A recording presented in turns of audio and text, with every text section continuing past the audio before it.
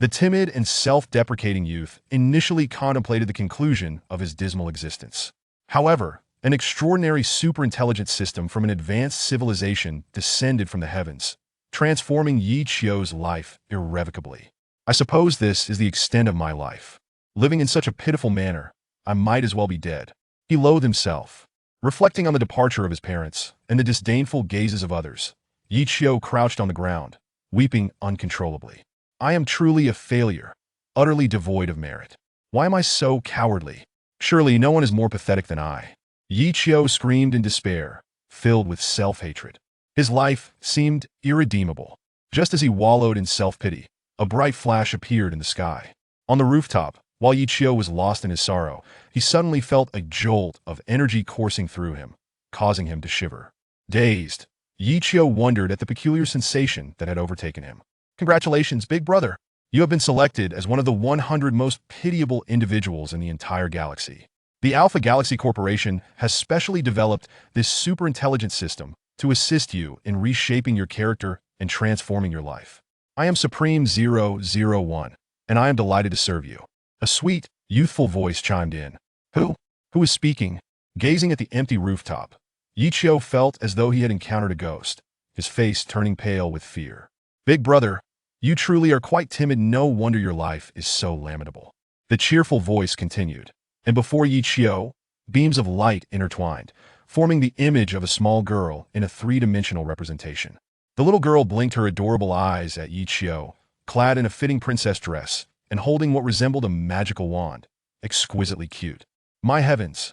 Yi Chio clutched his hair in disbelief. A girl had appeared before him out of thin air. Was he still dreaming? It must be said, the supreme little girl had an exceptionally good temperament. In the following moments, she patiently explained the workings of this super-intelligent product, and Yi Chio, on the surface, accepted it. Yet, internally he thought, the galaxy? A superintelligent system? What a farce. Big brother, although your capacity to embrace novelty is rather limited, you have finally accepted me. Now, let us embark on the journey to reshape your character and transform your life, the little girl declared adorably. I suddenly have a bit of a stomachache. Yi Chio sought to escape. Change? Nonsense. He had already given up on himself. The little girl paid him no heed with a wave of her wand. The scene before Yi Chio rapidly altered. The images froze, revealing a star-studded sky. Yi Chio found himself walking down the alley towards home, where a group of colorfully dressed youths approached, drunkenly clutching bottles. What is this? Yi Chio gasped, nearly dropping his jaw in shock. This was a replay of the previous night, when he had encountered these same youths in the alley, enduring not only a robbery, but also a brutal beating. In the end, bruised and battered, he had not even dared to consider calling the police, opting instead to swallow his grievances.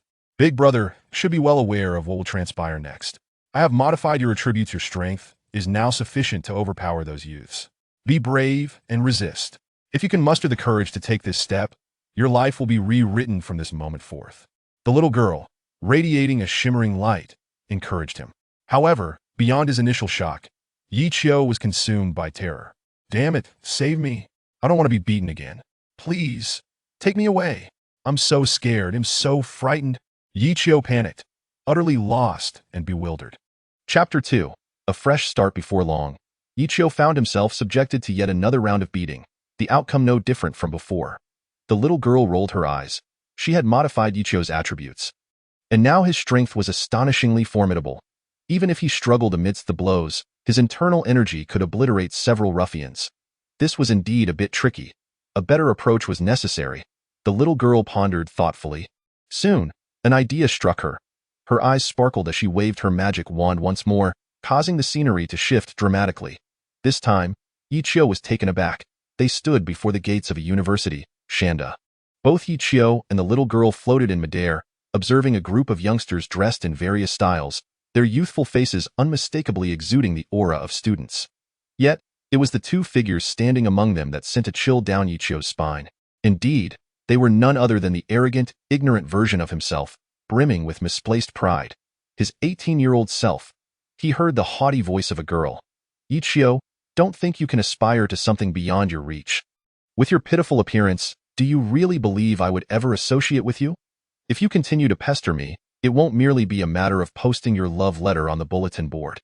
18-year-old Ichio clenched his fists, glaring fiercely at the girl. Hanya, you may reject me, but how dare you humiliate me by posting my love letter publicly? You must apologize immediately, Hanya scoffed. As if she had heard the most ludicrous joke. Apologize? Ichio, you truly do not know your place. Why should I apologize to you? You, a mere peasant, have no right to demand anything from me. I haven't even revealed to everyone that you, a penniless wretch, have been concocting excuses to swindle money from your family to buy me gifts. With that, she shot a disdainful glare at Ichio and instructed her 2 bodyguards. Get rid of him. He is simply an eyesore. Indeed, Ichio hailed from a rural background. His father toiled on construction sites while his mother labored in the fields, working tirelessly to send him to university with hopes that he would succeed. Ichio was diligent, yet he had the misfortune of crossing paths with his destined nemesis, Hanya. The love letter she posted on the bulletin board drew countless jeers from both direct and indirect sources. Hanya, raised in a well-off family with a small company in Shanghai City, had been taught to choose her friends wisely. She looked down upon those she deemed inferior, aspiring only to associate with the wealthy and handsome. Ichio, unfortunately, had chosen to confess his feelings during a time when Hanya was vying for the attention of the campus heartthrob, making him an easy target for her to vent her frustrations and satisfy her vanity. Little did she expect that this country bumpkin would prove to be so resilient, demanding an apology rather than simply accepting her scorn.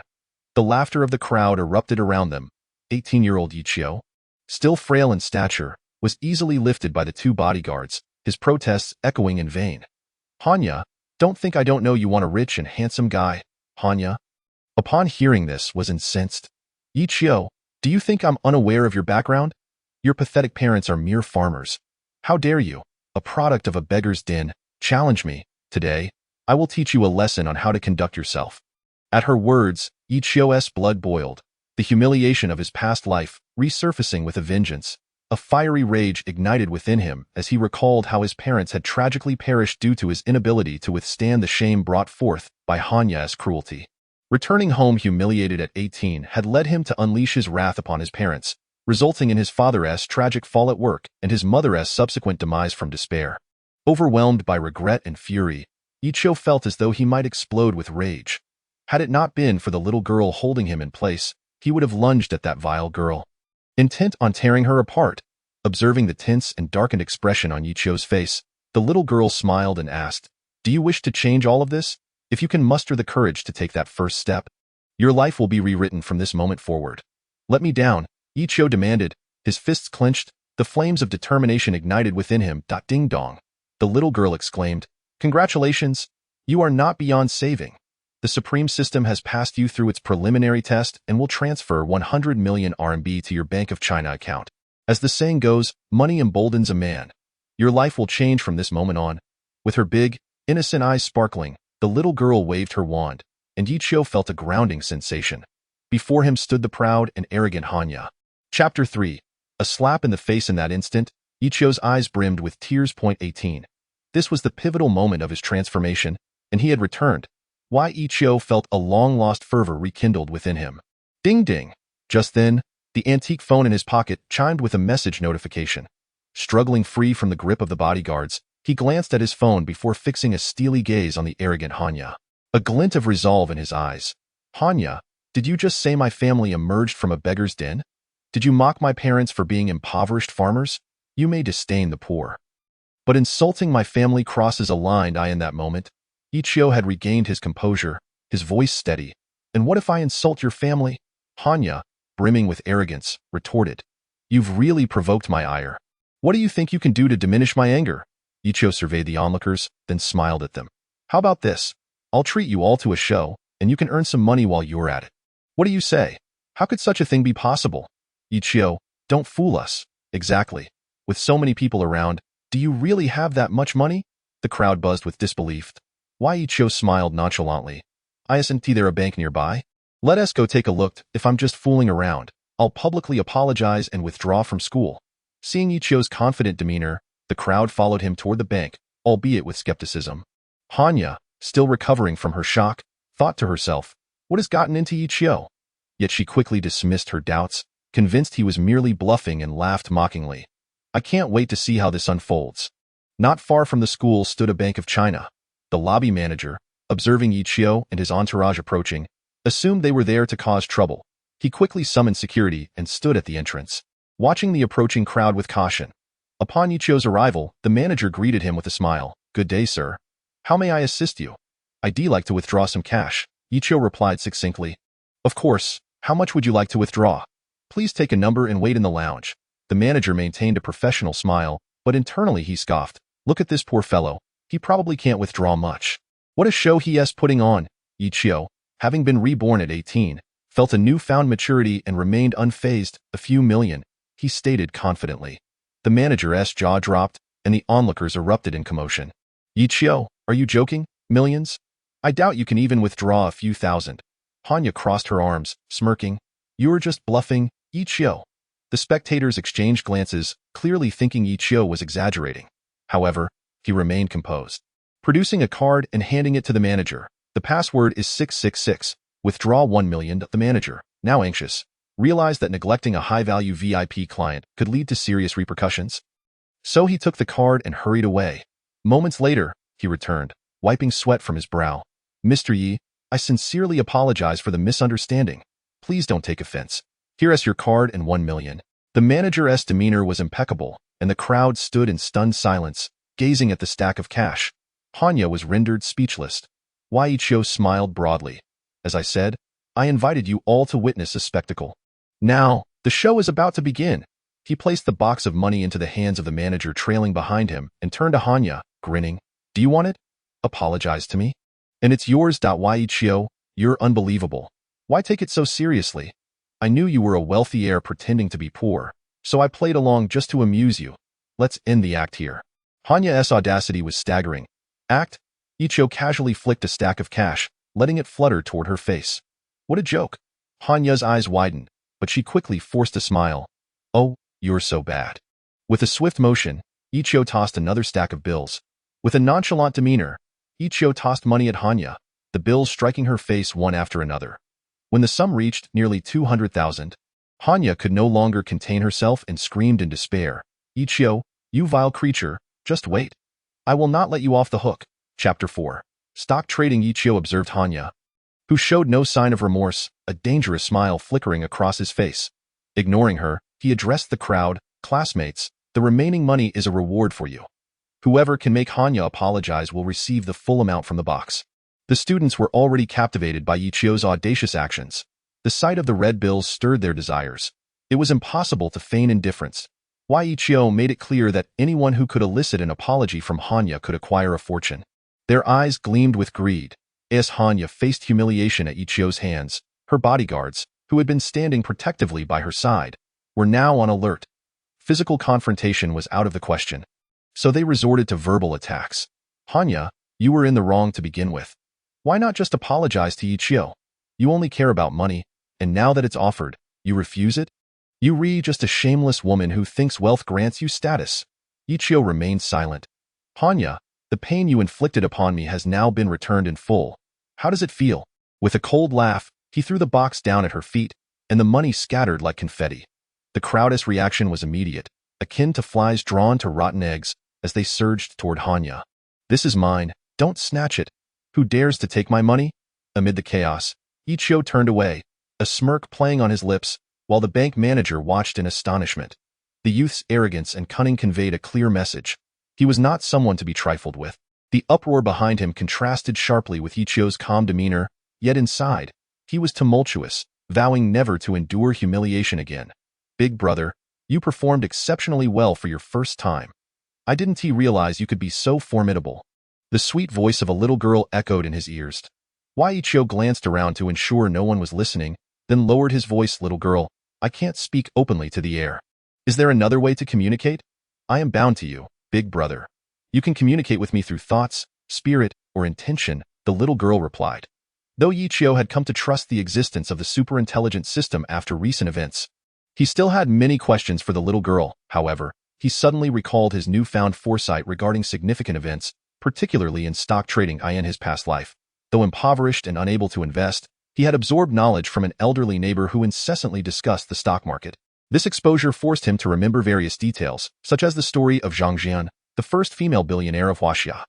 Zhang Zhan had been a typical rich second-generation individual until her father faced bankruptcy due to a failed energy project. Left with a heavily indebted company and a mere 18-year-old daughter, she exhibited exceptional talent and determination, ultimately transforming the company into a leading enterprise in Huaxia. Now, Yiqiu was determined to seize this once-in-a-lifetime opportunity and invest in Zhang Zhan's company before the mysterious benefactor appeared. Aiming to acquire as many shares as possible and secure a stake in what would become Huaxia's largest enterprise. Arriving at the stock exchange just before closing time, he found the hall nearly deserted. Save for a lone employee eating instant noodles. Yiqiu approached him directly. "Please help me open an account. I wish to trade stocks." The staff member, noticing Yiqiu's youthful appearance and modest attire, looked uninterested and cautioned. "Young man, stock trading is risky. At your age, you shouldn't waste your family's hard-earned money." Yiqiu repeated his request, his patience waning. The employee, now irritated, replied, "If you want to play, do it elsewhere and don't disturb me." Chapter 5. The presidential suite. Yiqiu frowned and slammed a wad of cash onto the counter. "Open the account now." The employee stared in disbelief, taken aback by the display of wealth. Yiqiu smiled. "Can I open the account now?" The employee, feeling uneasy under Yiqiu's confident demeanor, quickly agreed. Yes, I'll get that for you right away." After hastily completing the account setup, he cautiously asked, "Which stock do you want to buy?" Without hesitation, Yiqiu replied, "The energy company." The employee was taken aback. This company had been plummeting in value for days. "Are you sure? The stock is in free fall." He hesitated, not wanting to discourage Yiqiu, as the loss would be his own. "How much do you want to invest?" Yiqiu pondered briefly, knowing he had 9 million in his account but uncertain about the necessary investment to revive the energy company. "Acquire as much as you can. Invest the entire 9 million in the energy company. In 9 million? All in the energy company?" The employee was astonished. "Is this a kind-hearted angel sent from above? 9 million into a company on the brink of bankruptcy?" He couldn't comprehend why a mere student would make such a bold move. Was he the son of some wealthy corporation looking to acquire the company? The employee hesitated. "You should think carefully. The energy company's future is bleak." After a long pause, Yiqiu affirmed. By it.as the employee completed the purchase, he discovered that Yiqiu had acquired a controlling interest in the company, obtaining 60 of the shares. This position granted Yiqiu the title of chairman, along with significant decision-making power. Remarkably, he had secured this substantial stake for only 5 million, a testament to the company's dire circumstances. Had the major shareholders not sold their shares, Yiqiu would never have had such an opportunity. Exiting the stock exchange, Yiqiu felt as though he had stumbled upon a windfall, like a pie falling from the sky. It appeared that his fortunes had changed since his rebirth. With nightfall approaching, Yiqiu withdrew 1,000 in cash. As a student at the university, he typically resided on campus. However, with numerous questions yet unanswered, he sought a private space to converse with the little girl. Thus, he decided to take a taxi to the nearest hotel, the Imperial House. Renowned as one of the finest hotels in Jianghai City, it boasted opulent decor and a welcoming staff of youthful, elegant women in exquisite gowns. Upon entering, Yiqiu was met with disdainful glances from the staff, who deemed him a mere impoverished boy unworthy of their attention. However, he approached the front desk with confidence. "I would like to book a room, please." The receptionist smiled warmly, reminiscent of her own humble beginnings, and replied, "Certainly, just a moment while I check availability. I'm sorry, but we only have a presidential suite left," she said apologetically. Yiqiu smiled. "That's fine. I'll take that one." The receptionist's smile faded as she gently cautioned, "Young man, the price of the presidential suite may be beyond your means. It's not wise to waste your family's money on a whim." After hearing Yiqiu's heartfelt smile, he disregarded the sarcastic remarks of the receptionist at the entrance. With a cheerful demeanor, he produced a stack of cash and directly handed it to the attendant at the counter, stating, "I have an urgent matter. Is this amount sufficient?" The counter attendant, taken aback by his ease in presenting such a substantial sum, felt a twinge of regret for her earlier assumptions. However, she failed to notice the astonished expressions of the receptionists at the door, whose eyes seemed ready to pop from disbelief. After counting the money and realizing there was an excess of over 3,000, the girl returned the surplus to Yiqiu, who insisted, "Consider this a tip." With that, he took the room key and departed. Chapter 6. The system store. The counter attendant stood in a daze, clutching the money, while the receptionists nearby were practically gleaming with excitement. This sum was equivalent to their monthly wages. Once back in his room, Yiqiu locked the door and immediately summoned the little girl in his mind. To his surprise, before he could even receive a response, A luminous LCD interface appeared before him, proudly displaying 6 golden characters. Supreme System Store. Before Yichio could utter a word, the little girl had already materialized in the room, her sparkling eyes twinkling cutely as she said, "Big brother. This is the System Store, and the items within can be purchased using supremecoins.as for the Supreme Coins. You may check your balance." Upon hearing this, Yichio glanced to the lower right corner, where it brightly displayed, "Supreme Coins, 300. You even gifted me Supreme Coins," he exclaimed in astonishment. "This isn't a gift. It's a reward for your first perfect performance today. I hope you continue to excel. Big brother. You can use the Supreme Coins to purchase items from the store, but remember, you must never overspend." Yichio quickly browsed through the store's offerings, ranging from small pills to various grandiose items that he could hardly comprehend. Nevertheless, their high-level nature was evident. There were even manuals and scriptures on cultivation, but the long string of Supreme Coins required instantly dampened his curiosity. He decided to stick to examining the pills: strengthening pills, beauty pills, intelligence pills, and even a washing marrow pill. Finally, he stumbled upon a super invincible supplement pill. What could this be? Yichio curiously clicked for more details and was astonished to discover it was a pill designed to enhance one's abilities. He gazed at the little girl, who was fluttering about the room, and pondered if she had concocted such items. Indeed, one should not judge by appearances. The ancient wisdom rang true. These little pills were the only items Yichio could afford at the moment. Yet their prices compelled him to secretly curse the little girl in his mind, calling her a heartless merchant, wishing for divine retribution to strike her down. Each pill cost a whopping 50 Supreme Coins, meaning with his 300, he could afford no more than 6 pills. After much deliberation, he settled on 2 strengthening pills, 1 intelligence pill, and 1 beauty pill, hesitating for a moment before slyly swapping one for the super invincible supplement pill. He made his way to the bathroom and swallowed all 5 pills in one go. Instantly, a surge of immense power surged through his body, overwhelming him as if his limbs were about to burst. The intense sensation left him feeling somewhat disoriented when suddenly he heard the little girl's clear voice. "Big brother, if you can't hold on, you might never wake up again. Keep pushing." Her words struck like a hammer on Yichio's heart. After all he had endured to gain this second chance at life and to explore new realms, could he really afford to give up once more? Absolutely not.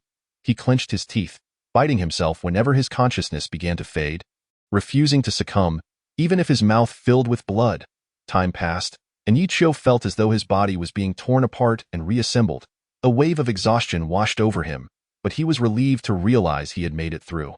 "Yichio, you are about to embark on a new chapter of your life."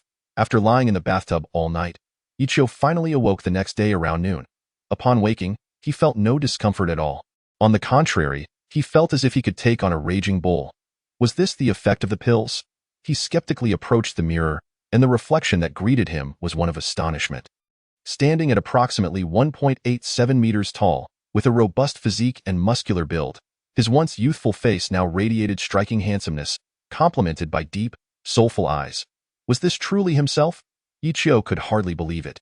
His features remained the same, yet he felt like a different person entirely. However, the school uniform he wore was conspicuously short. Realizing he needed to purchase a suitable outfit, Yichio felt a pang of frustration. He had no idea how to shop for clothes. Just as he contemplated what to do, the little girl appeared in a flourish. Chapter 7. The Tycoon. "Big brother, I'll accompany you to buy clothes." The little girl chimed with a bright smile. Yichio stared at her in disbelief. "You can manifest in reality?" "Of course," she replied, beaming. With a flick of her wand, she transformed into a genuine human girl right before his eyes. Yichio was astonished as they hailed a cab to the department store.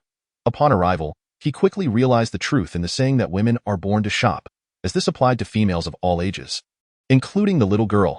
She tugged at Yichio's arm, leading him into the bustling department store. Yichio's handsome appearance, combined with his ill-fitting attire, drew the attention of many.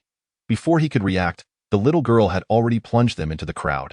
In the men's section of the store, the well-dressed attendants gawked at this peculiar duo. They looked down their noses at Yichio's worn-out uniform, with no one daring to approach him. The only exception was a young intern who approached them. "Hello, how may I assist you?" Yichio assessed the inexperienced girl, noting her youthful face that suggested she had just begun working. Big sister, I want to pick out a few outfits," the little girl said cutely. The intern, charmed by the little girl's innocence, helped Yichio select some clothes. However, derisive comments floated in from behind. "What a novice, can't even judge a person." Can a poor student like him afford anima? The intern, feeling awkward, suggested softly, I'm sorry. If you like something, I can fetch it for you to try on. The sneering remarks reached Ichio's ears, and a dangerous smile crept onto his face as he pointed to the most expensive suit in the store. This one, let me try it on. The intern hesitated. This suit is our only high-end custom piece, and generally, we don't allow try-ons. You might want to look at something else. Truthfully, she doubted these seemingly affluent individuals could afford Anima's clothing. But her professional ethics prevented her from disregarding any customer entirely. Don't bother looking at others. I want this one. Unmoved, the intern stood still, but a staff member behind her stepped forward, scoffing. Hey, you know this suit isn't for people like you. If you damage it, you won't be able to pay for it. Enraged, Ichio said nothing and turned to enter the nearby Versace store. Pointing at the clothes without a glance, he ordered, That one. Pack up more than 10 pieces for me according to my size, and charge it. The Versace staff stood aghast. The total for those items would amount to hundreds of thousands. Had he really just made that purchase without batting an eye?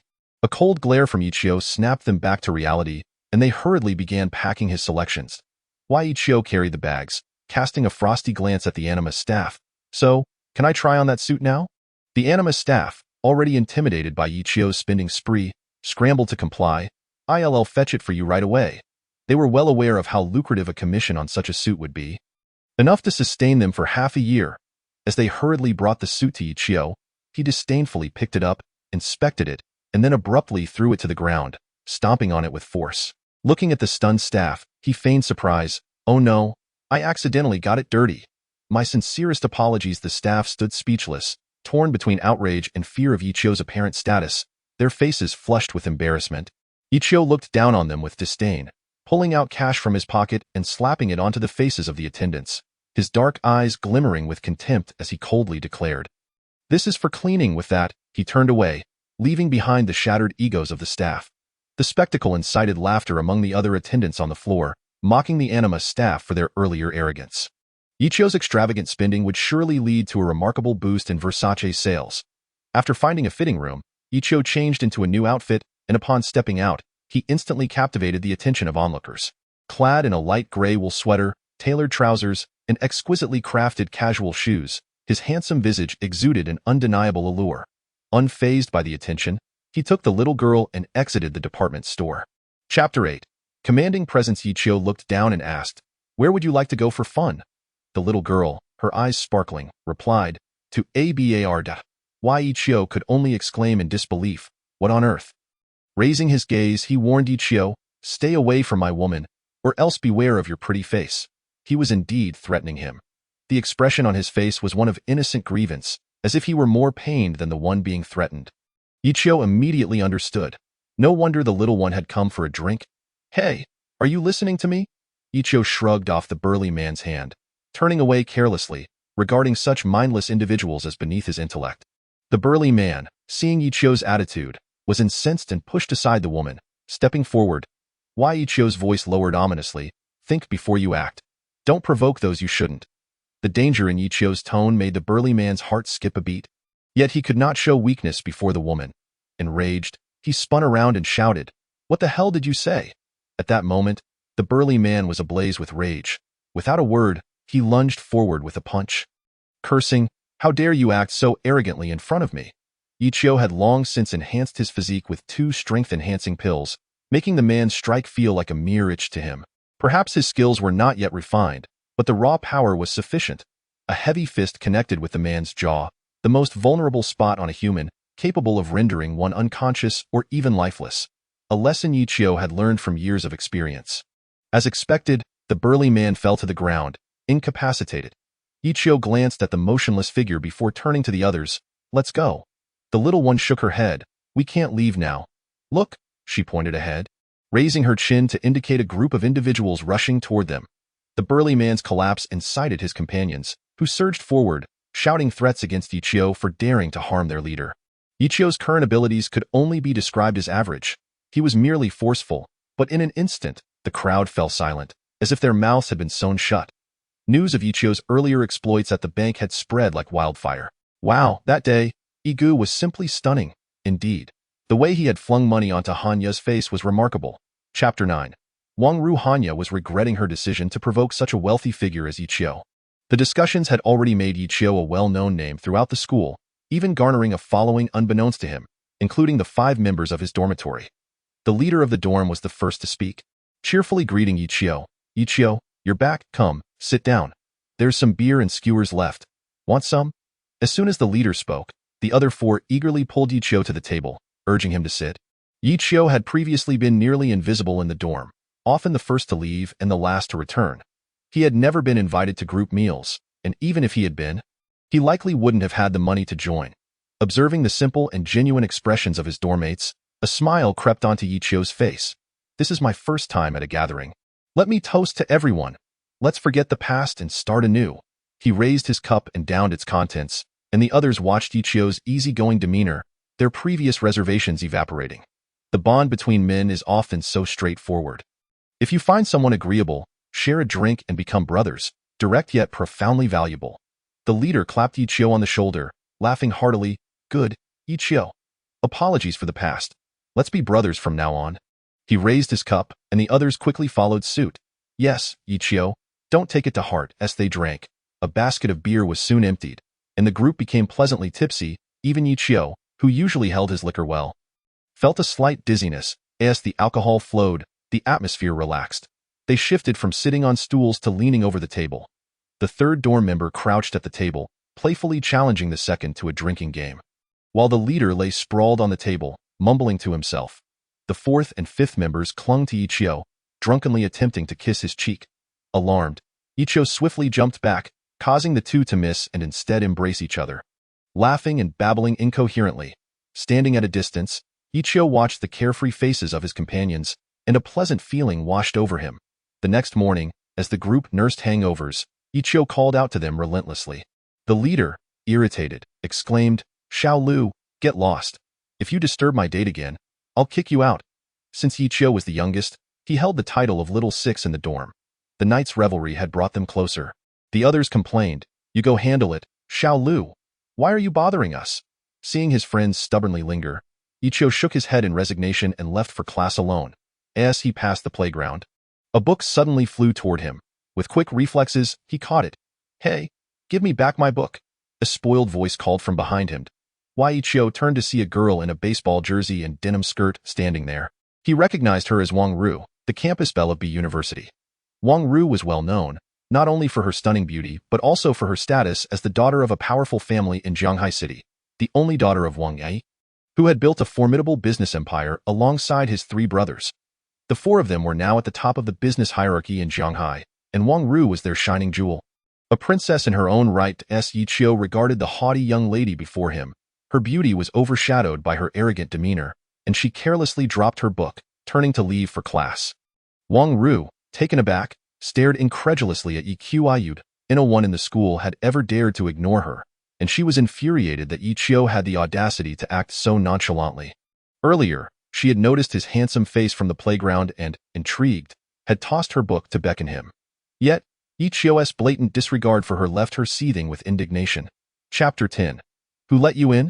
Stop right there, Wang Ru shouted angrily. Yi Qiu continued forward, seemingly oblivious. Furious, she rushed to block his path, surveying him with disdain. You're just a pretty boy. What are you trying to act all high and mighty for? It was no wonder Wang Ru failed to recognize Yi Qiu. His prior invisibility in school rendered him unmemorable. Although she had heard of him following the bank incident, she had only learned that he was an unremarkable boy. Nothing like the transformed Yi Qiu before her. In reality, Yi Qiu had merely undergone slight facial adjustments. Anyone who had previously seen him would recognize him, merely noting his newfound attractiveness. However, for someone like Wang Ru, who had never encountered him before, she could not connect the dots to this new, striking figure. Yi Qiu assessed Wang Ru. Pale-skinned and beautiful, she certainly had the right to be proud, but her overbearing attitude was off-putting. Frowning, he attempted to sidestep her. Wang Ru stepped forward, standing directly in his way, looking up at him. After all, at 1.78 meters, Yi Qiu had a height advantage over the 1.70-meter Wang Ru. What's your name? It's none of your business. Move aside, Yi Qiu replied impatiently, pushing past her. To his surprise, Wang Ru seized his wrist, gripping his arm tightly, and aimed a kick at his knee. Wang Ru's father was formidable. and she had inherited some of his skills. Such moves came naturally to her. Wei Yiqiu was taken aback by Wang Ru's sudden attack and momentarily caught off guard. However, given his physical strength, her strike was harmless. When Wang Ru realized her move had failed, she was equally shocked. Her father had personally trained her, and she had never missed before. How could it not work against Yiqiu? Without thinking, Yiqiu used his strength and height to fling Wang Ru away. Her delicate skin met the hard concrete, leaving a crimson mark, and her wrists began to bleed. Wei Yiqiu turned to leave. Indifferent to the venomous glare Wang Ru cast in his direction, Wang Ru had never encountered a boy who dared to treat her this way as the daughter of a prominent family. She was used to having her way. This unknown boy had dared to harm her, an affront she could not tolerate. Wang Ru glared at Yiqiu's retreating figure, vowing silently to make him pay dearly for his insolence. Due to Wang Ru's delay, Yiqiu arrived at class just as the first period was about to conclude. When Yiqiu, clad in a cream-colored tracksuit, appeared at the classroom door, the teacher paused. Taken aback by his transformation, unsure of how to address the mysterious young man, Yiqiu confidently apologized. "Sorry, teacher, I was late due to some matters." As soon as he spoke, the bell rang, signaling the end of class. The teacher glanced at the boy at the door and replied, "No problem, just try to arrive earlier next time." Class dismissed. The classmates in the classroom secretly scrutinized Yiqiu, buzzing with discussions. "Hey, have you noticed that Yiqiu seems to have suddenly become quite handsome?" "Indeed, I feel the same. It seems like he has grown taller as well. But who exactly is Yiqiu? How could he possibly be so wealthy?" Their whispers reached Yiqiu's ears, yet he remained unfazed, casually making his way to his seat, awaiting the commencement of the next class. Sitting quietly, he absorbed the teacher's lecture while basking in the gentle sunlight streaming through the window. Feeling an unexpected sense of tranquility wash over him, it had been so long since he had experienced such a serene and harmonious feeling. Lost in his reverie, the second class swiftly passed. And when Yiqiu finally regained his awareness, he discovered that the classroom was empty. He stood and stretched. But suddenly, the door to the classroom swung open with a loud bang. A group of students armed with sticks sauntered in, eyeing the deserted room and sneering. "Kid, why are you the only one left? This could be quite dangerous for you." Observing their demeanor, Yiqiu instinctively understood their intentions, though he was unsure of the reason behind their arrival. "What brings you here?" A few exchanged glances and replied, "You think you can simply brush off our school bell?" Chapter 11. A cold chill in the heart. It turned out to be Wang Ru, who had unexpectedly attacked him that morning and now summoned a group of followers. How cruel! Yiqiu's mind raced as he contemplated an escape. Though his physical prowess was lacking, he possessed high endurance. No number of assailants could truly harm him. Yet, passively enduring this situation felt unbearably stifling. Just then, a boy in a white school uniform stepped forward, his gaze dark and fixated on Yiqiu.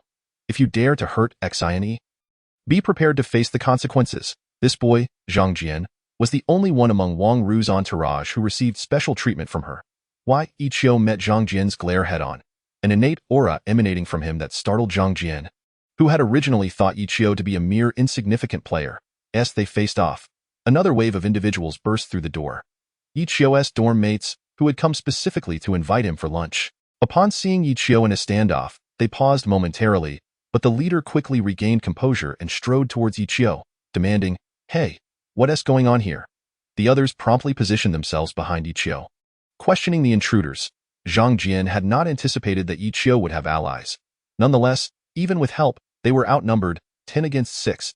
He dismissed their presence with a casual glance. "Oh look, you have backup." Wei Yiqiu felt a surge of gratitude for his companions who steadfastly stood by him despite the evident disadvantage. He concealed a fruit knife within his sleeve, stepping forward and stating solemnly, "Back off. What do you want? Speak up, and I shall respond." Zhang Jian was taken aback by Yiqiu's audacity. Such words were typical of those entrenched in the underworld. He quickly regained his composure. "Apologize to Xine. You know the rules." Wei Yiqiu was well aware that Wang Ru intended for Zhang Jian to force him to kneel and beg for forgiveness. With a cold snort, he replied, "In your dreams." Zhang Jian's expression darkened. "This is not up to you. Everyone, attack." Zhang Jian's 10 followers brandished their sticks and charged at Yiqiu. Wei Yiqiu swiftly grabbed a chair from the side, smashing it to the ground and picking up a piece of wood to confront Zhang Jian. He called to his leader and the others, "Be careful." The leader and his companions, accustomed to brawls, wasted no time and joined the fray. The leader was tall and strong. The second was ruthless, and the fourth and fifth were agile. The third closely followed the leader, taking down anyone the leader couldn't see. The melee erupted, and as Yi Qiu faced Zhang Jian, he realized that though he was not as skilled, his superior physical strength and familiarity with vulnerable points in the human body could be advantageous. Seizing an opportunity, he delivered a punch to Zhang Jian's armpit, causing him to stagger back in pain while Yi Qiu followed up with a blow to Zhang Jian's face, raining down punches without mercy. Within moments, Zhang Jian was left bloodied and dazed. Wiping the blood from his own face, Yi Qiu shouted, "Everyone, stop!"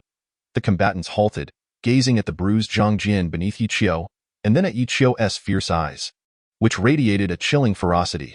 They retreated a step, fear gripping their hearts. Seizing the moment, the leader and his companions broke free from the chaos, startled by Yi Qiu's menacing demeanor. Rising to his feet, Yi Qiu paid no mind to the blood on his face. His dark eyes resembled a deep abyss, exuding an aura of coldness that sent shivers down their spines. Terrified, the group turned to flee, but the fourth, closest to the door, swiftly blocked their escape, sneering, "What, trying to run already?" Seeing the intimidating figure blocking the exit, their fear intensified, and they began to plead, "Big brother, I didn't mean to offend. Please let us go. I promise to avoid you in the future." Yi Qiu, observing their desperate tears, felt a wave of contempt wash over him. He turned and sat on a desk, mockingly saying, "Let you go? Certainly. But perhaps you should show a little gratitude first." The group, familiar with Zhang Jian's ways, felt a chill as Yi Qiu brandished his knife. Chapter 12. Wang Ruishui's inquiry. Instinctively, they shrank back. "Qiu." Brother Qiu. 1 received a slap across the face. "You think you deserve to call me that?" They trembled, stammering. I misspoke. Yi Qiu, looking at the sobbing group, felt a surge of disdain. He perched on the desk. Taunting, misspoke? Then perhaps 100 slaps for self-reflection?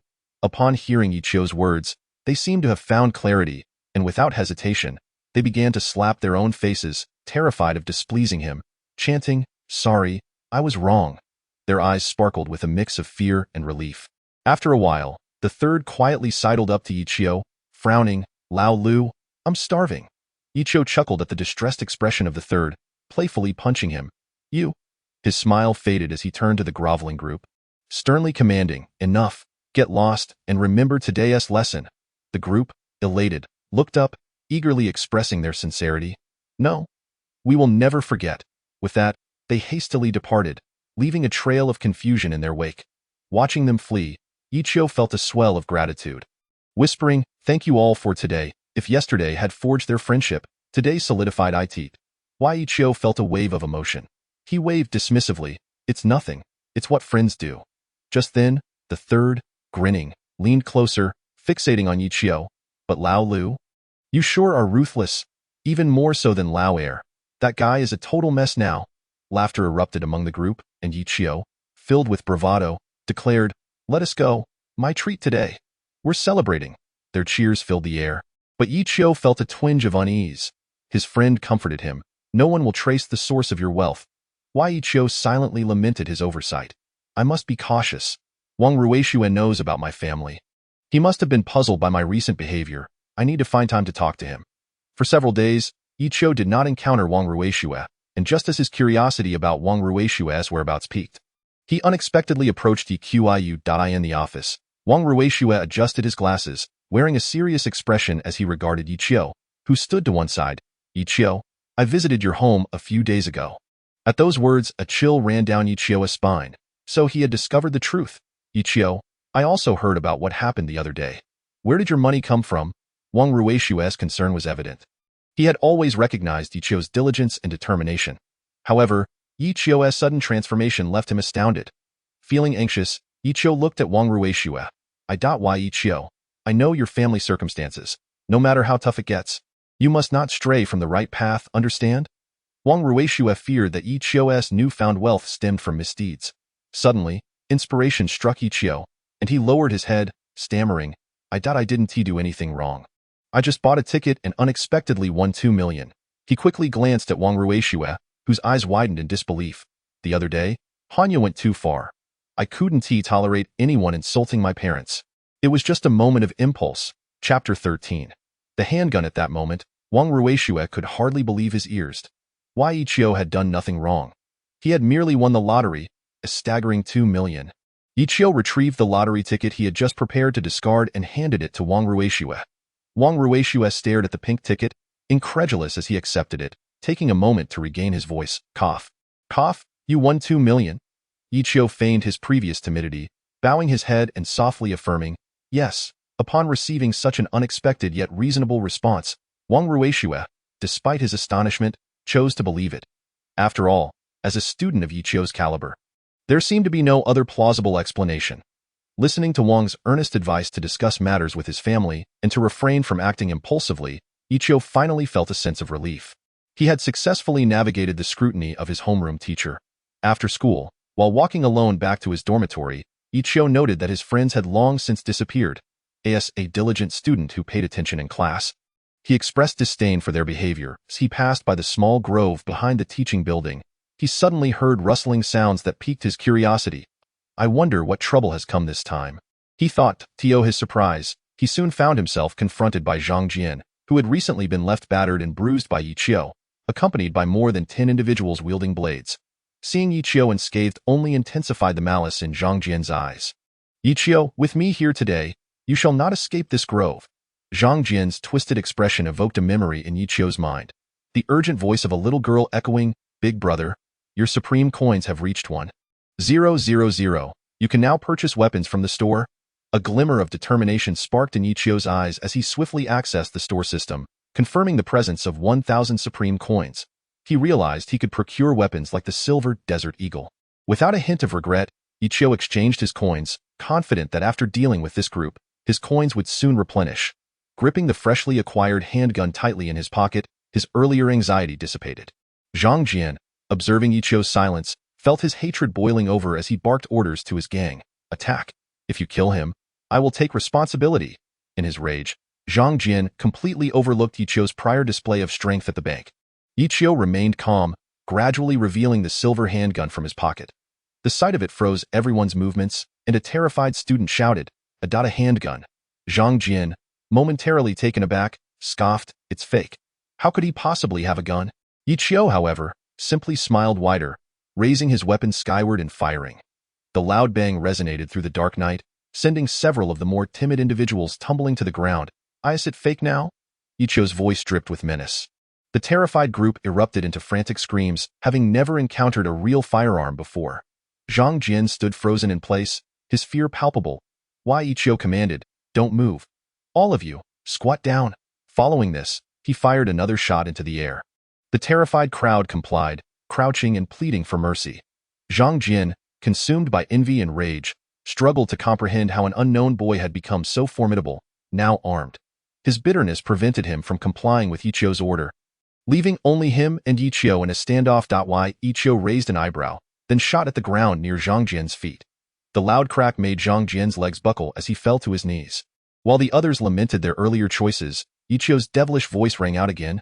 Do you wish to live? Then leave behind a finger and you may go. He then kicked a blade towards one of them. Chapter 14. Choose wisely. The onlookers felt a chill wash over them as they realized escape was no longer an option. They instinctively began to retreat. Seeing no one moving, Ichio's cruel smile widened. Not willing. Even better. I don't want you to leave alive. He aimed at one individual's forehead. That person, in a panic, dropped everything and shouted, I'll do it. I'll do it. With a swift motion, he severed his finger, a scream echoing through the grove as he staggered back, clutching the bloody stump. Why? Ichio casually remarked, good boy. Now you can leave. The individual, trembling and in shock, fled without a backward glance. With one person setting the precedent, the others quickly followed suit, fearing Ichio's wrath, each clumsily severing their own fingers amidst a chorus of wails that rendered the already dark night even more ominous. As Ichio observed the writhing figures of pain on the ground, his smile grew increasingly sinister. He shouted, get out, to the crowd. His command was akin to divine intervention, and they scrambled to their feet, rushing out of the grove, desperate to escape, cursing their parents for not giving them 2 more legs. Zhang Jian, witnessing the chaos, lowered his head, grappling with a mix of fear and profound resentment towards Ichio. Ichio approached him, lifting his chin with the gun. Looking down with a smirk, regret it. Zhang Jian dared not open his eyes, fearing that doing so would reveal the depths of his malice. Ichio, seeing him so defeated, kicked him over, and placed his foot on Zhang Jian's chest, lowering the gun menacingly. Zhang Jian, what if I accidentally pull the trigger? Chapter 15. That guy again, she could hardly believe it. Yi Qiu had proven to be quite formidable. After all, Zhang Jian had informed her that his group consisted of over 10 battle-hardened fighters, all armed with blades. Wang Ru was initially eager to hear about Yi Qiu's misfortune, only to be met with this shocking outcome, which ignited her fury. Yi Qiu, the son of a farmer, had previously seemed like an insignificant ant to Wang Ru, but now he was a formidable opponent. The more she thought about it, the angrier she became, directing her frustration towards Zhang Jian. What a useless fool. You can't even handle a mere farmer, she scolded. She then contemplated other avenues to create trouble for Yi Qiu. Meanwhile, as Yi Qiu exited the grove, the little girl appeared in a virtual form, visible only to him. Big brother Yi Qiu, you performed admirably. So brave and heroic. I just informed the company, and they have decided to reward you with 1,000 supreme coins for your performance. The little girl twirled around him, her large, sparkling eyes filled with joy, seemingly happier than if he had received the coins himself. 1,000 supreme coins? Yi Qiu gasped in astonishment. Previously, it had taken him a long time to accumulate that amount, and he had almost spent it all. This new bounty felt like a fortune, capable of purchasing numerous items. Yi Qiu beamed, eagerly browsing the supreme store. He recalled his current disadvantage. Although his body had become exceptionally resilient due to the enhancement from the divine pill, he lacked knowledge of martial arts techniques. If he could acquire even a single move, he could have dealt with Zhang Jian's group without resorting to the Desert Eagle, avoiding all the commotion and potential trouble. His yearning for martial arts techniques was immense. As he navigated the store, Yi Qiu was astounded to discover an item he had only seen in novels, a spatial ring.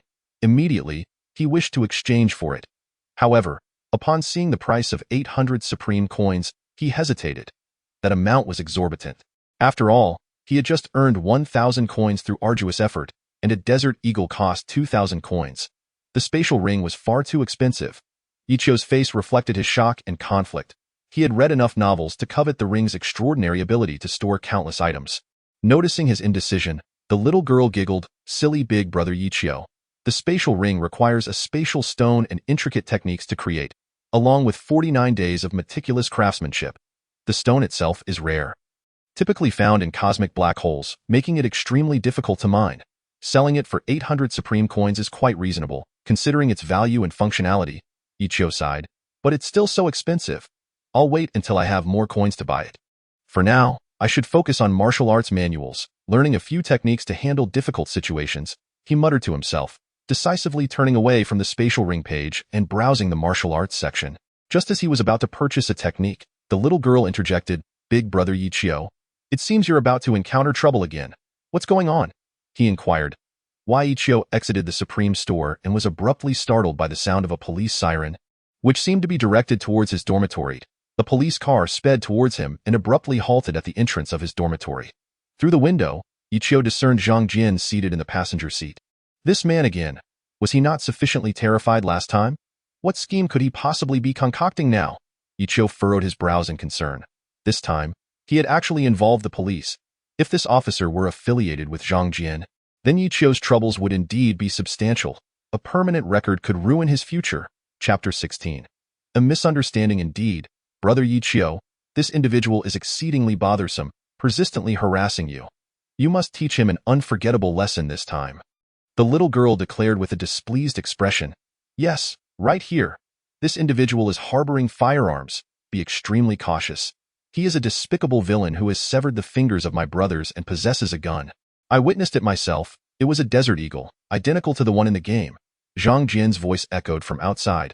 Yi Qiu's expression shifted upon hearing this. It was indeed about the Desert Eagle he had recently acquired. In this lawful society, possessing firearms illegally is a grave offense if discovered. Not only would he be unable to continue his studies, but he might also face years of imprisonment. The repercussions of such an event would be unimaginable for Yi Qiu. The police officers, upon hearing Zhang Jian's claims, wore solemn expressions. After all, this was a school, and if someone were to be shot on campus, they would be implicated as well. Recognizing the gravity of the situation, 3 officers disembarked from their vehicle, drawing their weapons as they cautiously approached the dormitory door.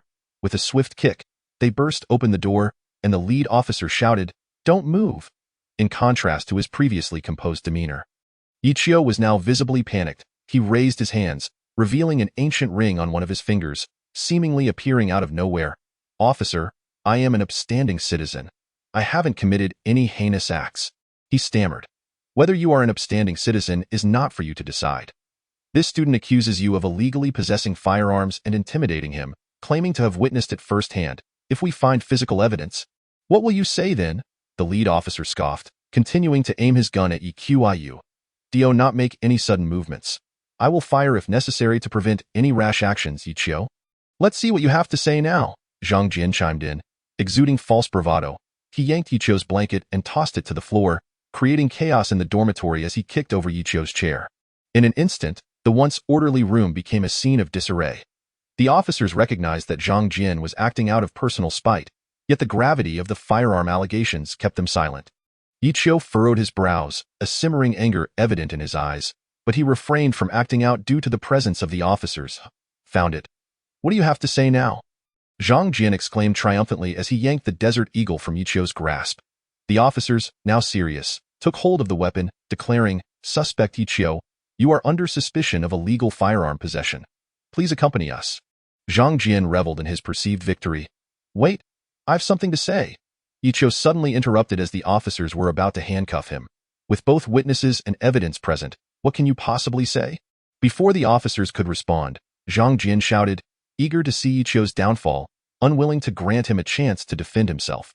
"Officer, you have experience with firearms. Can you truly say that this so-called Desert Eagle is real?" Ichio's voice turned cold.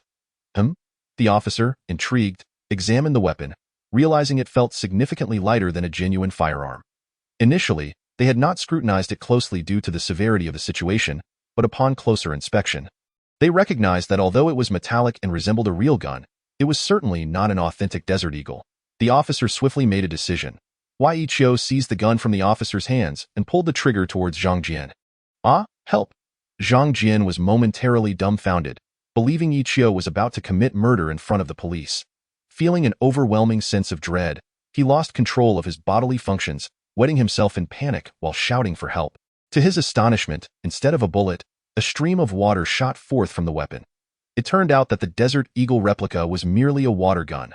Witnessing this turn of events, the officers realized it had all been a misunderstanding.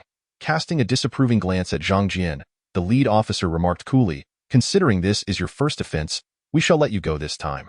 However, next time, be sure to verify your claims before involving the police. This is not a game." With that, they departed, leaving a stunned Zhang Jian behind. Chapter 17. Just a misunderstanding, it was merely a water gun. "Ichio, you've made a fool of me. I will kill you. No, I will tear you apart." Zhang Jian raged, his eyes filled with fury as he lunged at Iqiu. At that moment, the water gun in Ichio's hand vanished, replaced by a genuine Desert Eagle equipped with a silencer. He fired a shot into the nearby table, then aimed the gun at Zhang Jian's head, who had just charged forward, his forehead now pressed against the barrel. The sound of the gunshot snapped Zhang Jian back to reality, and despite his confusion, he recognized the deadly nature of the weapon aimed at him. What is happening?" Zhang Jian stammered, utterly bewildered as he faced the consequences of his actions. "Get down on your knees." Ichio's voice resonated with an undeniable authority. Feeling the imminent threat of death, Zhang Jian complied and knelt before Ichio. "Zhang Jian, you seem quite bold, constantly seeking trouble with me. Do you not?" Ichio inquired. "Yes, no. It was all Wang Ru's idea." Zhang Jian, terrified, babbled incoherently, unable to meet Ichio's gaze. "You deliberately caused chaos in my dormitory today. How shall we settle this score?" Ichio pressed further. "It's all my fault. I should not have opposed you. I was blind to your greatness. I am a fool." Zhang Jian began to slap his own face, uttering self-deprecating remarks as the threat of death overshadowed his pride. "All right, enough. Get out of my sight." Ichio, growing impatient with Zhang Jian's antics, waved him away. "Bravo, brother Ichio. Such cleverness," the little girl praised, her figure materializing with a smile. Let us see if Zhang Jian dares to bother me again. However, this spatial ring cost me dearly," Ichio lamented, still feeling the sting of the expense in that moment. As the officers had burst into the dormitory, Ichio had swiftly exchanged his spatial ring, concealing the Desert Eagle within, and had procured a nearly identical water gun with a silencer using several supreme coins. This was how the earlier scene unfolded, averting the crisis brought about by the Desert Eagle.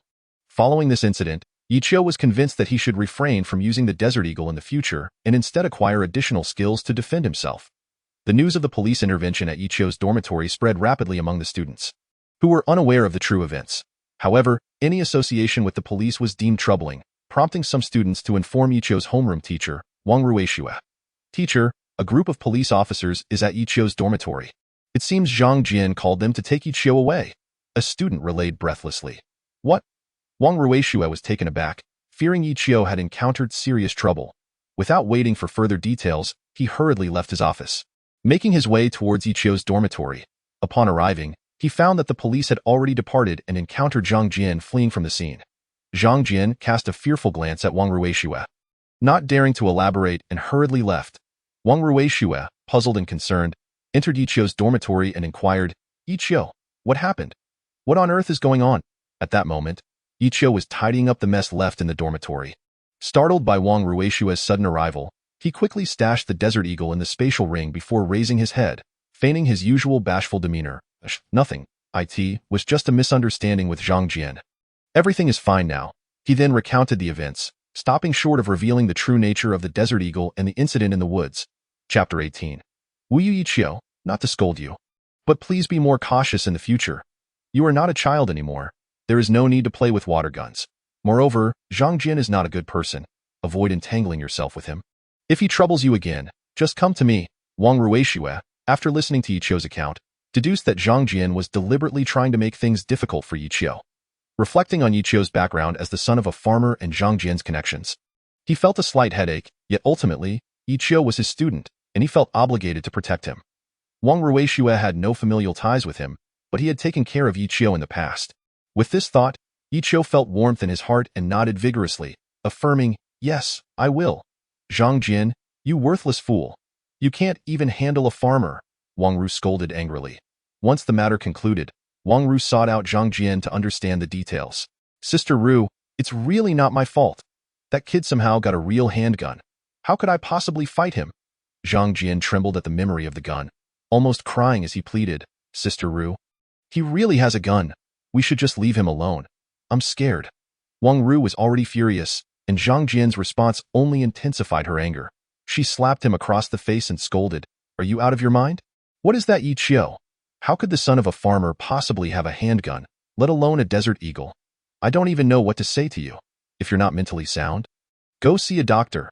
I don't want to see your useless face again. As her anger subsided, Wang Ru began to contemplate how to deal with Yichio further. Soon, night fell, and evening study sessions commenced at the school.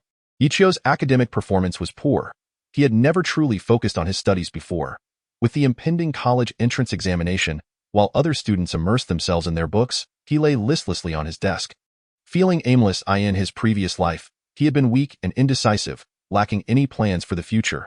However, in this new life, he was imbued with a different mindset. Suddenly, he recalled his father's disappointed gaze when he failed the exam and felt an inexplicable surge of fervor. I must get into university, Yichio shouted internally. Yet, as the exam approached, it felt too late to start studying seriously, and he felt troubled. Then he remembered the Supreme Shop, where there might be pills to enhance intelligence.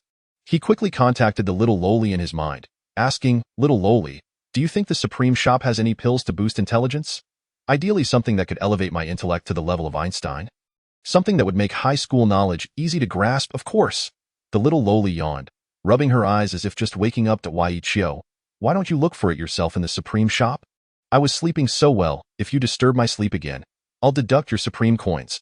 Yichio fell silent, quickly scanning the Supreme Shop and surprisingly discovering a blue pill named Wisdom Pill that could enhance intelligence. However, it was quite expensive, costing 300 Supreme coins, and after purchasing a space ring, he had barely 200 left, insufficient to buy it. Nonetheless, this gave Yichio hope. With that pill, he could definitely get into university.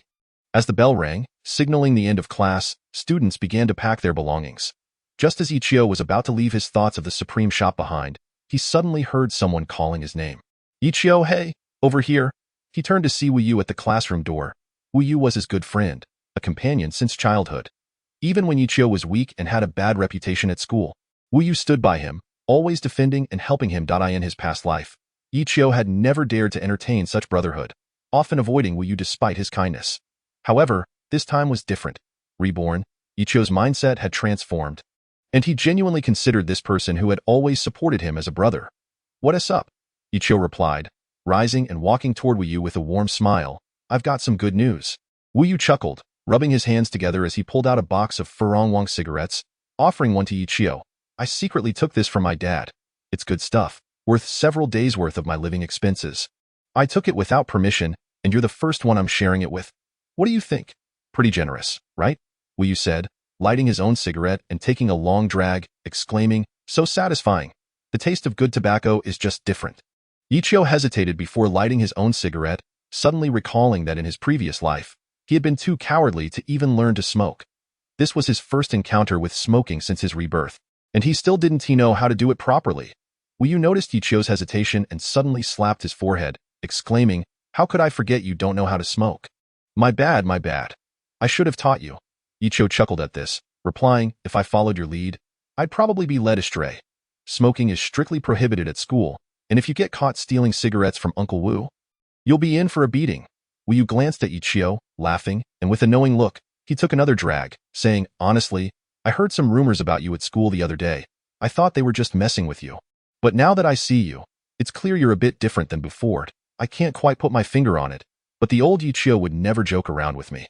Am I not more handsome than before?" Yichio thought warmly, feeling Wu Yu's genuine care for him. However, even with their friendship, he could not reveal the secret of the little lowly. It was something that belonged solely to him. "Haha, you really are quite narcissistic." They both laughed in unison. "Regardless of how I've changed, trust me, we will always be brothers," Yichio said with a serious expression. "I know. I've always considered you my brother." Wu Yu replied, somewhat surprised, as the old Yichio would never have said such a thing. Yet, seeing Yichio overcome his past cowardice brought Wu Yu genuine happiness. "Yep." Yichio playfully punched Wu Yu's chest with a bit of force. Wu Yu immediately retaliated, jokingly scolding, "You little rascal, you've got some guts now, don't you?" They both laughed and playfully wrestled, their bond strengthening even further. This was the essence of brotherhood. Suddenly, Yichio noticed a group of towering athletes approaching. Their demeanor menacing. "Wu Yu, you should leave. They are coming for me. I'll hold them off." Yichio's expression hardened as he stepped forward, positioning himself in front of Wu Yu. "Hey, aren't we brothers? I can take a beating for you." Wu Yu laughed grimly, charging at the group without hesitation, displaying a reckless bravery. "This is bad," Yichio thought, realizing that if Wu Yu wasn't present, he could have used his desert eagle to intimidate the group. But with Wu Yu here, he couldn't bring it out. He silently cursed himself for not exchanging for martial arts manuals sooner to enhance his strength. As Yichio pondered, Wu Yu had already engaged with the towering athletes, grappling with one and shouting, "Yichio, run." What to do? Yichio felt lost. Although his body had been enhanced by the divine pill, his fighting ability was still average, merely a bit more resilient. Charging in now would only lead to more beatings. As he contemplated, the group of athletes began to close in on him, grinning maliciously. The leader threw a punch, knocking Yichio to the ground, a metallic taste filling his mouth as he fell. In that moment, he saw them kicking the already downed Wu Yu. "Bastards! Leave him alone. Zhang Jian is the one I fought. Wang Ru is the one I offended. If you have a problem, come at me. Don't touch my brother!" Yichio shouted vehemently. "Ha, what a deep bond of brotherhood." The leader sneered, and the surrounding athletes joined in with mocking laughter. "Forget about him. You should worry about yourself. Brothers, attack." With a wave of his hand, the leader signaled the athletes to advance on the fallen Yichio. Wu Yu, amidst the chaos, murmured, "Yichio, Yichio." Yichio closed his eyes, thinking that his enhanced body could withstand a beating, but his concern for Wu Yu overshadowed it. He clenched his fists, silently vowing to avenge this humiliation. "What are you doing?" A booming voice interrupted, and it was Wang Ruishua, who had just returned from organizing materials and was late to the office. He witnessed the scene unfold. The group of athletes exchanged glances. In high school, especially at this semi-militarized institution, the authority of teachers was quite formidable. They immediately ceased their actions and began to scatter. Yichio closed his eyes, yet the anticipated blow never came. Upon opening them, he was met with the sight of Wang Ruishua striding towards him. "Are you all right, classmate?" Yichio?" Wang Ruishua approached, surprised to see him. "I'm fine, teacher. I need to check on my brother." Yichio, who had not sustained much injury, quickly sprang to his feet and hurried to find Wu Yu. Wu Yu lay on the ground, his body marked with bruises, clearly having endured a significant beating. Fortunately, no bones were broken. Struggling, he leaned on Ichio to rise, his eyes filled with concern for Ichio, asking first about his well-being. "I am fine, but this incident has implicated you," Ichio said with a bitter smile, clenching his fists as he spoke fiercely. "Rest assured, I will make them pay for this. I will ensure they suffer 100-fold more than you did." "Ichio, don't act impulsively," Wang Ruishua interjected, grabbing Ichio's arm, his brow furrowed. "Do not get involved in such brawls. I will investigate this matter. They will face school disciplinary action. You should focus on getting your friend to the infirmary first." "Okay. Thank you, teacher," Ichio nodded, slowly assisting Wu Yu towards the infirmary. Although he verbally acquiesced to his teacher, his heart harbored a lingering resentment, not just for himself, but for his brother Wu Yu. He was determined that those responsible must pay dearly. Especially Wang Ru. Moreover, he suspected that this group would not simply let the matter rest and would likely seek revenge. After ensuring Wu Yu was settled in the infirmary, Ichio left the school early the next day. Setting his sights on a security company, Honda Security Company appeared, on the surface, to be a legitimate enterprise, yet beneath, it engaged in unsavory activities such as fighting, debt collection, and underground boxing. Why Ichio had discovered this company by chance. He strode into the office, where a receptionist appeared half asleep at the front desk. Upon noticing Ichio, her demeanor shifted to annoyance as she saw just a student before her. "Get lost? This isn't a place for kids like you. I know what business you engage in. I need to speak with your manager," Ichio replied calmly, taking a seat in front of the reception desk. "Since you're aware of our business, you should understand that this isn't a place for students. Get out, or I'll call for help. If we have to throw you out, you might end up missing a few parts." The receptionist, clearly irritated by Ichio's interruption of her nap, snapped back. Ichio slowly pulled out a black bag and tossed it at the receptionist's face. The receptionist winced at the sudden impact and shouted angrily, "You little brat! Are you looking for trouble? Someone's here to cause a ruckus." As she finished her sentence, several burly men in security uniforms rushed out, ready to confront Ichio. With a cold snort, Ichio opened the black bag, causing both the receptionist and the muscular men to freeze in astonishment. The bag was filled with bundles of cash. "Now, do I have the right to speak with your manager?" Ichio enunciated, standing tall and looking down at the receptionist. "Are you here to discuss business?" The receptionist, now visibly shaken by the sight of the cash, quickly changed her tone. She gestured to one of the muscular men, who dashed inside the office. "Yes, I am here to discuss business. Upon completion, I will double your payment," Ichio stated flatly, his expression unreadable. Meanwhile, the muscular man rushed into the office of the manager, exclaiming, "Boss, something big has happened." Inside, a bald man donned in a suit, seemingly at odds with his rugged demeanor, was leisurely sipping tea. Startled by the outburst, he inadvertently sprayed tea all over the muscular man. "What the hell? Didn't I say to knock before entering? We're running a legitimate business here. Decorum is essential," he scolded. "I understand, boss," the muscular man stammered, taken aback by the scolding. Once the manager had calmed down, he asked, "What is going on?"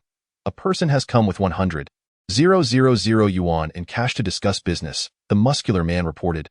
Pfft. The bald man was astonished, spitting tea once more. "Why didn't you say so earlier? You wouldn't let me," the muscular man protested. "Are you arguing with me now?" The bald man continued to berate him. "Where's this person?"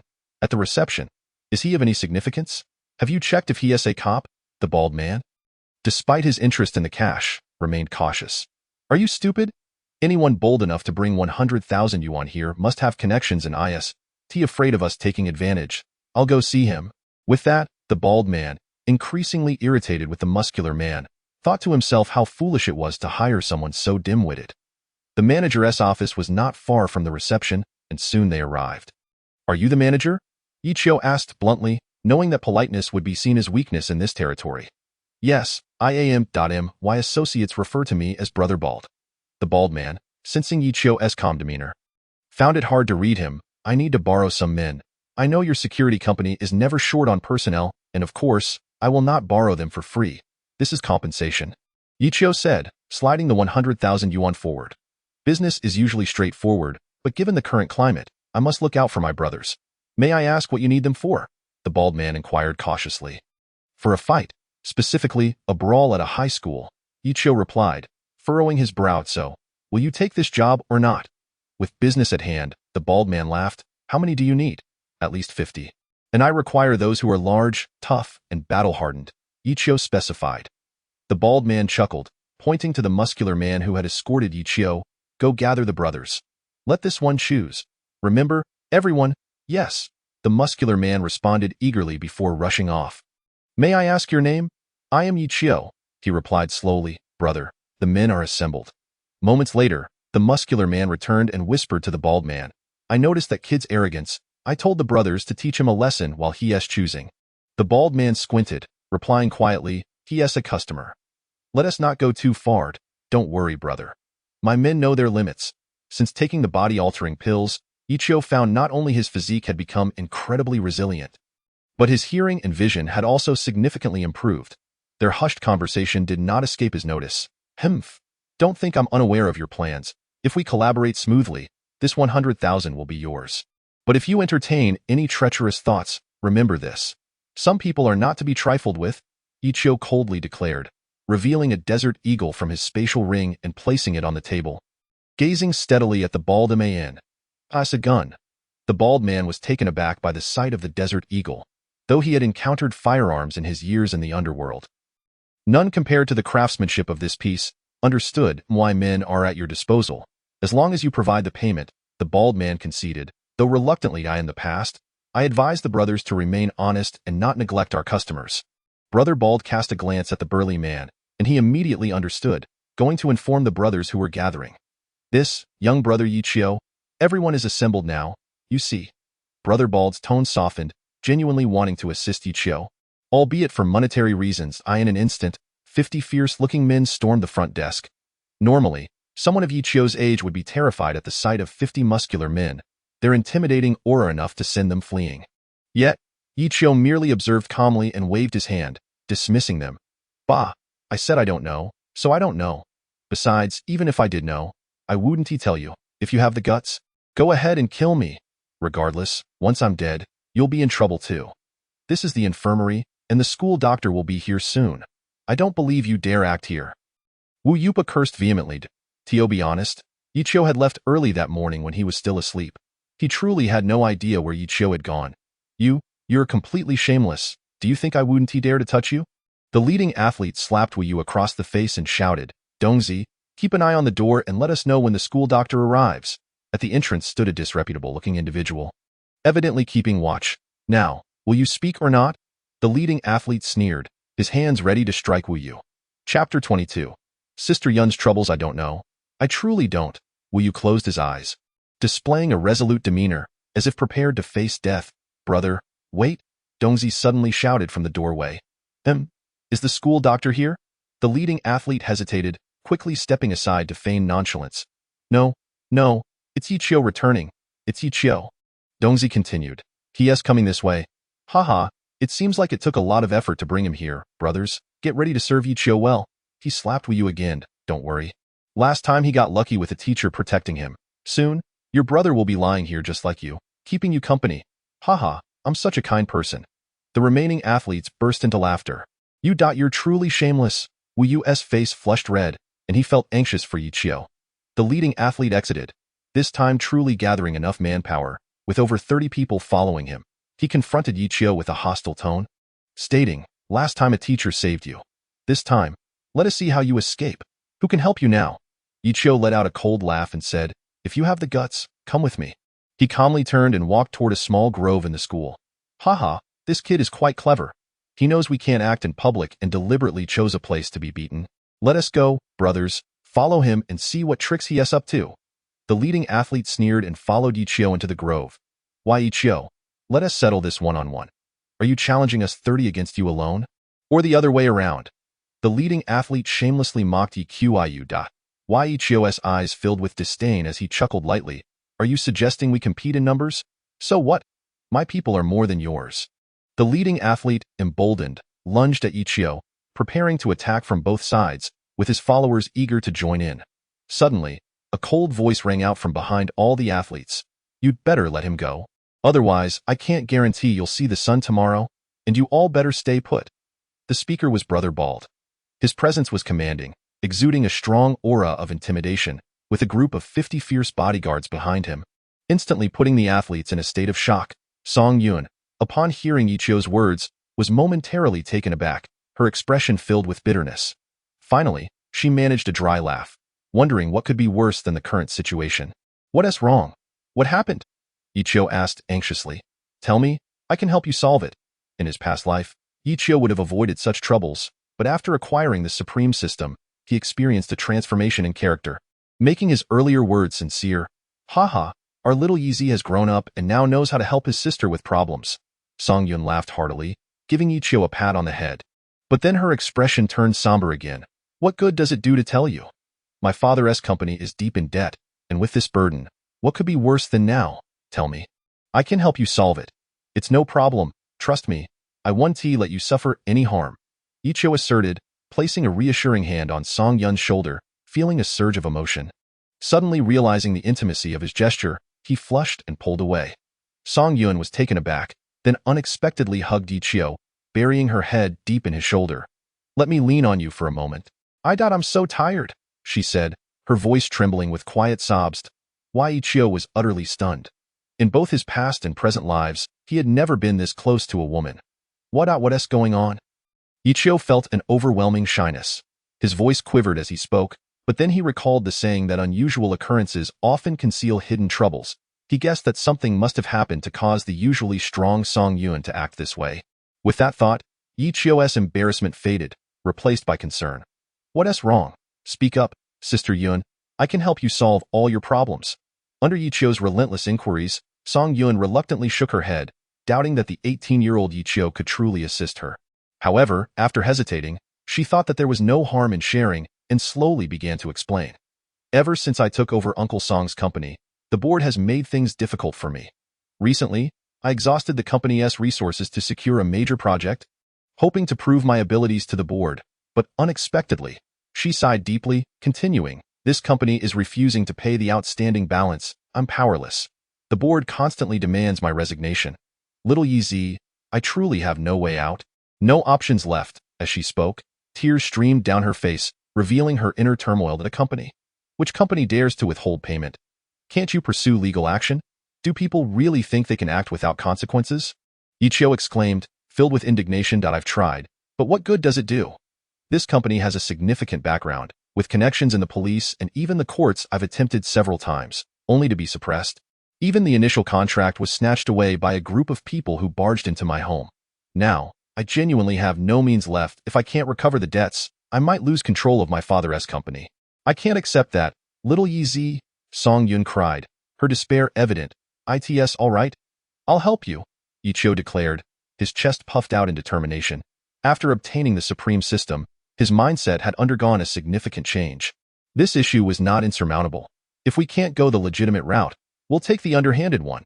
Ichio suddenly thought of Brother Bald, whose security company was known for debt collection. Since he was now inclined to assist, why not seize the opportunity to have Brother Bald intervene? What's the name of that company? Ichio inquired. Huaxing Nightclub. We did their renovation work, and just the cost of materials alone amounted to nearly 3 million, which drained the company's entire cash flow, not to mention the workers' wages. Sigh. Without additional funds, the company might very well collapse. Songyun covered her face with her hands, tears finally spilling over. Why Ichio took out his phone and immediately called Brother Bald. Hello, Brother Bald. Ah, young brother Ichio. What's up? Is something wrong? Brother Bald asked with a hearty laugh. I need you to look into something urgently, Ichio replied, his tone serious. Upon hearing the urgency in Ichio's voice, Brother Bald ceased his playful demeanor and asked, What is it? Huaxing Nightclub. A newly established nightclub that owes my friend outstanding wages. Can you help me resolve this? What did you say? Huaxing Nightclub? Brother Bald gasped, his tone becoming grave. This nightclub is not simple. After a brief pause, he continued, the owner of Huaxing was also involved in the underworld. I'm not exactly a significant figure in front of him. Moreover, he has strong connections with the city government, navigating both the legitimate and illegitimate realms. This person is not to be trifled with. What? It's that complicated? Ichio was taken aback, surprised that a nightclub would have such substantial backing. Apologies, but I am unable to assist with this matter. Brother Ichio. Bald Brother expressed his serious regret. It's all right, I can handle it myself, Ichio replied and ended the call. After hanging up, Bald Brother felt a moment of hesitation, pondering the missed opportunity to strengthen his connection with Ichio. Yet, He was also puzzled as to why Yi Chio had involved himself with such a behemoth. Upon further reflection, he considered it a chance. If Yi Chio truly held potential, he wouldn't be so easily shaken by this situation. Conversely, if he faltered, it would indeed serve as evidence of Yi Chio's true capabilities. Song Yun, having just witnessed Yi Chio's expression, felt a profound sense of dread. She forced a smile and inquired, "How is it?" "A bit troublesome," Yi Chio admitted, "but it should be resolvable. After all, Yi Chio possessed the supreme system. If he couldn't manage this, it would be a disservice to the little lowly's efforts." Why Yi Chio was confident he could resolve the issue. However, he still needed to consult the little lowly about the specifics. "Really?" Song Yun observed the determination etched on Yi Chio's face, feeling an inexplicable trust in him. Had it been anyone else, who would dare to claim they could resolve matters involving a ruthless boss? Suddenly, Song Yun's phone rang. "It was that very boss," she exclaimed, almost simultaneously answering the call. "Hello, Boss Zhao. Are we going to discuss the outstanding payment?" A flicker of excitement crossed her face as she clung to a glimmer of hope. "Hey, Song Boss, could you refrain from being so excited?" A sleazy voice crackled through the receiver. "On such a beautiful night, discussing money feels crass. Why don't we chat about romance instead? Song Boss, you are truly stunning. I can't stop thinking about you at night. If you could spend just one night with me, I wouldn't only settle your company's payment, but I would also gift you a villa. Your company would thrive under my influence, I assure you." The voice grew increasingly repulsive. Chapter 23. Challenge you. "You shameless scoundrel." Song Yun had initially held onto hope, but now that last shred had dissipated. She trembled with rage. "Let me take this," Yi Chio interjected, his face a mask of fury as he seized the phone. "Zhao Ruifa, is it? You dare to call yourself a boss? I give you until the end of this week to settle your payment, or I cannot guarantee that you will receive your goods by the 8th morning." With that, an aura of authority emanated from Yi Chio, perhaps unbeknownst to himself, but Song Yun felt it keenly. She was curious about the changes that had transpired over the years to transform Yi Chio so drastically. Zhao Ruifa was momentarily taken aback, then erupted into boisterous laughter on the other end. All right, you've got guts, kid. You sound like a primary school student. So bold and naive. Just as I've decided to leave my past behind, someone dares to challenge me? Let me inform you, I've made many enemies over the years, all of whom threaten my life. They are all lying in the underworld now. Do you wish to join them?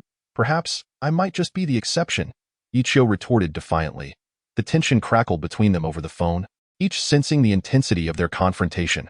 "Remember, my name is Yi Chio, and I am the one who will crush you." The declaration was filled with bravado. Song Yun was taken aback, struggling to comprehend the strength and confidence radiating from the youth before her. What gave him the audacity to stand firm against a notorious gangster? Was it for her sake? A warmth surged within her as tears welled up in her eyes, her previous hopes extinguished. "Ha, Yi Chio, is it? After all these years, you are the first to speak to me like this." Zhao Ruifa laughed, then added, "Anything I desire cannot be obstructed. Song girl, you will be mine, and I will relish playing with you." Upon hearing Zhao Ruifa's vile words, Song Yun's tears flowed more freely, while Yi Chio's fury reached a boiling point. He could scarcely contain his ire, wishing nothing more than to silence this man permanently. "Scram!" Yi Chio spat before hanging up. Zhao Ruifa seethed with anger, pondering the audacity of Yi Chio to speak to him so insolently. The more he thought about it, the more infuriated he became. A short while later, he made a call, languidly saying, "Find out about this person named EQIU.is Yi Chio, all right?" Song Yun tentatively nudged him. "I'm fine." "Really? That Zhao Ruifa used such vile language to insult me? But rest assured, I will retaliate." Yi Chio clenched his fists, determination etched across his features. "Don't overreach. He is not someone we can afford to provoke. If it comes to it, we can forfeit the company. I can manage." Song Yun's face bore a bittersweet smile, a reflection of her worst-case scenario. Why Yi Chio felt a warmth in his heart, realizing that Song Yun genuinely cared for him. However, with the supreme system at his disposal, he believed that dealing with Zhao Ruifa would be manageable. If he couldn't handle this, how could he claim to change his life? Suddenly, Yi Chio pulled Song Yun into an embrace, speaking earnestly, in moments of vulnerability. "You have always been there for me, selflessly caring for my well-being and protecting me from others. I will never forget your kindness. Now, I have grown, and it is my turn to protect you. Rest assured, I will not allow anyone to harm you.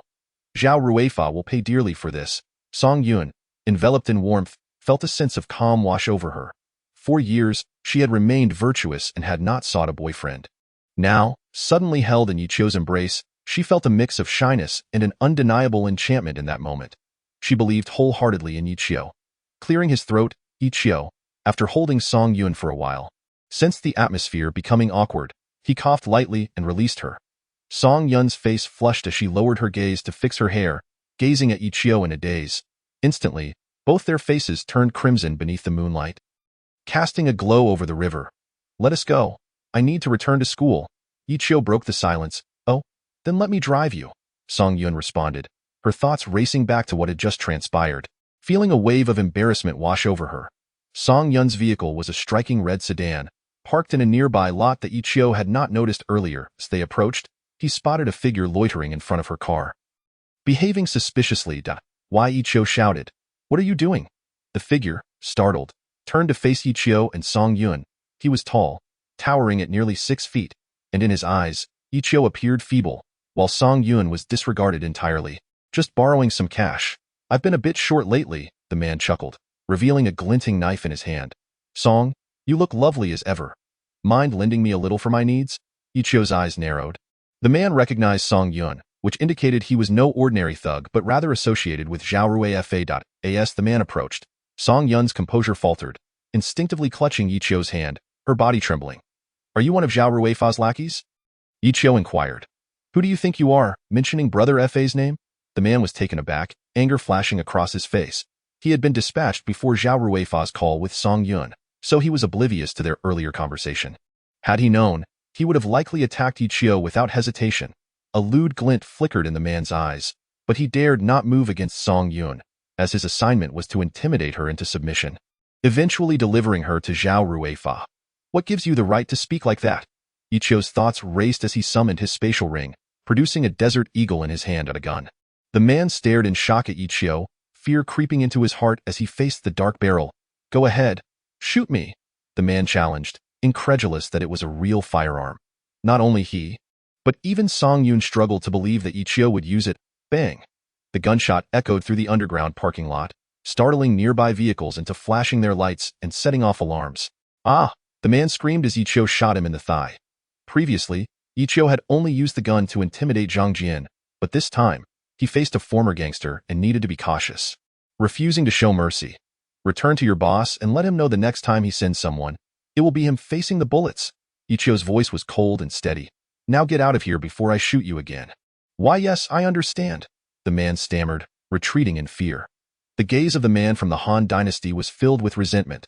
However, faced with Yichio, who wielded a firearm, he dared not utter a word and could only limp away. "Little Yi, what is this gun?" At that moment, Song Yun was so astonished that her speech became stammered, and soon, tears followed as she exclaimed, "Little Yi, you haven't engaged in any illegal activities, have you?" Yichio was taken aback. He had revealed the gun partly due to circumstance and partly out of trust in Song Yun, believing she would not spread rumors. Yet, confronted with her misunderstanding, he was at a loss for words. He had promised the little girl that the secrets of the Supreme System were not to be disclosed to anyone. It was a secret shared between them alone.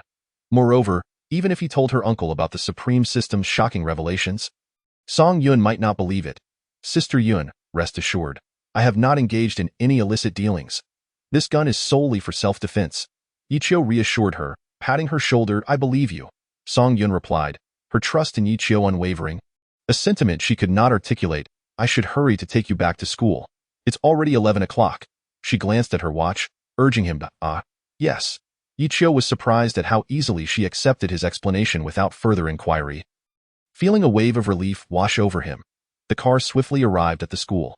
The dormitory doors were locked, but Song Yun pretended to be Yichio's sister and successfully persuaded the dormitory matron. As Yichio watched the car drive away, he reflected on the day's events, feeling a mixture of emotions. Upon returning to the dormitory, he found his friends engaged in animated conversation. As soon as they saw Yichio, they rushed over. "Why, Yichio, we have trouble," the leader said, urgency evident in his tone. Why, Yichio wondered if someone was once again looking for trouble with him. "Who is it?" he inquired. "It's that Zhang Jian." "Who else could it be?" the leader replied, his face contorted with anger. "What does he want now?" Yichio thought, realizing that this fellow had yet to learn his lesson. "He came to our class to issue a challenge." The third member chimed in. Seriously, a challenge? Has he been reading too many martial arts novels? Ichio scoffed, plopping down on his bed. What does he plan to do this time? He assumed Zhang Jian wanted to arrange a fight. Not a fight. He wants to compete in basketball with us and specifically called you out. The leader sat beside him. A basketball match. Ichio's head began to spin. In his past, as a student from a humble background, he had little social interaction and hardly any friends, let alone opportunities to participate in sports. The only time he had touched a basketball was when he stumbled upon one left on the court while passing by at night. And even then, he only managed a few unsuccessful shots. These guys are athletes, representing the university in competitions. The fourth member spat on the ground, disdain evident in his voice. They want us to embarrass ourselves and regain their lost pride. Indeed, the fifth member added. Last time, we handed them a serious defeat, and they are certainly not pleased. Wai Ichio pondered the predicament when suddenly, the little girl's voice echoed in his mind. Don't worry. Have you forgotten about the Supreme Shop? Instantly, Ichio felt reassured that, of course, I have the powerful support of the Supreme Shop, he thought, feeling invincible. What are the conditions for the match? He asked nonchalantly. That scoundrel said whoever loses must kneel and bow 3 times to the winner. A fellow student remarked incredulously. Seriously? Should we also bow to his father? Ichio scoffed, unimpressed. I know you're not afraid of him in a fight, but basketball. We might not stand a chance, the leader said. His voice lowered. Don't worry. I've got this. When is the match? Ichio inquired. He said we could set the time. It has to be within 3 days, Ichio contemplated, finally declaring, all right, tell him the match will be at 6 p.m. in 3 days at the school playground. Fine. We'll stand by you through thick and thin. That's what brothers are for, the leader said, thumping his chest with bravado. Thank you, brothers. Ichio felt a surge of warmth in his heart. For so long, he had walked alone in school, but now he had a group of brothers. This camaraderie among men was a bond he had always yearned for. He also thought of Wu Yu, his life and death brother. With Ichio around, he vowed that his brothers would never again be looked down upon. Just as he was lost in his thoughts, the little girl's voice interjected. It seems like you are the only one who has been looked down upon. Ichio felt as though a bucket of cold water had been poured over him. Hey, is that really necessary? Just as I'm gaining confidence, you have to bring me down? Is that how you show support? All right, I'll pretend I didn't say anything, the little girl responded before promoting the Supreme Basketball card, which could transform him into a basketball superstar in an instant. Absolutely, Ichio replied, impressed. He quickly accessed the Supreme Shop and located the basketball card. The price was only 200 Supreme coins. Checking his balance, he saw he had 800 coins and promptly purchased the card without hesitation. A blue light enveloped him.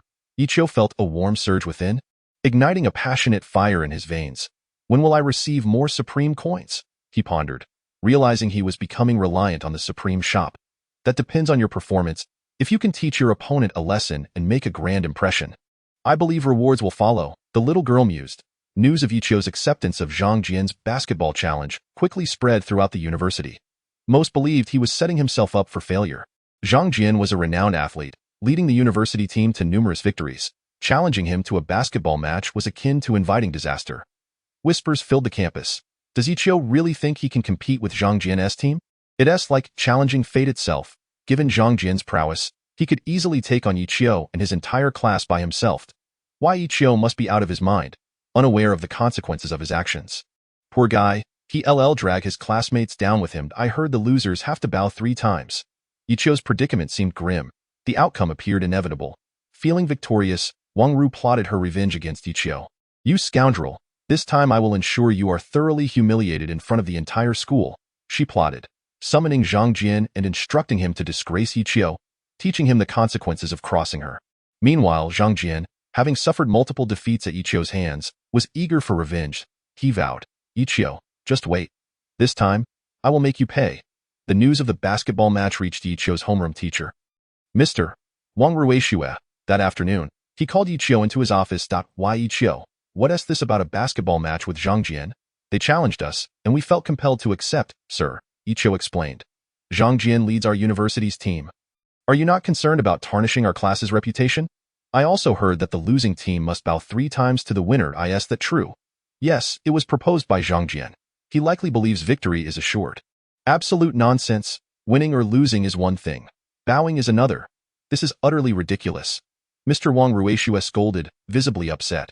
Rest assured, Teacher Wang, we cannot possibly lose, Ichio declared with unwavering confidence. You are far too overconfident with your team. Defeating Zhang Jian and his crew is nothing short of a pipe dream. Teacher, I promise, I will not bring shame to our class, Ichio insisted, his resolve firm. Just wait and see. Where does your confidence stem from? Wang Ruishue persisted in trying to sway Ichio. I am absolutely certain of our victory. However, this is our little secret. I cannot disclose it to you. Just watch. Very well, Dio, take care.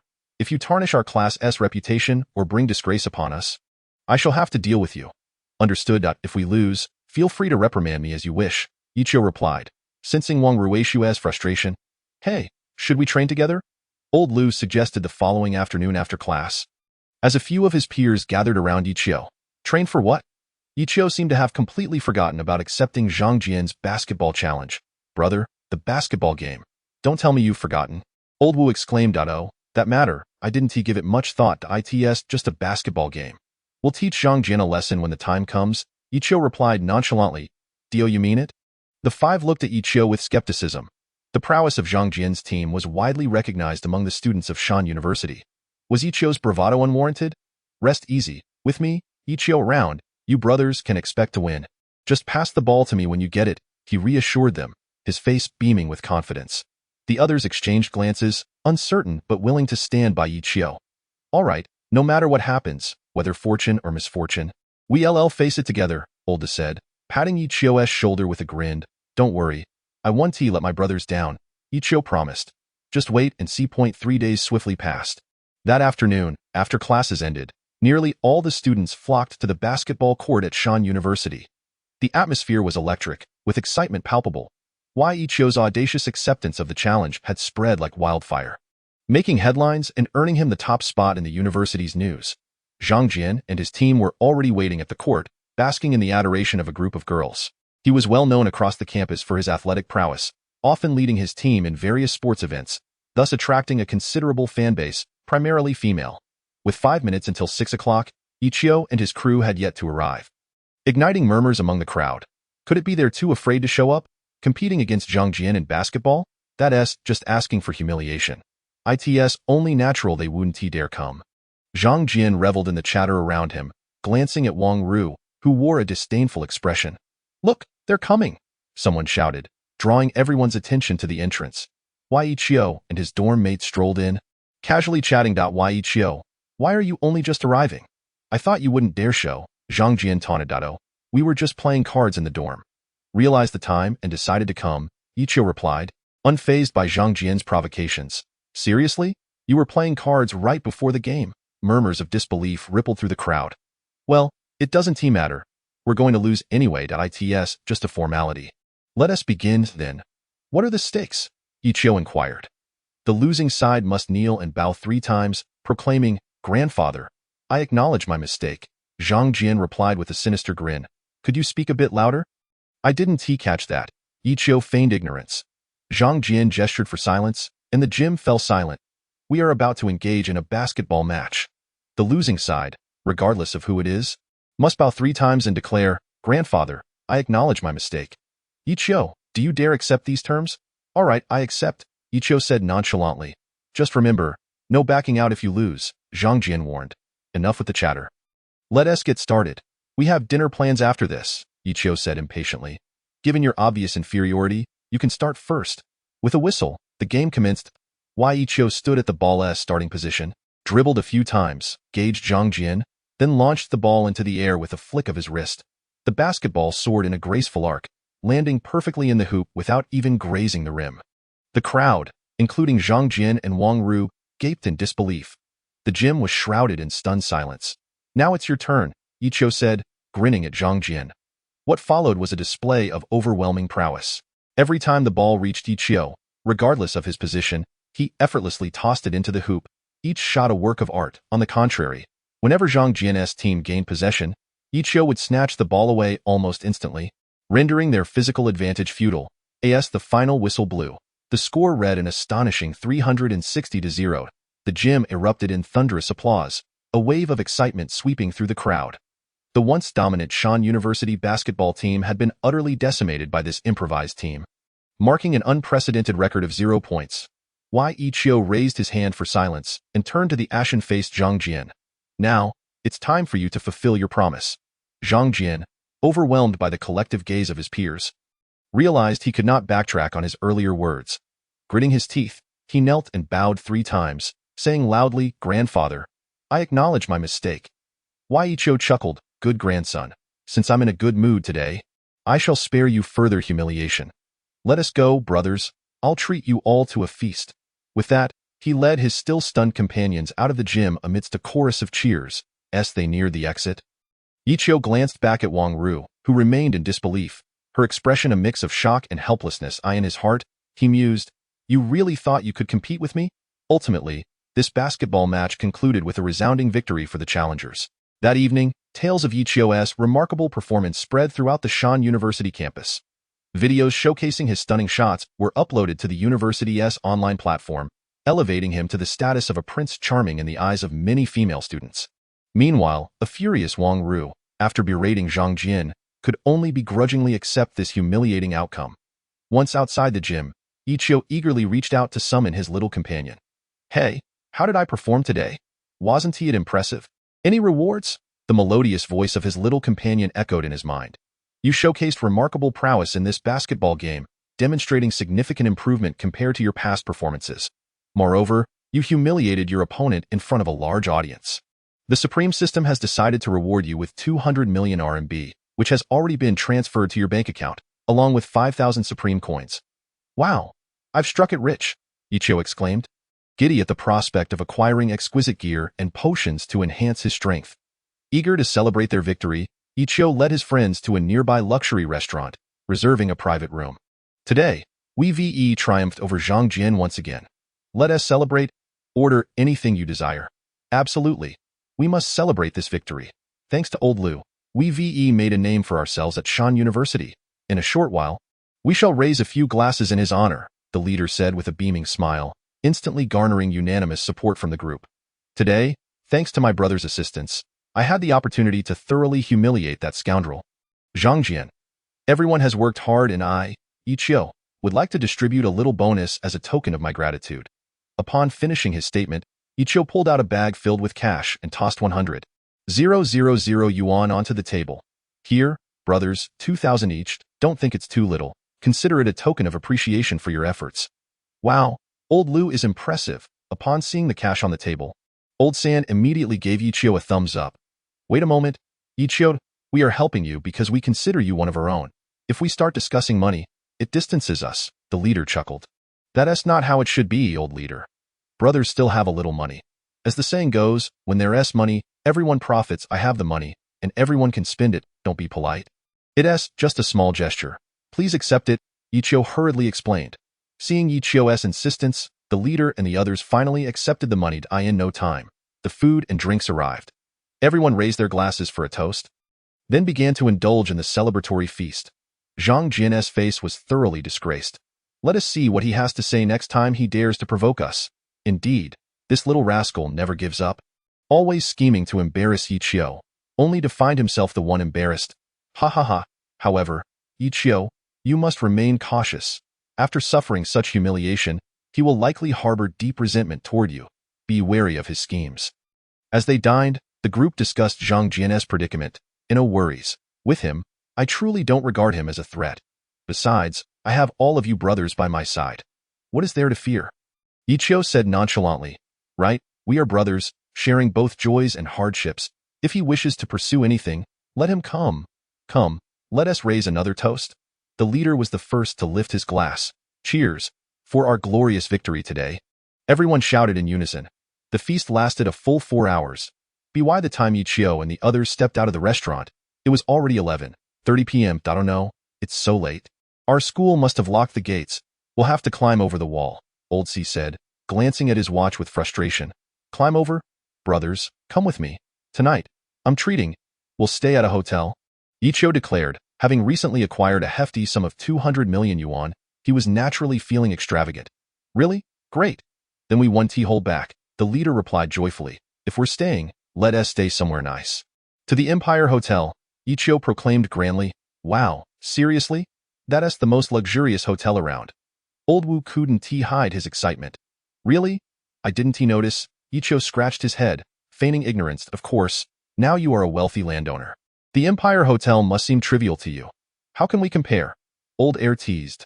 Ichio hailed 2 taxis, and the group cheerfully made their way to the Empire Hotel. Chapter 26, A Night of Fame.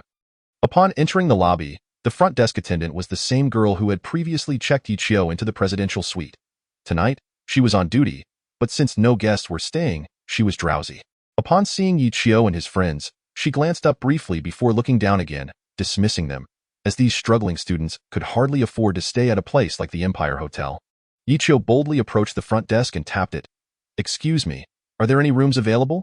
The girl didn't even look up. Ichio frowned. Hey, can you not hear me? The girl finally raised her head. Yes, but you can't afford it. After saying this, she immediately froze, as the student before her seemed oddly familiar. Can't afford it. Ichio's temper flared. He despised being looked down upon. He reached into his pocket, pulled out a bank card, and slammed it onto the counterpoint 2 presidential suites. Seeing Ichio's extravagant demeanor, the girl finally remembered who he was. Oh, it's you. I remember you. You were the one who stayed in the presidential suite last time. As she spoke, a smile blossomed on her face. Recognizing the girl who had previously attended to him, Ichio felt it inappropriate to make things difficult for her. It's late, and the school is locked up. We need to stay here for the night. The other hotel staff were left dumbfounded. Staying at the Empire Hotel is merely a casual arrangement? Who is this student, the heir of a wealthy tycoon? Truly, having money allows such capriciousness. Certainly, I'll process your check-in immediately. You can head upstairs first while I notify the room service to prepare for your arrival. Once the check-in is complete, I'll send your room card up. That's fine, thank you. Ichio smiled. He turned and led his friends to the elevator. Upon reaching the upper floor, they were greeted by waiting staff. As they stepped out of the elevator, a staff member quickly approached them, respectfully stating, "Hello, welcome to the Empire Hotel. Please follow me." Upon entering the presidential suite, Ichio stretched and flopped onto the soft, spacious bed. Wow, this bed is incredibly soft, much more comfortable than the ones in our dormitory. The leader exclaimed, sitting down on the bed and instantly filled with joy. Do you like it? If so, we should come here every week, Ichio suggested earnestly. Wow, Ichio, you are such a tycoon. How much money do you really have? The leader immediately inquired. Well, that's hard to say. I genuinely don't know how much I'll have, Ichio replied truthfully. The first reward from the Supreme System was 100 million yuan, and the second was 200 million, at this rate. He truly had no idea how much he would accumulate. I'm curious. Where does all this wealth come from? The leader questioned. Yes, we'd like to know too. Chimed in Old San and Old Si. Ichio's family background was well known at the university, so witnessing his extravagant spending now left his brothers intrigued. Well, that's a personal secret, rest assured. It's neither stolen nor robbed. Just feel free to spend it with me, Ichio said with a mysterious smile. All right, it's getting late. Let us all rest. We have classes tomorrow, with 2 rooms. There should be enough space for all 5 of us, Ichio concluded, turning to close his eyes. The next morning, as Ichio and his friends stepped through the university gates, they sensed something was amiss. Almost every student they encountered, whether familiar or not, greeted Ichio with enthusiasm. Some attractive girls even approached him for contact information. In a way, has our old Lu suddenly become this popular overnight? Old Wu mused. Not at all, it's just ordinary. Ichio feigned modesty, though satisfaction swelled within him, having endured neglect previously. Why Ichio? A charming girl rushed over to greet him. Why Ichio looked up to find it was Hanya. Ichio, how about we hang out together after class this afternoon? Hanya seemed to have completely forgotten her previous disdain for him. Why Ichio coldly scrutinized her, pulled out a few bills from his pocket, and tossed them at her face. I don't want to see you. Disappear from my sight immediately, Ichio said icily. There's no need to be like that. I was just joking with you. Did you take it seriously? Hanya bent to pick up the money before approaching him again, wrapping her arm around his. She didn't forget to flash him an innocent smile. Seeing Hanya's current fawning demeanor, in stark contrast to her previous attitude, made Ichio feel as if he had swallowed a fly. He turned to face her, wearing a strange expression. Why are you looking at me like that? You making me feel awkward. You're so annoying. Hanya's voice suddenly turned syrupy sweet, sending chills down the spines of Old Leader and the others. I want to vomit, Ichio said, making a gagging gesture before shaking off Hanya's hand and walking away without looking back. The leader and the others shot Hanya a disdainful glance before following after Ichio. Ichio, don't go too far, Hanya shouted angrily, hopping in frustration at his retreating figure. Such a shameless person, the leader remarked. What a pity for her beautiful face, old C lamented. What, you're reluctant to part with her pretty face? Should I help you get together? Ichio teased old C. Don't. I fear I wouldn't even know how I'd die. At that point, your green hat would be towering high. Old Wu exaggeratedly gestured, causing everyone to burst into laughter. Congratulations, you have achieved the Minor Accomplishment Award. Reward, 100 supreme coins. The sweet voice of the little girl suddenly echoed in Ichio's mind. A small trial? Ichio inwardly questioned the little girl.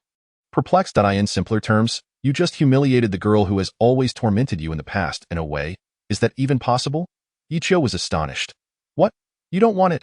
That's simple. I can deduct 100 supreme coins from you right now and inform the system that you refuse to accept the reward. No. The last 2 periods of the morning consisted of Mr. Wang Ruishua's classes. After class, Wang Ruishua approached Ichio and said, Come to my office for a moment. What did I do this time? Ichio wondered, feeling bewildered.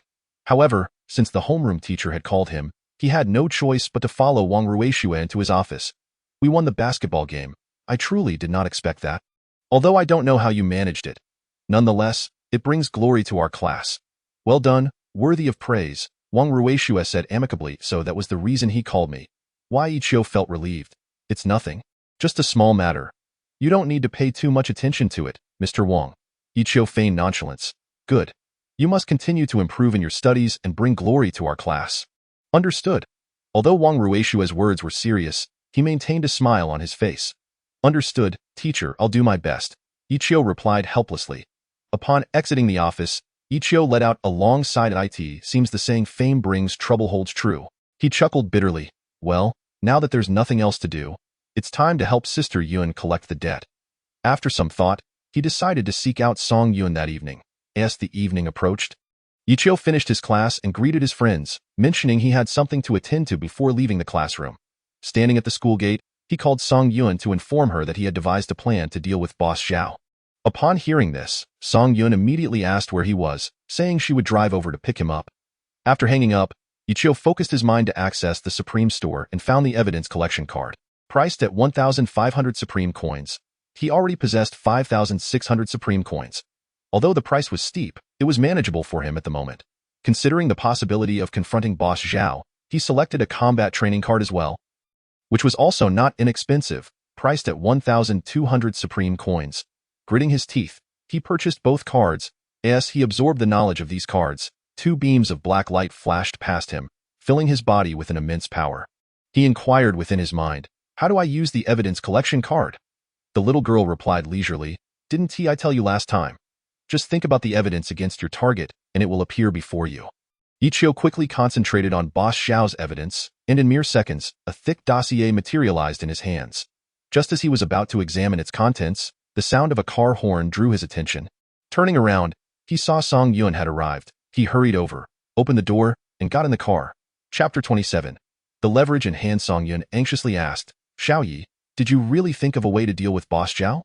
Sister Yun, when have I ever lied to you? But I'm hungry now. Let us find a place to eat first, and I'll explain while we dine. All right, what do you want to eat? It's on me. Song Yun replied, realizing she too was quite hungry. For days, she had been preoccupied with thoughts on how to reclaim the debt from Boss Zhao, losing sleep and appetite. Today, I'll treat you, Ichio smiled. Oh, have you struck it rich? You're treating me to a meal? Song Yun feigned a smile that of course. You choose the place, don't worry. I'll handle everything.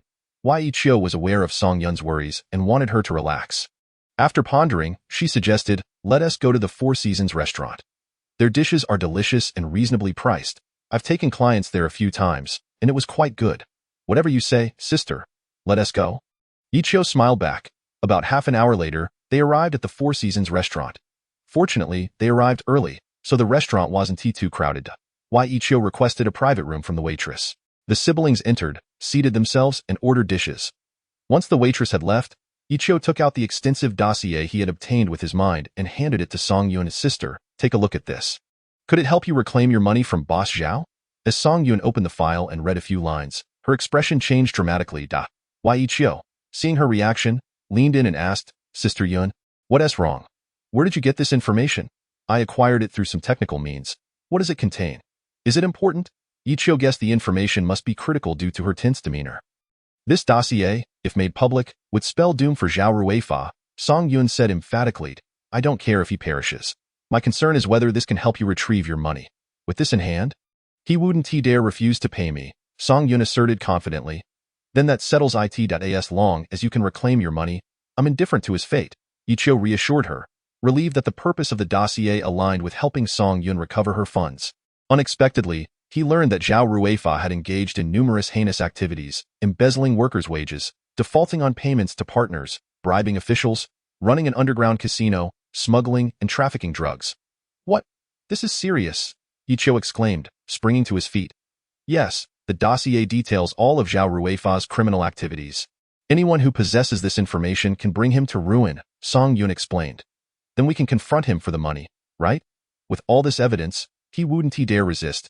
Yiqiu realized the significance of the dossier. If we show him this, he is bound to pay up. But I fear he may retaliate immediately. I later learned that Zhao Ruifa has connections in both the underworld and legitimate circles. He is untouchable for most. If he discovers we possess evidence against his numerous crimes, he'll surely try to eliminate us, Song Yun analyzed seriously after a moment of silence. Regardless, we must retrieve the money first. Don't worry, Sister Yun. With me, he won't be able to harm you. You have nothing to fear, Yiqiu reassured her. Suddenly he remembered something. Sister Yun, you mentioned that Zhao took the contract you signed with him, right? Yes, I haven't been able to do anything since, she replied. Lil girl, tell me if I can use my mind to retrieve Sister Yun's contract? Yiqiu asked again. That is not evidence, the little girl replied. Alright. Why Yiqiu realized that idea was futile. Sister, without the contract, what if he flatly denies owing you? Yiqiu expressed his concerns, as he was entirely unfamiliar with business matters. The contract is irrelevant. With this dossier in our possession, it is sufficient, Song Yun assured him.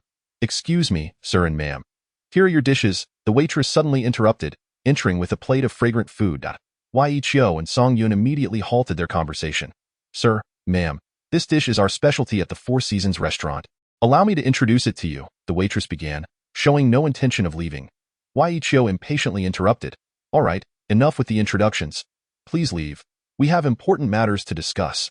The waitress, sensing Yiqiu's displeasure, lowered her head and quietly began to exit. Feeling a twinge of guilt, he called out, Wait, don't go yet. The waitress turned, surprised. This is for you as a tip, Yiqiu said, pulling out 1,000 yuan from his pocket and handing it to her. Ah, the waitress was taken aback by Yiqiu's generosity. 1,000 yuan. The total for the dishes ordered by these two guests is merely a few hundred yuan. He just gave me a 1,000 yuan tip. She gazed at Yiqiu in disbelief, while Song Yun was equally astonished by his actions. What is wrong? Is it too little? Yiqiu counted out another 1,000 and handed it to her. No. It's not that it's too little. Please don't misunderstand, the waitress hurriedly explained. All right, no need for further explanation. You go ahead and attend to your duties, Yiqiu said with a smile. Okay, I won't disturb you two any longer. I'm sorry, the waitress said, giving a slight bow as a gesture of apology before leaving the room. Xiao Yezi, where did you get so much money? Why are you being so generous? Song Yun asked Yiqiu, puzzled. That I've earned a little. Yiqiu hesitated, uncertain how to explain to Song Yun, for his secret was something he could never divulge. Fearing that she would pursue the matter further, he quickly changed the subject. Sister, let us eat first. It'll be cold soon. Don't worry. Tomorrow we'll confront that scoundrel Wang Badan for the money. With me around, you have nothing to fear. Trust me. After we finish our meal, we'll return to my company to copy this crucial criminal information and store it in a secure place, just in case that Zhao fellow poses a threat to us in the future. All right, let us do that. The thought of finally helping Song Yun retrieve the debts filled Yiqiu with joy. The meal was particularly delightful for both of them. After dining, Song Yun drove Yiqiu back to her company's office. Together, they meticulously copied the criminal information provided by Zhao Ruifa onto a pink USB drive.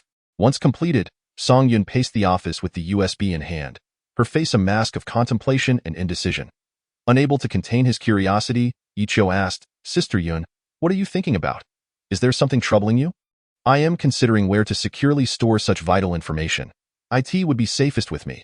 Yiqiu almost blurted out that he had a spatial ring, a remarkably secure place to store the USB, ensuring it would never be lost or stolen. He quickly altered his response. Good, then I'll leave it in your care. Song Yun had absolute trust in Yiqiu, especially since he was the one who had acquired the information for her.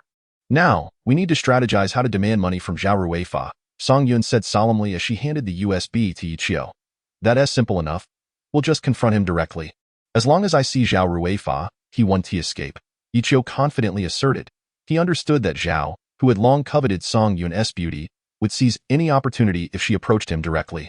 But he has so many thugs.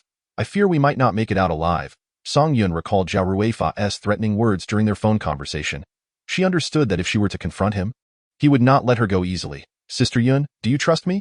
As long as I'm by your side, I can guarantee that no one will harm you, Yichio said earnestly. Song Yun looked at him and smiled. All right, I believe you. I'll entrust myself to your care. No problem. Just rest assured, Yichio replied with confidence. Tomorrow afternoon after school, we'll confront that scoundrel.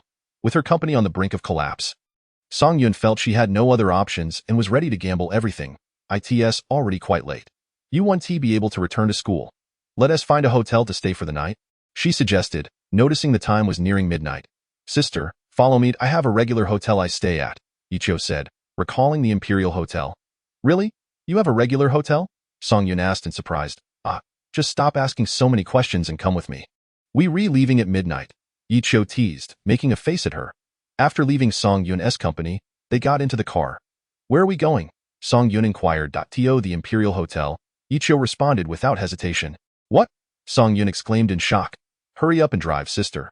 If you don't want me to sleep for just 2 hours before class, you better get going, Yichio urged with a smile. Reluctantly, Song Yun started the car. 20 minutes later, they arrived at the front desk of the Imperial Hotel. What a coincidence. The same girl was on duty. This time, she recognized Yichio immediately. Sir, you're back. It's a pleasure to see you again. Yes, same as usual. Point 2 Presidential Suites, Yichio stated, handing her his bank card. All right, I'll take care of that for you right away. You can head up and rest with this lady, she said. Oh, by the way, since you frequently visit our Imperial Hotel and always book our Presidential Suites, you've now become our esteemed VIP Platinum member. What's this VIP Platinum card for? Yichio asked, puzzled. It offers you a 25% discount on all future stays and any purchases within the hotel. She explained. I see. That sounds great. Please bring the card to my room later. I'll leave the extra money as a tip, Yichio said generously. The front desk girl was taken aback, as this was a hefty sum he was spending, equivalent to a month's wages for her. All right, sister, let us head up, Yichio said, pulling the still stunned Song Yun along towards the elevator. Once they reached the presidential suite, Yichio opened the fridge and pulled out 2 bottles of drinks. Sister Yun, feel free to have whatever you want. It's on me. How did you suddenly become so wealthy? I can hardly believe it, Song Yun remarked. Just then, the front desk girl knocked and entered. Respectfully handing Yichio 2 cards. Sir, here are your bank card and VIP Platinum card. Please keep them safe.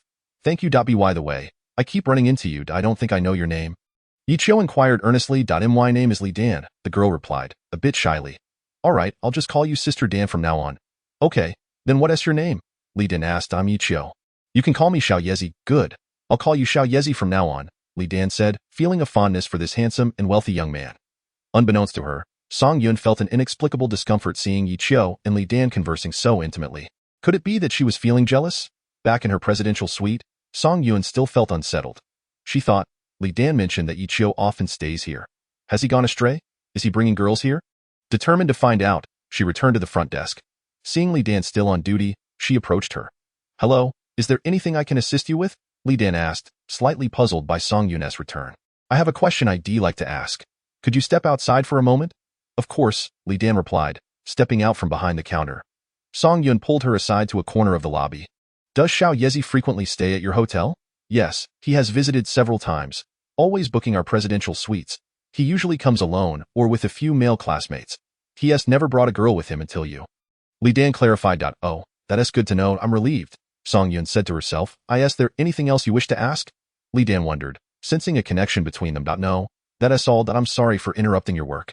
I'll head back up now, Song Yun said, relieved to learn that Yichio had not engaged in any inappropriate behavior.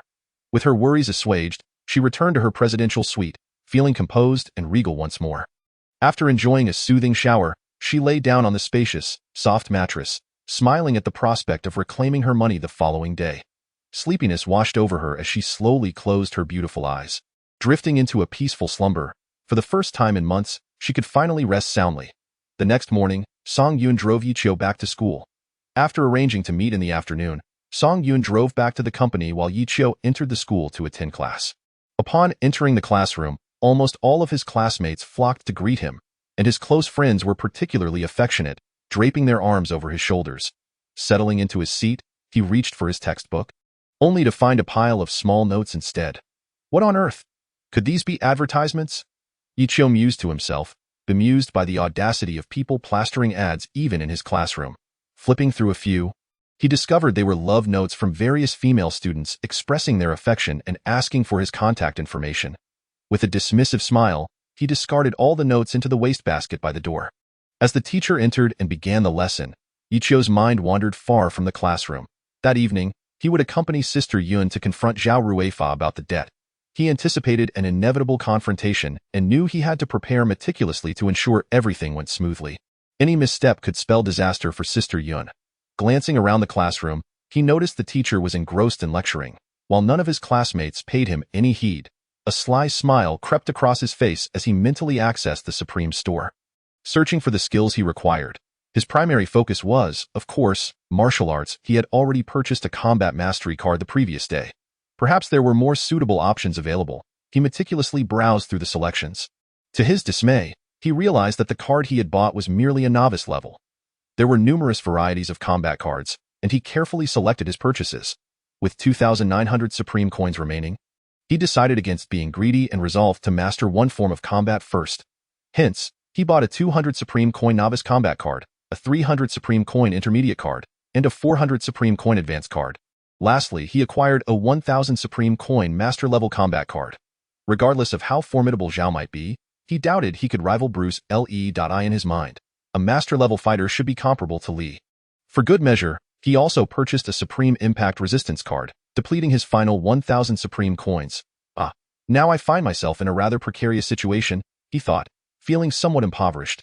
Yet, contemplating Sister Yun's predicament made every sacrifice worthwhile. He first mentally absorbed the Supreme Impact Resistance card. A warm sensation coursed through his body, and for a fleeting moment, Ichio felt as if he were encased in armor. Following this, he systematically learned each combat card in order. A surge of formidable energy flooded his being, overwhelming him with its intensity. As the sensation of imminent bursting subsided, he found himself drenched in cold sweat. In hindsight, he should have learned them sequentially rather than all at once. He resolved to remember this lesson for the future, as the experience had been quite unbearable. However, he reassured himself, no matter what, I should now possess the capability to protect Sister Yun.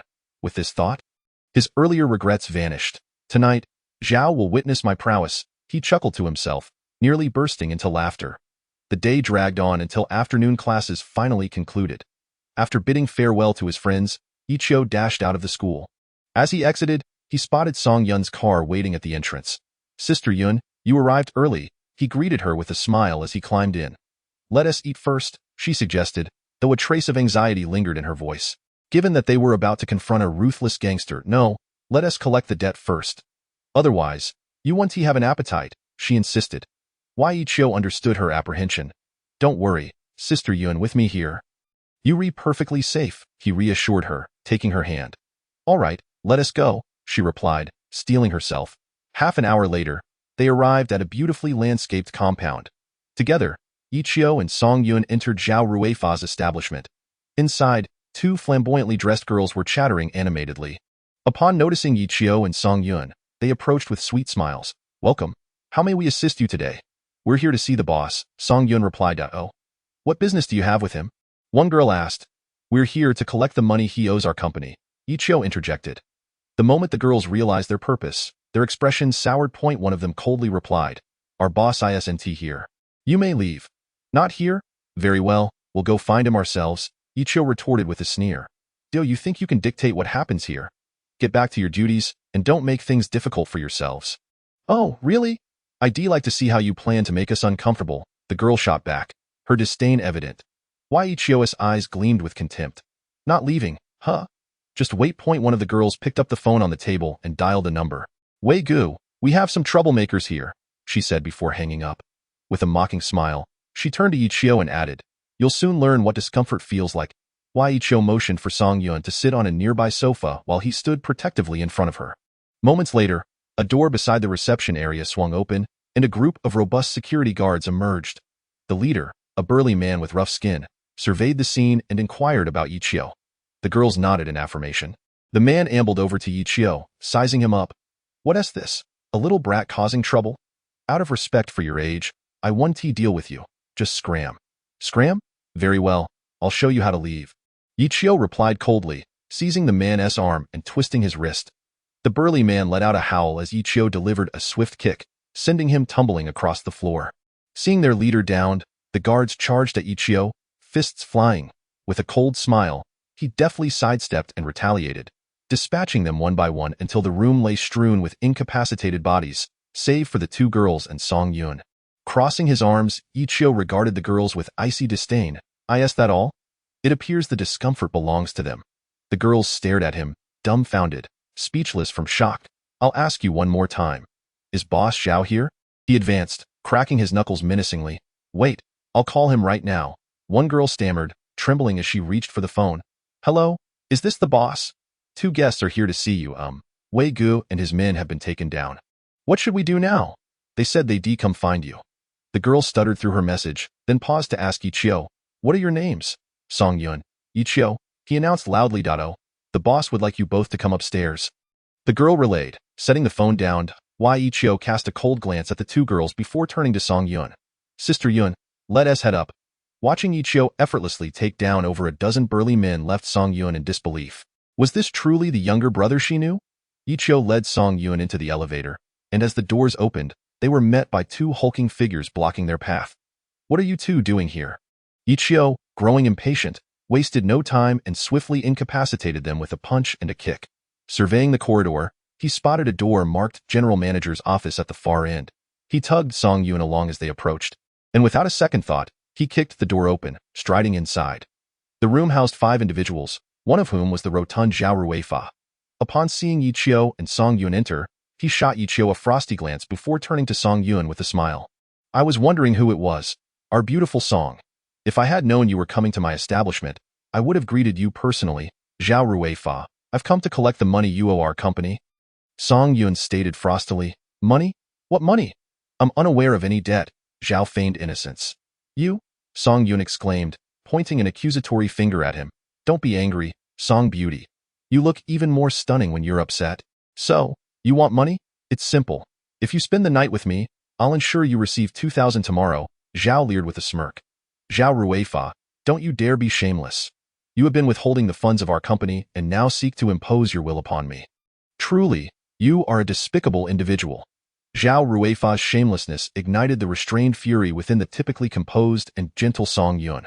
She pointed an accusing finger at Zhao Ruifa, vehemently exclaiming, "How dare you speak to me in such a manner?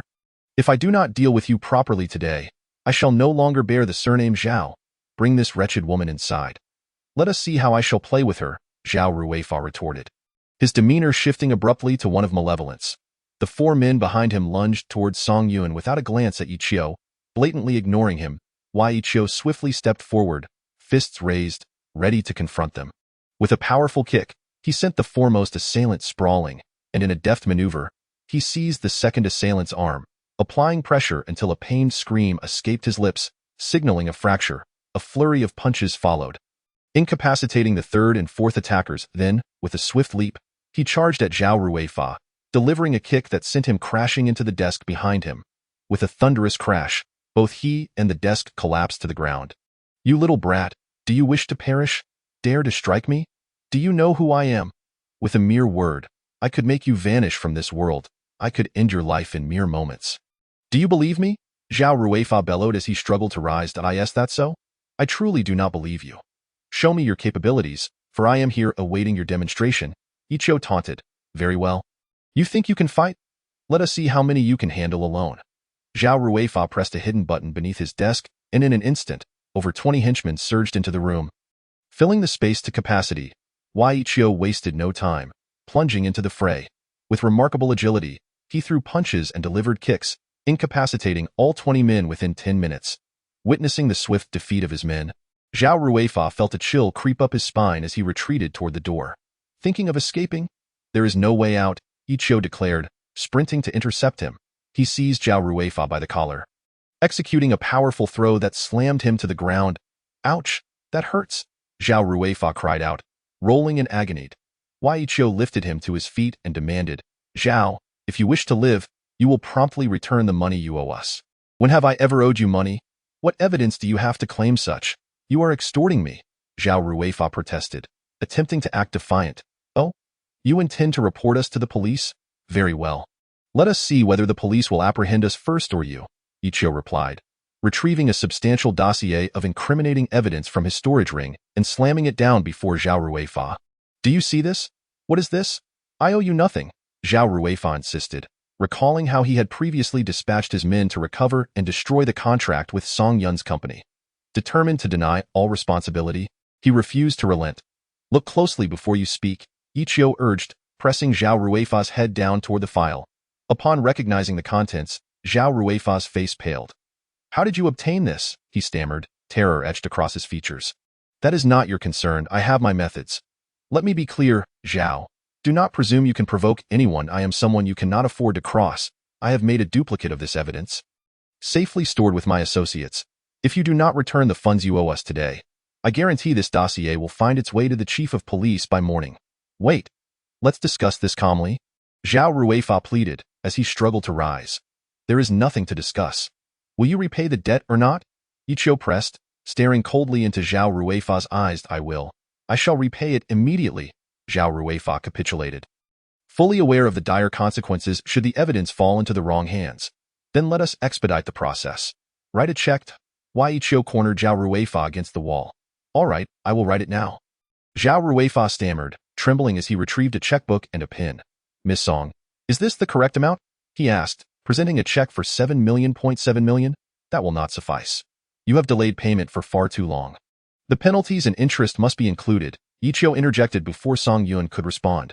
Then, how much do you require? Zhao Ruifa's brow glistened with sweat. Consider it for yourself, Yiqiu gestured toward the dossier on the floor. What do you believe it is worth? Zhao Ruifa, gritting his teeth, tore up the previous check and wrote a new one. Presenting it with both hands, he said, Miss Song. Oh, Sister Song, this is 10 million. I beg you for mercy. Spare me. Song Yun examined the check thoroughly before nodding at Yiqiu. Very well, we shall let you go this time. In 3 days, upon the check's clearance, I will have someone return this dossier to you. Remember, do not entertain any ill thoughts. I have already made copies. If anything happens to me, you can expect the police at your door. I would not dare. I will never again harbor thoughts against Miss Song. Zhao Ruifa assured them. Then we shall take our leave, Yiqiu said, bowing slightly to Zhao Ruifa. He collected the dossier and placed it back into his storage ring before turning to Song Yun. We can go now. Wait, Zhao Ruifa suddenly called out. What trickery do you intend now? Yiqiu demanded, narrowing his gaze. No. Please do not misunderstand. Zhao Ruifa fumbled in his pocket and produced 2 platinum VIP cards, offering them to Yiqiu. These are my club's VIP cards, a gift for both of you. You are always welcome to enjoy our facilities at no charge. Well, this is acceptable. After all, the money you earn is ill-gotten. Yiqiu replied with a smile, accepting the cards and placing them in his pocket. Sister, let us depart. With that, he wrapped an arm around Song Yun and exited the room. As they descended the elevator, Yiqiu spotted the 2 girls from earlier at the front desk. Upon seeing him and Song Yun, they hurriedly retreated to the corner, anxiously watching them as they approached the exit. Yiqiu halted abruptly, turning to the girls. How rude of you. A guest is leaving, and you do not even say farewell? The girls rushed over, standing at attention and bowing deeply. We apologize. It was our oversight. Please do not be upset. Thank you for visiting our club, and we hope to see you again. Now that is more like it, Yiqiu thought mischievously, pulling out several bills and tossing them playfully at the girls. Consider this your tip. With laughter, he and Song Yun exited Zhao Ruifa's establishment. Wonderful. I cannot believe we actually reclaimed the money, Song Yun exclaimed, beaming with joy as they drove back. I told you, as long as I am here, nothing will happen to you. Do you believe me now? Yiqiu declared proudly. Indeed, you are remarkable. You are truly impressive, Song Yun said, suddenly leaning over to kiss Yiqiu on the cheek. Hey, focus on driving. I am still young and do not wish to meet my end just yet, Yiqiu replied, blushing. Noticing Song Yun's own blush, he quickly changed the subject. Where shall we head now? Oh, right, we have yet to eat. Let's find a place to enjoy a nice meal, he suggested. Tonight, I will ensure you are thoroughly satisfied, Song Yun declared. What are you in the mood for? After a moment of thought, Yiqiu replied. How about hot pot? It has been ages since I last had it, and I am craving it. Excellent choice. Let's indulge in hot pot. Song Yun agreed enthusiastically. I heard there is a new hot pot restaurant called Blue Courtyard near the radio station that is quite popular. It should be good.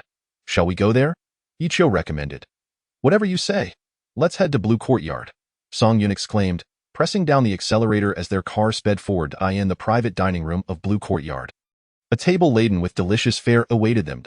Ichio devoured his meal with gusto while Song Yun watched, chuckling, do not rush. I am not going to compete with you for food. Take your time. What if you decide to take some from me? Ichio replied, his mouth full, words barely intelligible. After their meal, Ichio returned to the dormitory, where he discovered his roommates engrossed in a game of cards, playing do di ju. Look who has returned, our basketball champion, come join us. We are one player short. The second roommate called out eagerly, spotting Ichio. Are you joking? This game of do di ju is clearly played by 3 people. How can 6 play it? Ichio chuckled. Who says we have to play do di ju? We can play something else, like Jiajin Hua or 24 points, right?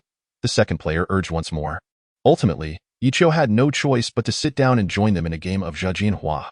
The night was initially tranquil, but when the class began the following day, the teacher delivered a shocking announcement regarding a surprise assessment and exam. How did it come to this so suddenly?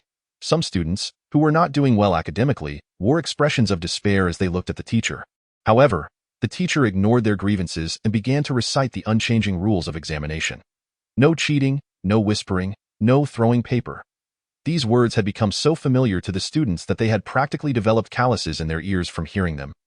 Yet adherence was mandatory. Upon hearing about the exam, Ichio instinctively thought that he could finally take a nap, as the teacher seldom paid attention to him due to his poor grades. Teachers had grown accustomed to the sight of students like him dozing off during assessments, often turning a blind eye to their indifference. Wait, didn't he possess the Supreme Coin and Supreme Card now? The thought struck him, and just as he was about to lay his head down, he sat up abruptly. The teacher, startled by Ichio's sudden movement, inquired, Ichio, what are you doing? If you don't want to take the exam, just step outside. Your grades are so low that it hardly matters whether you take it or not. You'd only drag down the class average. I want to inform you, teacher, that this time I intend to secure first place in the class. Ichio declared, wearing a confident smile, without a hint of exaggeration. First place. If you don't end up at the bottom, consider it a win. Now settle down. The first exam is mathematics. The teacher clearly did not believe him and began distributing the math papers.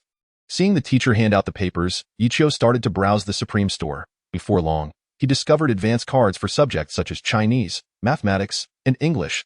He examined the effects of these cards. The advanced achievement card would grant complete mastery of the subject upon use. Excellent, he thought, and without hesitation, he exchanged for a mathematics card, which cost only 150 Supreme coins, well within his means. Although Ichio had previously been dismal in mathematics, after utilizing the advanced card, he perceived the math problems as simple as 1 plus 1. These questions were trivial for someone with his near-genius IQ, and he swiftly filled in all the answers within 10 minutes, even tackling the 2 extra questions and jotting down 3 different methods for solving them. After a brief moment, Ichio nodded in satisfaction at his completed paper. Teacher, I'm done. I'm submitting my paper. He stood up from his seat and walked to the podium to place his test paper down. Then, he swaggered out of the classroom under the teacher's disapproving gaze. Ichio's actions left his classmates, still engrossed in the exam, astonished. How could he submit his paper so quickly? Many speculated that since Ichio typically slept during exams, his swift submission must mean he was eager to return to his dormitory for a nap. Submitting in just 10 minutes surely indicated something was amiss. Even the top student could not complete it that fast. It was evident that Ichio's paper was likely blank. Yes, it had to be blank. He certainly could not have finished it all. As Ichio strutted out of the classroom, his classmates harbored contempt. Thinking to themselves, is submitting a blank paper impressive?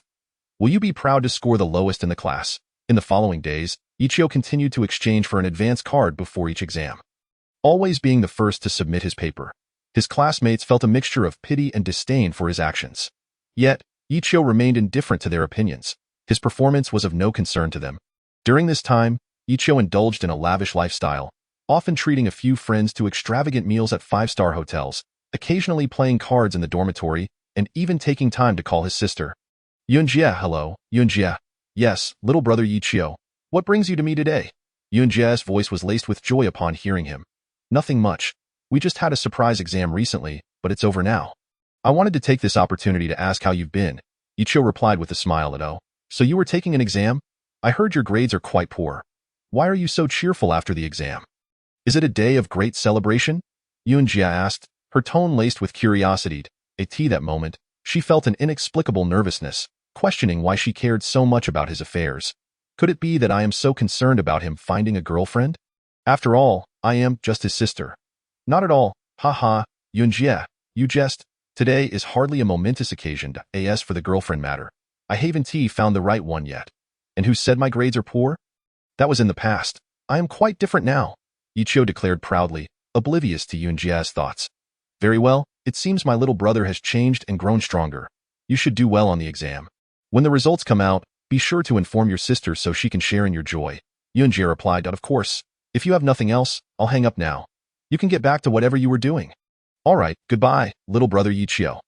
Yunjia hung up first, and Yichio tucked his phone away. Today was the day the teacher announced the grades and distributed the report cards. In the past, Yichio would approach such moments with a nonchalant attitude, as grades held little significance for him. He was more focused on finding ways to sleep longer.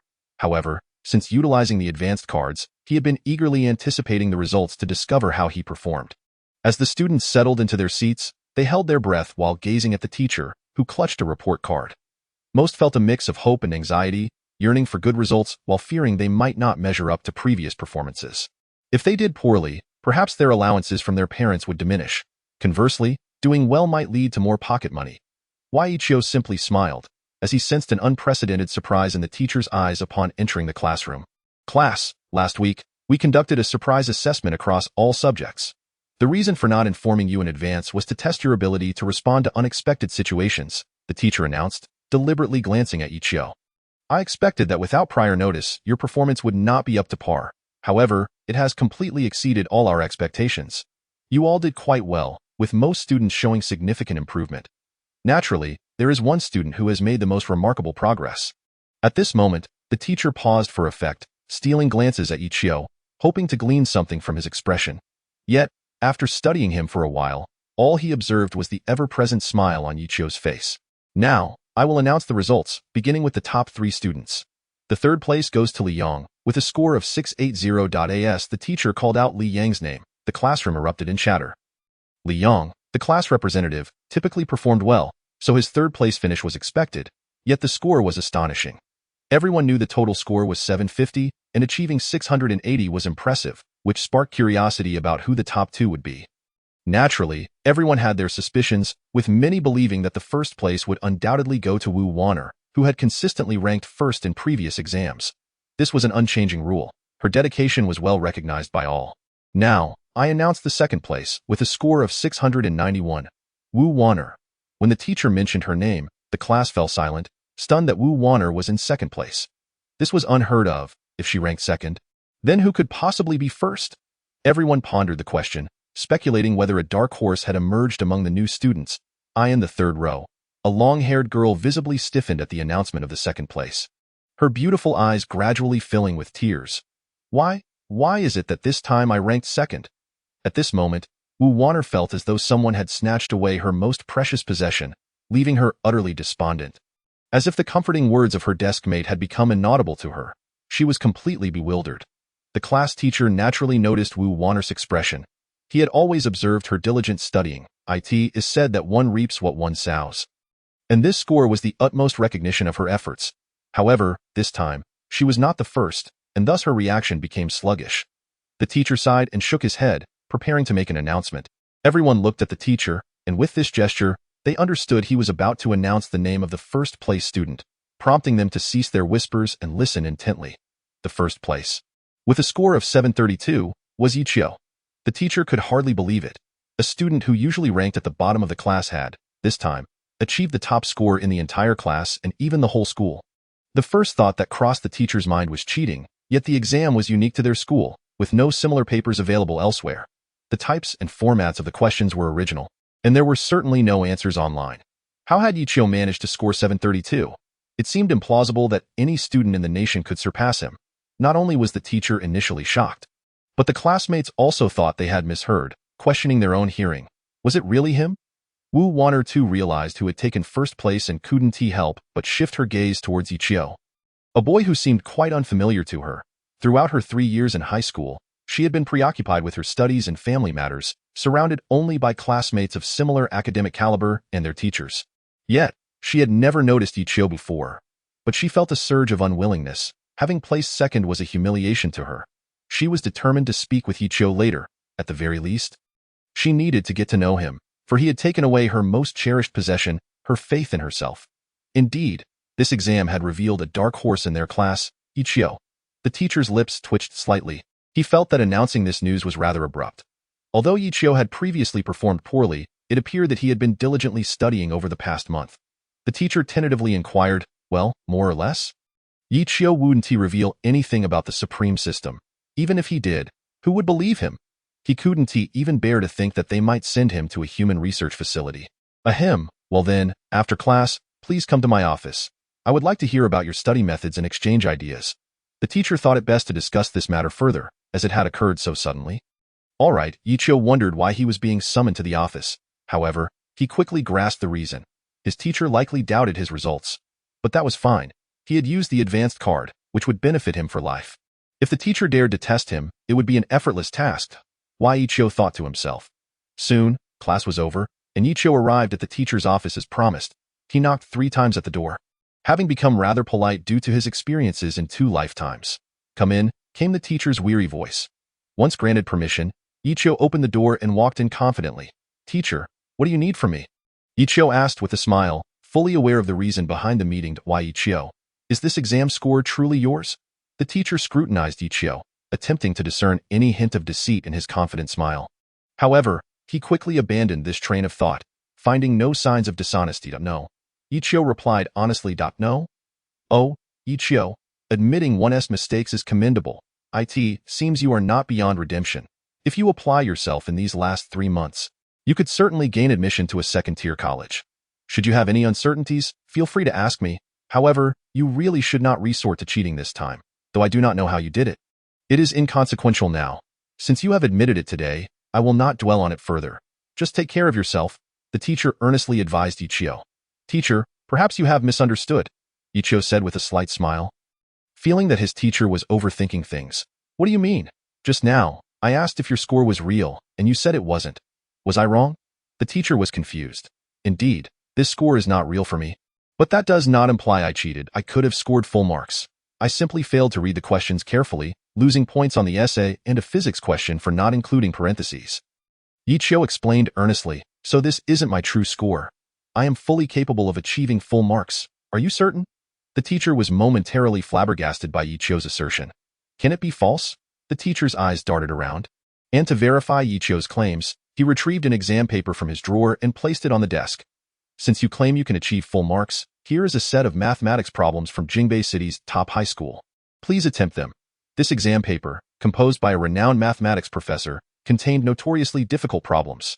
The teacher had originally intended to distribute it as homework, but now felt compelled to use it to ascertain Ichio's true abilities. He needed to witness Ichio solve the problems firsthand. It seems you still doubt me, so I shall comply. Why, Ichio took a pen from the desk. Ready to begin, I will give you 2 hours. You may skip the next class, the teacher said thoughtfully. Thank you for your kindness, but I only need 10 minutes. Why, Ichio casually glanced at the questions, already forming a general idea of the answers in his mind. Then spoke astonishingly. What? You can finish this set of problems in 10 minutes? You must be joking. The teacher's mouth dropped open in disbelief. I assure you. I am not joking, Ichio replied, his face adorned with a confident and sunny smile. Very well, begin at your leisure. The sooner, the better. Do not waste class time. The teacher adjusted his glasses and added. Okay, teacher, Ichio replied. As soon as the words left his mouth, he picked up the pen. Focusing intently, he absorbed the questions into his mind at lightning speed, applying his knowledge accordingly, swiftly solving each problem. Seconds ticked by, and soon the final question was completed under Ichio's rapid strokes. He had not paused even for a moment, completing the entire set in one continuous motion. The teacher, who had been watching Ichio solve the questions, was left dumbfounded, his glasses sliding down his nose. A glistening droplet at the corner of his mouth, seemed he had yet to recover from his shock. Had he attempted to copy from the answer sheet, it would have taken him at least 20 minutes. Yet, Ichio had managed to solve the problems without any reference in merely 10 minutes. Teacher? Teacher? Ichio called out twice without receiving a response, so he slapped the desk. Smack. Ah, what happened? The teacher wiped the droplet away, finally regaining his composure.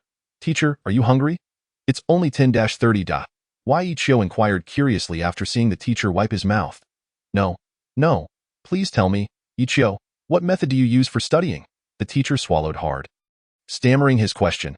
Having witnessed everything, the teacher was completely convinced by Ichio's prodigious actions. This was no ordinary student. He was a genius. Well, my study method is quite simple. I just memorize everything the teacher explains. Pay close attention in class, prepare thoroughly beforehand, and review diligently afterward. Of course, I also complete all assigned homework, and during my free time, I read relevant extracurricular materials. Is that all? The teacher said in astonishment. Yes, studying is inherently like this. Did you not teach us this, teacher? I follow your instructions in my studies, and the methods are those you imparted to us. Regarding the efficiency of learning, it fundamentally relies on individual talent.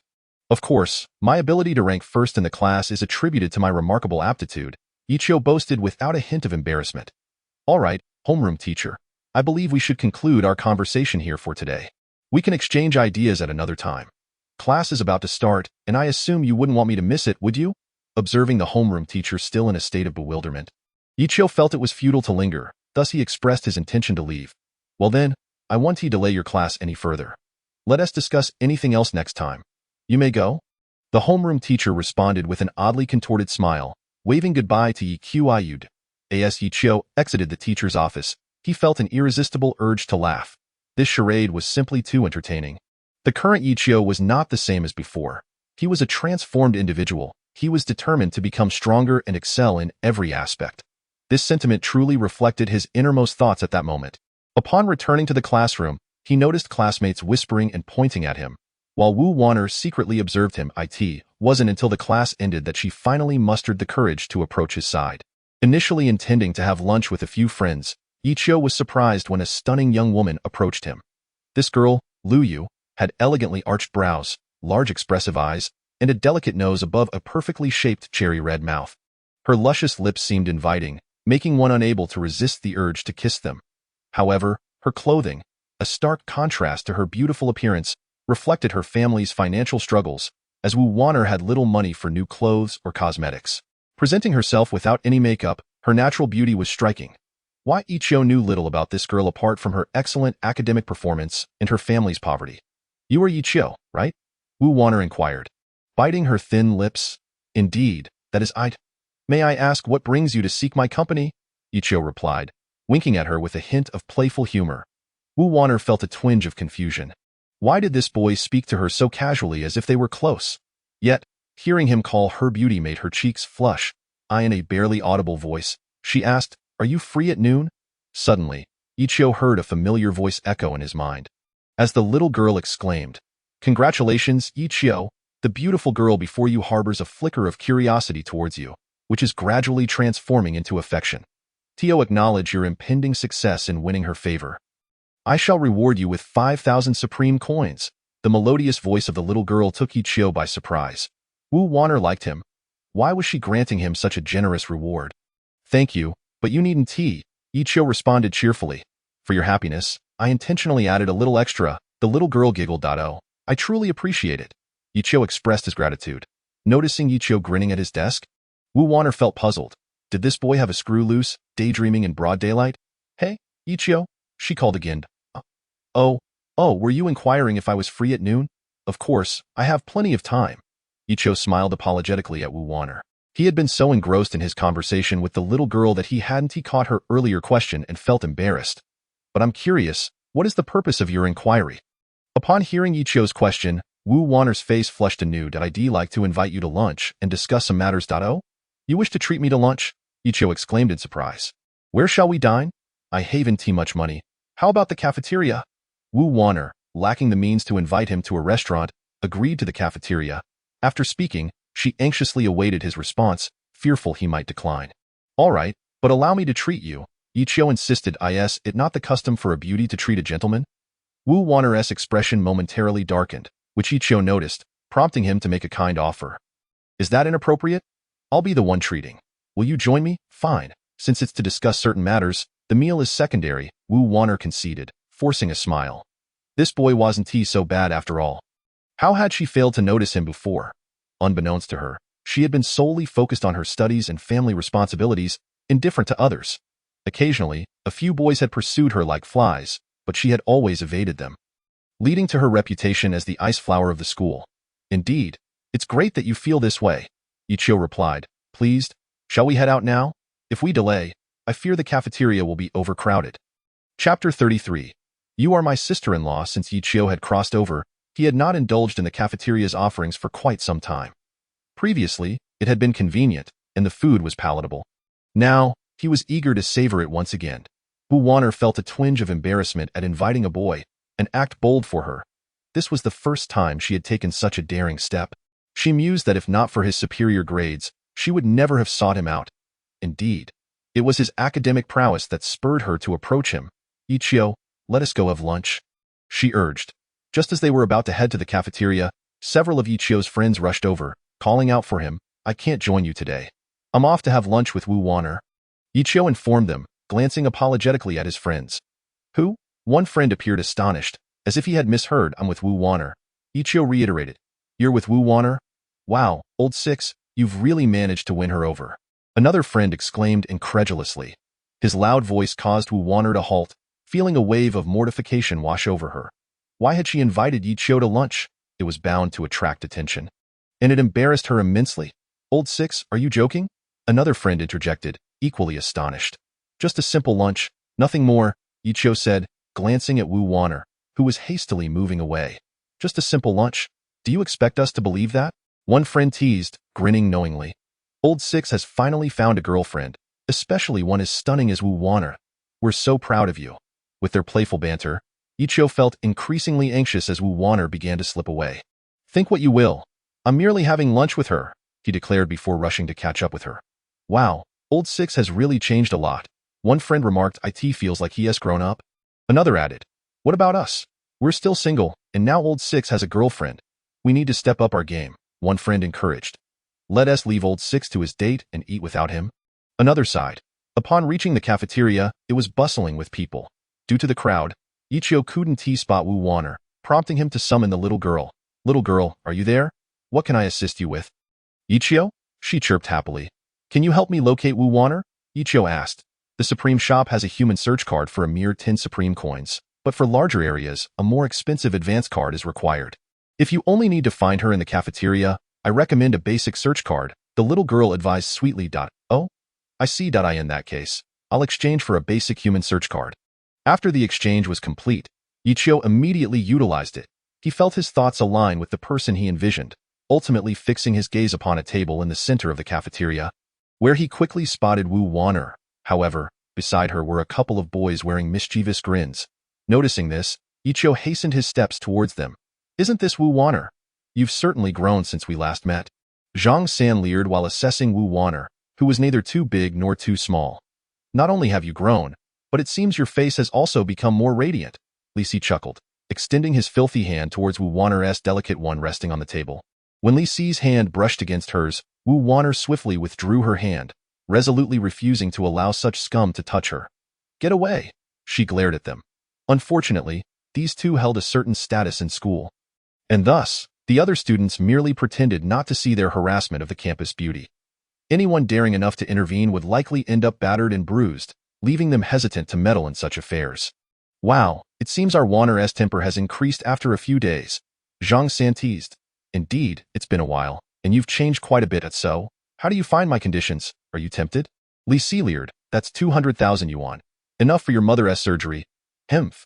If it means compromising my conscience and doing something I would regret, I would rather forego that money. Please, do not disturb me. Wu Wanner's expression shifted as thoughts of her mother, bedridden at home, brought tears to her eyes. Is it really so bad to be my girlfriend? My family is quite wealthy. If you agree, I can assure you a life free of worries. I could even offer you 200,000 yuan, or more, Zhang San enticed. Then your mother's illness wouldn't be prolonged. She could go to the hospital for surgery immediately, and your father, who works at the construction site, could have a better job, earning much more. It's just a matter of a few words. Is it really that difficult? As he spoke, he reached for Wu Wanner's delicate face. Yet, before his hand could touch her, it was seized by a man's grip. Having consumed a potent supplement, Ichio possessed immense strength, easily overpowering someone whose fighting skills barely exceeded 50.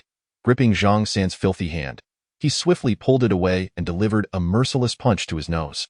The sickening sound of breaking bones echoed through the bustling cafeteria. Wu Wanner's beautiful eyes widened in disbelief as she witnessed the unfolding events. She was astonished to see Ichio, the one who had come to her rescued. At that moment, a flutter of feelings blossomed within her heart. An indescribable emotion surged forth. Zhang San, unable to discern who had captured his hand, soon realized the painful truth of his shattered nose. He had underestimated the power of Ichio's blow and fell to the ground, clutching his bleeding face in agony. "How dare you strike my brother? Do you know who I am?" Li Si's anger ignited upon seeing his brother in pain, and he rolled up his sleeves to retaliate. However, upon recognizing Ichio, he immediately fell silent. "Oh? Seeing your brother beaten, are you planning to seek revenge?" It seemed that this person was familiar with him, likely having witnessed his capabilities, which deterred him from retaliating. "Haha, Yigu, you're just joking, my brother. Feel free to hit him. It has nothing to do with me, right?" Li Si chuckled nervously. Everyone was aware of Ichio's rising reputation, his recent exploits, such as using money to humiliate the campus flower Hanya, and his astounding basketball skills that had defeated the school's strongest team, were well known. Such feats suggested he had significant backing. And few would dare to provoke him. "Oh? You really think so? If your brother wakes up and comes looking for you, you might find yourself in quite a predicament," Ichio replied with a smile. "Not at all. It's common for younger siblings to face reprimands from their older brothers, right?" Li Si laughed nervously, careful not to reveal any emotions that might provoke Ichio, fearing he would end up worse off than his brother. "You're quite the obedient little brother. Here's the deal. Since you're being sensible, drag your brother away so he doesn't T-block the way I want hold this against you." "Understood. Ye go. I'll take my brother away immediately. You enjoy your meal with your sister-in-law." Li Si bowed his head and complied. Moving to assist Zhang San, he dared not drag his brother away as instructed. That would have sealed his fate. "Sister-in-law?" As Li Si helped his brother away, Ichio echoed the term sister-in-law that had just escaped Li Si's lips. But who was the sister-in-law? He glanced around, his gaze landing on Wu Wanner, who sat blushing on the bench. "Are you the sister-in-law?" Ichio asked with feigned curiosity. "You're the sister-in-law." Wu Wanner's heart raced at being called that. Her cheeks flushed. Although she realized Li Si had referred to her, she hadn't responded in time, and now, the realization made her face even redder. Chapter 34. "Quite sacred, I'm male. How could I possibly be the sister-in-law?" "Your premise is flawed," Ichio remarked. Wu Wanner could no longer suppress her laughter. "All right, enough of that. Earlier, I mentioned treating you to a meal, but you insisted on treating me, so, are you?" "Oh, right, my memory fails me. I got distracted by your beauty and forgot the main business. I'm going to get food now. Wait for me." Ichio slapped his forehead and turned to leave, but then paused to ask, "By the way, what do you like to eat?" "I prefer something light. Just a bit more vegetables will suffice," Wu Wanner replied shyly, still feeling flustered from being called sister-in-law. Despite her embarrassment, she felt a growing fondness for Ichio, especially since he had just rescued her. Though the method was somewhat cliché, it was indeed an effective way to stir feelings of affection. Before long, Ichio returned with a table full of dishes, fish, meat, side dishes, soup, and more, totaling over 10 plates, creating a somewhat overwhelming spread before them. Watching Wu Wanner eat delicately, Ichio felt an unfamiliar sense of satisfaction swell within him, a feeling he had never experienced before. "Aren't you going to eat?" Wu Wanner, having been delayed for a moment, felt her stomach grumbling and couldn't resist the temptation of the abundant food before her. She usually settled for a simple meal, rarely indulging in such a feast. While she felt a tinge of guilt for the extravagance, she also envied Ichio's apparent wealth. Did he not feel any remorse spending so lavishly? Little did she know, Ichio possessed a fortune in the billions. Though she pondered this, she could not voice her thoughts. Instead, she noticed Ichio gazing at her intently, seemingly entranced. Curiosity piqued, she asked, "Why do you just stare at me without eating?" Ichio continued to gaze at her, as if he could derive sustenance merely from her presence. "It doesn't matter whether I eat or not," he replied, his eyes locked on her. "Why? If you're not eating, why just watch me?" Wu Wanner felt uneasy under his gaze, her heart fluttering with a mix of shyness and warmth, as this young man stirred feelings of affection within her. After all, beauty is indeed captivating. It was undeniable that Ichio had transformed completely.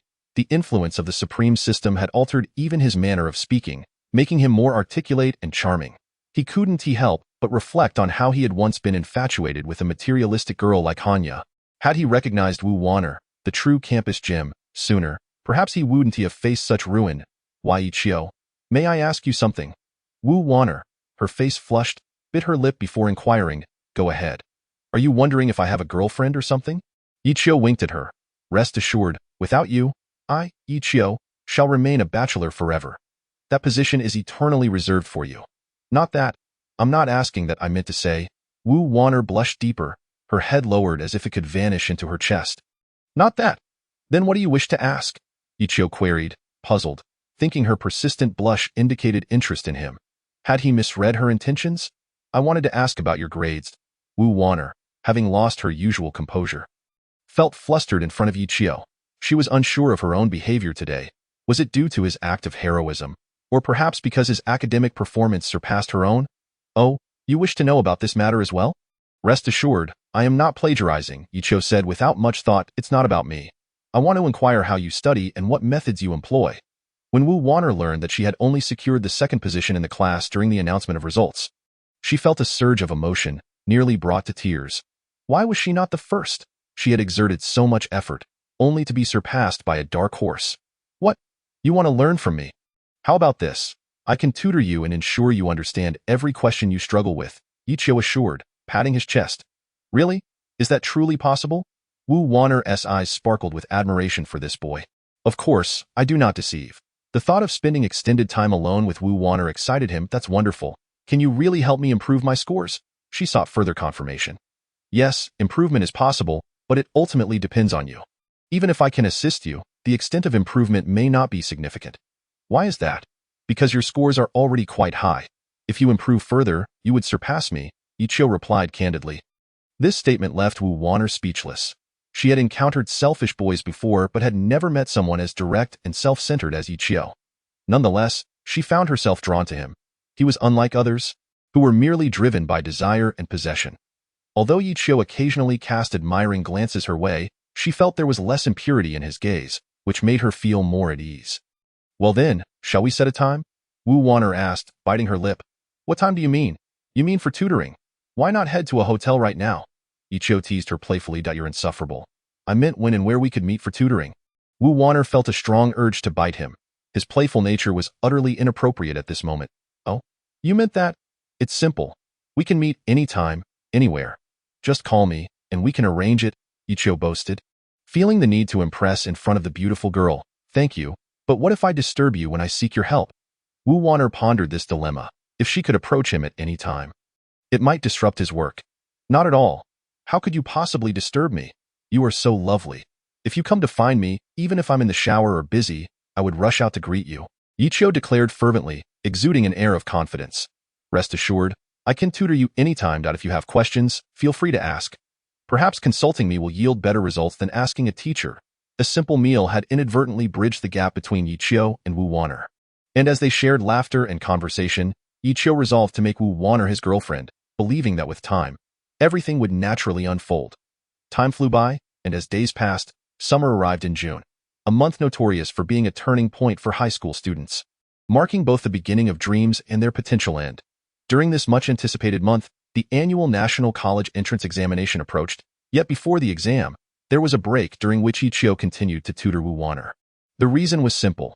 Wu Wanner possessed a strong competitive spirit and a stubborn personality, unwilling to let anyone surpass her. Initially, she believed Ichio had merely been lucky to achieve the top score. But over the following 2 months, he consistently maintained that position. Though she made progress, she could never quite catch up, which left her feeling frustrated. However, through their interactions over those 2 months, she began to understand the kind of person Ichio was. Recognizing his habits and abilities, gradually, the competitive fire within her diminished as she became enchanted by his charm. Today, they met again in a small grove. You don't know this question? It's simply about applying the physics formulas repeatedly. Try substituting the values, Ichio said seriously, sitting on the lush green grass. Following his instructions, Wu Wanner attempted the problem and, to her delight, finally solved the question that had troubled her for so long. So that's how it works. Ichio, you are truly remarkable. How did I not see this before? Ah, so you finally recognize my brilliance. Let me share a secret with you, Ichio said, his expression turning mysterious. What secret? Wu Wanner asked, her eyes wide with curiosity. Lean in closer. I'll tell you, he beckoned. Uncertain of what he was about to say, Wu Wanner complied, only to feel a warm breath against her ear. Igniting a ticklish sensation, as she leaned in, she felt a sudden warm touch against her ear. Wu Wanner's ears flushed crimson as she pushed Ichio away. What are you doing? Nothing much. I merely whispered a secret and kissed you in passing, Ichio said with a radiant smile, satisfied with her reaction. The once icy goddess had transformed into a warm and pure presence, her every smile captivating. Over the past 2 months, Ichio had fallen completely in love with her, and Wu Wanner felt the same. Yet, a special catalyst was needed to breach the delicate barrier between them. Reflecting on his previous life, Ichio recalled a time when he had been alone, lacking money and a legitimate job, wandering aimlessly after the loss of his parents. Now, with a beloved girl by his side, he resolved to seize the moment for a grand confession of love. A confession is an act of ritual. It is sacred. Chapter 35. Brotherhood is for a lifetime. He intended to accomplish everything he had never done before in his life, including this confession. Why, Ichio? Go for it. If your confession is successful, I'll reward you with 10,000 supreme coins. The little loli appeared at that moment, cheerfully encouraging him in his mind. Now, let's see how you perform. Is that so? Even a successful confession will earn me supreme coins? Ichio blurted out, surprised by his own words. Upon hearing this, Wu Wanner found his sudden mention of supreme coins quite peculiar. What do you mean? What are these supreme coins? But a confession. Is he planning to confess to me right now? But I'm not ready for that. At that moment, Wu Wanner's mind was in turmoil. Her thoughts a chaotic mess. Should she accept his confession or not? If she did, would it make her seem too frivolous, too open, too casual? What if Ichio no longer liked her? Conversely, if she declined, would he feel hurt or angry? Would he resort to something drastic? The mere thought sent her spiraling into anxiety. Wanner. Ichio suddenly focused intently on her. What do you think of me? He asked unexpectedly, his carefully crafted words for the confession evaporating in an instant. He, too, found himself growing anxious. He had previously considered asking the little loli for advice, or perhaps acquiring some sort of confession card. But he soon realized that this being his first confession, he needed to rely on himself. I think you are a good person, Wu Wanner replied, taken aback. Wasn't he supposed to confess? Why was he asking such a question now? After some thought, she realized she didn't truly understand him. He seemed to be a complex individual. You are a complex person, she finally concluded, offering a conventional response. Hearing her words, Ichio nearly fell to the ground in disbelief. So, it seems I am merely a good person in your eyes, he feigned disappointment. His despondent demeanor tugged at Wu Wanner's heartstrings. Why Ichio's display of vulnerability was a powerful tool to touch a girl's soft side. Alarmed by his sudden sadness, Wu Wanner exclaimed, What?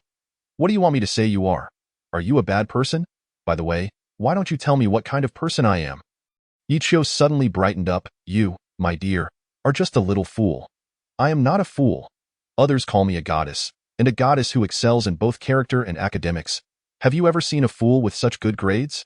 Their confession seemed to transform into a playful banter between the two, and Wu Wanner gradually shed her shyness. I haven't finished speaking yet, little fool. You are foolishly adorable, indeed possessing some cleverness. Your academic performance is unquestionable, but in my presence, how significant is that performance? How can you say that? I'm not foolish at all. Your grades are only slightly better than mine. Wu Wanner pouted adorably. Well then, do you know why I call you a little fool? I don't know. Do you know where you are foolish? No, still unwilling to admit it. What are you talking about? If you call me foolish again, I won't talk to you. Wu Wanner turned her head away in defiance. All right, little silly, I won't call you foolish anymore. You are the smartest. Why Ichio swiftly changed the subject. Is that settled then? Wu Wanner fell silent, gazing up at the leaves drifting gently in the breeze, lost in thought. Why Ichio felt helpless.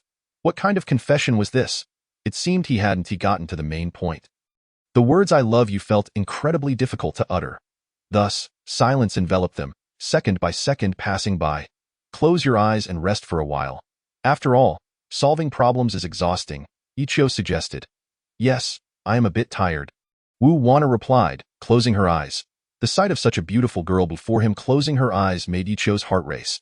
With her eyes shut, Wu Wanner seemed to contemplate something before speaking. You wouldn't take advantage of me closing my eyes to do something bad, would you?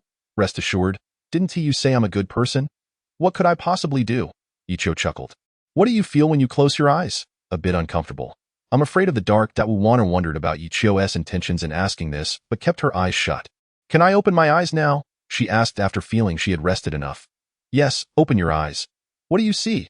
Ichio inquired, his gaze fixed on Wu Waner with profound meaning.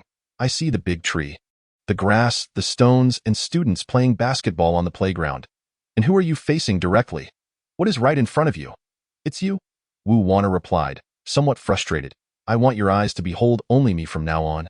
Not those trees, grass, or stones when you open them. Ichio's gaze became focused once more. You. What do you mean by you? Have you not realized my feelings for you, Waner? I like you. When you close your eyes and fear the dark, I want to be by your side, caring for and protecting you, ensuring you suffer not a trace of harm. Will you be my girlfriend?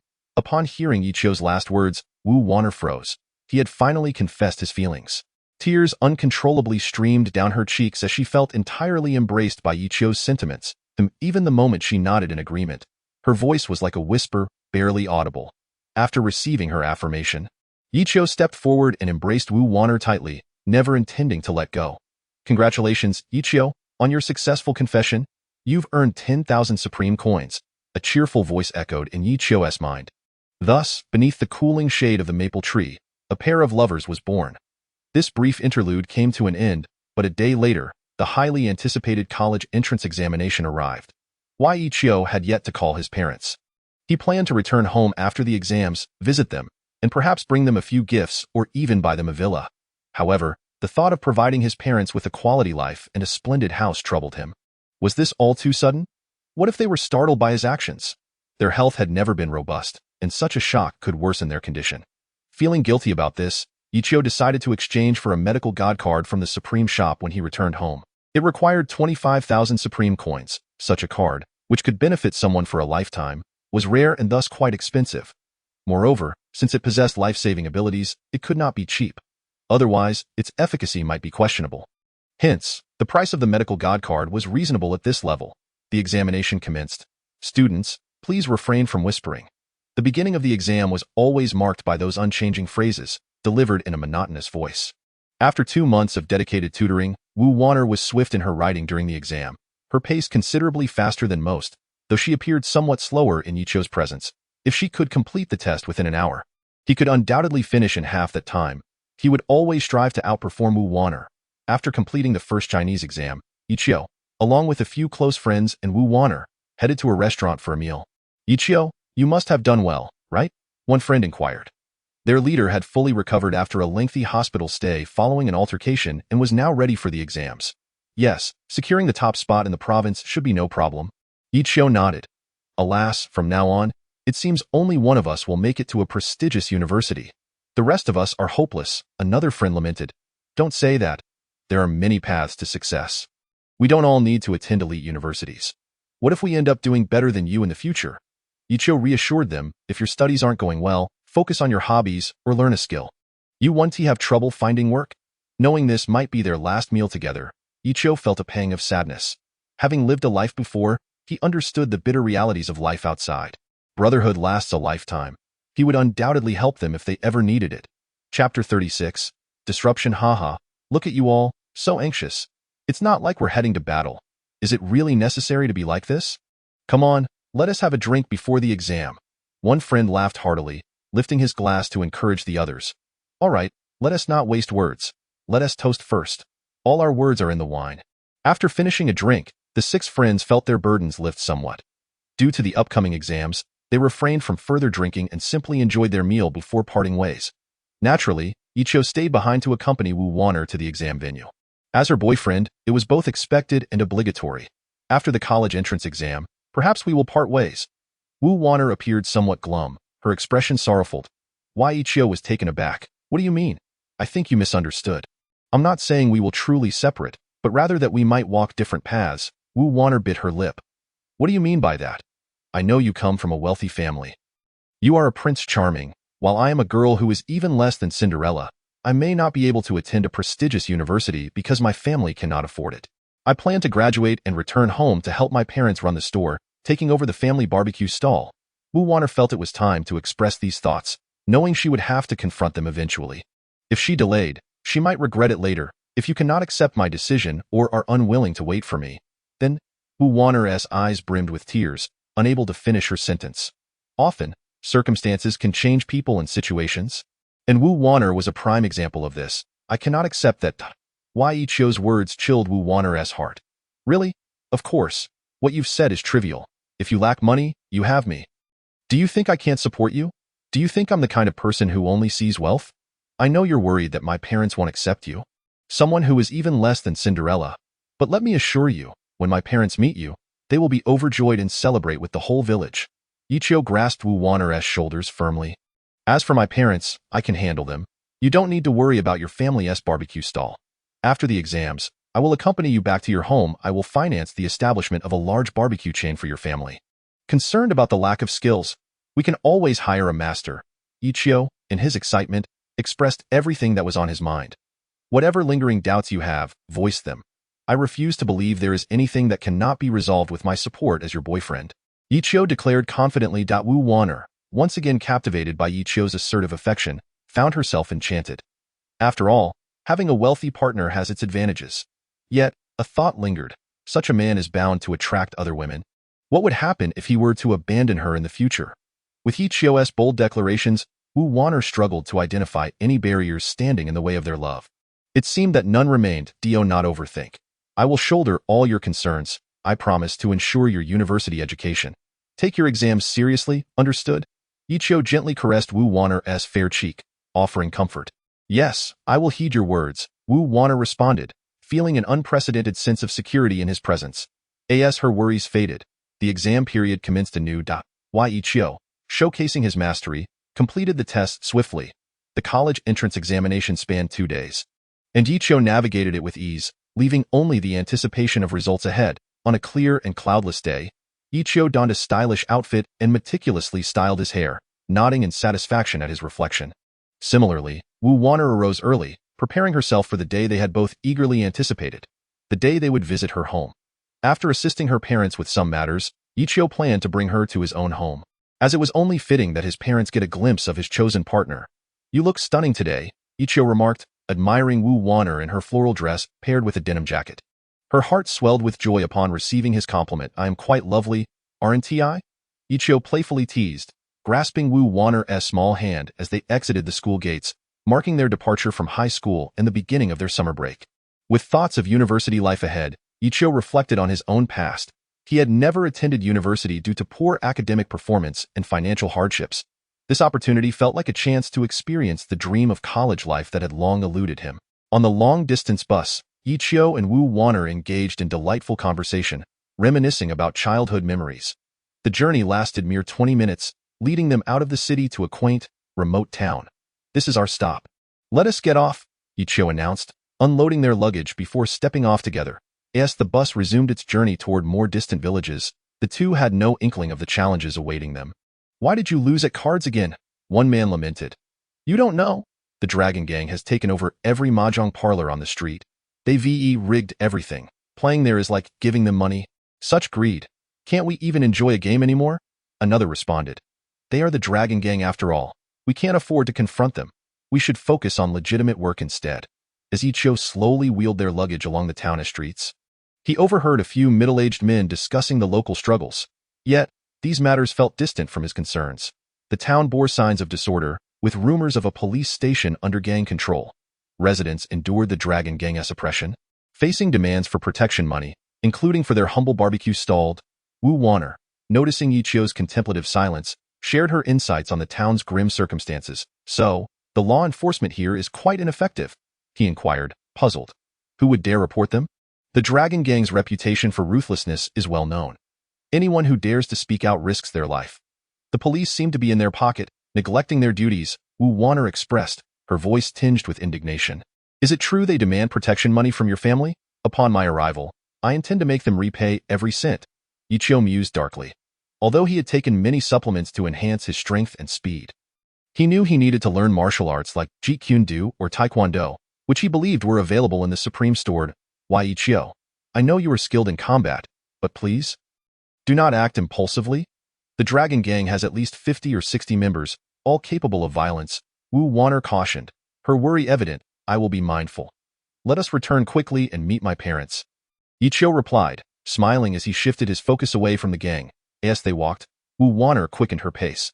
They soon encountered a bustling barbecue stall near a junior high school, where students eagerly lined up to indulge in inexpensive treats. A middle-aged woman expertly grilled skewers, oblivious to the two rowdy youths approaching. Madam, busy as always. One of the delinquents nonchalantly snatched a freshly grilled sausage, devouring it without hesitation. The woman, Huang Chunfang, contemplated speaking up but chose silence, hoping they would soon leave so she could resume her business. The presence of the thugs sent the students scattering in fear. Huang Chunfang sighed inwardly, lamenting the impact of this daily intimidation on her livelihood. Is something bothering you today, Madam Huang? Did my eating your barbecue make you uncomfortable? Speak up if something is wrong. Bottling it up is unhealthy. One thug jested, tossing a skewer to the ground. How could I be unhappy when you two grace me with your presence? I am merely striving to make a living, Huang Chunfang replied, forcing a smile despite the grim reality. Let's not dwell on that. We need to discuss this month's protection fee. I understand June is a slower month for barbecue sales, but you must still pay. After all, this is our territory, the thug continued casually, picking his teeth. Didn't I just pay 700 last month? Why the sudden demand again? Huang Chunfang's heart sank at the mention of more payments. Considering your struggles, we'll reduce it to 500 this month. Rest assured, this will guarantee your stall's safety, he said, feigning compassion. Really? Can we delay payment for 2 weeks? The business just started picking up again. Huang Chunfang pleaded, her voice trembling as she faced the merciless extortionists. Alas, we find ourselves with no alternative. When the higher-ups dictate our actions, we must comply. The matter of collecting protection fees is not solely within our purview. Perhaps, Aunt Huang, you could extend us some understanding? We have already collected from the other small shops. Yours is the last remaining. It would be unreasonable to treat you as an exception, would it not? However, I genuinely cannot spare the 500 yuan this month, as I have to cover my household's electricity and water bills. Could you possibly grant me a few more days? I implore you that it's not that I cannot pay. Rather, this payment would exacerbate the financial strain on our household. Aunt Huang, despite my lengthy explanation, it seems you have chosen not to heed my words. Today, you must pay the 500 yuan, no matter what. The patience of the ruffian is not infinite, and Aunt Huang's ungratefulness has ignited his anger. I truly lack the funds. Can we extend the deadline by just a week? I assure you, I will personally deliver the 500 yuan to your dragon gang then. Aunt Huang was on the verge of tears, witnessing the ruffian's frustration. She nearly fell to her knees. No, not even a single day can be granted. If I delay, my superior will not allow it. What am I to do? If you do not pay today, I will smash this barbecue grill. The ruffian's fury was palpable. The green-haired thug stepped towards the barbecue grill, poised to overturn it. This is your final chance. Will you pay or not? The ruffian inquired once more, indifferent to Huang Chunfang's bitter expression. Go ahead. Overturn the barbecue grill if you dare. The ruffian had no intention of actually destroying Huang Chunfang's grill. It was merely a tactic to intimidate her into paying the 500 yuan protection fee. However, upon hearing someone urging him to flip the grill, he paused. Who dares to interrupt my business? The ruffian was taken aback, his gaze landing on a beautiful young girl, captivated by her striking appearance. He thought himself fortunate to encounter such a rare beauty. Unbeknownst to him, Wu Wanner was Huang Chunfang's daughter, and he promptly abandoned thoughts of the protection fee, approaching Wu Wanner instead. His focus was solely on her. Failing to notice the young man standing beside her, such is the nature of men, often blind to anything but women. Hey, was that you who just spoke? The ruffian leered, his expression grotesque. That was a man's voice. It couldn't have been her. The green-haired thug behind him sensed something amiss and cautioned his leader. It was I who spoke, Ichio declared, positioning himself protectively in front of Wu Wanner. At that moment, Wu Wanner felt reassured, as if a mountain had risen before her, wishing she could embrace the young man in front of her right there, even before her mother. Huang Chunfang was momentarily stunned, pondering who dared address a member of the dragon gang in such a manner. Could it be the leader of the dragon gang? As this thought crossed her mind, she followed the source of the voice and, upon seeing her longed-for daughter, tears welled up in her eyes. It dawned on her that the time for vacation had arrived.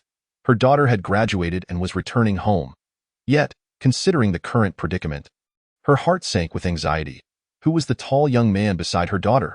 Huang Chunfang couldn't help but wonder if he was her daughter's boyfriend. Who do you think you are?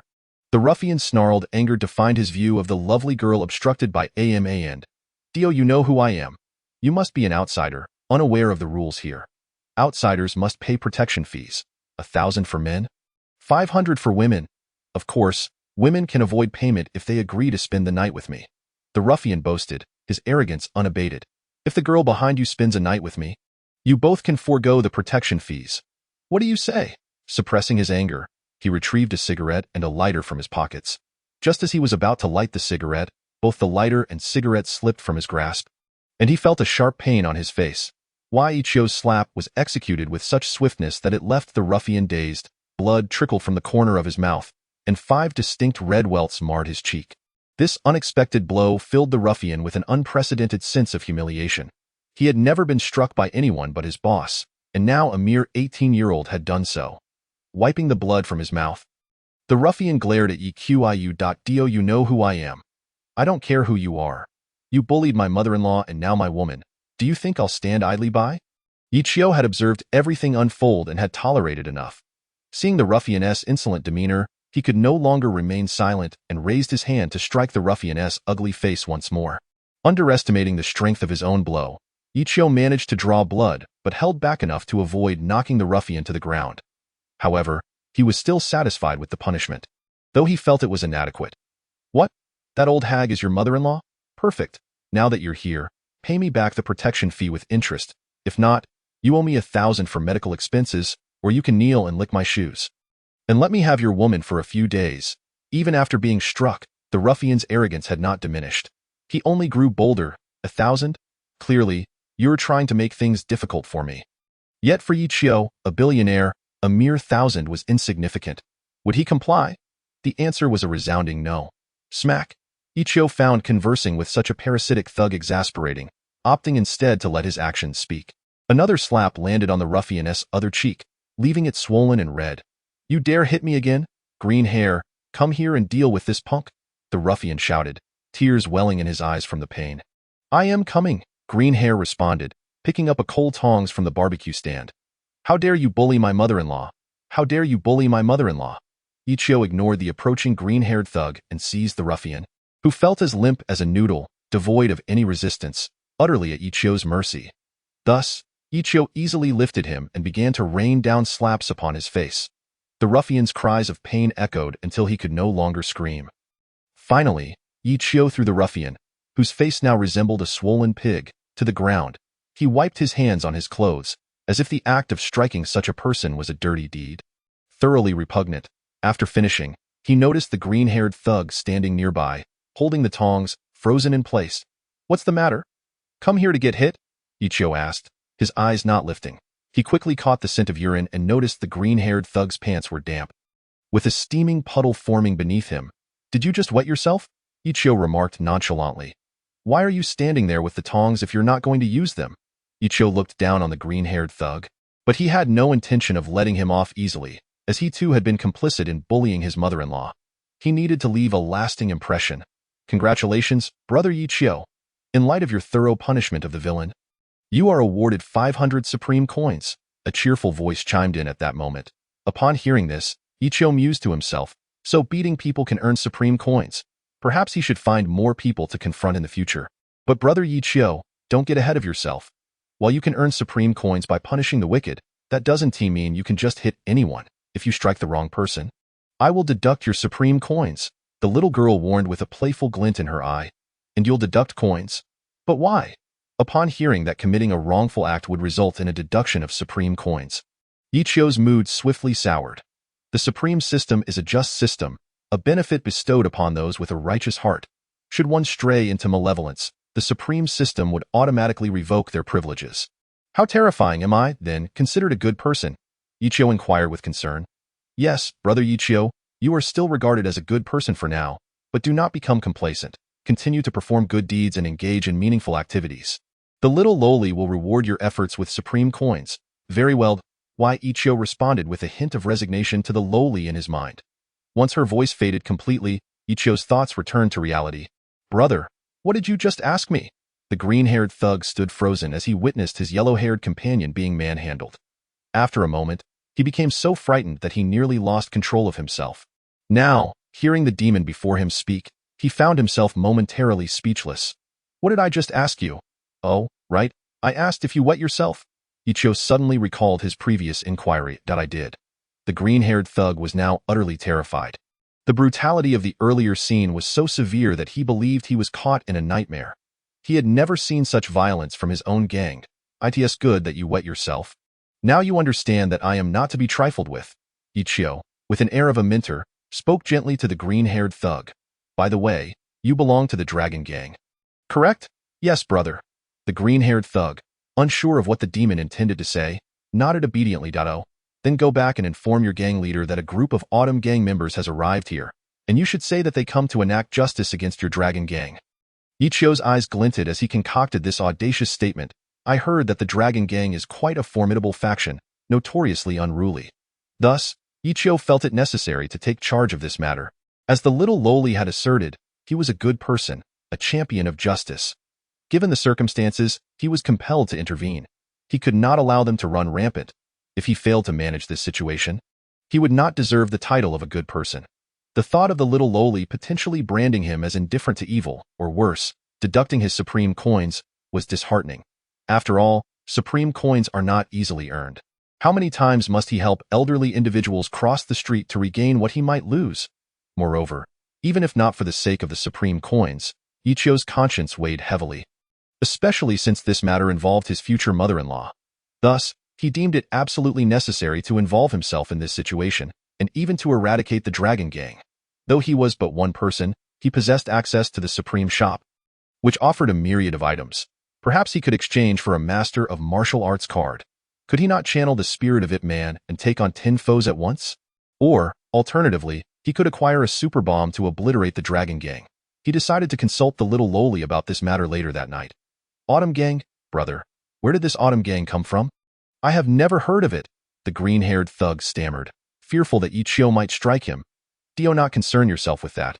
Just return and relay what I told you to your leader. Ichio waved his hand dismissively, exuding impatience. Oh, yes, brother. I shall return and inform our leader immediately. The green-haired thug nodded and hurried away. Wait!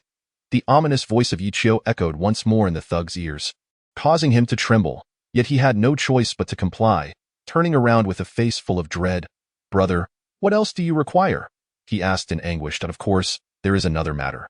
You just bullied my future mother-in-law, and I have yet to settle the score. Ichio began to roll up his sleeves as he approached the green-haired thug. Thud.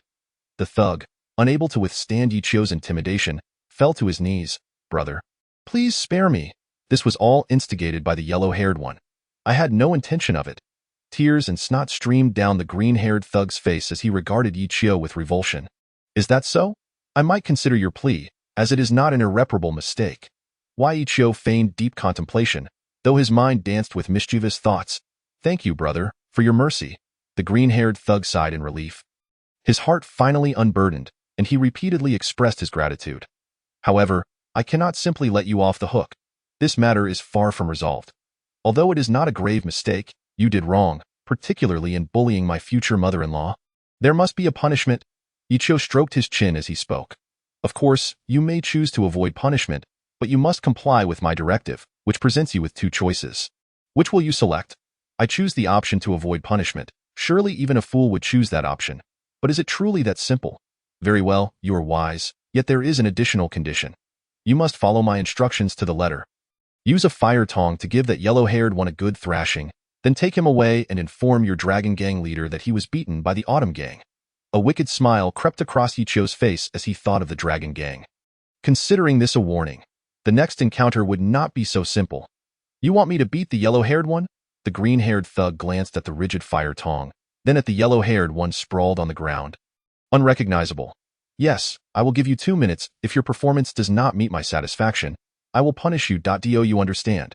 If you manage to impress me, you may take your yellow-haired brother and leave after 2 minutes. Ichio declared with unyielding authority. He did not view this as cruel. It was merely retribution for their actions against others. Are you sure this is appropriate? Wu Wanner, who had been silently observing Ichio, felt a pang of compassion at the thought of one of their own striking another. She stepped forward, voicing her concern. Hearing her speak up for the thug, Ichio felt a twinge of discomfort. Wanner, you are too kind-hearted. Sometimes, one cannot afford to show mercy to an enemy. It only leads to endless despair.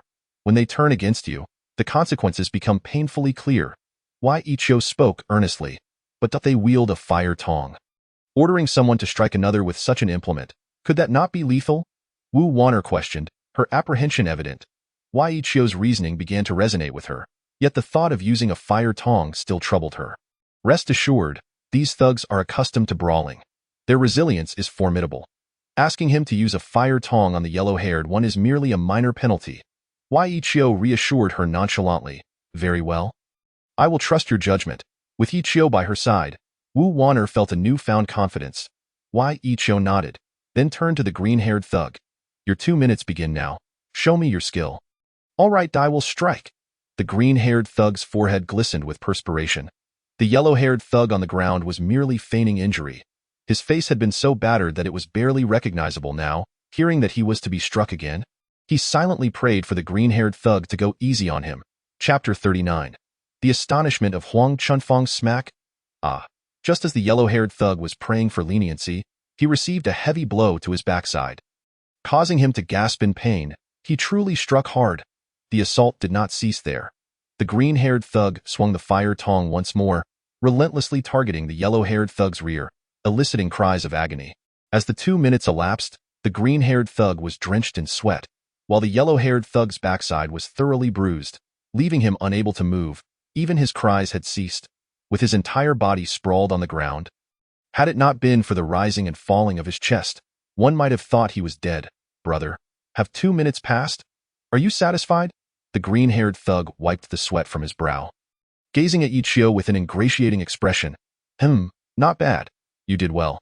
Should I require your services again, I will call upon you. You may leave now. Ichio smiled approvingly and waved him away.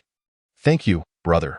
The green-haired thug wiped his brow again, pondering what Ichio meant by needing him again. Didn't he that put him in a bind? Who would willingly engage in such a scenario again? He resolved to keep a safe distance from Ichio, the demonic figure. Thank you, Ichio, if it weren't for you. After the thugs departed, Wu Wanner approached Ichio, lowering her head in gratitude. Oh, there is no need for thanks. It is simply what a man ought to do. Do not be so formal. The aunt approaching from the barbecue stall must be your mother, am I correct? As Ichio observed, the aunt who had been at the barbecue stall hurriedly approached, her steps brisk and her gaze fixed on Wu Wanner, radiating a mixture of longing and joy from a distance. Wu Wanner spotted her mother making her way towards her, and tears welled up uncontrollably in her eyes. To spare her mother from walking any further, she quickened her pace. Wanner, you have finally returned. Huang Chunfeng exclaimed, her face alight with excitement. The sight of her daughter brought her more happiness than any fortunate event could. Mom, Wu Wanner cried as she embraced her mother, inhaling the familiar scent that stirred nostalgic feelings. Yet, she noticed a few strands of silver in her mother's hair. You must be tired after such a long journey. Huang Chunfeng gently released her daughter from the embrace and inquired with concern, deliberately avoiding any mention of the previous scuffle. Let's close up early today. I won't be working the stall. We'll head home, and I'll prepare something delicious for you. Thank you, Mom, Wu Wanner replied, her eyes glistening with unshed tears. Silly child, why are you crying? Everything is fine. Let us go home. Huang Chunfeng tenderly wiped away the tears from her daughter's cheeks and took her hand, leading her back towards the barbecue stall. By the way, Mom, I have someone special to introduce to you. Wu Wanner suddenly recalled something and called out to her mother, her cheeks flushed with a hint of shyness. Who is it? Why the grand introduction? Huang Chunfeng asked, puzzled that it's a Boyd, a very good friend of mine. Since we're on break, I brought him home with me. Wu Wanner had mustered the courage to reveal this, but felt bashful as the words lingered on her lips. Especially since it was her first time discussing such matters with her mother. Hello, Auntie. I am your daughter's boyfriend, Ichio. Ichio, unable to endure Wu Wanner's shy demeanor, stepped forward to introduce himself. Oh? I noticed you earlier, helping my daughter with those ruffians, Huang Chunfeng mused, having speculated about his identity. Initially, she dismissed the idea of him being her daughter's boyfriend, considering him too dashing and well-dressed to possibly be involved with her daughter. Upon hearing him confirm their relationship, she was taken aback. Really? You are truly my Wanner's boyfriend? Huang Chunfeng sought reassurance. Indeed, without a doubt, Ichio affirmed, observing the surprise on Huang Chunfeng's face, uncertain of her thoughts about him and whether she approved of her future son-in-law. Where do you live? Is it in the countryside or a big city? Huang Chunfang pressed, determined to ensure her daughter's safety and happiness. I live in the countryside. Ichio replied candidly, but I plan to move soon. He intended to discuss purchasing a villa with his parents. Oh? So you're not from a wealthy family? Huang Chunfang's concern surfaced. She was primarily worried about her daughter's future. Why family isn't well off? Ichio admitted, reflecting on his parents' health issues and limited earnings, which barely supported his education. However, he had recently come into some wealth. Do you love my water? Huang Chunfang inquired, scrutinizing him. She recognized that mere physical attributes and strength could not guarantee happiness. Of course, I love her. Wu Wan'er eagerly awaited Ichio's response, hoping for a declaration of his affection. When he professed his love, her heart soared with delight. Young man, are you certain you truly love my daughter? Can you provide her with happiness? You mentioned living in the countryside, which surely means a life of labor every harvest season.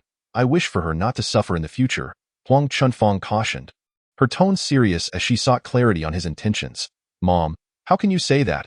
Wu Wan'er's face paled at her mother's words, shocked by the sudden harshness. Huang Chunfang's reaction was rooted in the harsh realities faced by those in lower socioeconomic strata. Such concerns were not unfounded in their world. Wan'er, say nothing. While I do not approve of your relationship, I am fine with you being friends. Huang Chunfang caressed her daughter's delicate face, her heart aching. Auntie, I believe there's been a misunderstanding. Just because I live in the countryside and have crops doesn't mean I will remain there. It's the modern age. I've mentioned my plans to move to the city and purchase a villa. Ichio clarified, realizing that Wu Wan'er's mother was worried about his financial status. While I may have grown up with little, that does not reflect my current situation. I am quite capable of providing for Wan'er. Ichio hesitated to disclose his financial status, but finally mentioned he had considerable savings. If you disapprove of me as a future son-in-law, I can change anything you wish. If you think I'm unattractive, I can undergo cosmetic surgery. If you doubt my wealth, I can earn more. If my rural background concerns you, I can relocate. Why Ichio's earnestness touched Wu Wan'er, who felt hope rekindle within her. Are you serious? You have substantial savings and plan to buy a villa? Huang Chunfang was astounded, her disbelief evident. Yes, and I'm here to assist you with your barbecue stall. I've heard wonderful things about your cooking, and I wish to help expand it into a restaurant and possibly establish a chain. Are you joking? Huang Chunfang thought she must be dreaming, questioning whether her daughter had truly found a golden opportunity. I would never jest with you, Auntie. I only have a single bank card and limited cash, Ichio explained, revealing several stacks of cash. Here is some money to alleviate any immediate concerns. 30,000 should suffice. That's more than enough. Huang Chunfang was astonished, her skepticism fading as she gazed at the cash. Please disregard what I previously said, young man. I did not mean to imply disapproval. I simply wish to assess your character. You have proven yourself a kind-hearted, wealthy, and handsome young man. I like you. Huang Chunfang appeared to be a completely different person from her previous demeanor. Yet this did not concern Ichio. All he desired was Huang Chunfang's consent regarding his relationship with Wu Wan'er. Indeed, Auntie's prior comments were entirely reasonable, and Ichio nodded in understanding. All right, look at my memory. Wasn't I supposed to head home for a rest? Let's not dwell on that. First, let's tidy up the barbecue blanket, and then we can discuss over dinner. Huang Chunfang's wrinkled face blossomed into a smile. Thus, through their casual conversation, Ichio assisted Wu Wan'er's mother in cleaning up the barbecue stall, and then accompanied the mother and daughter to a modest residential building. Although the dwelling was simple, it was quite pleasant inside, with average decor. By the way, Mom, when will Dad be back? During the vegetable washing, Wu Wan'er took a moment to inquire. He's busy at the construction site and won't return until evening. Huang Chunfang replied, slicing fresh pork. I've heard Wan'er mention that Uncle works at the construction site. It's said that such work is quite arduous. Perhaps, Auntie, you could persuade Uncle to help manage our new shop when it opens? Ichio suggested while peeling garlic. That's a splendid idea. With an additional man in the household, life will indeed become easier. Huang Chunfang inhaled deeply, releasing her pin-up frustrations. Auntie, how about I cook? Ichio proposed. Having finished washing the vegetables, cutting the meat, and peeling the garlic, the little girl had mentioned that the Supreme store offered chef cards, and he wished to seize this opportunity to prepare a feast. After all, in his previous life, he had been utterly inept, lacking any culinary skills. The arrival of the little girl had granted him a chance at rebirth, compelling him to master the art of cooking. He wanted Huang Chunfang and her daughter to be his first taste testers. Cooking? You can cook? Huang Chunfang had initially intended to prepare the meal herself, as it was only proper for her future son-in-law to be treated with the utmost hospitality. Oh, I assure you, my dishes are unparalleled, Ichio boasted, patting his chest. Humph. I find that hard to believe. My mother's cooking is the best in the world. Even the neighbors praise her culinary skills. It's a pity she never pursued a career as a chef. Wu Wanner interjected, clearly unimpressed by Yi Chou's claims. Don't worry, Wanner. Let Yi Chou give it a try today. I'm quite curious to taste his skills, Huang Chunfang said with anticipation. All right, since Mom insists, I'll allow it. Wu Wanner conceded, though she secretly longed for her mother's cooking but couldn't have it at the moment. If Yi Chou's dishes turned out delectable, she would have no reason to resent him. If they were unappetizing, however, she'd certainly have something to say. With the approval of the mother and daughter, Yi Chou approached the stove. He accessed the Supreme store and opened the skill section, where he immediately spotted the entries for beginner, advanced, and super chef cards, each marked with corresponding prices. The beginner chef card required Supreme coins, the advanced chef card required more, and the super chef card demanded a staggering sum of 10,000 coins. Upon seeing these figures, Yi Chou couldn't help but swallow hard. What's wrong? Are you just going to stand there with the spatula? After washing the vegetables, Wu Wanner approached Yi Chou, curious to see how he would cook. However, after observing him standing there with a spatula for some time, she teasingly asked, You can't possibly not know how to cook, right? If you can't, I'll just call my mom. Wait. Just as Wu Wanner was about to exit the kitchen to fetch her mother, Yi Chou hurriedly called her back. What is it? You're not trying to call for help, are you? Wu Wanner blinked her big, innocent eyes. Her curiosity piqued. I'm not asking for help. I want to make a wager with you. Yi Chou teased out a wager. What kind? She inquired, intrigued. Well, there's always a stake in a bet. If my cooking satisfies you, you owe me a kiss. Yi Chou smirked. All right. If your cooking truly impresses me, I'll grant you that kiss. But if it's terrible, what will you do? Wu Wanner countered, raising an eyebrow. If my dish fails to please you, then you must kiss me, Yi Chou declared, confident in his proposal. What kind of wager is that? It's not fair, Wu Wanner protested. Then suggest a stake. Yi Chou, having been outmaneuvered by Wu Wanner, relented. My wager is that you must stop boasting in the future. Boasting is for little dogs, she said innocently. That wager seems acceptable, Yi Chou thought, momentarily speechless at Wu Wanner's unexpected stipulation. I look forward to the day you fulfill that promise, Wu Wanner said with a smile. We'll see about that. Fulfilling the wager isn't necessarily my responsibility, Yi Chou replied, equally self-assured. To ensure his girlfriend's complete satisfaction, Yi Chou decided to redeem a super chef card and prepare an array of exquisite dishes. Upon using the super chef card, Yi Chou felt transformed, as if a new culinary prowess had awakened within him. As he surveyed the ingredients Huang Chunfang had prepared, visions of various cooking techniques flooded his mind, be it steaming, stir-frying, or braising. Each vividly etched into his memory. He possessed an extensive recipe book in his mind, and following its guidance made the task effortless.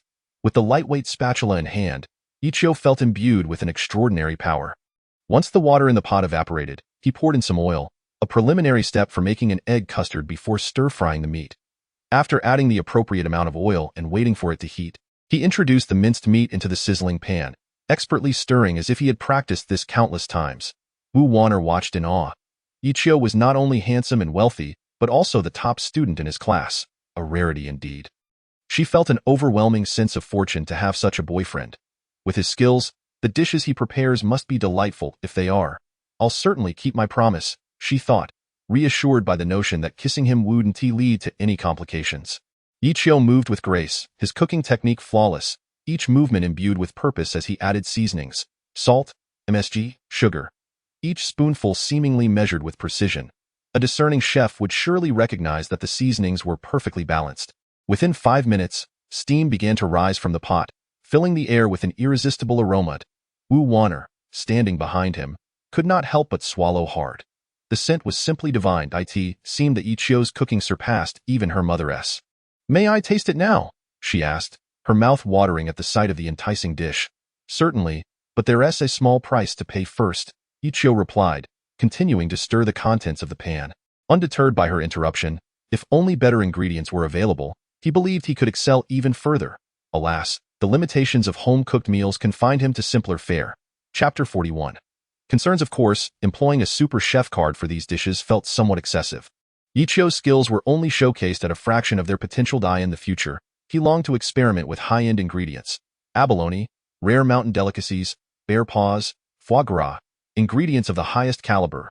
If such luxuries were within his reach, he would undoubtedly unleash the full extent of his super chef capabilities, elevating these exquisite ingredients to a world-class culinary experience. Such was the power of the super chef card, truly remarkable. What price? Wu Wanner, her focus solely on the seemingly delectable dish before her, paid no heed to Yichio's mention of a price. Just let me steal a kiss. Yichio grinned. I'm afraid this is our wager. How can I allow you to kiss me without knowing how delicious your cooking is? That would surely be a disadvantage.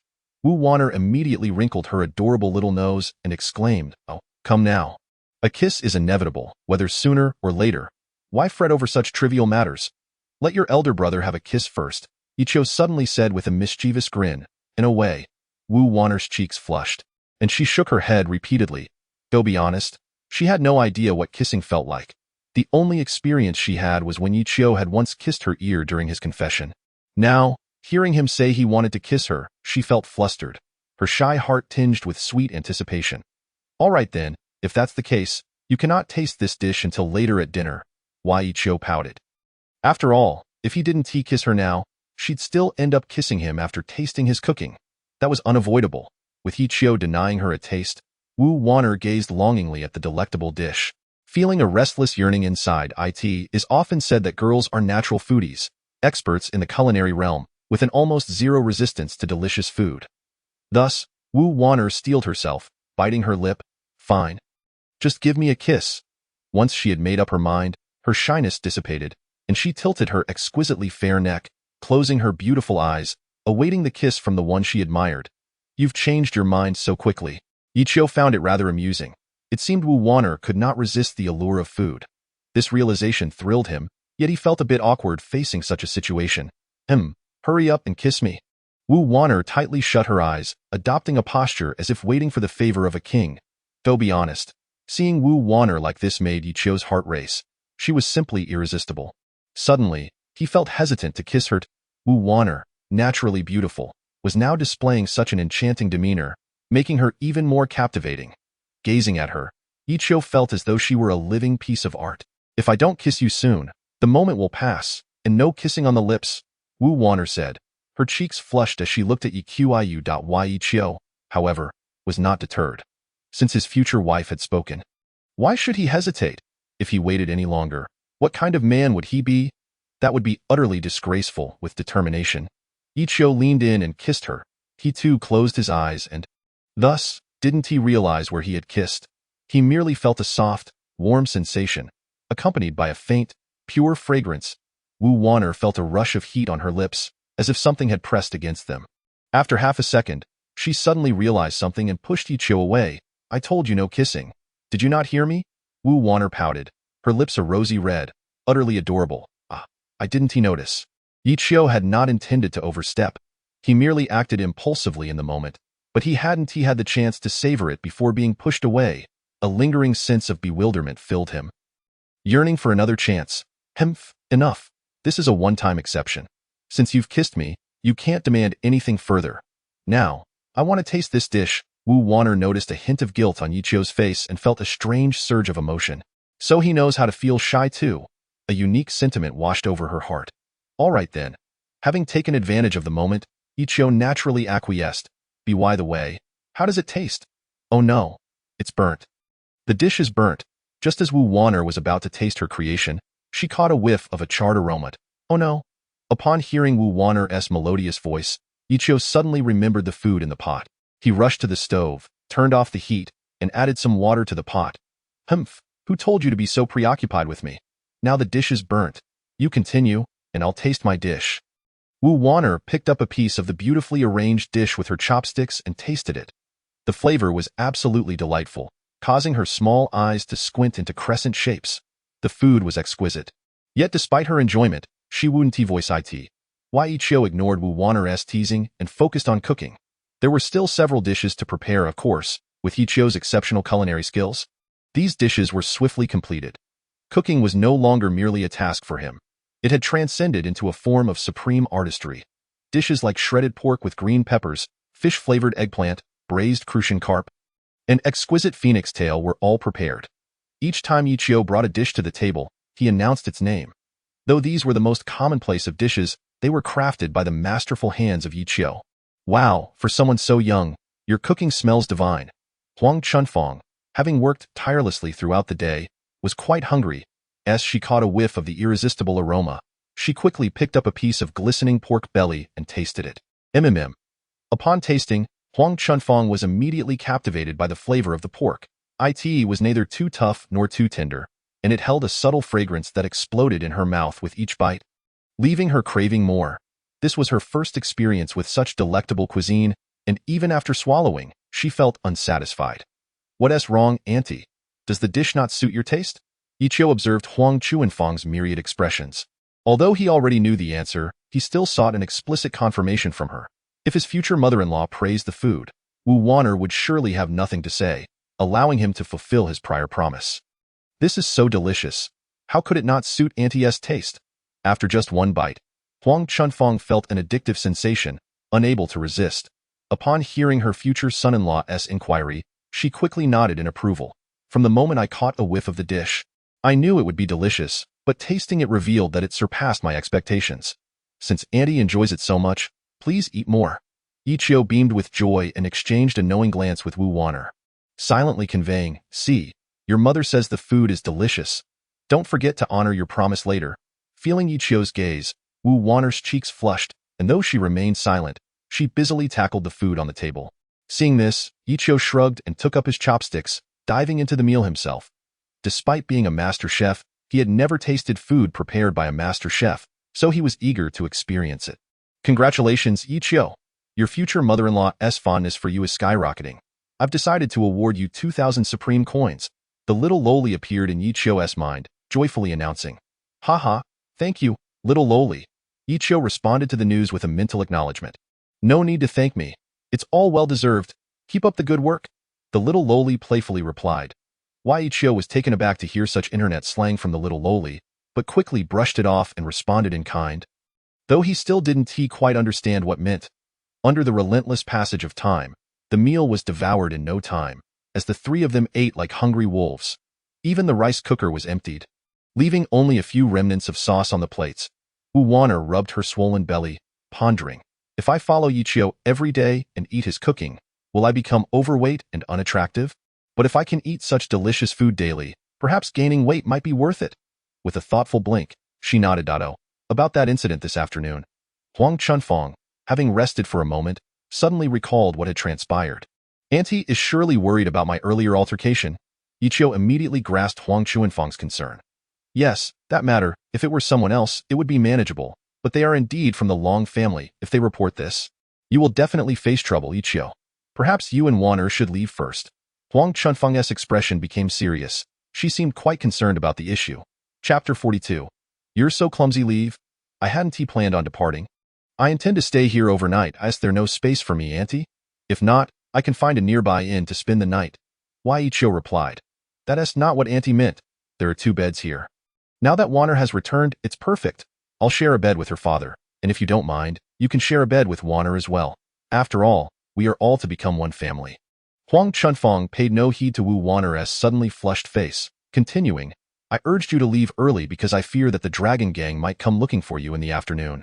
If you depart, they will be unable to find you, which is for the best.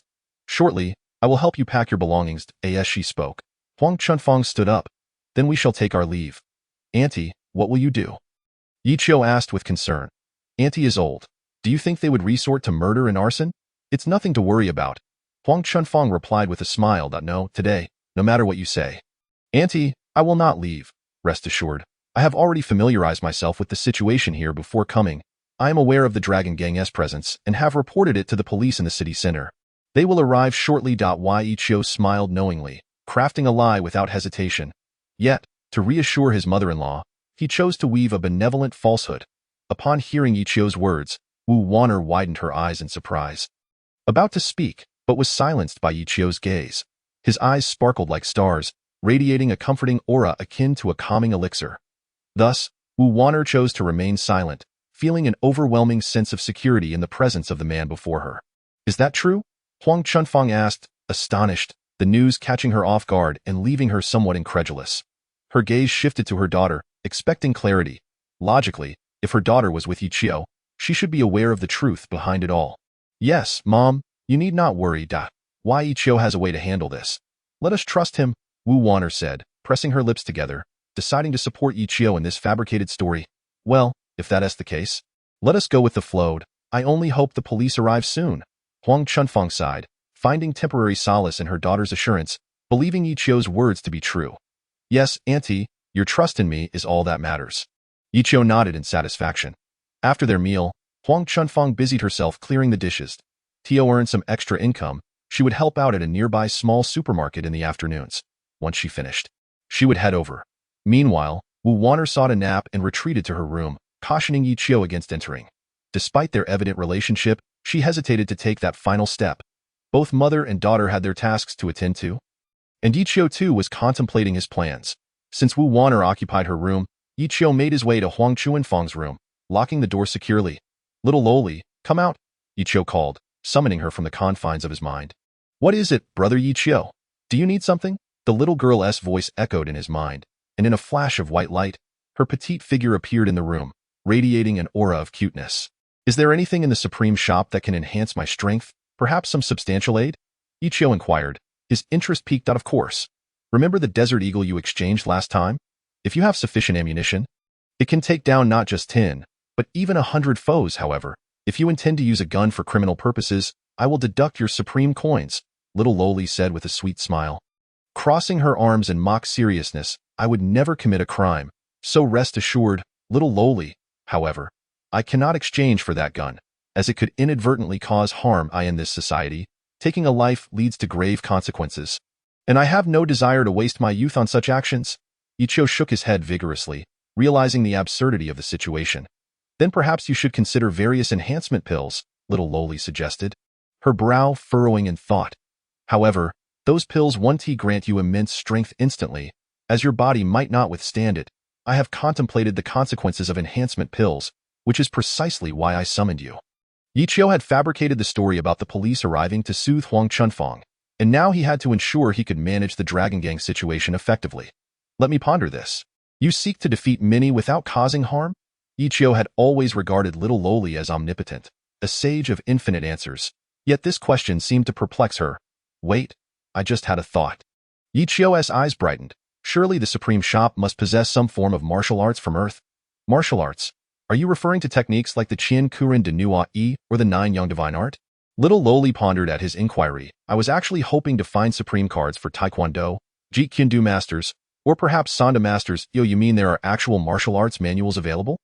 Ichio exclaimed, astonished by her mention of the ancient techniques. Indeed. I mentioned the Supreme Shop is filled with wonders. Here, you can find the Ling Bo Wei Bu, a technique passed down from a master 1,000 years ago. The Supreme System has preserved the culture of your Earth, so such knowledge is available. Little Loli explained matter-of-factly. Wow, that's incredible.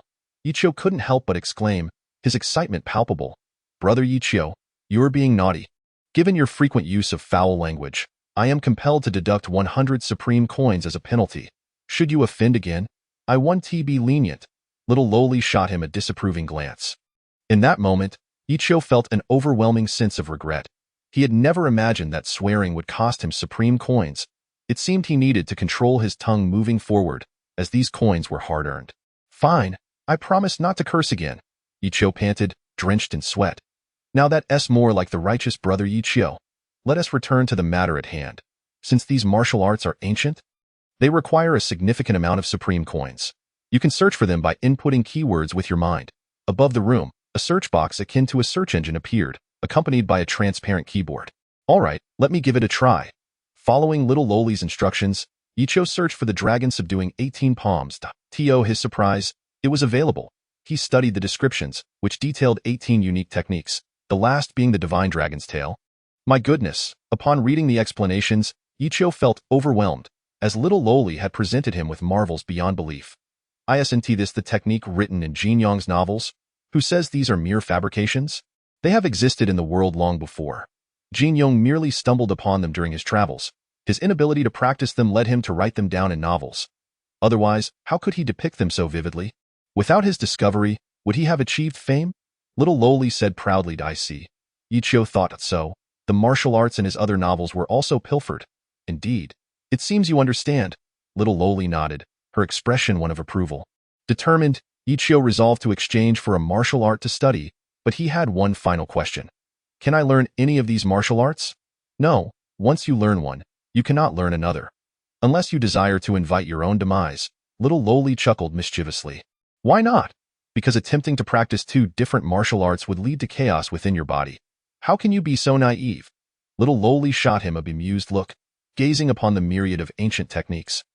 He found himself yearning to learn them all, however, upon noticing the exorbitant price of each set, he realized that every technique demanded a staggering sum of 100,000 supreme coins. The sheer magnitude of this figure made Ichio swallow hard. How could it be so costly? 100,000. Where would he procure such an amount? It seemed the Supreme Shop was explicitly designed to exploit its patrons. Indeed, ancient techniques are precious commodities, the little girl remarked with an almost human-like tone. If they weren't, they wouldn't be valued so highly. Does that mean I can't cultivate these techniques at all? A look of dejection crossed Ichio's face. Knowing such extraordinary skills existed yet being unable to acquire them was a sentiment few could comprehend. Not entirely, the little girl tilted her head and responded. If you truly wish to learn, there are alternatives. Ichio, who had felt an overwhelming sense of despair, suddenly found a glimmer of hope in her words. Really? What is the method? Please, enlighten me. His anxiety mounted. If he couldn't master these techniques, he would be unable to confront the troublemakers he encountered earlier that afternoon. At that point, resorting to mere firearms to intimidate them was not the outcome he desired. Due to the exorbitant prices of ancient techniques, a unique exchange method existed wherein one could redeem them layer by layer. For instance, the technique he had previously glimpsed, the 18 dragon-subduing palms, could be acquired in 18 stages. The little girl patiently explained, Do you understand? You currently possess 10,100 supreme coins, which means you can redeem the first layer of the technique without wasting too much time. Is it truly possible? That is splendid, Ichio exclaimed, eager to proceed with the exchange. The ancient techniques, although pricey, had proven their worth in the tales he had read. If they were valued at 100,000, they were indeed worth that amount. The ability to exchange them layer by layer was a tremendous boon for him. Wait, Ichio. You must think carefully. In your lifetime, you may only redeem one complete set of techniques. The little girl reminded him. Yes, I've made my decision. I shall learn the 18 dragon-subduing palms. Ichio nodded solemnly, confident in his choice. Little did he know that after mastering this technique, he would encounter others much like himself. The 18 dragon-subduing palms were divided into 18 stages, and thus, with his 10,000 supreme coins, Ichio redeemed the first two moves. Upon completing the exchange, a deafening roar echoed within his mind, and a fiery energy manifested in his dantian, radiating warmth and comfort. Yet, almost instantaneously, he felt as though he were engulfed in flames, causing him excruciating pain. Why, Ichio, you must endure. This is the ancient technique.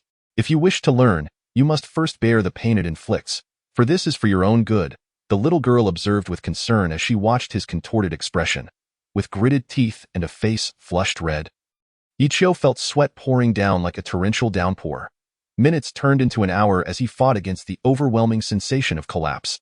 Suddenly, he let out a cry, gasping for breath, and gradually, his breathing steadied, indicating that the side effects had completely dissipated. Why, Ichio? Your body has now reached a preliminary level suitable for cultivating the ancient techniques. You have thoroughly mastered the first two moves of the 18 dragon-subduing palms. How do you feel? The little girl asked, her eyes brightening at his recovery. I feel invigorated and brimming with power, and I possess memories of the technique, Ichio replied, his eyes gleaming with an unprecedented brilliance despite the trials he had endured. If it weren't for the numerous revitalizing pills you consumed earlier, you might not have been able to learn the technique. The little girl expressed her relief. Really? Had I known, I would have taken even more. Ichio shied away from recalling the agony he had just experienced. Haha, Ichio, you're still thinking about that? You now only have 100 supreme coins left. The little girl's words splashed cold water on his enthusiasm. Well, I'll take it slow. I will earn more gradually, Ichio replied, his expression shifting from concern to unwavering determination. Why, Ichio? I sense someone is approaching. I must hide. The little girl's demeanor changed suddenly, and she transformed into a shadow, disappearing into Ichio's form. Creak. The door swung open, revealing a graceful young woman standing in the doorway. Wu Wanner regarded Ichio with a peculiar expression, still half asleep after being roused from a deep slumber by his earlier shout. What did you just say? she questioned, her eyes still heavy with sleep. Did I say something? Yichio wiped the sweat from his brow, perplexed. There are only the two of us in this room. And that was clearly a man's voice. Who else could it be but you?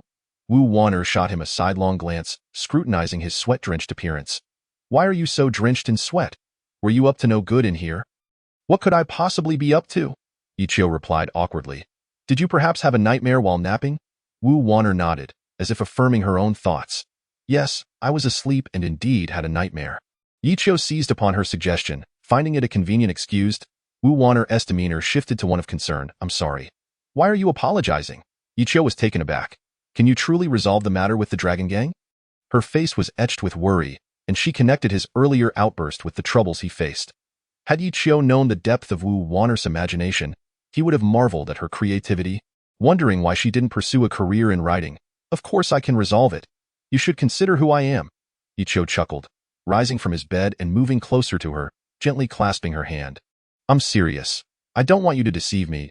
I know you fabricated stories when you spoke to my mother during lunch today, didn't you? Wu Wanner gazed at his handsome face, her expression complex. In truth, I was speaking honestly about being able to handle the Dragon Gang. The lie about your mother was merely to spare her worry. Yichio tightened his grip on her hand, hoping to soothe her turbulent emotions. Really? Wu Wanner looked up at him, her eyes sparkling like stars. Absolutely. Yichio beamed. Now, don't be upset. We must believe that good triumphs over evil. You need not worry. I will take care of everything. With his body reinforced and the first two moves of the 18 dragon-subduing palms at his command, Yichio was confident that mere members of the Dragon Gang could not stir trouble before him. This time, he was resolute. He would ensure that those who preyed upon the weak would taste the consequences of their actions, eradicating the Dragon Gang before alerting the authorities to their misdeeds. After sweating profusely, Yichio heated a kettle of water and took a shower at Wu Wanner's home. Meanwhile, Huang Chunfang returned from a nearby supermarket, determined to set up her barbecue stall at the entrance of the local junior high school. Anticipating a lucrative opportunity when students were released at 5 o'clock. Although Yichio had advised Huang Chunfang against going out today, stating that they weren't in dire need of the money, she remained resolute in her decision. Why Yichio, unable to persuade her otherwise, accompanied her to lend a hand. Though Wu Wanner had not yet fully committed to Yichio, she obediently followed his lead, willing to support whatever he chose to do. Perhaps Huang Chunfang had misjudged the situation, or perhaps the Dragon Gang had other matters to attend to, but to her surprise, the anticipated troublemakers did not appear. Auntie Wanner mentioned that your barbecue is exceptionally delicious. Could you grill me a couple of skewers to try? With students yet to be dismissed, Yichio expressed his interest in Huang Chunfang's barbecue. Huang Chunfang's face lit up with a warm smile. Since our Yichio wants to eat, Auntie will grill you a few extra skewers. Thank you. Auntie. Yichio revealed a joyful smile. Mom, I want to eat too. Wu Wanner protested, as if she were the beloved daughter. It perplexed her to see her mother always favoring Yichio. She had longed for her mother's barbecue, which she hadn't tasted in ages. Chapter 44. Death approaches. Though indulging in barbecue too often is not advisable, savoring it occasionally poses no harm. All right, eat as much as you want. Today, we shall conduct business, and Mom will specially grill for you. Huang Chunfang's smile today surpassed all the joy she had felt in the past 6 months. The previous days had been filled with torment, and life had been quite arduous. Now, with her daughter's return and the addition of a golden son-in-law, it was hard for her not to be happy. Outside the school gates, which had yet to be dismissed, the atmosphere appeared somewhat desolate. However, a heartwarming scene unfolded at the barbecue stall, where 3 individuals engaged in cheerful conversation. Although they appeared exuberant on the surface, a subconscious anxiety lingered within them, anticipating the events that were about to unfold. Ding, ding, ding. The school bell rang, and the clamor of students echoed as they poured out. Upon spotting the familiar barbecue stall, their eyes sparkled with excitement. They rushed towards it, eager to be the first to indulge in the delicious offerings. Auntie, if you need help, I can assist you. Despite being a culinary maestro, Yichio understood that barbecuing was also a significant skill, and thus, it should be a piece of cake for him. Oh? Yichio, can you grill? Huang Chunfang exclaimed in surprise. If you could lend me a hand, it would lighten my load considerably, especially with so many students waiting. Not only can I grill, but I might even surpass Auntie's skills. You can rest assured. I will assist you, Yichio replied, picking up a skewer of bacon and placing it on the grill. The grill, usually operated solely by Huang Chunfang, was now adequately accommodating 2 individuals. The moment Yichio took up the oil brush, he transformed, embodying the spirit of a culinary god. Each turn and brush was executed with precision and meticulousness. Had Huang Chunfang not witnessed it herself, she might have thought her eyes deceived her. His movements and control of the heat were impeccable. After more than a decade of grilling, she could not guarantee her skills matched Yi Chio's. It was simply incomparable. Each sprinkling of salt, pepper, chili powder, and cumin was executed flawlessly. Yi Chio's grilling prowess was astonishing for someone barely 18. Only a master of international acclaim could achieve such excellence. With Yi Chio's assistance, Huang Chunfang found her workload significantly reduced. Where she could only grill about 10 skewers in 5 minutes, Yi Chio's presence multiplied their efficiency several times over. Big brother, your barbecue is delicious. Some 13 or 14-year-old girls, tasting the barbecue grilled by Yi Chio, beamed with delight, their mouths glistening with grease. Really? Since you find it so tasty, make sure to come again next time. Yi Chio felt a surge of happiness upon receiving their compliments. Yes, I will definitely return. Goodbye, big brother. Witnessing this scene, Huang Chunfang's smile remained unbroken, overwhelmed by the joy her son-in-law brought. As the clock struck 5:30. Most students finished cleaning and left the school, leaving the barbecue stall without any customers. Huang Chunfang's wrinkled face blossomed with joy. Today's business was truly booming. Indeed, it's impressive to see so many students enjoy my first attempt at grilling. Yi Chio nodded, wiping his greasy hands with a clean paper towel. What? The exclamation escaped both Huang Chunfang and Wu Wan'er in unison, their eyes exchanging a knowing glance before they chuckled. Wu Wan'er fell silent. Aware that her mother was about to voice her curiosity, is it true that this is your first time grilling? Huang Chunfang inquired, astonished. If Yi Chio truly was a novice yet could grill this well, surpassing her years of experience, it seemed almost miraculous. Had her own efforts over the past decade been in vain? Actually, I misspoke that I often grilled with friends outdoors before. This is just my first time grilling at Auntie's stall. Yi Chio quickly fabricated an explanation. Oh, I see. I thought this was your first time. Nonetheless, it is quite remarkable for someone your age to grill so deliciously, Huang Chunfang remarked, relieved. I never imagined Yi Chio could master so many skills. Our Wan'er has indeed struck gold. Hearing her mother's words, Wu Wan'er's cheeks flushed with embarrassment, feeling a mix of pride and shyness.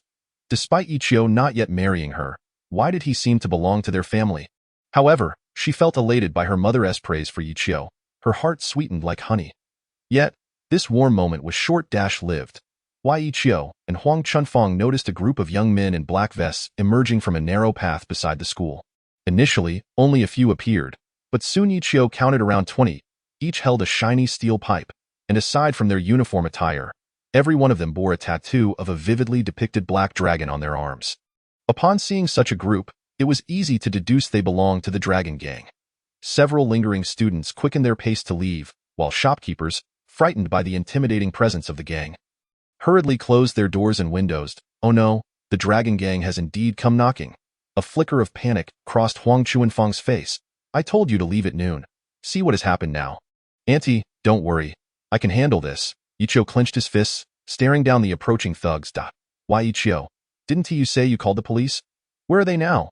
Huang Chunfang, recalling Yi Chio's earlier mention of the police, clung to her hope, her anxiety palpable. Do you really have a way to resolve this? Wu Wan'er asked cautiously, her face mirroring her mother's concern. Auntie, Wan'er, you can trust me. I'll take care of everything. Yi Chio assured them with a determined nod. Yi Chio, please don't do anything reckless. You have money. Surely, you can resolve this with cash? Huang Chunfang thought of bribing them as she noticed the police had yet to arrive. Auntie, I will not act foolishly, but do you truly believe this can be solved with money? Remember how much you've given them over the years. I refuse to pay them further. I will ensure you get back everything you've lost. Yi Chio's expression turned serious as he spoke with unwavering conviction. Kid, you're the one who attacked our Dragon Gang brothers at noon, right? A particularly menacing bald thug stepped forward. How are the Dragon Gang brothers I knocked out doing? Is the flower blooming on their rear still vibrant? Yi Chio taunted, completely unfazed by the 20 thugs surrounding him. The bald thug, momentarily distracted by the sight of the young girl beside Yi Chio, felt an immediate allure. However, after hearing Yi Chio's words, he was taken aback before his anger flared. Don't think, just because you took down a couple of our brothers, that we are pushovers. Everyone knows the name of the Dragon Gang in this town. That's right, kid. You must be from out of town, unfamiliar with our rules. That I get it, but you attacking our members means this one simply end here. Since you didn't run away after assaulting our brothers, I can offer you a chance. Pay 10,000 in medical expenses and lose a leg, and we'll consider this matter settled. The bald thug threatened menacingly. And what if I refuse?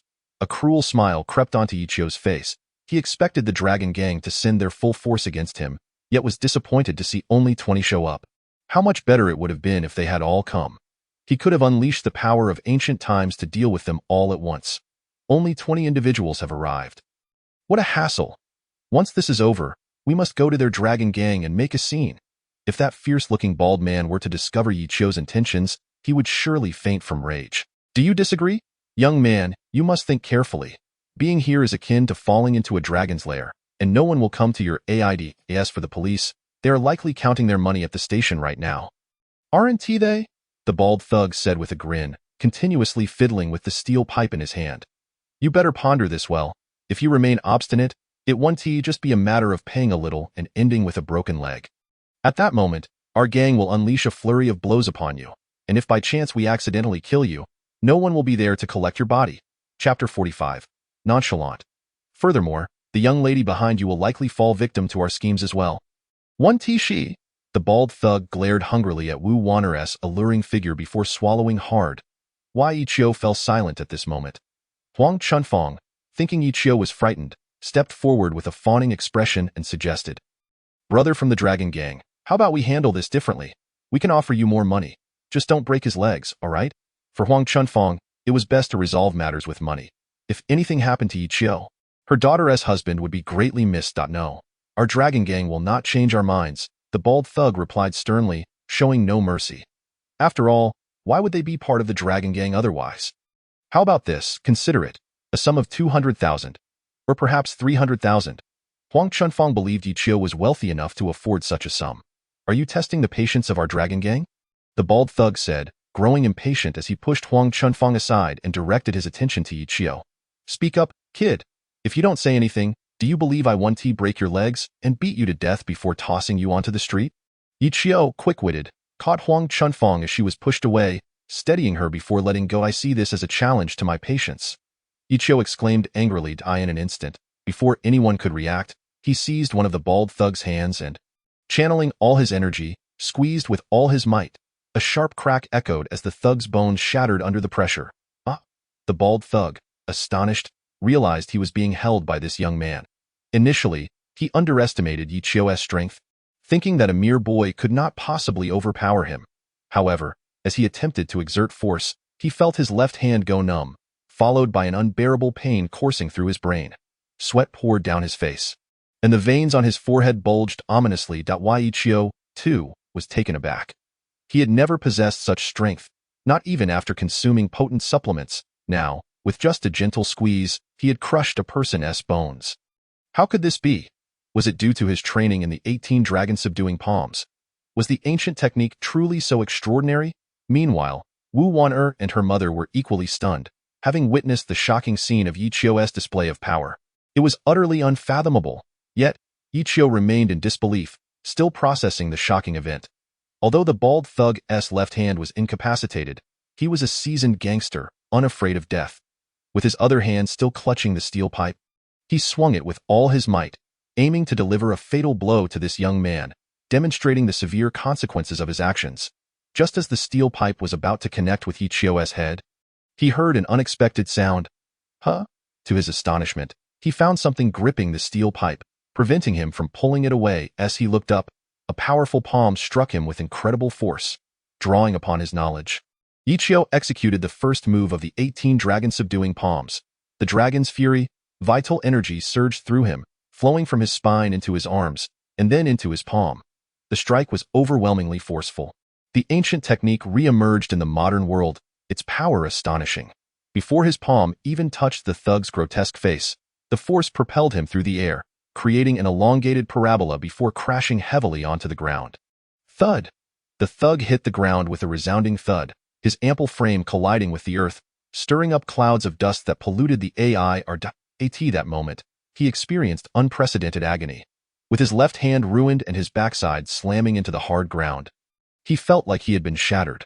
Unable to rise, he glared at Ichio with bloodshot eyes, bellowing at his underlings, "Are you all raised on manure? I've supported you for so long. And what have you done? Get him. Disable this brat.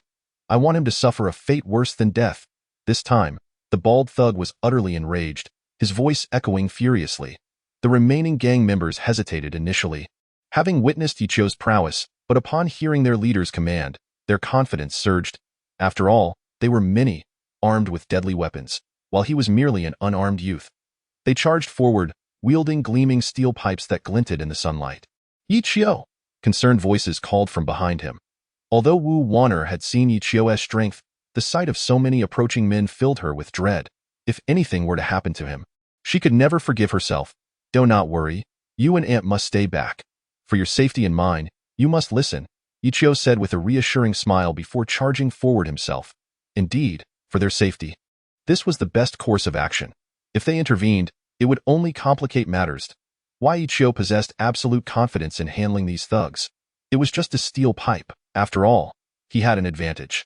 The Supreme system was akin to a cheat in real life. Training in the 18 dragon subduing palms not only taught him the technique, but also enhanced his overall abilities, including speed and strength. In an instant, Yichio transformed into a swift shadow, weaving through the crowd with a flurry of strikes. With a palm, a kick, a punch. His movements were fluid and powerful. The thugs, bewildered, could hardly comprehend what was happening. Witnessing their comrades being sent flying as if struck by an unseen force, Yichio's 18 dragon-subduing palms had yet to reach perfection, so his strength was limited. He could not kill with a single blow but could send them sprawling. This approach, while non-lethal, ensured they could not rise again. The gang members, bewildered, wondered how their comrades had been launched into the air without any apparent cause. This was utterly unscientific. Almost all of the thugs found themselves airborne, crashing heavily to the ground, leaving only one standing, utterly dumbfounded. That young man. Was he even human? How is this possible? I'll give you one chance. Yichio finally paused, breathless, addressing the last thug. He spared him for a reason. Perhaps he still held some usefulness. The last thug dropped his steel pipe, terrified, stammering as he attempted to call for his boss, his words faltering. This boy, not more than 17 or 18, must have trained in some form of martial arts. Or how else could he have so effortlessly defeated so many? The thug couldn't even see how Yichio had struck. The fear was palpable. Don't call me your boss. The opportunity lies before you. It's up to you to seize it. After using so much energy to fight, Yichio felt a wave of weakness wash over him. It seemed he would need to earn more supreme coins and exchange them for powerful supplements. Congratulations, Yichio, for successfully defeating 20 gangsters. The little loli has decided to reward you with 2,000 supreme coins. Exhausted, Yichio felt a flicker of joy upon hearing the cheerful voice of the little girl, realizing that his efforts had not been in vain. Brother Yichio, keep going, stay strong. With those words, the little girl vanished from Yichio's mind once more. What opportunity will you give me? A thug stammered, astonished as he gazed at Liang. First, pick up that steel pipe for me, Yichio instructed the last thug. Sure, I'll get it right away. The thug dared not disobey and quickly retrieved a steel pipe from the ground. Give it to me. Yichio extended his hand, indicating for the thug to hand over the pipe. Initially confused about Yichio's intentions, the thug's hair stood on end when he realized it was for the steel pipe. Brother, I don't know what you need it for. You're not planning to hit me, are you? No, I merely wish to borrow your steel pipe to incapacitate these individuals, Yichio replied nonchalantly. With that, he seized the pipe and approached the thug sprawled on the ground, unable to rise. With a swift motion, Yichio struck the legs of the thugs, each blow rendering them incapacitated. Anguished screams filled the air. The remaining thug stood in utter shock, a stream of urine trickling down his leg. What are you standing there for? Help me. Strike those dogs' legs like I did. Yichio suddenly turned to the dazed thug. If you don't assist, you won't escape unscathed either.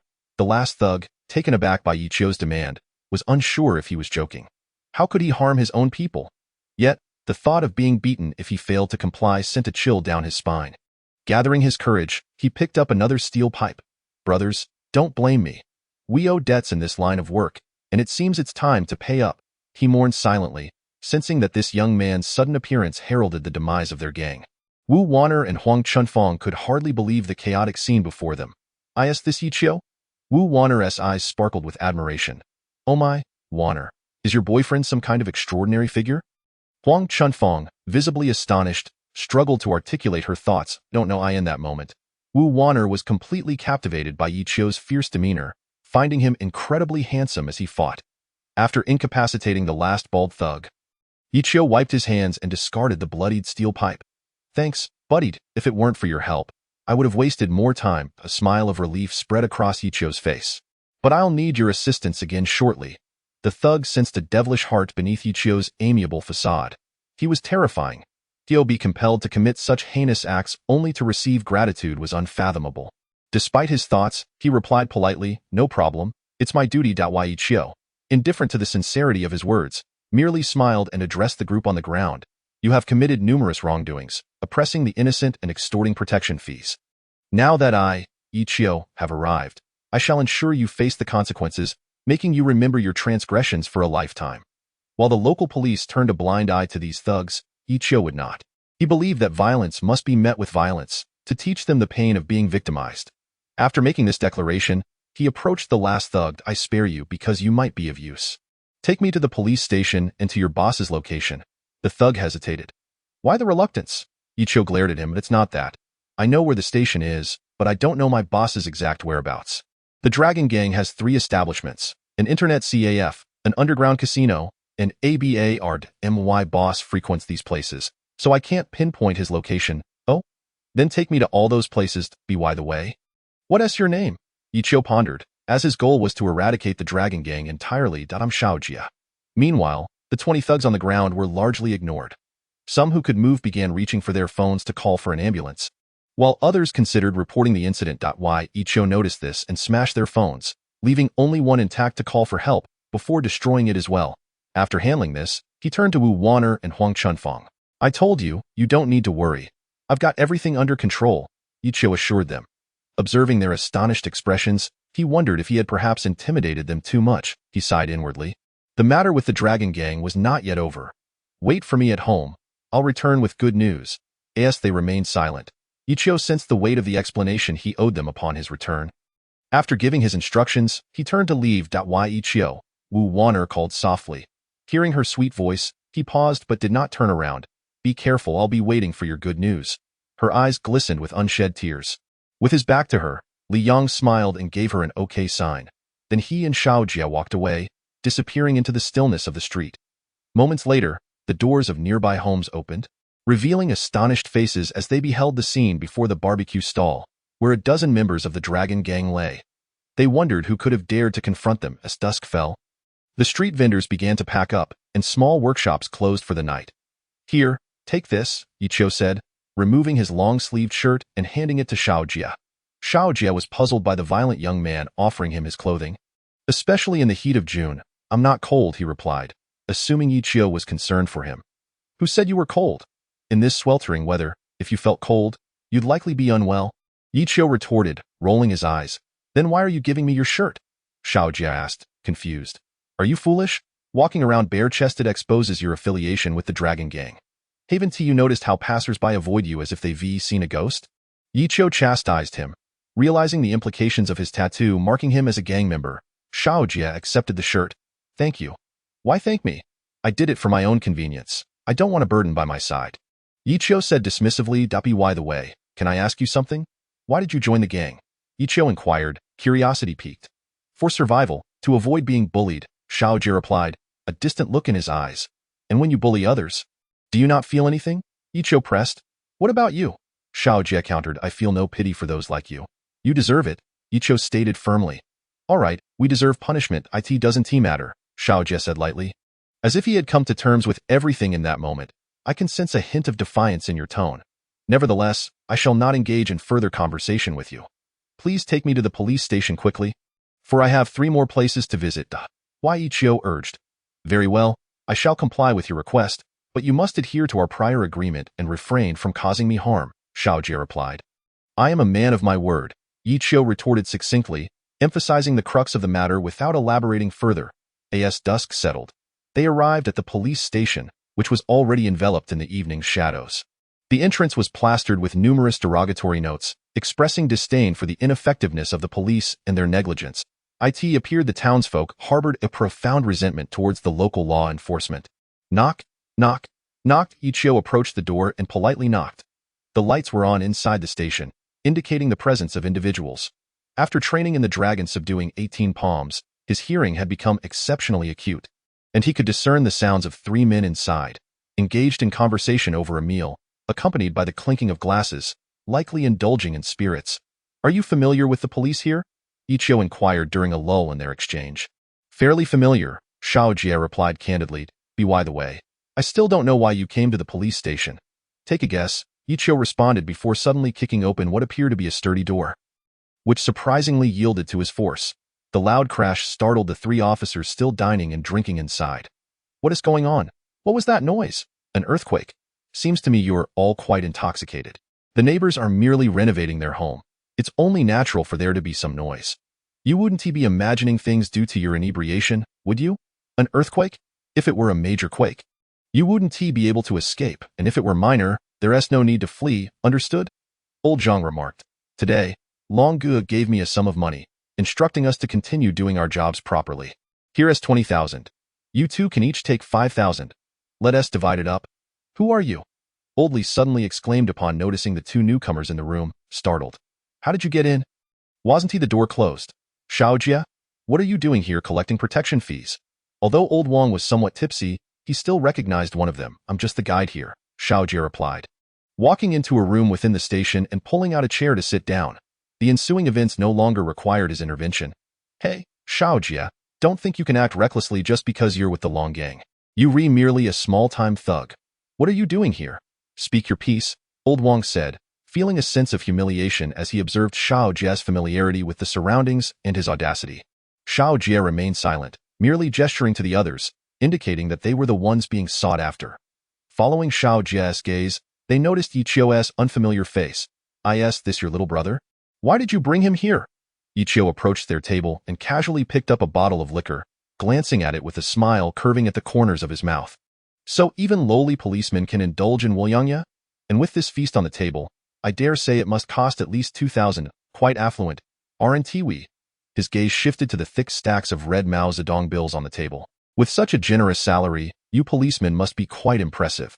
How much protection money have you extorted from the townspeople? What is your cut? Drinking and feasting all day? It seems the state should indeed take care of you. Your lives are better than that of pigs. Look at that beer belly forming, splendid indeed." Old Wang, bewildered by the barrage of insults from the stranger, was taken aback. Initially, he had expected a more formidable opponent, but upon realizing it was merely a young man, his anger flared. After all, he was the chief of the town's police station. How could a petty thug dare to insult him? Rising unsteadily from his seat, clearly affected by the alcohol, he pointed a finger at Ichio. "Who are you? Everyone knows my name around here.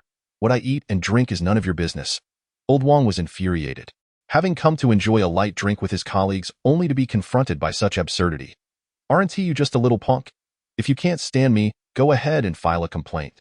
"Old Wang, I can't shake the feeling that this kid is a little off. He seems quite unfamiliar. Is he with Long Gu?" Old Li pondered, sensing something amiss. If he were merely a thug, what audacity drove him to provoke them? And if he were not affiliated with the Long Gang, what confidence did he possess to come here and insult them? Every word seemed laced with intent. And how could this little thug know their income came from extorting protection money? What was his ultimate goal? Old Li, being the least intoxicated among the 3, remained relatively sober and did not share Old Wang's outrage. Old Zhang, too, found merit in Old Li's observations and tentatively asked, "Hey kid, are you with the Long Gang?" Upon hearing the inquiry directed at him, Ichio smiled and replied, "I belong to the Chiu Gang." The Chiu Gang. Old Zhang was perplexed by this unfamiliar faction.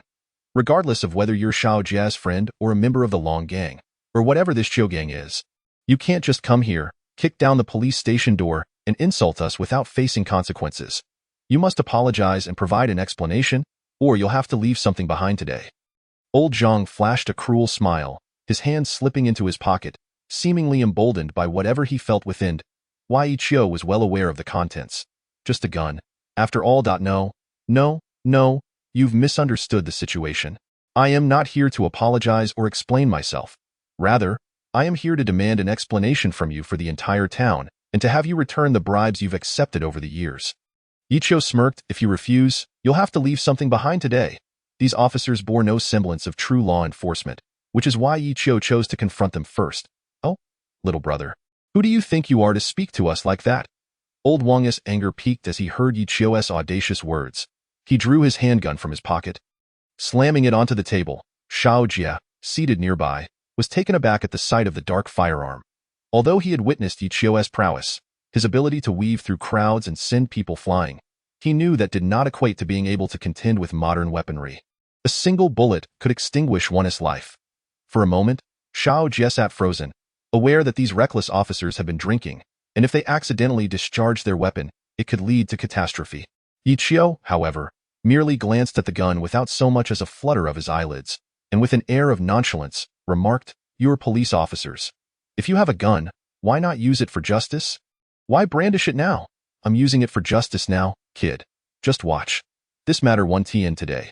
You either apologize and pay a fine, or you'll face the consequences," Old Zhang growled menacingly. How pitiful! Yi Chio's expression hardened, irritation evident in his voice as he strode toward the officer who had drawn the weapon. What are you doing, kid? Old Zhang was taken aback as he witnessed Yi Chio approach without fear. I'll ask you one last time. Will you apologize? Will you return the money? Yi Chio inquired, devoid of any emotion. Delusional. Don't be foolish, kid. You'll realize how reckless you are when you get shot.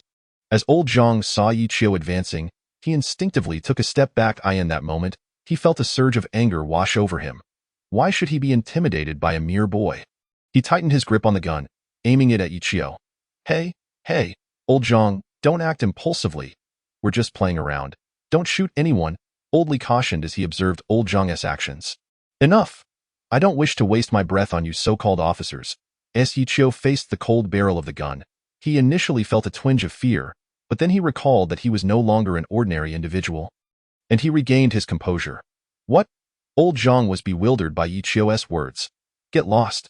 As Yi Chio seized the moment when Lao Zhang was momentarily distracted, he delivered a powerful strike that sent Lao Zhang flying.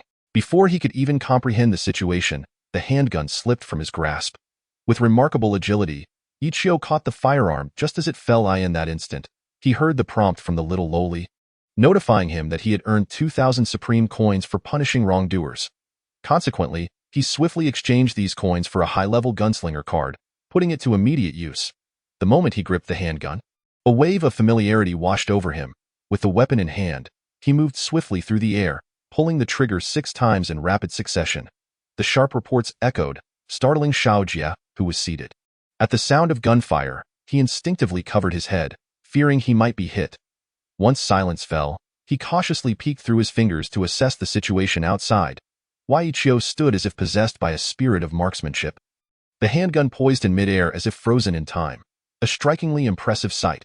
However, Shao Jia's gaze shifted to the other side, where he observed 3 policemen, once upright, now sprawled on the cold floor. Their faces were flushed, beads of cold sweat trickling down their foreheads. Clearly, they were still reeling from shock, the pain from their wounds yet to register in their minds as they stared, wide-eyed, at their thighs. Punctured by bullets in the span of a second, 6 bullets had been fired with unerring precision, striking each of their legs. The realization of their predicament hit them like a wave, and as the excruciating pain set in, they cried out in sheer agony. "Do you know what you're doing?" Lao Zhang, engulfed in pain, attempted to warn the young man before him, fearing further atrocities might ensue. Yet, the sight of him uttering such words only elicited a wry smile from onlookers. "I am aware of what I am doing.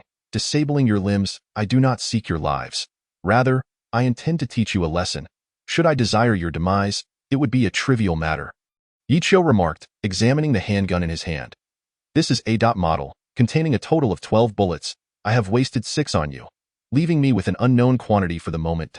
Yi Chio, without opening the gun or counting the remaining bullets, recognized its make from its appearance and, aided by the innate knowledge bestowed upon him as if he were a gunslinger reborn, understood its structure and capacity.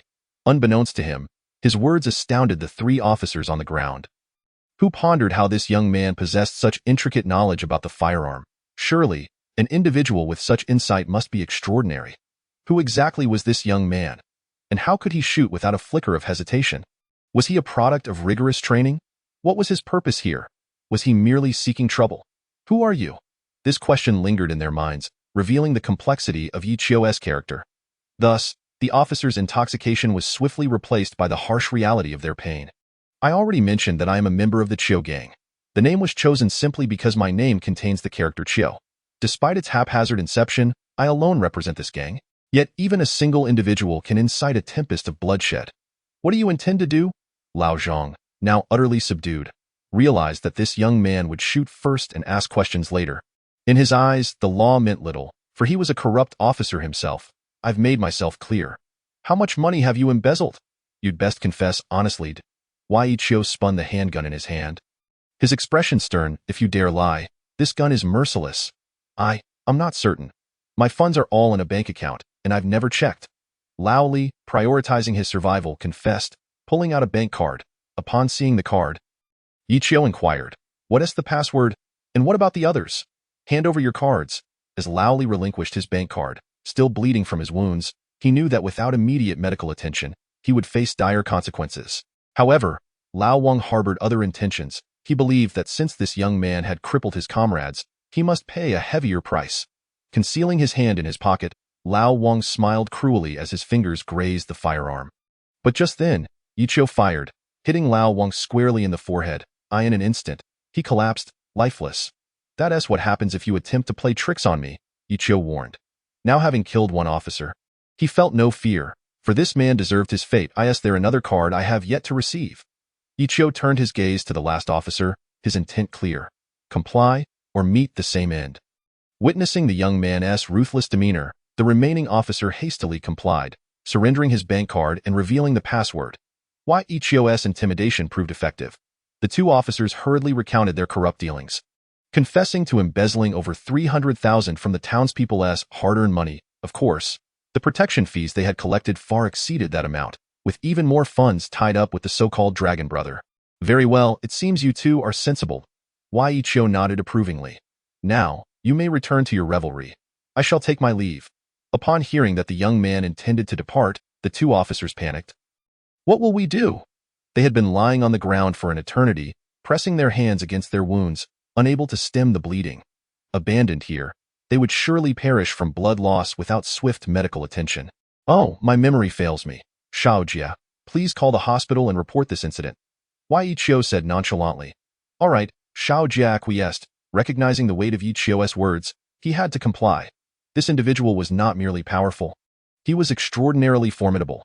Initially, Shao Jia had doubted Yi Chio's solo confrontation with the Dragon Gang, deeming it impossible. Yet, witnessing his actions, he now believed wholeheartedly. Anything is possible. As Yi Chio exited the decrepit police station, it was already 7 p.m. Yet, he still needed to visit an internet CAF nearby. According to Shao Jia, this establishment was under the control of the Dragon Gang, and perhaps the elusive Dragon Brother would be found there. "Brother Chio, how are you so incredible?" Shao Jia tightened the jacket Yi Chio had given him, his admiration evident. "Your question leaves me momentarily at a loss," Yi Chio replied, treating Shao Jia as a conversational partner without any reservations. "Why do you say that?" Shao Jia inquired, curiosity piqued. "Because this world requires my presence," Yi Chio mused, momentarily lost in thought. Some matters are indeed interconnected. At that moment, he too wished to ponder the reasons behind it all. Why had the Supreme System chosen him? There must be a rationale, especially coming from beyond the stars. Naturally, it was the acquisition of the Supreme System that granted him his exceptional abilities, and with such an advantage came corresponding responsibilities. Perhaps, as he had stated, the world truly needed him. What a convoluted statement, Shao Jia remarked, perplexed. How can the world need you? Are you jesting? Do you truly believe that by using your skills to incapacitate a couple of individuals, you can save the world? Though Shao Jia thought this, he refrained from voicing it, knowing it could provoke Yi Chio's ire. You wouldn't understand, Yi Chio rolled his eyes. Are we nearing the internet CAF? Hurry, we have to stop by the bar and casino afterward. Upon arrival, the internet CAF was situated just ahead. Upon hearing the urging voice, Shao Jia pointed toward the entrance marked with the CAF sign. The establishment appeared quite substantial, suggesting a considerable investment. It seemed that the Dragon Gang indeed possessed wealth. Reflecting on the 3 bank cards taken from the police, which would soon be handed over to the genuine officers, he pondered whether they would comprehend the situation's nuances and decide on the subsequent actions. Currently, Yi Chio had refrained from alerting the external police, as he wished to avoid alarming the Dragon Gang members. It was preferable to handle matters himself, circumventing unnecessary complications and addressing the violent ruffians with brute force directly. "Welcome." Although this was the Dragon Gang's internet CAF, even the most discerning individuals recognized this reality. Nonetheless, patrons continued to frequent this den of iniquity. For as long as they refrained from causing trouble and maintained a low profile, there was little to fear. At the entrance stood an average-looking hostess. A CAF with such a welcoming presence likely boasted decent facilities. Despite the hostess casting flirtatious glances at Ichio after noticing his handsome visage, he remained oblivious, for he held no interest in such CAF attendance. He pushed the door open and strode inside, with Xiao Jie trailing behind, casting suggestive looks at the hostess and leering at her vital attributes. When the hostess caught sight of the handsome fellow followed by a less appealing companion, she instinctively rolled her eyes, disregarding him entirely. Xiao Jie, feeling slighted, followed Ichio into the CAF. Did he not realize the true nature of the woman? Spending her days in this internet CAF, she was likely seducing one patron after another. Having lost count of her encounters, now, when he cast her a glance, she feigned superiority. What an ungrateful woman, he thought bitterly. I wouldn't even glance at you. Inside the CAF, a heavy atmosphere enveloped him, mingling the scents of smoke, instant noodles, and the odor of sweat emanating from the MEN. Ichio frowned, surveying the space, soon realizing that this establishment was indeed an illegal internet CAF. A CAF run by the underworld was, unsurprisingly, a den of vice. Among the 100 or 200 computers, nearly half were occupied by young children, some barely in middle school, and others as young as first graders. Chapter 49.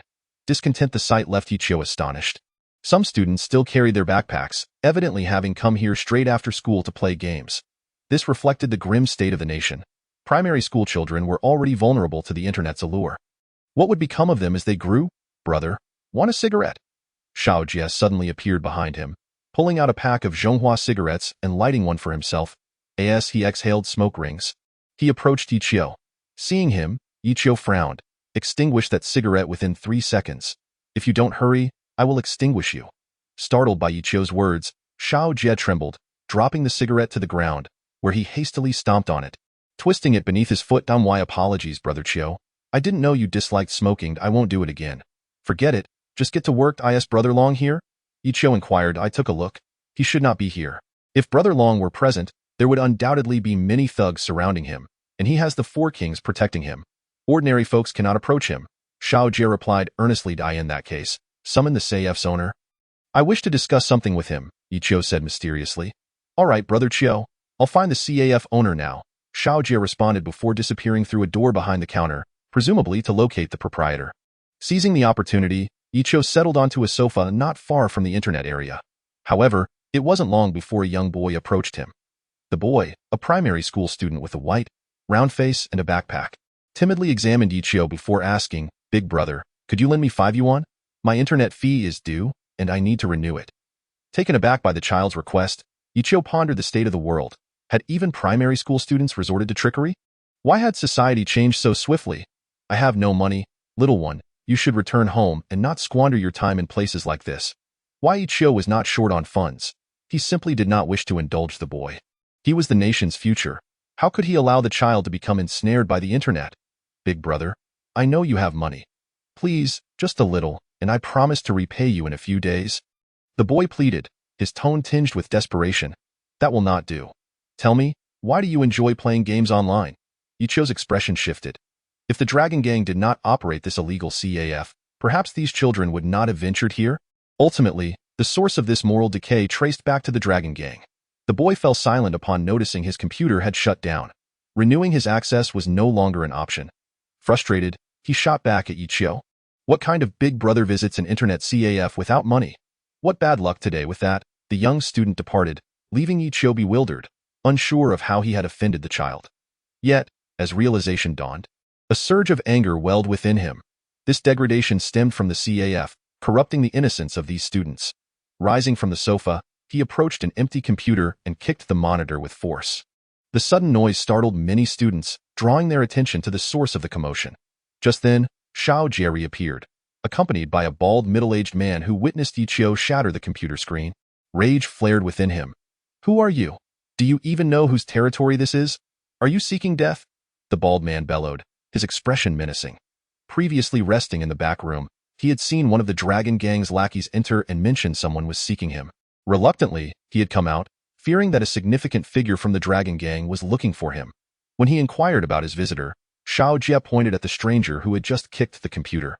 Initially confused, the bald man soon turned furious upon realizing what had transpired. Setting aside the monetary value of the damaged computer, the loss of revenue from the internet fees was considerable. Xiao Jie felt a wave of embarrassment. He had not anticipated that Yi Qiu would exhibit such audacity, directly damaging someone else's property. The bald man expected his words to intimidate Yi Qiu, yet to his astonishment, the latter continued to disregard him, urging the students still using the computers to leave. Yi Qiu proceeded to break more computers, kicking 2 or 3 more within moments.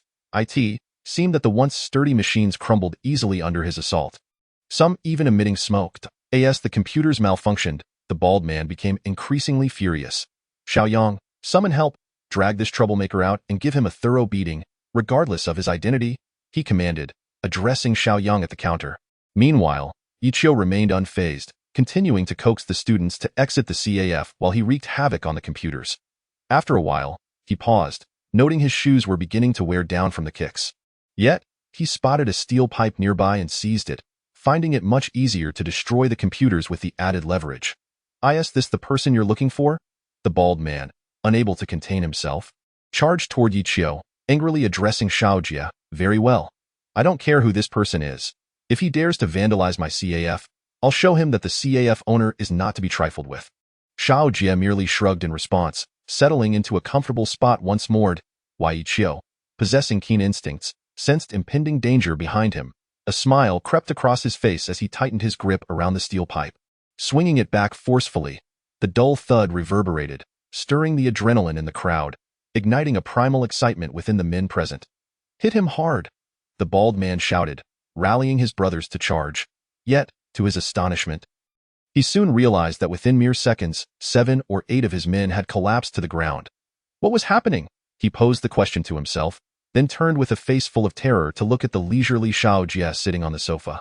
Xiao Jie merely shrugged his shoulders, feigning a look of helplessness. Before he could fully comprehend the situation, he felt a heavy blow to his head, his vision darkened, and he collapsed to the ground with a thud. Anyone still standing, get up, grab your steel pipes and smash every computer in here. After knocking the bald man unconscious, Yi Qiu stepped on him and moved forward, addressing Xiao Jie. And you? Stop sitting there like a fool. Find a steel pipe. Yi Qiu was thoroughly enraged. This internet CAF had to be destroyed. Not only this CAF, but also the Long Gang's bar and casino. None would escape his wrath. It was utterly detestable. A mere half-hour later, every facility in the internet CAF lay in ruins. Even the sign outside had been smashed to pieces. The bald thugs suffered Yi Qiu's wrath as well. Every one of them had their legs broken. They had even attempted to call the police. Next, it was time to hasten to the other 2 locations. Hey, Qiu, why are you suddenly so angry? Xiao Jie asked, puzzled, as they headed to the casino. He had not anticipated Yi Qiu's abrupt outburst at the internet CAF. It was rather out of character. Upon hearing this question, Yi Qiu recalled the words of a young boy, thinking of how the darkness of society had already eroded the innocence behind his youthful face. A pang of sorrow pierced Yi Qiu's heart. It was all the Long Gang's fault, and he needed to resolve this matter swiftly, before the police arrived. Don't ask what shouldn't be asked. You understand? Yi Qiu replied tersely. Having traversed countless streets, Yi Qiu suddenly inquired, by the way, where's the casino? Don't pull any tricks? Haha, Qiu, don't worry. We're almost there. Xiao Jie chuckled, then asked, by the way, do you like to gamble? The Long Gang's casino offers many ways to play. Want to try your luck? Of course, Xiao Jie had a penchant for gambling, and the mere thought of going to the casino filled him with inexplicable excitement.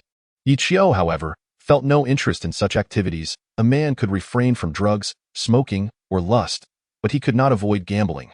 Gambling was a thrilling affair. Xiao Jie boldly enticed him. Chapter 50. Is this the rule? Xiao Jie spoke at length, fueled by his desire for money, wishing to join Yi Qiu in a gamble. I've never gambled, so I'm not interested. Yi Qiu replied coolly, I know your main purpose for going to the casino is to find Long Gu and disrupt their operations. Xiao Jie inferred, having witnessed Yi Qiu's previous actions.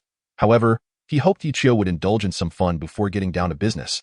But, Qiu, you could win a fortune first, and then handle the matter. Xiao Jie expressed his thoughts. This way, you could achieve 2 goals, inflicting damage on the Long Gang while profiting yourself. Why not? Upon hearing this suggestion, Yi Qiu felt a flicker of intrigue. Yet, he had never gambled before. He was unfamiliar with even the basics, only knowing something about dice games. However, remembering his supreme shop, he pondered if he could acquire a card that would allow him to see through the games, potentially winning vast sums of money. Wouldn't he that make winning exceedingly effortless? Ichio's serious demeanor transformed into one of delight. What do you think, Chio-gu? You only need 1,000 yuan to enter the casino. 1,000 yuan can buy you 10 chips, Xiaojie said, noticing Ichio's newfound enthusiasm. All right, I'll give it a shot, and if I win some money, I'll quit while I'm ahead. Ichio replied with a sly smile. The Long Gang had swindled a considerable sum from the town. Now it was time for them to pay double. Ha ha, Chio-gu, that's the spirit. If you win, remember to share the spoils. Xiaojie laughed heartily. That can be considered. 5 minutes later, as Xiaojie and Ichio discussed their plans, they finally arrived at the so-called casino, which was surprisingly located beneath a commercial street in the town center. Unless one frequented the area, they might never suspect the presence of a casino below the bustling shops. Fortunately, Xiaojie was well acquainted with the surroundings, allowing them to enter without obstruction. Upon reaching the entrance, they encountered two alternative-looking bouncers. Who are you? The two bouncers scrutinized Ichio and Xiaojie. Hey, don't you recognize me? I'm one of Baldy's men. Xiaojie chuckled, casually dropping Baldy's name. Though Baldy might very well be lying in a hospital bed at that moment. Oh, so you're Baldy's man. All right. The bouncers recognized Xiaojie but turned their gaze to Ichio. But this brother looks unfamiliar. Of course you know him. He is Baldy's big brother. You can call him Chio-gu. He is quite well connected in the Long Gang and wanted to come play since he heard there was a casino here. Xiaojie boasted recklessly. Why Ichio didn't he mind? As long as they gained entry into the casino, he was indifferent to Xiaojie's embellishments. Really, Chio-gu? The bouncers were skeptical yet a bit wary. Open the door and don't dawdle. To align with Xiaojie's act, Ichio feigned a domineering demeanor, frowning fiercely at the two bouncers. Surprisingly, this tactic proved effective. The bouncers, intimidated by Ichio's fierce demeanor, promptly opened the door. Haha, Chio-gu, don't be angry. I'll let you in right away. These thugs shared a common trait. The more one displayed weakness in front of them, the more they felt entitled to bully. Thus, one had to project strength, exuding an air of authority, speaking loudly, and holding their head high. This gave the impression of being a powerful figure, prompting them to bow and apologized. Why Ichio, stifling a smile, stepped into the casino. Chio-gu, your acting was so convincing. I, Xiaojie, am in awe. Once inside, Xiaojie expressed his admiration. How about I become your apprentice? Enough chatter. We're here to handle business. Here is some money. Go buy me some chips. Ichio pulled out the money he had extorted earlier from the police station, initially planning to buy 2,000 or 3,000 worth, but recalling Xiaojie's claim that 1,000 could purchase 10 chips. He handed him a single red bill. Upon seeing only 100 yuan land in his hand, Xiaojie's face fell. Chio-gu, why is it only 100? That can only buy one chip. I'll run out of money after one game. One chip is enough. Anything more is a waste, Ichio insisted. Stop standing around. Go buy me the chip. In Xiaojie's eyes, 100 yuan wouldn't last long. And as he gazed at the stack of red bills in Ichio's hand, he could only watch helplessly. Ultimately, he complied with Ichio's order. All right, Chio-gu, I'll go get it. Xiaojie took the 100 yuan and rushed to the counter. Lost in thought, he suddenly realized he had no tip to offer. Remembering the task at hand, he quickly collected himself and stated, Forget it, I have no money. Just give me one chip. This time, Xiaojie suppressed his smile and placed the wrinkled bill on the counter. What did you say? Repeat that. The counter attendant, initially perplexed, felt a surge of irritation upon noticing the 100 yuan on the table and Xiaojie's pitiful expression. You dare to waste my time, and you're a broke loser. What kind of woman do you think I am? I said I want to buy one chip. Didn't you hear? Xiaojie, incensed by the attendant's insults, recalled how he had been looked down upon at the internet CF, and was determined not to let this woman bully him. You're killing me with laughter.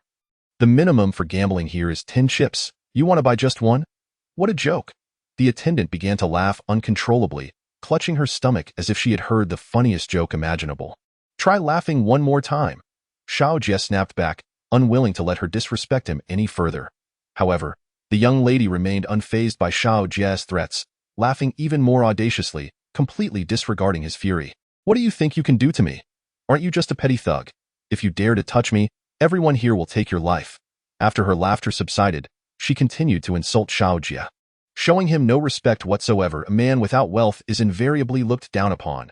and thus he garnered not a shred of esteem from her. Xiao Jie found himself momentarily at a loss for words.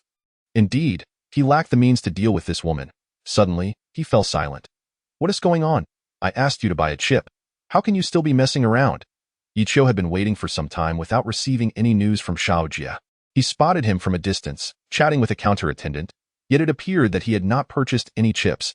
Yi Qiu felt a mix of frustration and urgency, unable to comprehend Xiao Jie's actions. Unable to contain his impatience, he approached and spoke to Xiao Jie with evident irritation. Upon hearing Qiu Gu's voice, Xiao Jie's eyes lit up. This woman had been bullying him, and now that Qiu Gu had arrived, he was eager to see how she would react. Qiu Gu, this vile woman refuses to sell to me, Xiao Jie lamented, sounding as if he were a scorned lover whose partner had strayed. What he truly needed was a brother to comfort and rescue him from this predicament. Oh, is that so? Yi Qiu raised an eyebrow and approached the counter, directing his gaze at the attendant. I would like to inquire why you refuse to sell? The counter attendant, taken aback by the handsome young man who resembled a student, initially experienced surprise. However, she soon deduced that he was likely just another runaway with no money. What did it matter if he was handsome? It was of no consequence. The attendant dismissed her earlier admiration and replied, "This is a casino, not a playground for children. You think you can come here with just $100? Do you really believe that you can start a fortune with merely 100? Her words were unmistakably clear. She simply disdained them and refused to sell. Oh, you want to sell for 100?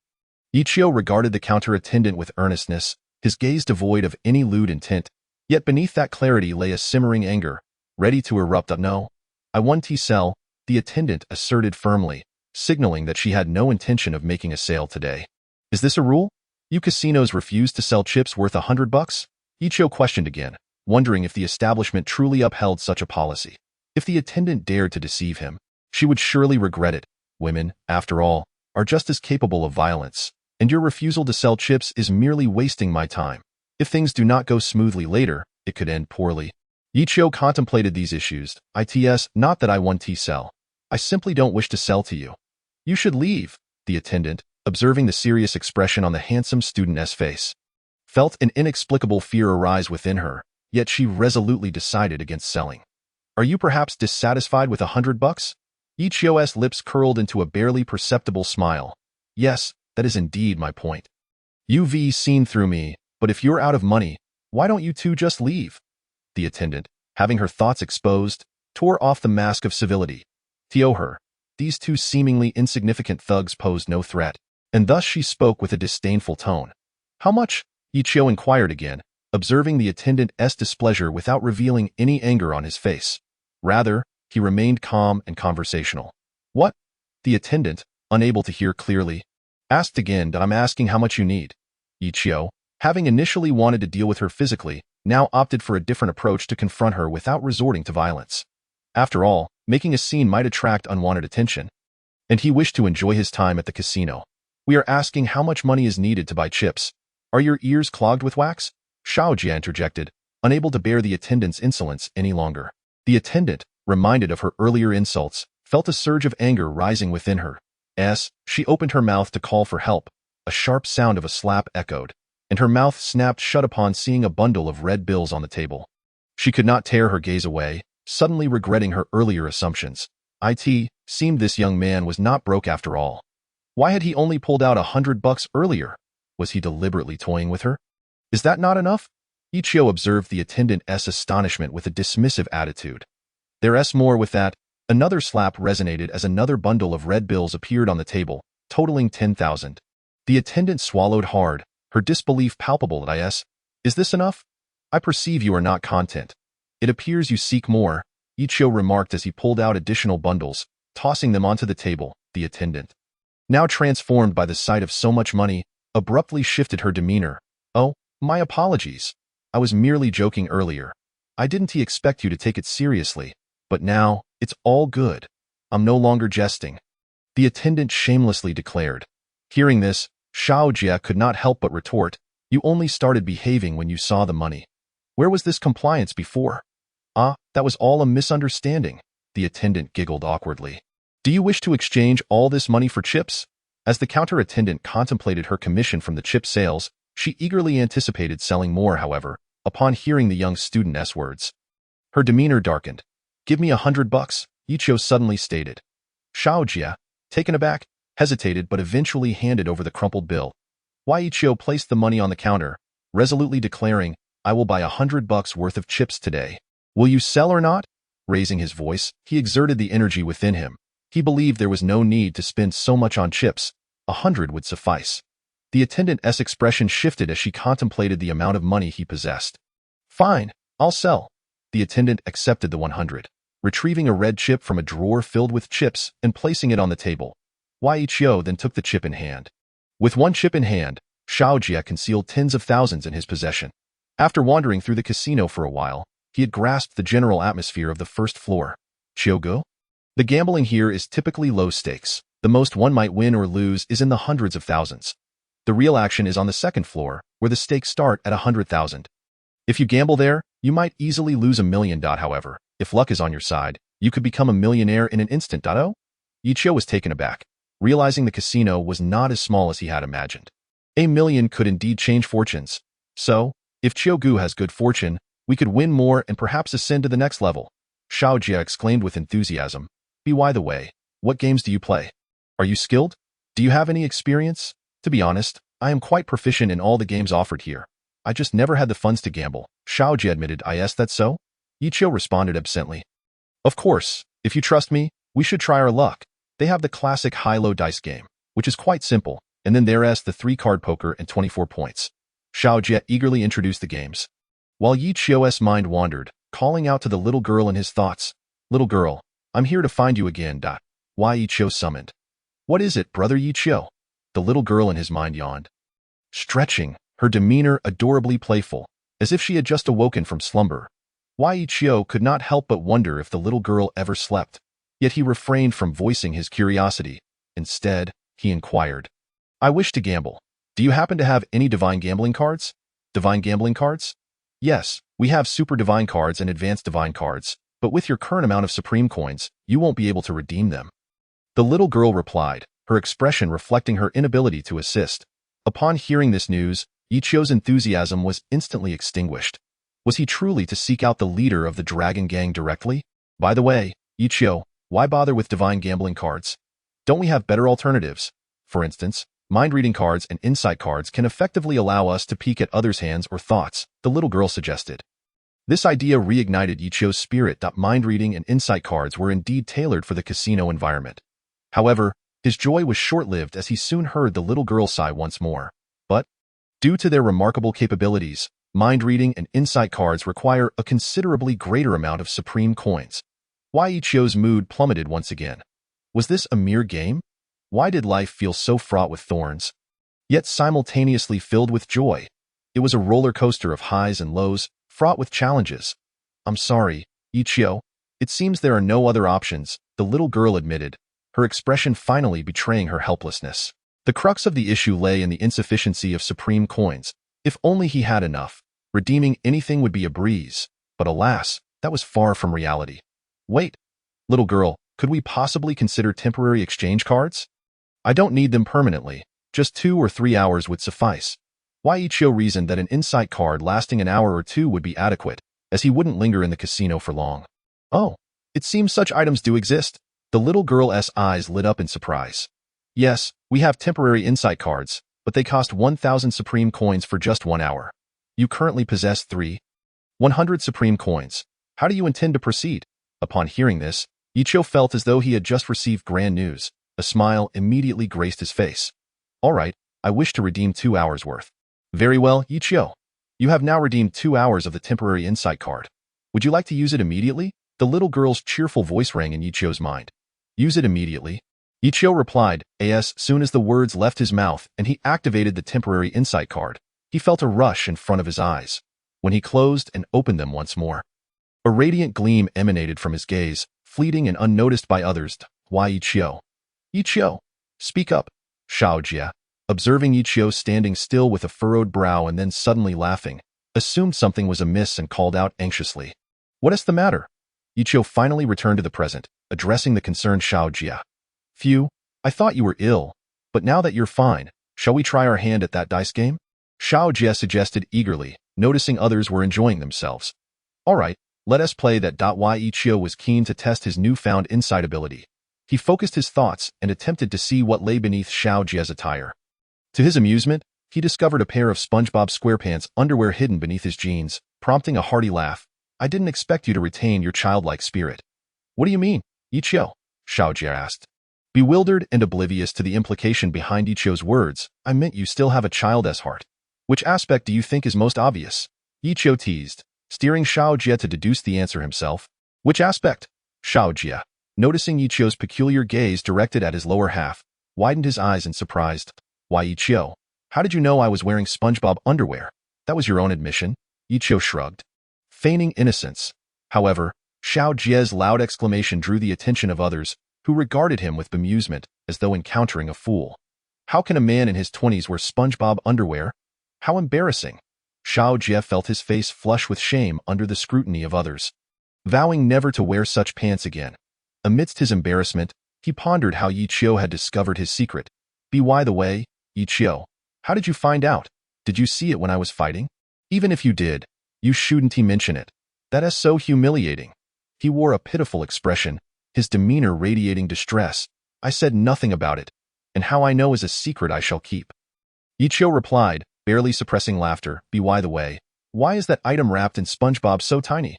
It defies logic. At Ichio's comment, Xiao Jie's face turned crimson once more. Why, Ichio?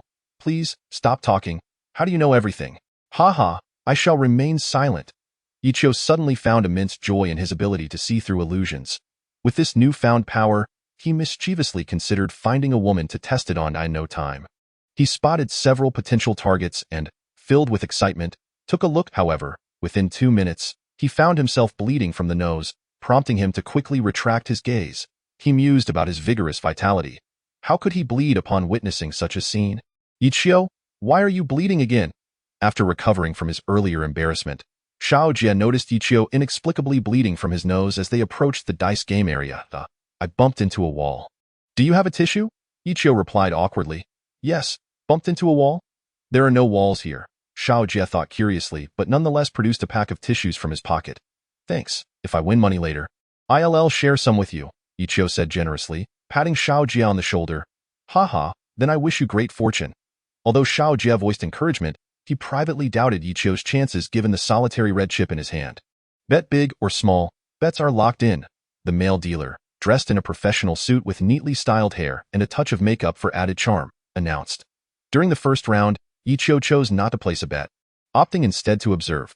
The dealer explained that the dice would be rolled before allowing bets, granting Ichio more confidence.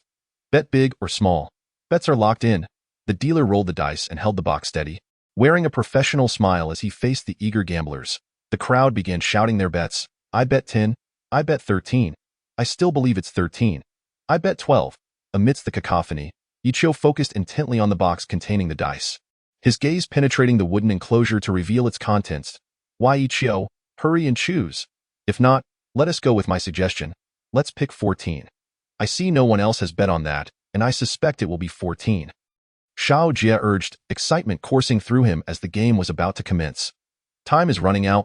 Those who hesitate will miss their chance, the dealer warned, scanning the crowd. Noticing Ichio had yet to place a bet, Xiao Jie grew anxious. Why, Ichio? Place your bet already. As the dealer was about to proceed, Ichio called out, Wait, I want to place a bet. His voice drew the attention of the eager gamblers, who regarded the seemingly youthful student with confusion, wondering why he had strayed from his studies to this place. Hearing the call, the dealer paused, adhering to his duty. Under the watchful eyes of the crowd, Ichio mysteriously produced a red chip from his pocket. The sight of it elicited laughter from some burly men nearby. Only $100? Yet, the moment they witnessed Ichio placing the red chip on the leopard square, astonishment spread among onlookers. This kid is hilarious. There's no way that could be a leopard. The odds are abysmally low. Some men shook their heads, pitying the young lad. Better to lose quickly and return home to do homework. Some burly men jeered, if the outcome is a leopard, I'll eat shit later. This kid is just too funny, acting all mysterious. However, Ichio paid no heed to the mockery around him. A subtle smile graced his lips, exuding confidence. When Xiao Jie saw him wager the solitary 100 on the leopard, he closed his eyes and slapped his face in disbelief, thinking, is brother Chio out of his mind? All right, since everyone has placed their bets, Let's begin. The dealer's cheerful voice echoed throughout the room. With a single command, the dealer revealed the dice, and to everyone's astonishment, all three showed 1.31s, small, a leopard. The dealer's voice was akin to a ghostly apparition. The crowd, upon witnessing the 3 ones, fell into stunned silence, their eyes darting towards the unperturbed Ichio, as if they had encountered a phantom. I can't believe it. Is that really a leopard? Didn't someone say that if it's a leopard, they'd eat shit? The gamblers, who treated betting as a matter of life and death, were naturally in a foul mood after losing. Words turned to shouts as frustrations boiled over. Brother Chio, you're incredible. How did you know it would be a leopard? Xiao Jia asked, anxiously gathering his winnings while casting terrified glances at Ichio. I guessed. Ichio replied with a faint smile, reflecting on the 2 hours spent observing the cards. Convinced that winning was merely a matter of luck. You guessed? To be so accurate is simply divine. I must learn from you. I've told you, it was just a guess, merely good fortune. Ichio maintained his calm demeanor, as if the small victory did little to excite him. Really? Xiao Jia, still skeptical, felt certain that Brother Chio possessed some extraordinary ability. Of course. If you keep talking nonsense, I'll loudly reveal that you have 2 red moles on your backside. Ichio threatened. At that moment, Xiao Jia felt a chill run down his spine. How did he know about the moles? It was uncanny. Brother Chio, may I ask you something? Xiao Jia gulped nervously, blinking his eyes. Speak quickly. I need to continue winning, Ichio said impatiently, tossing his freshly won 2,000 into the pot. Did you remove my pants when I wasn't looking? Xiao Jia asked, a hint of caution in his voice. Get lost, Ichio snapped, ignoring him further. Left alone with his thoughts, Xiao Jia pondered how Ichio could know about his SpongeBob SquarePants underwear and the moles on his backside. Go. 334. 10 points? The dealer's voice cut through Xiao Jia's thoughts. Pulling him back to reality, he stood up abruptly, witnessing Ichio winning yet again, this time accumulating even more. Xiao Jia watched as the colorful chips stacked beside Ichio made his eyes turn red with envy. If Brother Chio was indeed relying on mere guesses, his luck was extraordinary. Brother Chio, you won again? He asked, swallowing hard in astonishment. If you have eyes, don't ask. Ichio was in the zone, too focused to pay attention to Xiao Jia. He continued to place bets, and with each passing moment, Xiao Jia's jaw dropped wider in disbelief. After over 20 rounds, Ichio won each time, his winnings growing exponentially. The dealer, astonished, looked around to find that the only remaining players were Ichio and Xiao Jia. He pinched his face to ensure he wasn't dreaming. The reality was hard to accept. All the other gamblers had lost their money and left, while the seemingly inconspicuous student with 1 red chip had emerged victorious. Where did everyone go? Ichio wondered as he prepared to place another bet, only to discover that apart from Xiao Jia and the dealer, the place was deserted. What a letdown. It hasn't even been half an hour. And why are you just standing there? Take these chips and handle them properly. We should have enough to indulge upstairs, Ichio said with ease. Noticing Xiao Jia still dazed, he playfully tapped his head. Did you hear me? Yes. Xiao Jia snapped back to reality, his heart racing at the sight of so many chips. The surprises Brother Chio had brought him today felt surreal, akin to a dream.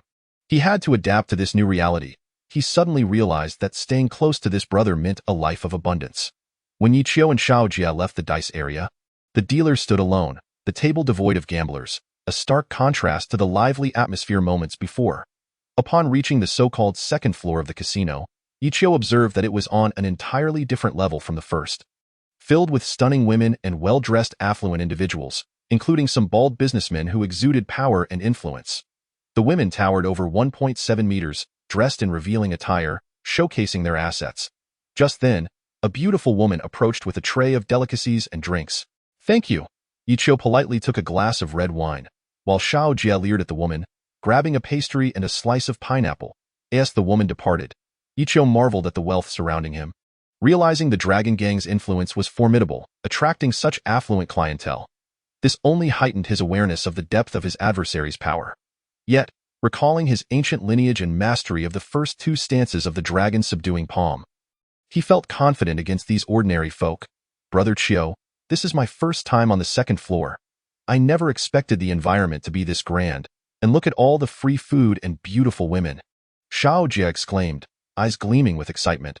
Stop fixating on the women, hand me the food, and ensure my chips are safe, Ichio instructed, having summoned a waiter to fetch a bag for the chips. Noticing Xiao Jia occupied with snacks. All right, Brother Chio, Xiao Jie replied, lifting the bag from the ground, then added, but you're wrong about one thing. I think about you too. Get lost? I really do think about you. Brother Chiu, since this afternoon, I've been running around for you. In the lively atmosphere of the second floor, Yichio and Xiao Jie found a corner to sit, surrounded by an array of fruits and desserts. After a long day without dinner, Yichio's hunger grew more pronounced as the clock neared 8. Persuaded by Xiao Jie, they indulged in the lavish spread, realizing it was an ideal spot for observation. Brother Chiu, this casino is enormous, and I'm unfamiliar with the layout of the second floor.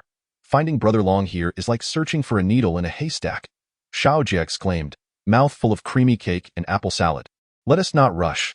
Once I win several million, the truth will reveal itself. Yichio replied, if Long Gu were here, he would certainly make a grand entrance, wouldn't he? If I were to dismantle this place and fail to catch even a glimpse of him, I would wager he is no longer present. Thus, our only recourse would be to head to that Bard. As Yichio delicately savored the red wine in his hand, he spoke thoughtfully. Upon hearing Yichio's words, Xiao Jie couldn't help but roll his eyes inwardly, winning several million. Do you really possess some extraordinary powers? Moreover, dismantling this place. This is neither an internet CAF nor a police station. It cannot simply be raised at will. Brother Chiu, I believe we should contemplate this matter further before making any decisions. Xiao Jie expressed his thoughts, deeming the idea of dismantling a casino utterly unrealistic. Why? Yichio asked, perplexed. Because this is a casino.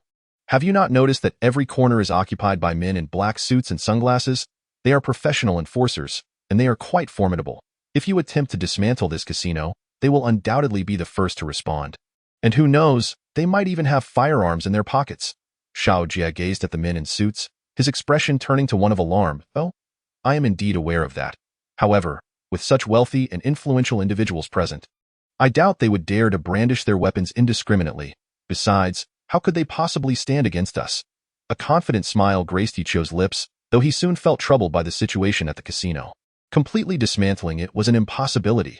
However, a partial demolition seemed plausible. After all, the men from the Dragon Gang had already bullied his mother-in-law. How could he refrain from taking action? Dismantling it was imperative, though the extent of the dismantling remained to be determined. All right, I understand Brother Chiu is quite formidable. On that note, I have no further arguments. After swallowing the last bite of his pastry, Xiao Jie took a sip of his drink. Let us not dwell on this any longer. Let us go gamble a bit, Yichio declared, setting down his wine glass and rising to his feet. He turned to Xiao Jie and instructed, gather my chips. We shall proceed and explore a different style of play. Sure thing, Brother Chiu. Xiao Jie set down his glass and picked up the chips from the floor, following in Yichio's footsteps. Brother Chiu, shall we try playing 24 points, or perhaps 3-card brag? Xiao Jie inquired as they walked. I prefer 3-card brag. I am not particularly familiar with how to play it. 3-card brag? The minimum bet on the second floor is 10,000, and the starting bids are always above 50,000. Brother Chiu, you must understand that this is not a game of luck. Xiao Jie exclaimed, alarmed at Yichio's choice. Why, Yichio had recently won over 3 million with a mere red chip, which was indeed astonishing. However, playing 3-card brag on the second floor with only 3 million was hardly sufficient. As the low stakes would deplete quickly, he felt compelled to caution Yichio. Even though it wasn't his money at stake, he didn't wish for such funds to vanish into thin air and end up in someone else's possession. Enough with the warnings. I am determined to play this game. However, I will first observe how they play, Yichio asserted as they arrived at the 3-card brag table.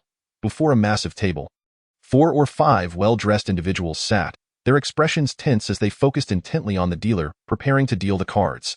Each of these affluent individuals was accompanied by a scantily clad woman, seemingly there to charm and earn tips. In this realm of wealth, the minimum tip was at least 10,000, but entry was restricted to those with connections to Long Gu or those introduced by his trusted associates. The women serving here could earn substantial sums, far exceeding what many would make in a month. Many others, desperate for entry, would go to great lengths to gain access. Noticing that Yichio was unfamiliar with the game yet eager to play, Xiao Jie couldn't help but admire Yichio's audacity. He truly seemed indifferent to money. Was Yichio intentionally trying to squander his own funds? Nevertheless, in order to expedite Yichio's understanding of 3-card brag, Xiao Jie, a seasoned gambler, began to explain the game as Yichio observed. Under Yichio's keen observation, he quickly grasped the rules. Typically, the game accommodates 2 to 6 players. Upon hearing Xiao Jie's words, Yichio observed that there were currently 5 players at the table. Without hesitation, He strode confidently to the only available seat and sat down. He soon noticed a group of wealthy onlookers casting incredulous glances in his direction, some seemingly unable to believe he had taken a seat. Why Ichio mused to himself, questioning whether he had made an error in judgment. Seeing Ichio's actions, Xiao Jie slapped his forehead, a wave of disbelief washing over him. This was the second floor, not the first. One could not simply sit wherever they pleased, especially not in the prominent position Ichio had chosen. He silently lamented, "Brother Chio, how could you sit down without a second thought?" The observers were clearly taken aback. One of the dealers, a woman, approached Ichio and inquired respectfully, "Sir, are you here to place a bet?" "Indeed, you are just in time. I have arrived to fill the last spot." Ichio replied unabashedly, nonchalantly placing a foot on the bench, adopting an air of superiority. "Very well, but may I kindly ask for your identification? We must keep a record." The male dealer paused, surprised by Ichio's sudden appearance, while the other 5 affluent gentlemen regarded him with curiosity. "Of course. Just note that I am Xiao Jie, merely a student." Why Ichio replied with a playful twinkle in his eye. Xiao Jie was left speechless. "Brother Chio, how could you use my name without my consent?" Nevertheless, he kept his thoughts to himself. "You are a student? Young man, minors are not permitted here." The female dealer stated politely, "Young man, I see that you are not much older yourself. How could you call me that?" "You are mistaken. I just turned 18 today. Would you like to see my ID?" Ichio winked at the dealer, teasingly suggesting, "If you doubt my word, we could have a private discussion." The dealer's cheeks flushed, and she abruptly turned away. "You seem to have funds, young man," one of the middle-aged gentlemen, clearly a wealthy boss, noted, observing Ichio's relaxed demeanor. "This seat is not one to be taken lightly. Once occupied, one must remain for at least an hour. That is the rule set by the Dragon Gang.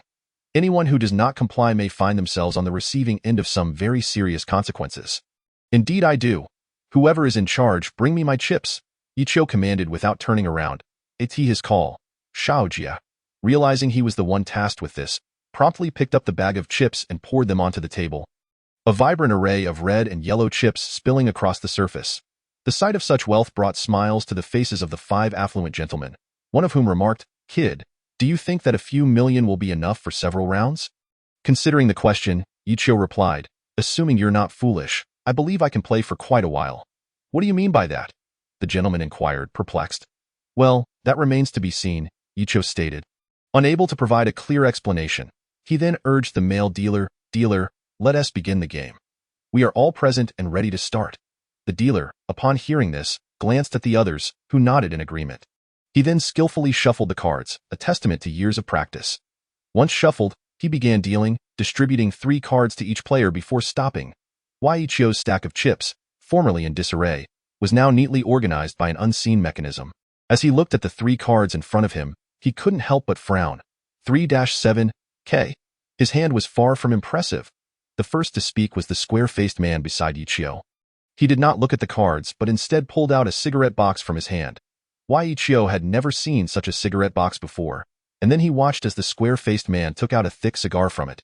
Could this really be a cigar? Observing the young man looking at him, the square-faced man chuckled and said, "Would you like one?" "No. Smoking is harmful to health. I advise you to smoke less," Ichio replied with a smile. Waving his hand dismissively, "Kid, I admire your courage for daring to come to a casino, especially to the 2nd floor. Tell me, what do your parents do? What's their surname? Perhaps I know them." The square-faced man did not focus on making a bet. After all, this was an elegant venue on the 2nd floor, a place with a pleasant atmosphere and more regulations compared to the 1st floor. The patrons here were all quite refined, displaying patience rather than rushing anyone. "My parents? You probably won't know them, they're just simple farmers," Ichio replied honestly, feeling no harm in sharing this. "Humph." The square-faced man's expression soured as he placed a bet of 100,000. Ichio was baffled by the sudden change in his demeanor. In truth, the square-faced man was generally good-natured. He merely found it peculiar that this kid would venture into a casino. His curiosity about the boy's identity was piqued, but upon hearing the boy claim his parents were farmers, it felt like an insult to his intelligence. How could someone who came to a casino with hundreds of thousands to gamble be from a rural background? It was utterly implausible. "It's your turn. Kid, have you looked at your cards? If you want to stay in, it's 200,000. Do you dare?" The square-faced man regarded Ichio's indecisive expression with disdain. "Oh, in that case, I passed." Ichio had a poor hand. A 37K, and saw no point in continuing as the other players had stronger hands. He thought, how can I not have a bad hand at least once? Meanwhile, behind him, Xiaojie was sweating profusely. He was more anxious than Yi Qiu, as this was a significant sum to wager. 100,000. These wealthy individuals truly treated money as if it were worthless, I'll call. An elderly man with white hair glanced at his cards, revealing a QKK, a relatively strong hand, and decided to bet 200,000. The other three players contemplated their hands before folding. Continue, raise. The square-faced man tossed in another 100,000. Watching this, Xiaojie felt his heart race. This was real money. After several rounds of betting, the elderly man was drenched in sweat. Although he had some confidence in his hand, the square-faced man had not made a move for a while, causing him to worry. Naturally, the elderly man was tense, and even the square-faced man felt a twinge of anxiety.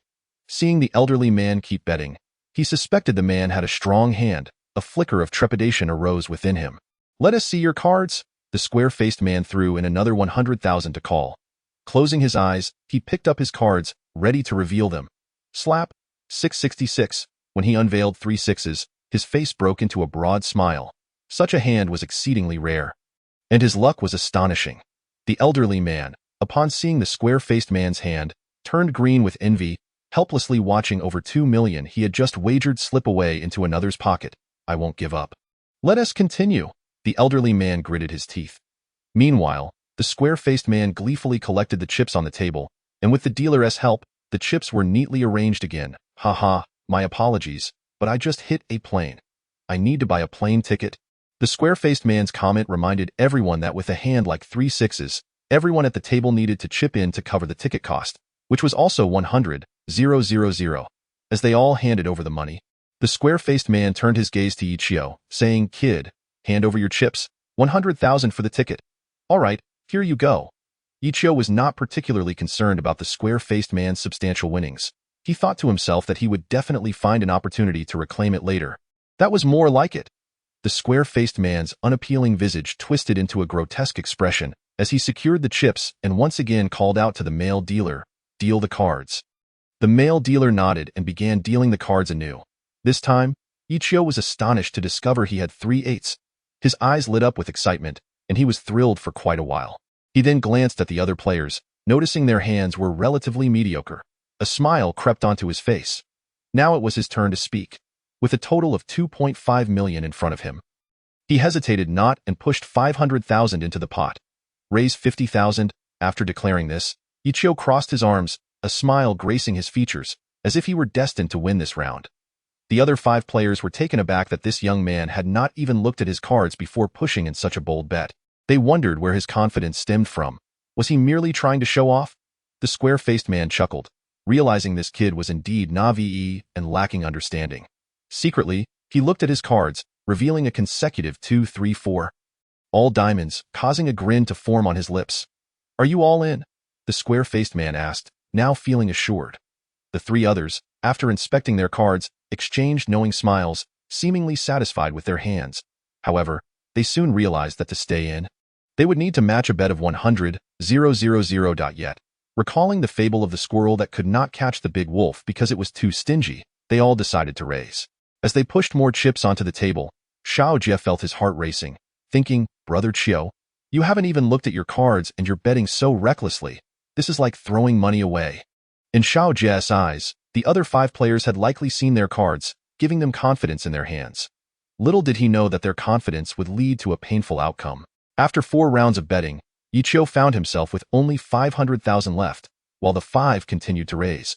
Seeing this unfold, Yi Qiu was overjoyed. The pot had swelled to 30 million. The male dealer's hands trembled at the sight of such a large sum. An occurrence he had rarely witnessed, and he felt a surge of excitement. As the 5 continued to raise, one of them, a bespectacled man, began to feel uneasy. Are we not going to reveal our cards? He asked, pushing in another 100,000 to call the square-faced man's hand. Of course, the reveal was between the 2 of them. The square-faced man handed his cards to the dealer, and the bespectacled man did the same.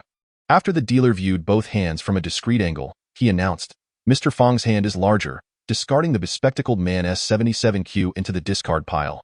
The bespectacled man's face turned ashen. He had just bet heavily and now faced a total loss.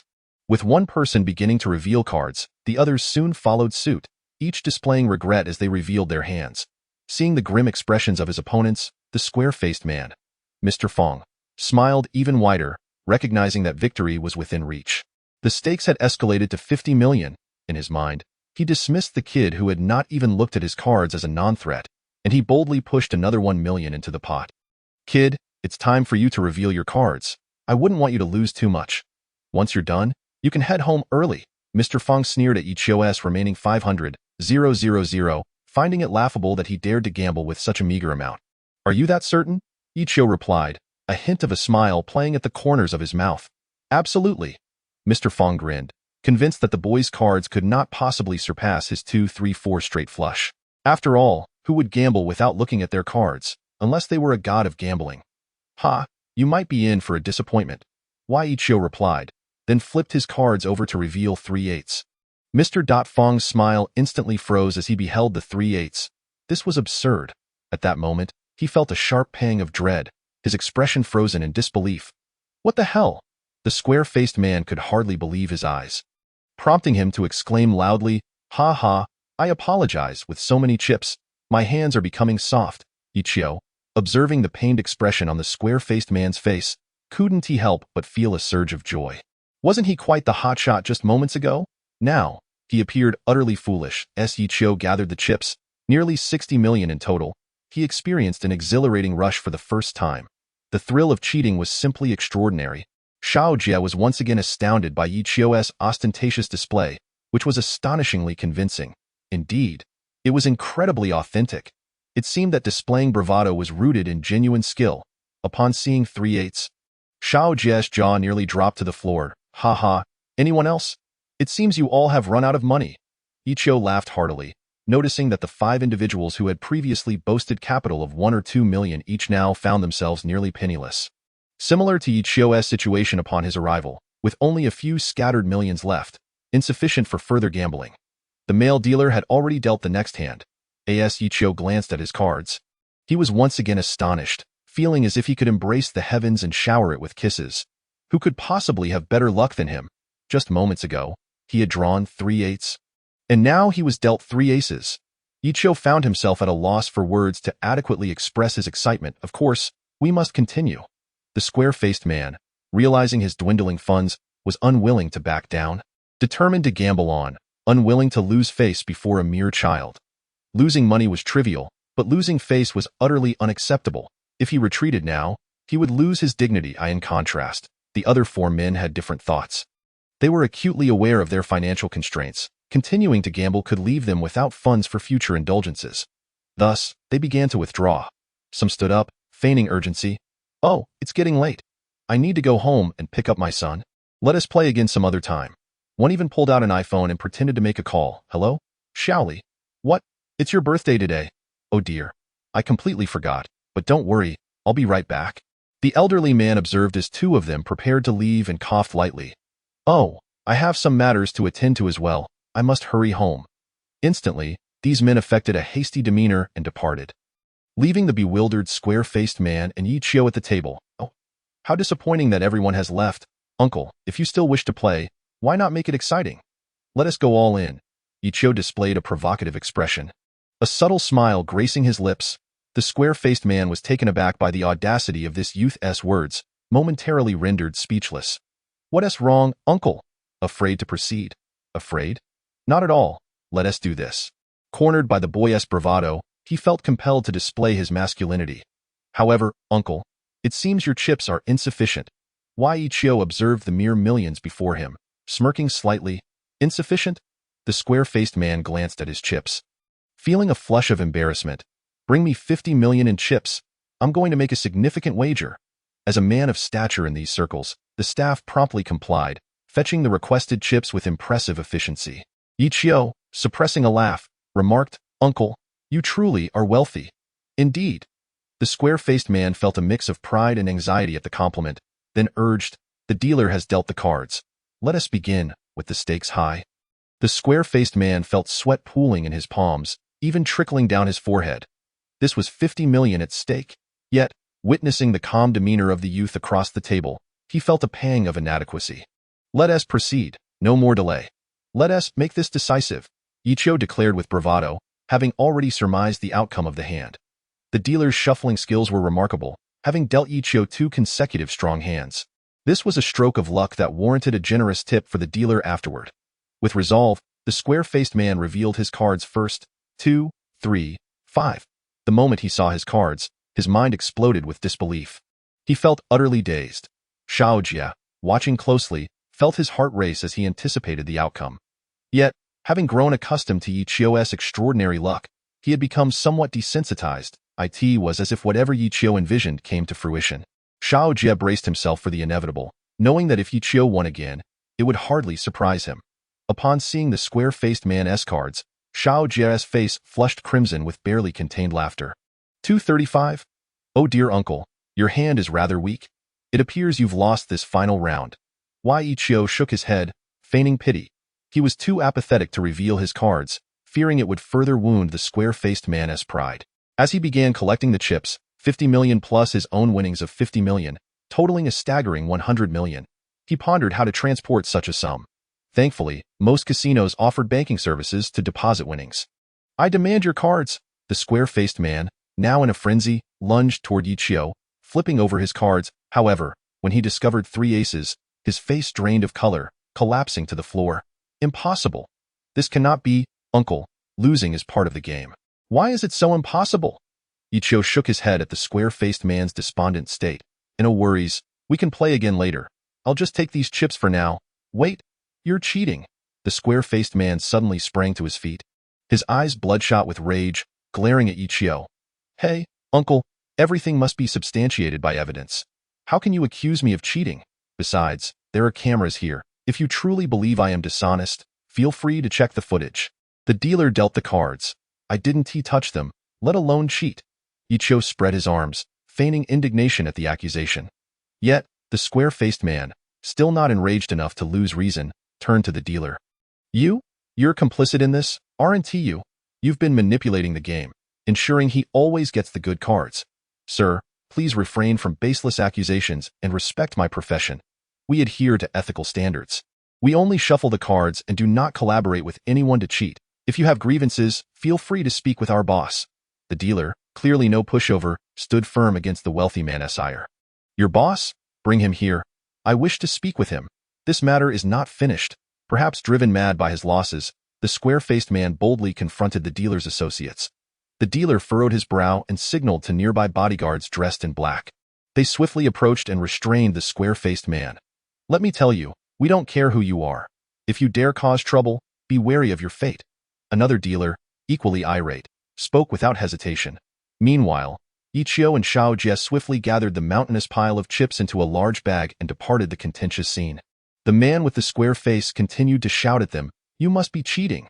I want to see your boss. I must see your boss. The male dealer, unable to tolerate the commotion any longer, ordered the bodyguards to escort him to the casino owner. He then turned his gaze to Ichio and Xiaojia, who were holding a large bag of chips.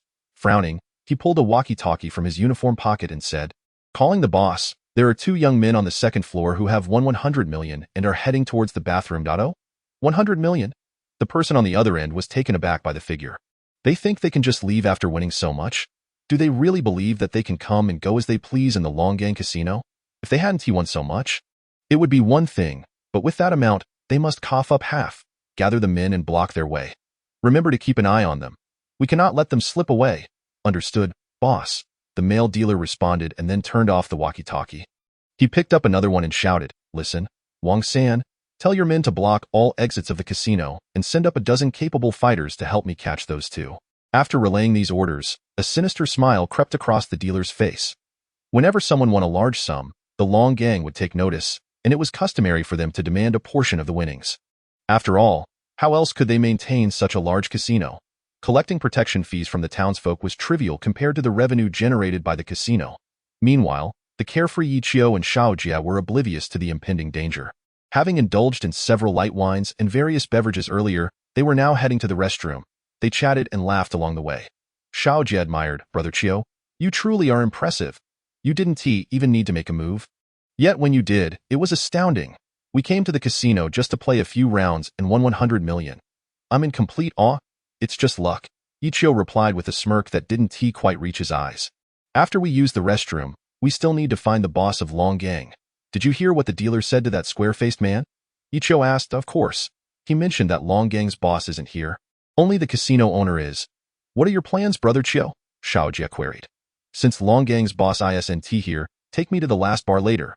If their boss isn't there either, then you will have to answer to me. Brother Chio, you can't say that. What if Long Gang's boss is out for a special reason and is also not at the bar?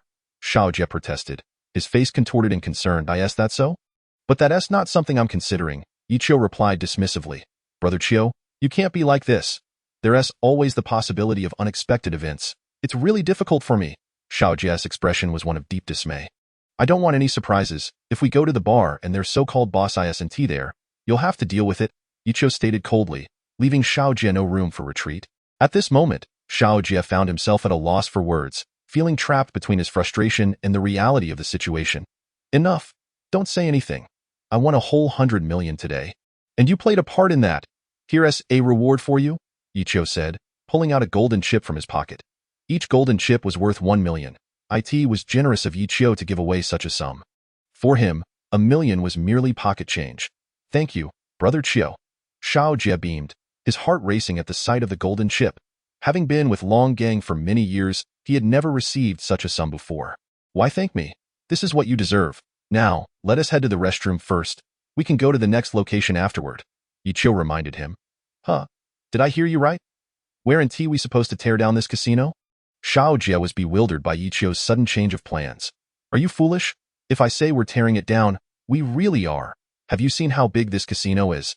Tearing it down would waste time. Ichio rolled his eyes at Xiaojie. We've won money here. There's no need to overthink it. As they approached the restroom, Ichio caught sight of a group of suited men with sunglasses following them. Their steps measured in light. Unable to discern their expressions behind the shades, he thought, someone is looking for trouble. Let us hurry into the restroom. A cruel smile appeared on his lips as he pondered their intentions. Are they deliberately seeking to cause me trouble? But I haven't done anything wrong in the casino. Could it be because I won too much? What? Brother Chio, what are you saying? Xiaojie, confused, instinctively turned to look at the group of bodyguards. Goodness, he exclaimed. Brother Chio, what are these people here for? I don't know, Ichio replied curtly, leaving Xiaojie frustrated. Do you think they're all here to use the restroom? Upon hearing Xiaojie's remark, Ichio nearly face-bombed. Are you out of your mind? They're clearly coming for us. Oh? What do we do now? Xiaojie's eyes widened, realizing the seriousness of the situation. Ask me? Who do I ask? Let us just go to the restroom first and figure out the rest later, Ichio urged, leading the way as they entered the men's restroom. Xiaojie noticed a woman in uniform suddenly appearing by the ladies' restroom. Radiating beauty and grace, it was no wonder that amid the tense atmosphere, Xiaojie was captivated by her presence. He was momentarily spellbound. Why Ichio turned when he heard Xiaojie's sudden exclamation, only to lock eyes with a pair of mesmerizing eyes. Indeed, it was Yang Zhenjin, who had just emerged from the ladies' restroom, preparing to attend to her business when she heard someone call out. Instinctively, she looked towards the source of the voice and caught sight of two young men, one with a rogue demeanor and the other handsome. Noticing their unabashed stares, she frowned slightly and turned her head away. She was here for serious matters and had no intention of engaging with them. However, as she turned to leave, a large group of suited men entered the restroom. The two men saw the swarm of suited figures and quickly darted into the men's restroom. Yang Zhenjin widened her eyes, puzzled by their actions. What was going on?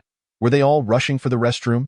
Initially intending to leave and attend to her affairs, her curiosity got the better of her, and she paused. After Ichio and Xiaojie entered the restroom, the group of suited men followed suit, standing silently behind them.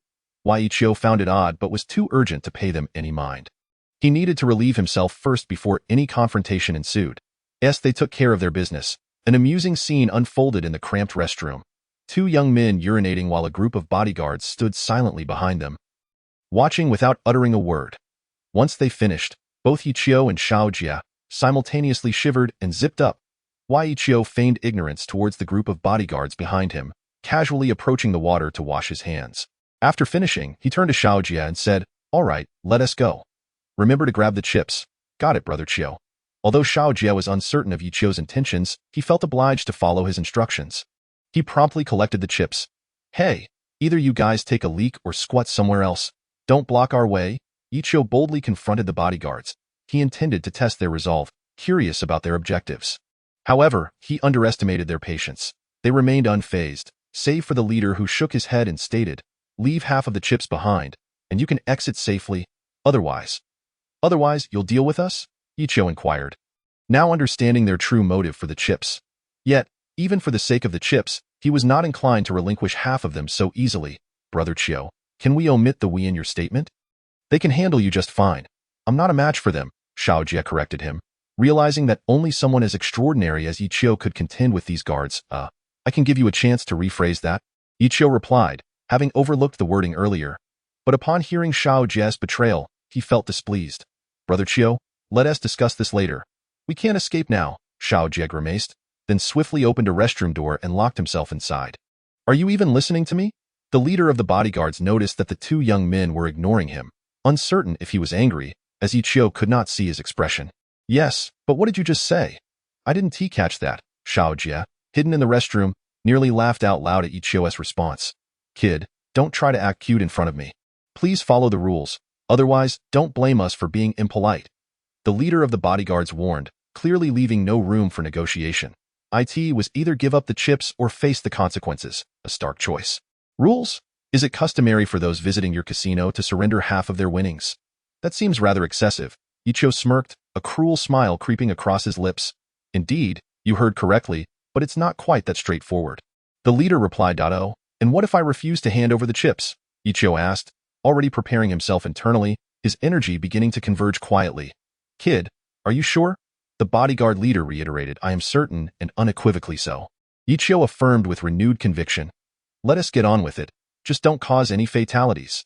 The leader's expression remained impassive as he took a step back, and his comrades began to roll up their sleeves. "Ready to charge." "Ridiculous," Ichigo scoffed, unleashing his energy outward. A faint red aura coalesced in his palm, the essence of the first move of the dragon seizing 18 palms. Kong Long Wu Hui. Just as the bodyguards surged forward, Ichigo struck out, unleashing a fierce gust of wind that resonated explosively within the confines of the cramped restroom. The bodyguards were caught off guard, completely unprepared for such an occurrence. They felt their bodies lighten and were lifted off the ground, some of their glasses falling, revealing their sheer terror. This was utterly beyond their comprehension. In an instant, they crashed back to the ground with a thud, the restroom floor shaking beneath them. The leader of the bodyguards stood dumbfounded, questioning what had just transpired. "Kid, what did you do?" Though still wearing his glasses, Ichigo could see the leader's face twitch, realizing he had once again overreached in his bravado. "I didn't do much. I merely gave them a slap, and they flew away before landing back on the ground. That's all there is to it," Ichigo replied nonchalantly. "By the way, do you still want the chips?" The leader was utterly astounded by Ichigo's display of power. It was beyond any scientific explanation. Could he be a martial artist from a novel? Yet, he quickly regained his composure, pulling a walkie-talkie from his pocket. "Report to the boss. All the brothers in the restroom are injured." Crack! Before he could finish, the leader found his walkie-talkie snatched away, only to see it in Ichigo's hands. "You were saying?" "I'll take it from here," Ichigo remarked, delivering a swift kick that sent the leader flying out of the men's restroom. Then, holding the walkie-talkie, he began speaking. "Who are you?" "Ah Ming." A mature male voice responded from the other end, clearly bewildered by the situation, initially assuming the person with the walkie-talkie was one of his subordinates, yet sensing something off, he probed further. "Ah Ming? The one who just got kicked out by me." Ichigo assured him, "Don't worry. He is not in any life-threatening danger." "Who are you?" The voice on the other end suddenly detected something amiss. "My identity is of little consequence. What matters is that your people have provoked me, and you shall pay the price. Honestly disclose your location. If you fail to do so, I will dismantle your casino," Ichigo declared coldly. At that moment, Xiaojie emerged from the restroom, his eyes widening in surprise upon hearing the voice from the walkie-talkie. "This is Money Madman. He is the boss of this casino and the second in command of the Dragon Gang." "Why?" Ichigo registered Xiaojie's comment, but continued speaking into the walkie-talkie. "You dare? Kid, you have guts. Money Madman, admire that. But do you know whom you are dealing with? If you truly have the audacity, come to the second-floor private room. I'll be waiting to see you plead for mercy." Crash! In a fit of rage, Money Madman smashed the walkie-talkie, visibly furious. "Private room. Did you hear that, Xiaojie? Take me there immediately," Ichigo chuckled, discarding the walkie-talkie, and exited the men's restroom. Yes, Brother Chiu, I think I know where room 450 is. Xiao Jia nodded, picking up the scattered chips as they stepped out of the restroom. Yichio was taken aback to see the uniformed beauty from earlier. He hadn't anticipated encountering her again. Yang Zhenjin had lingered, her curiosity piqued by the commotion. Upon witnessing a suited bodyguard being thrown out, her eyes widened in disbelief, prompting her to ask, "What were you doing in there?" "Nothing much, just dealing with a few bodyguards who interrupted my business." Yichio replied with a smirk, amused by her astonished expression. Yang Zhenjin chuckled at his words. "Do you know who I am? And do you realize that assaulting someone could land you in police custody?" "Oh?" Yichio raised an eyebrow. Intrigued, "I understand that hitting someone could lead to police involvement, and I also know that bad people deserve a beating. Good and bad are not for you to determine." Yang Zhenjin smiled alluringly, producing an identification card that she waved in front of Yichio. "I'm Officer Yang from Songsan City. Kid, you've been caught red-handed." Initially, Yichio thought he was hallucinating upon seeing the badge, but he soon accepted the reality. However, his anger flared. "Ha! Where were the police when all this was happening?" "Kid, what do you mean by that?" Yang Zhenjin asked, perplexed by his words, sensing he had more to say. Yichio continued, "Do you know how many incidents have occurred in this town? Are you aware of the criminal gang that has committed numerous atrocities? They're not being apprehended, yet you come to arrest me?" He snorted, "I have no desire to waste my breath on you inept officers. I have more pressing matters to attend to. Why?" Yichio finished speaking, turned, and gave Xiao Jia a knowing glance. After a moment of contemplation, he added, "Xiao Jia, I have some matters to attend to. Just tell me where room 450 is and point it out for me. Then you can take these chips downstairs to exchange them and wait for me outside." "Okay, Brother Chiu." Xiao Jia nodded and left, casting a cautious glance at the beautiful police officer. Yang Zhenjin, upon hearing Yichio's complaints, also felt a frown forming on her face. The issues in the town were ones they had been unaware of initially, only receiving a notification today about a report stating that several thugs had their legs broken and 3 police officers had been shot at the station. Additionally, there was the incident of the internet CAF being vandalized. The police from Songsan City promptly arrived, and as an officer, Yang Zhenjin took charge of the case in a short time. She gathered information from the local residents, who claimed that the individuals responsible for the internet CAF's destruction and the assault on the thugs and the 3 corrupt officers were. In fact, they're good officers. However, the reality was far from that. Yang Zhenjin had also heard that aside from the internet CAF, the Dragon Gang had a casino and bars. Her professional instincts told her that the so-called good person would likely return to the casino. Thus, she took a break from the busy investigation to head directly to the casino, changing from her plain clothes into a waitress uniform upon arrival. After rushing to the second-floor restroom, she was drenched in sweat and merely splashed some water on her face, only to witness the scene between Yichio and Xiao Jia. Seeing the state of affairs now, she declared, "There are matters you officers cannot resolve, but I will handle them." Noticing the police officer's troubled expression, Yichio sighed, perhaps realizing that he had underestimated the complexity of the situation and that the officers had their own challenges. Why Yichio then stepped out of the restroom. "Wait," Yang Zhenjin called out, stopping him as he walked away. "What is it?" Yichio asked, puzzled by her persistence. "Do you still want to take me to the police station? I must inform you, that's not going to happen. As I have my own affairs to attend to. No, I want to ask you something." Yang Zhenjin observed that this student-like boy seemed more mature in his tone than herself. "Go ahead, time is limited. By the way, you must be here for business too, right? Since you're not arresting me, hurry up and finish so you can handle your own matters. I want to know if you were the one who dealt with those thugs at the school gate." Yang Zhenjin asked, biting her lips slightly, feeling a bit embarrassed. "Yes? Are you planning to take me to the police station because of this?" Yichio raised an eyebrow. "No. And also, were you the one who shot at those 3 officers at the station?" "Exactly. I assaulted a police officer. Am I going to jail now?" "You don't need to say more. I assume you'll mention the internet CAF incident next, right?" "Indeed, that too was my doing. However, if you truly intend to arrest me today, I believe you will find it impossible," Yichio stated resolutely, as if he had already anticipated what she was thinking and about to say. "Not at all. This matter will be considered by our police force. After all, your actions have brought joy to the townspeople for quite some time.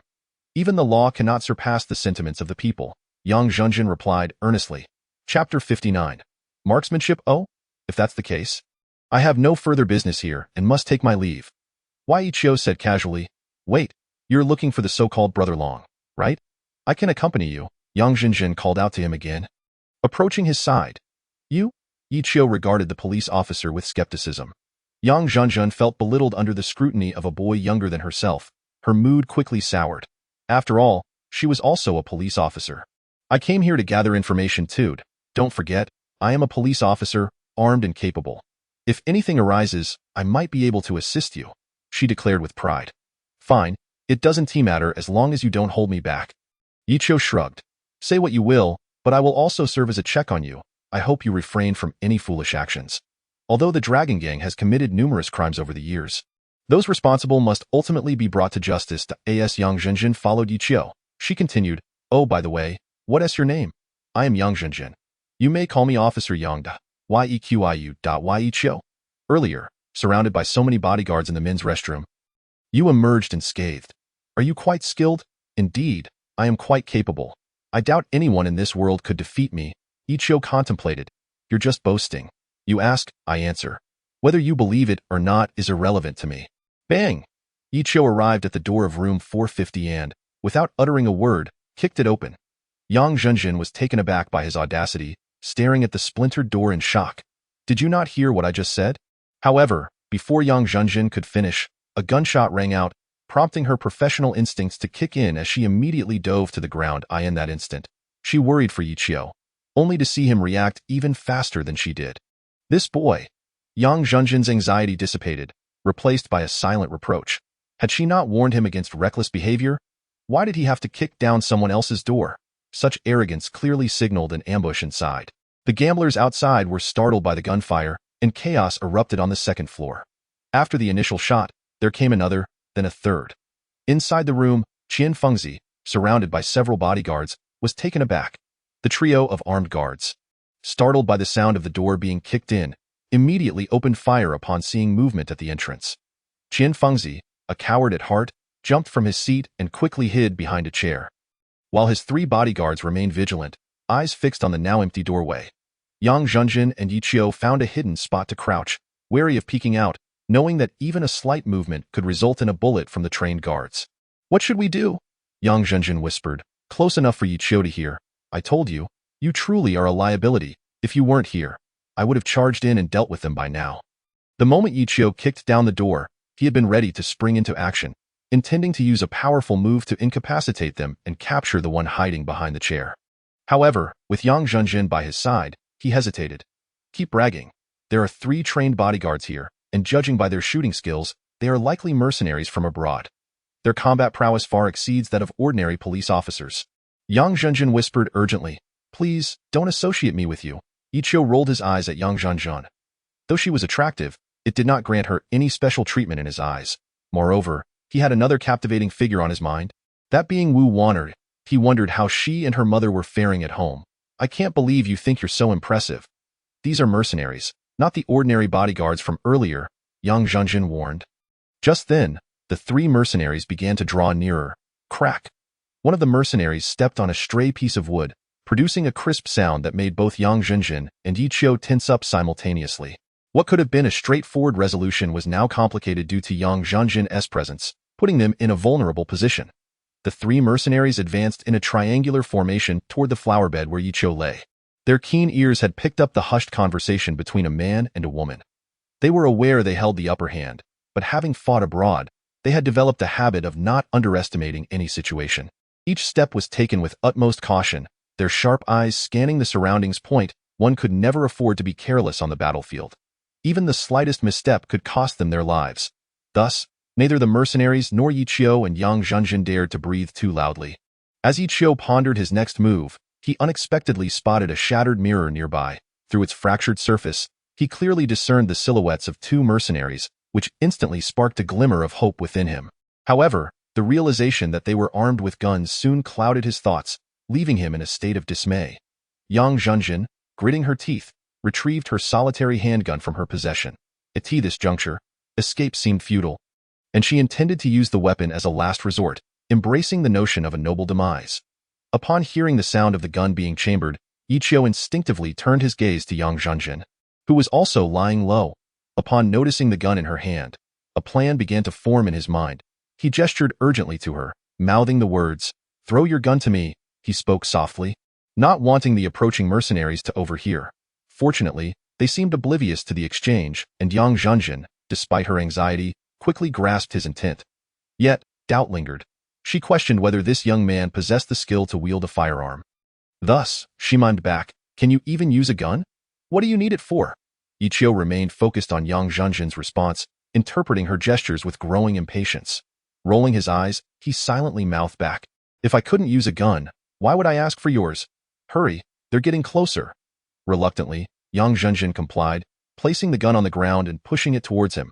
As Ichio grasped the weapon, a surge of confidence washed over him, as if he had been imbued with the spirit of a marksman. Armed with a T-35 rapid-fire pistol capable of firing 5 rounds per second, he recognized the formidable power it possessed. With the gun firmly in hand, Ichio glanced back at the mirror and saw the 3 mercenaries drawing nearer. A confident smile crept across his face.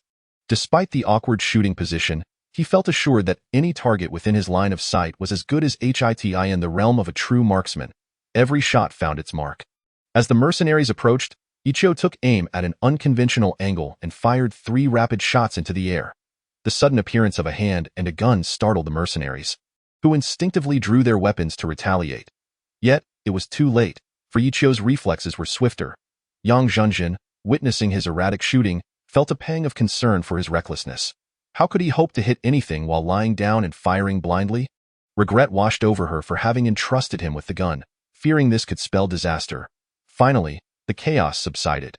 After firing the 3 shots, Ichio tossed the gun back to Yang Zhenjin and rose to his feet, striding confidently towards the 3 mercenaries now lifeless on the ground. "Mercenaries are hardly impressive," he declared. "Hey, Ichio, what are you doing?" Yang Zhenjin exclaimed, startled by his sudden boldness. As she caught the gun, she stood up, ready to provide cover for him. However, the sight before her was shocking. The mercenaries lay in a pool of blood, each shot striking precisely between their brows. How long would it take to hone such accuracy? Realizing that Ichio had indeed fired those 3 shots, she couldn't help but feel bewildered by his calm demeanor, as if killing 3 men with 3 shots was a trivial feat for him. "Hey, money maniac, come out. I won't kill you. The beautiful police officer here wants to take you in," Ichio called out, ignoring Yang Zhenjin's astonishment. He approached the overturned chair, revealing a man in a pink suit trembling in fear. "Who are you? Why are you here?" The money maniac stuttered. "Having just witnessed Ichio's lethal prowess, I'm not obliged to tell you who I am, but I can inform you that the lovely police officer intends to escort you to the station." Ichio replied with a grin towards Yang Zhenjin. Her heart raced at his unexpected charm. This student had already amazed her multiple times, and his nonchalant demeanor only heightened her intrigue. "Police? You can't be serious," the money maniac murmured, disbelief etched across his face. "Congratulations, you're right beside me," Ichio proclaimed, stepping closer and placing his foot on the man's face, eliciting a yelp of protest. "Handcuffs, now. Put them on," he ordered Yang Zhenjin, who complied without hesitation, retrieving the cuffs from her uniform and securing the money maniac in less than half an hour since their first meeting. This seemingly ordinary student had proven himself to be anything but. His decisive actions spoke volumes of his capabilities, from dispatching a group of bodyguards to now effortlessly subduing this criminal. Yang Zhenjin couldn't shake the feeling that this student was far from ordinary. Meanwhile, Li Yang had no intention of raiding the casino. The operation was too grand for such an endeavor, especially with a police officer present. "All right, I'll leave this money maniac to you. Consider it a favor," he said, preparing to exit the chaos that had erupted on the 2nd floor. "Wait, you killed 3 men and expect me to clean up this mess?"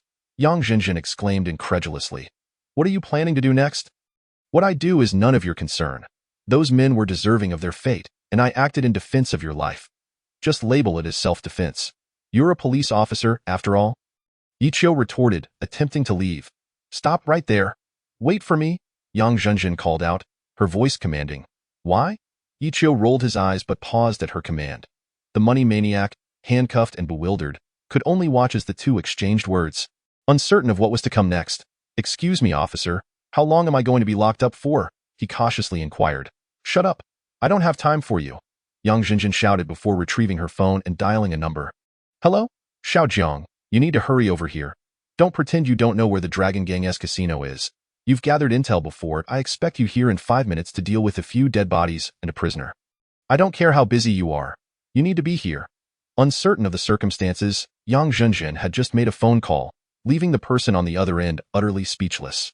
Ichio, observing from the side, was bemused by the sudden transformation of the composed police officer into someone seemingly unrecognizable. Well, I've conveyed everything necessary. Now, where are you headed? I shall accompany you. Don't think I'm unaware that you intend to visit the Dragon Gang's bar. I suspect the leaders of the Dragon Gang are already gathered there, she remarked with a smile after hanging up the call. Rest assured, the police will handle things here. Let us not waste time. We must act swiftly. I believe the others in the Dragon Gang will immediately inform their leader of the unfolding events. If they become aware of this situation, they will undoubtedly take countermeasures. Or perhaps even flee, Yang Zhenjin analyzed before Yi Qiu, who felt a sense of discontent at her words.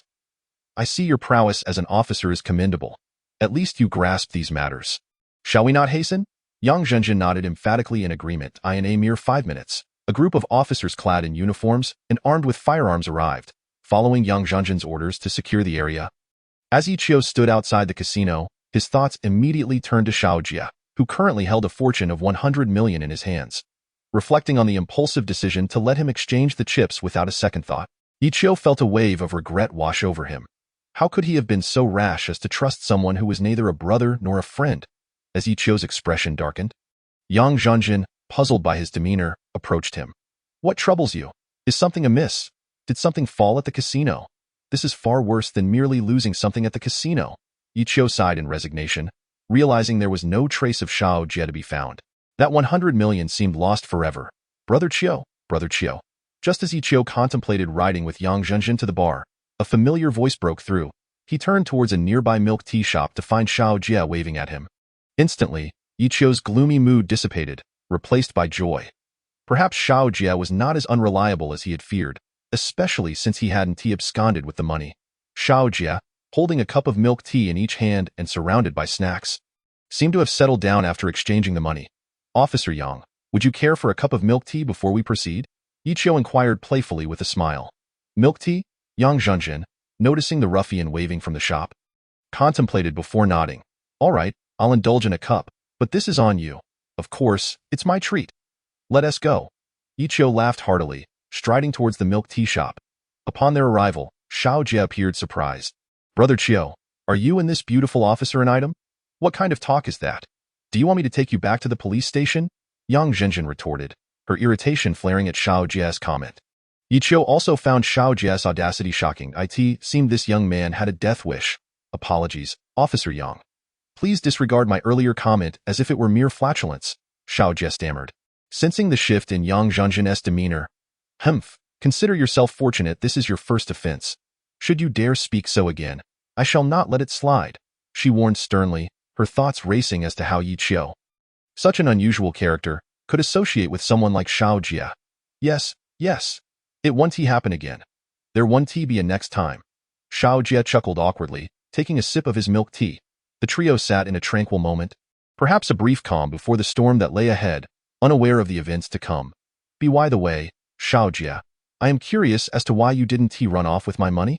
Yi Qiu finally asked after a few sips of his original milk tea. Brother Qiu, how could you doubt my loyalty? I would never abscond with your funds. Here, I have 2 bank cards, one for you and one for me. Xiao Jie replied, his expression shifting as he produced the cards. With a grin, he added, I figured since you mentioned 1 million, I had the clerk create 2 cards for my share is safely stored in mine. My apologies, Brother Qiu. Yang Zhenjin, quietly sipping her tea, felt a strange emotion arise within her as she considered the origin of this money. That clerk looked down on us initially, but when I approached her with such a large sum, her demeanor changed entirely. She even begged me to touch her chest. Xiao Jie recounted, his laughter infectious. Did you indeed? Yi Qiu queried, noticing Yang Zhenjin's expression shift subtly. Of course. You have no idea how it felt. Xiao Jie began, only to be silenced by the fierce glare from Yang Zhenjin, who seemed ready to unleash her wrath. Let us save that for another time. For now, let us enjoy our milk tea. Xiao Jie quickly suggested, sensing the tension. Officer Yang, do you have any remarks regarding our next course of action? Yi Qiu inquired, shifting the conversation back to serious matters.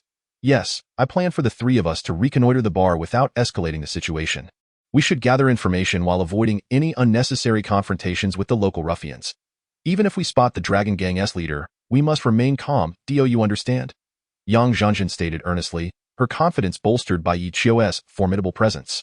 I comprehend your intent, Officer Yang.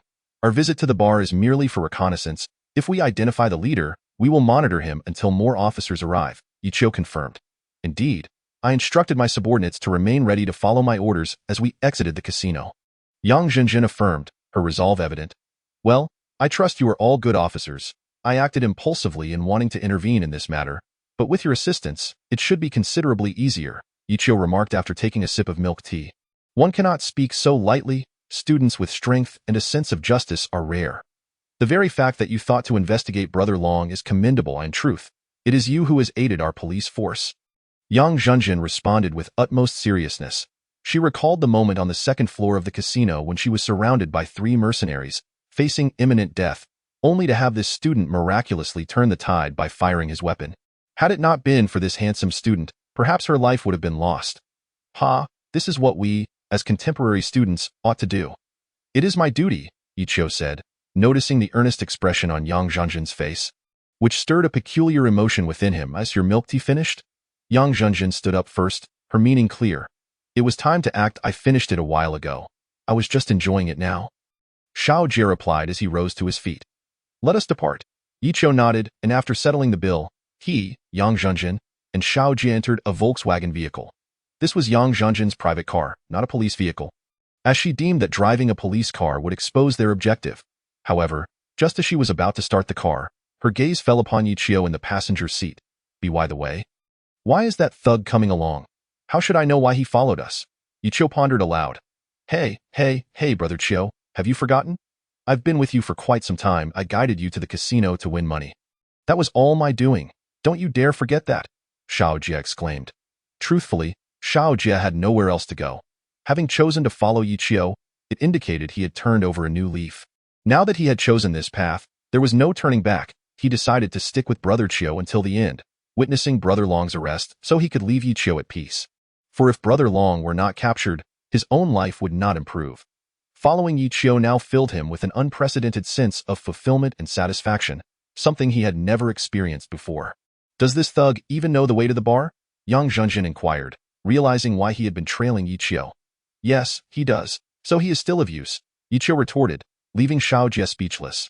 What did he mean by of use? He had always been useful. All right, if that's the case, let us take him with us, Yang Zhenjin decided, and she started the car. The night had fully enveloped the town, with only a few flickering streetlights illuminating the road. Yichio, may I ask you something? Yang Zhenjin suddenly spoke while driving. Yichio, preoccupied with thoughts of home and wondering if Wu Wanner and the others were concerned about him, was taken aback by her question. Sure, it's not every day a beautiful woman asks me something. I shall listen attentively and fulfill any request. Just speak plainly, no need to feign sophistication, Yang Zhenjin replied. Rolling her eyes, I'll cut to the chase. Why are you so adept at shooting? Have you undergone special training? None at all. It's simply my natural talent, Yichio said without hesitation. He preferred not to disclose the existence of the supreme system, knowing that even if he did, no one would likely believe him. I told you to speak plainly. If it's true, then it is. If not, then it's not, Yang Zhenjin insisted, furrowing her brow. I've already told you. I haven't undergone any special training. It's all innate. And the shooting earlier could also be chalked up to sheer luck, Yichio replied nonchalantly. From Yang Zhenjin's perspective, it was somewhat acceptable for Yichio to single-handedly defeat dozens of bodyguards, as the world was not devoid of martial artists. However, to hit a target's forehead with 3 casual shots was remarkably uncanny. Luck? That's absurd. There's no such thing as that level of precision by chance. Yang Zhenjin scoffed, rolling her eyes again. Well, if you believe it, here, let me show you. Yichio sighed in exasperation, placing his hand on Yang Zhenjin's thigh. She felt a rush of warmth spread through her thigh, causing her to tremble as if jolted by electricity. Her countenance shifted to one of alarm. What are you doing? Remove your hand. Unbeknownst to Yang Zhenjin, her uniform featured black stockings, so Yichio's hand resting on the delicate fabric elicited a peculiar sensation. Yichio, noticing her change in expression, realized his action was overly suggestive and quickly withdrew his hand. His intent was merely to show her any calluses from long-term gun use to validate his earlier claims. Seeing her anger, he felt compelled to explain, I truly meant no offense. I was merely trying to demonstrate my hand, given your doubts. Surely, you wouldn't think I would take advantage of you, right? You're not so old that anyone would lose interest. At that moment, Yang Zhenjin considered his words and found them reasonable. Observing Yichio's innocent demeanor, she sighed in relief, realizing she had overreacted. However, the thought of him calling her old stung a bit. She was only 24, not ancient. Xiao Jia, who had been eavesdropping on their conversation, chuckled inwardly, amused by how Brother Chiu, despite his youth, was adept at such maneuvers. Fine. I'll trust you this once. Now, show me your hand. Yang Zhenjin relented, feeling guilty for misjudging him. Here, take a look. Yichio, having learned from his previous lesson, refrained from placing his hand on her thigh again, instead holding it in the air for her to observe closely. So, do you believe me now? I told you it was merely luck, and I have not undergone special training, Yichio asked, noting her inscrutable expression. Yang Zhenjin's expression shifted, and she released his hand. Conceding, all right, I believe you. Yichio's hands bore no signs of long-term gun use, but she remained skeptical about the notion of luck, making it a challenging issue to resolve. As they continued their journey, the atmosphere in the vehicle fell into silence and remained unbroken for nearly 5 minutes. Under Xiao Jie's guidance, they soon arrived at the entrance of a bar named Long Fei Bar. The entrance was brightly lit, teeming with men and women mingling intimately. Those entering were typically seeking to drown their sorrows, while women donned revealing attire, their faces layered with heavy makeup, and an overwhelming scent of perfume wafted through the air. These women enter bars with the intent of seeking out men for various pursuits. Their presence is not solely for the consumption of alcohol, but rather for amusement and leisure, amidst the enthusiastic welcome of 2 tall girls clad in kipeos. Yichio and his companions stepped into the vibrant atmosphere of the bar. Upon entering, Yichio was immediately influenced by the lively environment. After navigating a couple of turns, they arrived at a dance floor where over 100 young men and women swayed to the pulsating music under the flickering lights. The air was thick with the scent of hormones. Observing this scene, Yichio maintained a composed demeanor, unlike Xiao Jia, who swayed his body to the DJ's rhythm, exuding a lively energy that prompted Yichio to shake his head in bemusement. It was evident that Xiao Jia frequented such places. In contrast, Yang Zhenjin wore a frown as she surveyed the surroundings, clearly uncomfortable with the environment. The sight of scantily clad women only deepened her discontent. These women are suspect. They could easily be apprehended, Yang Zhenjin remarked. Go ahead, try to catch them. Yichio teased. During the day, they appear glamorous, but by night, they transform into a different persona altogether. If the police were united, they could uphold societal order, preventing such occurrences. He continued. What you see is merely a fraction of reality. There are countless hidden activities in this world that are beyond your control. Perhaps, at this very moment, drug transactions are underway in certain locales, along with human trafficking and organ trade. Yichio shrugged, expressing that such matters were common knowledge, albeit unspoken. Well, it's all our fault as police officers. Yang Zhenjin's expression darkened at his words. It's not your fault. It's the environment that has fostered this world of desire, tarnishing its purity. Of course, if you insist on blaming humanity, that's your prerogative, as long as we uphold our moral principles. Yichio shared his thoughts, reflecting on the importance of focusing on their duties without being swayed by external chaos, ensuring their actions remained in line with their conscience. I find that you possess more insight than I do. At least, I don't see any insecurity on your face. Yang Zhenjin felt a flicker of admiration for him. I am no longer the person I once was. I have come to terms with many things. And thus, confidence is essential. Yichio flashed a self-satisfied smile. What are you two discussing? It seems rather profound. By the way, Brother Chiu, why don't we take this opportunity to enjoy ourselves? Xiao Jia continued to sway. Clearly immersed in the atmosphere, I have no interest in that. You may indulge while I find a spot to observe our surroundings. Yichio replied, I agree. Yang Zhenjin smiled for the first time. Following Yichio to a relatively quiet corner, they settled on a sofa with a glass table bearing snacks and fruits, maintaining a deliberate distance as they sat in silence. Shall we order something to drink? Yichio broke the ice, noting the awkwardness of their stillness. Drink? How old are you? Is that all you think about? Yang Zhenjin scrutinized him. 17, almost 18. Why? Is there an age limit for drinking? Yichio chuckled. Drinking can lead to reckless behavior. Yang Zhenjin admonished him like a concerned elder. And what are you implying? Do you fear I might take advantage of you while intoxicated? Yichio laughed again. Rest assured, I have no interest in older women. Yang Zhenjin blushed slightly, feeling out of sorts. It's quite odd that you don't drink. Yichio expressed his surprise. What is so strange about it? She retorted, realizing that coming out for this mission was indeed a wise decision, as she found herself enjoying the conversation with this young man. It felt like a delightful pastime. By the way, do you think the head of the group is here at this hour? Yang Zhenjun, recognizing Yichio's perceptiveness, shifted the topic that I believe he is here. Didn't you notice the muscular men in the corner? Those four are likely the four kings by Long Ji's side. Xiao Jie mentioned that wherever Long Gu appears, so do they die.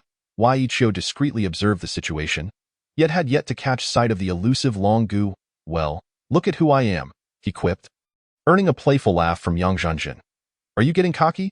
You're merely a child who hasn't fully matured, she teased. It was rare to see such a charming expression on a diligent police officer, leaving Yi Qiu momentarily astonished. Let us refrain from commenting. Do you truly believe Long Gu is here? Yi Qiu countered. Since you assert he should be here, I concur. Do you lack your own opinion? Yang Zhenjin smiled. Shall we send someone over now? Is that feasible? Yi Qiu inquired. They can dress in plain clothes, each carrying a firearm, and act accordingly based on the situation, Yang Zhenjin proposed. That plan works?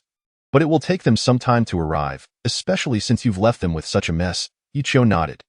This mess you speak of was created by you, she shot back. Am I to blame? Yi Qiu feigned innocence. Thus, they reached an agreement, executing their plan in secrecy as the moment demanded utmost vigilance. However, not long after, an unexpected distraction approached Yi Qiu. An overweight woman adorned with ostentatious jewelry and heavy makeup. Her presence both alarming and bewildering. As she approached, Yi Qiu felt a surge of trepidation. What does she want? He wondered, fearing she had taken a liking to him. Hello, Yi Qiu. I've been waiting for you. Yang Zhenjin, noticing the woman's approach, couldn't suppress her amusement and shifted to a more comfortable position, delighting in Yi Qiu's discomfort. Can't we avoid this? Friends should help each other out. Yi Qiu's expression turned serious. I'm afraid I can't assist you with that. Yang Zhenjin chuckled, redirecting her attention to the dance floor. This problem is straightforward. How do you propose we resolve it? Yi Qiu asked eagerly, wishing for the woman's departure. Since you say she is drawn to your looks, just use a 5-minute face-changing card, the little girl suggested seriously. The card requires you to choose someone nearby to transform into. The desired target must be in your line of sight. Such a thing exists, a face-changing card. Yi Qiu's excitement grew at the prospect, envisioning a way to frighten the woman away by becoming grotesque. Of course, brother Yi Qiu, remember that the supreme shop is everything. There's nothing you can't find, the little girl declared proudly. All right then, I'll exchange for a 5-minute face-changing card. As Yi Qiu felt the woman's hand slipping into his clothing, he hurriedly spent 500 supreme coins to obtain the card, desperate to escape the uncomfortable situation. Alas, the unpredictability of life is truly baffling. How could such an occurrence befall me? To contend with this formidable woman, Yi Qiu has indeed shown remarkable determination, expending 500 supreme coins. What extravagance! At present, Yi Qiu values these coins as if they were his very life. Even if offered 1,000,000, he would be reluctant to part with these 500. For they are of great worth. Hey, why are you silent, my dear? The corpulent woman boldly extended her plump hand toward Yi Qiu's chest, caressing his smooth skin as if his heart might leap from his chest. She was already aflame with desire, on the verge of igniting passion.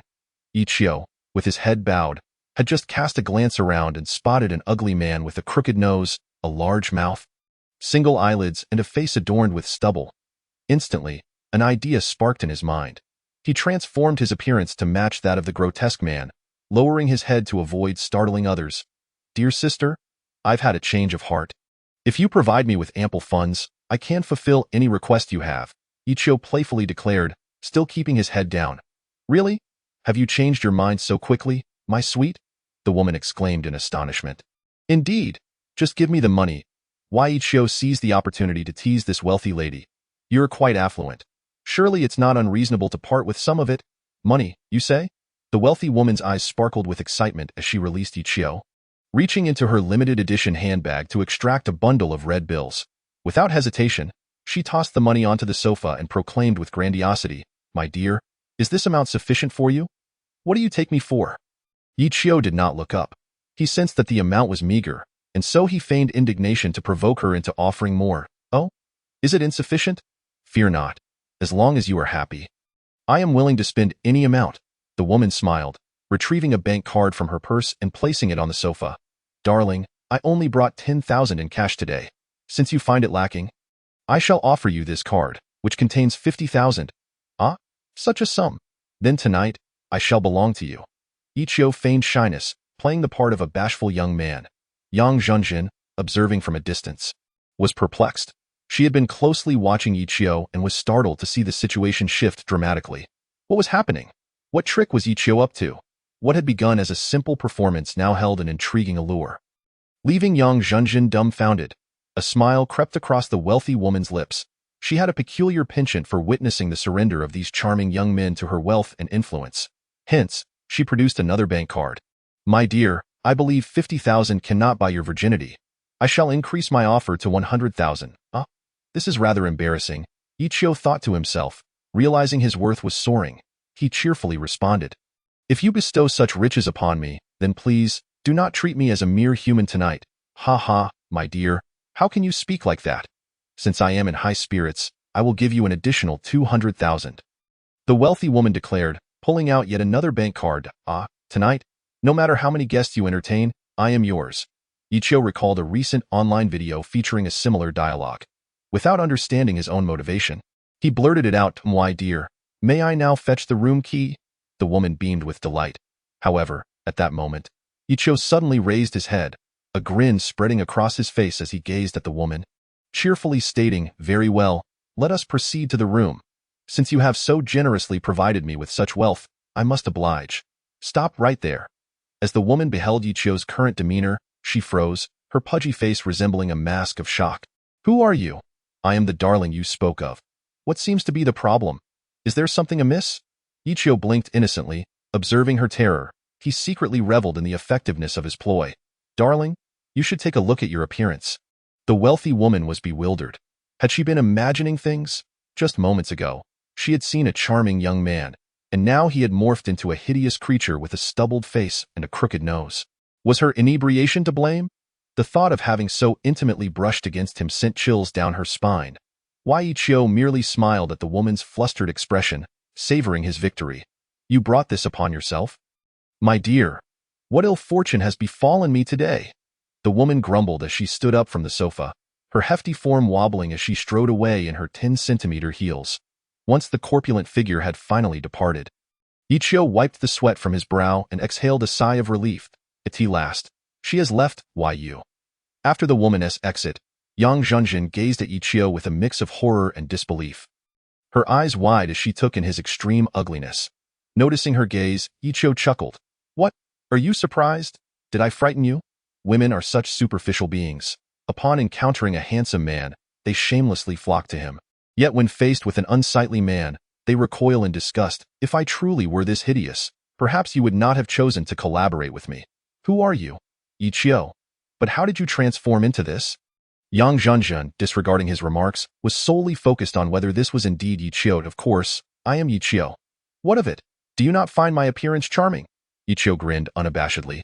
Utterly grotesque, I knew you would say that. Ichio turned away, pretending to wipe his face, while in reality, he was allowing the 5-minute transformation to lapse. When he turned back, his handsome visage had returned. Observing Yang Zhenjin's gaping mouth, which could easily hold an egg, he cleared his throat and inquired, What's wrong? Have you never seen a face change before? A face change? You mean that was a transformation? Yang Zhenjin was taken aback. But how did you manage it? Did you work in a theater troupe? Indeed. Otherwise, how could I perform such a feat? Ichio replied, rolling his eyes dramatically. But that transformation was astonishingly lifelike. Yang Zhenjin remained skeptical, recalling the incredible scene she had just witnessed. You wouldn't understand, but you must have heard of the terms genius and talent, correct? I am endowed with extraordinary talent, and of course, I have honed this skill for several years, which allows for such remarkable realism. I doubt there exists another capable of achieving my level of mastery. Ichio boasted with unabashed pride, as though he were the only individual of his kind in the world. Well, I suppose I wouldn't have guessed. You truly possess the ability to change your appearance? Yang Zhenjin admitted reluctantly, Indeed, do not underestimate me. Ichio chuckled inwardly. How about you transform once more, perhaps into Fan Bingbing? Yang Zhenjin's interest peaked at the prospect of witnessing another transformation. Well, changing appearances requires time. Time? It shouldn't take long, right? I can grant you 5 minutes to prepare, Yang Zhenjin exclaimed eagerly. Thank you. Ichio internally cursed himself for boasting. Nevertheless, he maintained a calm facade. 5 minutes may not suffice. I have perfected my transformation over several days and nights of preparation. Thus, I would need at least 3 days to prepare for the next change. Reluctantly, Ichio spun yet another lie. Yang Zhenjin frowned in disappointment. Very well, I shall let you off the hook today. But remember to show me your transformation next time. I still wish to see Fan Bingbing. She is my idol. Ah, well, perhaps next time?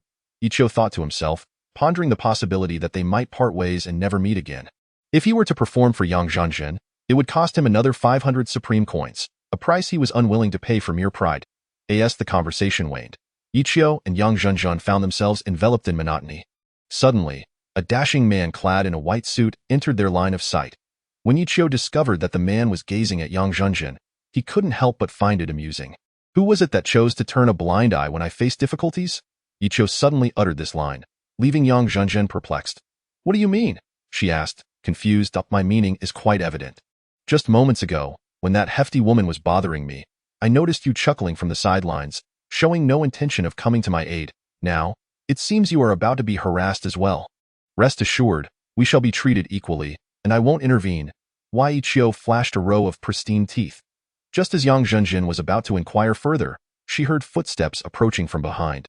Instinctively, she turned to look. When she saw a young man in a white suit beside her, a momentary daze flickered across her face. After all, he was strikingly handsome and exuded an air of charisma, his white suit giving every movement a graceful flair. However, being a capable police officer, Yang Zhenjin was not easily swayed by mere looks. It was merely appreciation. After a brief glance, she averted her gaze. Yet, she had just begun to process Ichio's words. And if she failed to grasp their meaning now, she would surely be foolish. The man who had suddenly appeared was undoubtedly attempting to strike up a conversation with her. Yang Zhenjin felt a headache coming on. First, Ichio was targeted by a wealthy woman, and now she found herself the object of this man's attention. Was this some cosmic joke, or was the universe conspiring to keep her entertained? Hello, beautiful. My name is Cui Hao. The man in the white suit approached Yang Zhenjin and extended his hand at Oh. And then what? Yang Zhenjin did not even glance at him, her disinterest clear. To her, men who frequented such places were not to be trusted. Of course, Ichio was there for legitimate business, so he was different. Cui Hao's cheek twitched upon hearing Yang Zhenjin's near dismissal, yet he did not show anger. After all, winning over a woman required patience and a thick skin. And with his striking looks, he couldn't believe that a woman, merely enamored with appearances, would not fall for him. Miss, you are quite humorous. Cui Hao chuckled awkwardly, then snapped his fingers at a waitress. The waitress nodded in understanding. Approaching Yang Zhenjin's table with a tray, setting it down before swiftly retreating behind Cui Hao. Sir, do you have any further instructions? She inquired. No, that's all for now. You may leave, Cui Hao replied with a friendly smile. Waving her off, after the waitress departed, Cui Hao unceremoniously took a seat beside Yang Zhenjin. I, Cui, have come to the bar today in search of a fateful encounter. However, upon my arrival, your aura captivated me, drawing me to your side uncontrollably. Perhaps this is destiny. Since we are destined, why not allow me to introduce myself?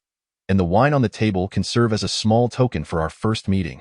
This is a 1982 Lafite, and I had the waitress prepare 2 glasses for us to share a drink and chat about life. As he spoke, he leaned closer to Yang Zhenjin, a gesture that appeared casual to outsiders but was, in fact, deliberate. I do not wish to share a drink with you, and I do not consume alcohol, Yang Zhenjin replied coolly, frowning as she felt him encroaching on her space, shifting slightly away. She disliked being this close to such men, who assumed their looks granted them special privileges. Had it not been for her official duties, she would have apprehended him without hesitation. It seems you have a strong opinion of me, Cui Hao said, a fleeting displeasure crossing his face before he quickly reverted to his charming smile. I harbor no ill feelings. I merely wish you would refrain from bothering me. We are not acquainted, so please seek others for your drinking companions. Yang Zhenjin replied indifferently. Hey brother, is that not a 1982 Lafite? Ichio interjected, approaching not out of concern for Yang Zhenjin, but rather to secure a taste of the fine wine. Upon seeing this unfamiliar young man, Cui Hao's expression shifted to surprise. Normally, he would dismiss such a kid, but with a beautiful woman present, he felt compelled to maintain his gentlemanly composure. Thus, he smiled and responded, Indeed, it is a 1982 Lafite. I didn't expect you to have such discerning taste. Wow, I was merely guessing, but it truly is Lafite. Such wines are becoming rare, and to find one in a bar is indeed a rarity. Ichio flattered. Yes, this bar has limited stock, as such wines are not affordable for the average person. A genuine bottle of Lafite costs tens of thousands, and this 500 milliliters bottle cost me 38,000. Cui Hao boasted, his pride swelling at the opportunity to show off before the lady. Wow, brother, you are quite wealthy. Ichio feigned surprise. Wealthy? In comparison to people like you, I am relatively well off, earning over 100,000 a month. Cui Hao thought he might burst with joy. Such impressive wealth. By the way, can I have a sip of this exquisite wine? I have never tasted something so high-end before. Ichio's face lit up with anticipation. Yang Zhenzhen watched Ichio's antics with increasing bewilderment, but she began to surmise his intentions. Of course, feel free to indulge. Consider it a way for me to fulfill your wish.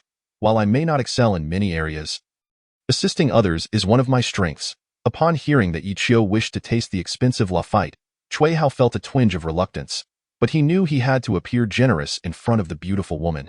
He begrudgingly allowed the young man to have a taste, rationalizing that it would make him seem magnanimous. The thought of the wine being consumed before he even had a chance to enjoy it irked him. Yet he was willing to make sacrifices for the sake of impressing the rare beauty beside him.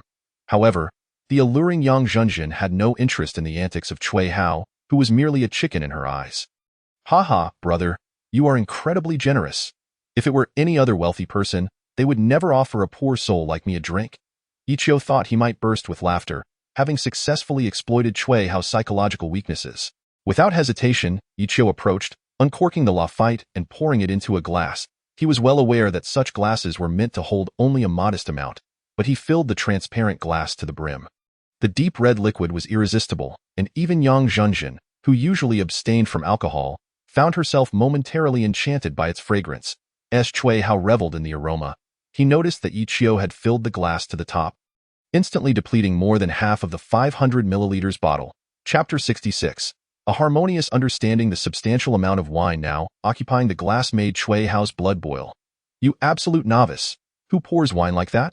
You can't just fill a glass to the brim. Do you think this is beer, where you can chug it all at once? Cui Hao's face fluctuated between crimson and purple as his heart ached. This was a 1982 Lafite, worth a fortune. To have it wasted by this inexperienced fool was utterly outrageous. Why Ichio paid no heed to the ever-changing expressions of Cui Hao. Secretly, he reveled in the moment. Gazing at the wine glass filled to the brim, he turned his attention back to Yang Zhenzhen, winking at her before addressing Cui Hao. Brother, this wine is truly fragrant. I've never encountered such an aromatic drink before. So I won't hold back. Cui Hao's expression shifted once more, but he swallowed his irritation. He planned to teach this clueless fellow a lesson once he had successfully charmed the beautiful woman beside him. After all, given the high alcohol content of the drink, Ichio would likely be inebriated after just a few sips, right? Drink up. Let's see how much you can handle. Cui Hao thought bitterly. Upon hearing he could indulge, Ichio immediately downed the glass of Lafite red wine, which contained a staggering 6 or 7 taels. The deep red liquid flowed down into his stomach. Cui Hao was left utterly astonished.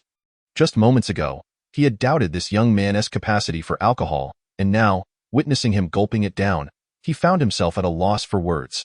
Yang Zhenzhen looked on in disbelief, wondering how this 17-year-old minor could drink so heartily. To down a drink straight from the glass required immense courage. Was he truly unaffected?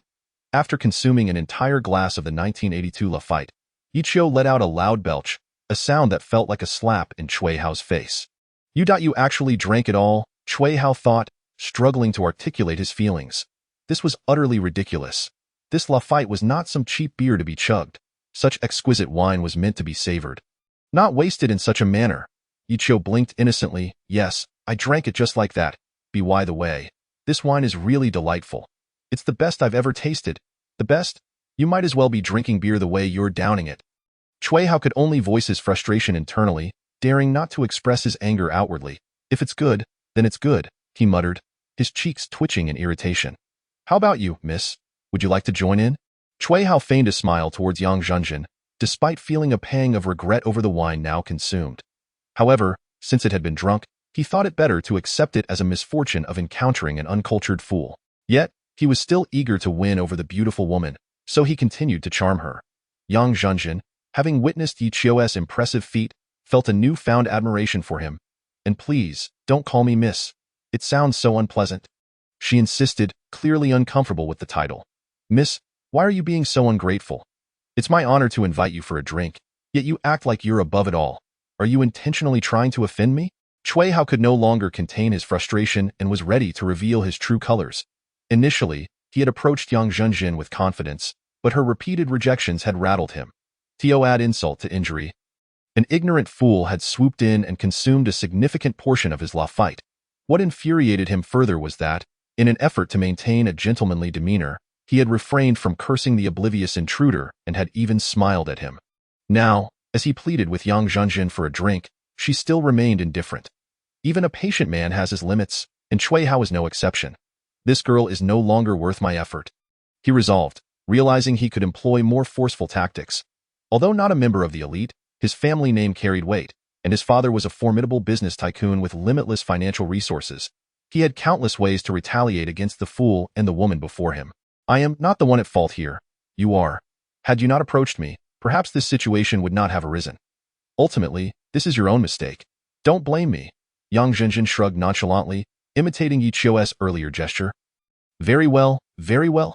Cui Hao repeated the phrase twice, pointing an unsteady finger at her, visibly enraged. He then pulled out his phone, a common tactic for those who, when faced with adversity or humiliation, resort to calling for backup, often the mark of a coward.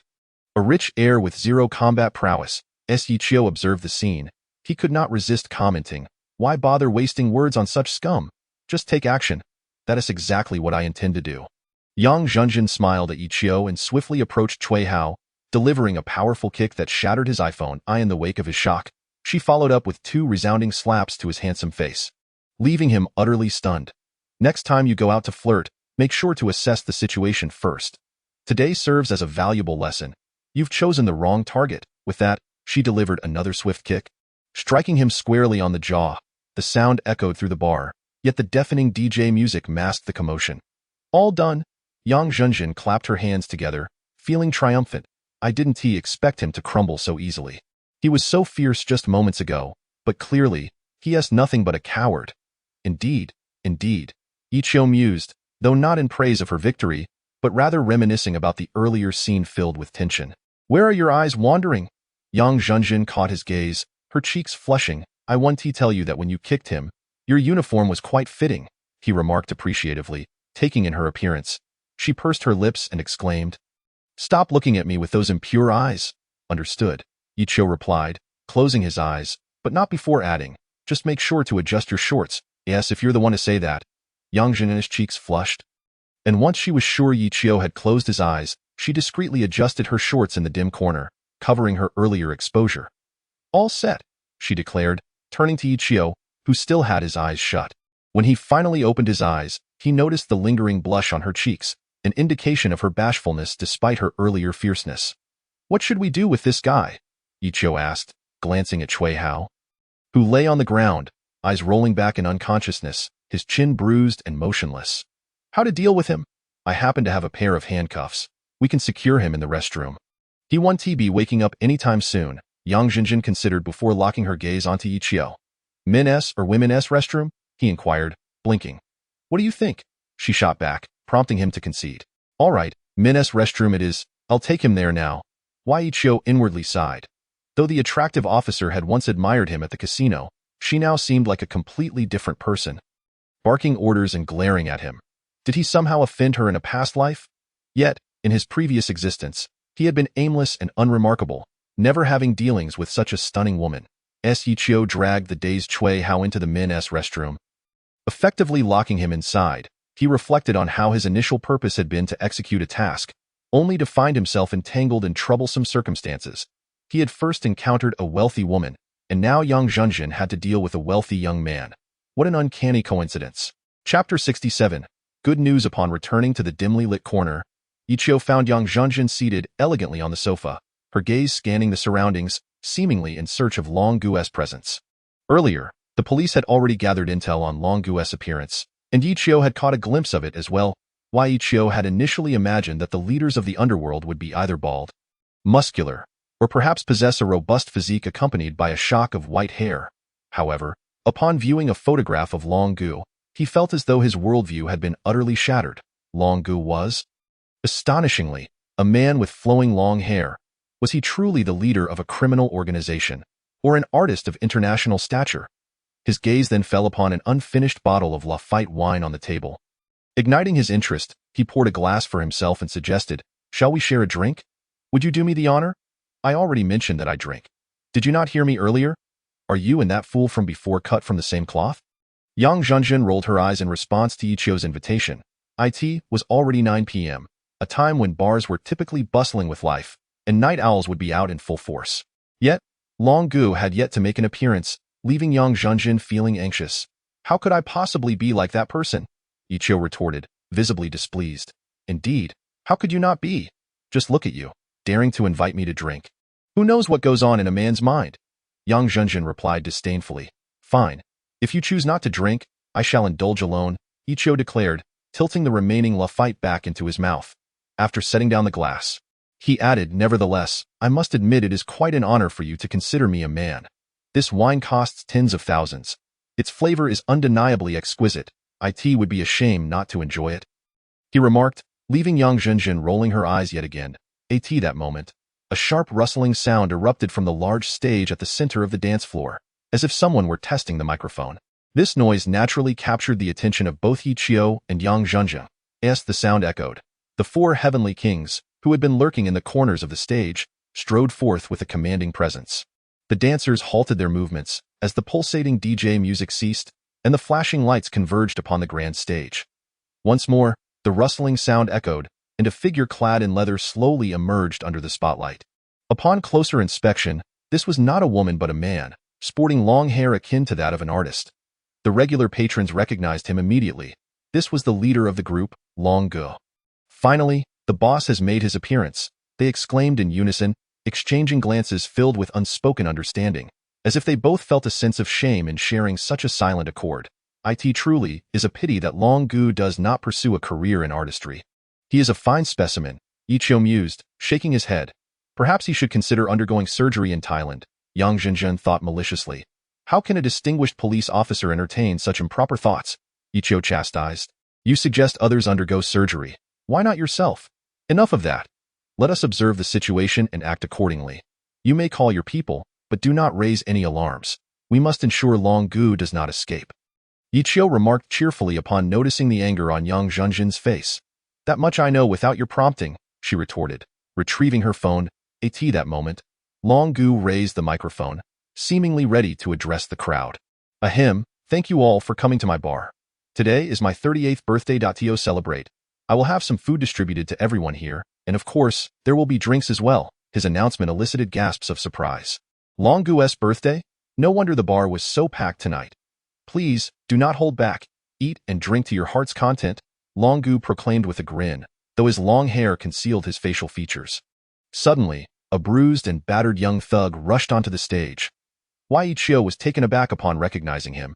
He was the very same thug he had encountered at the internet CAF. Had he come to report back? Yichio's expression darkened. Could their plan have already unraveled? Why had he not taken decisive action against this thug before he fled? Yichio, is something amiss?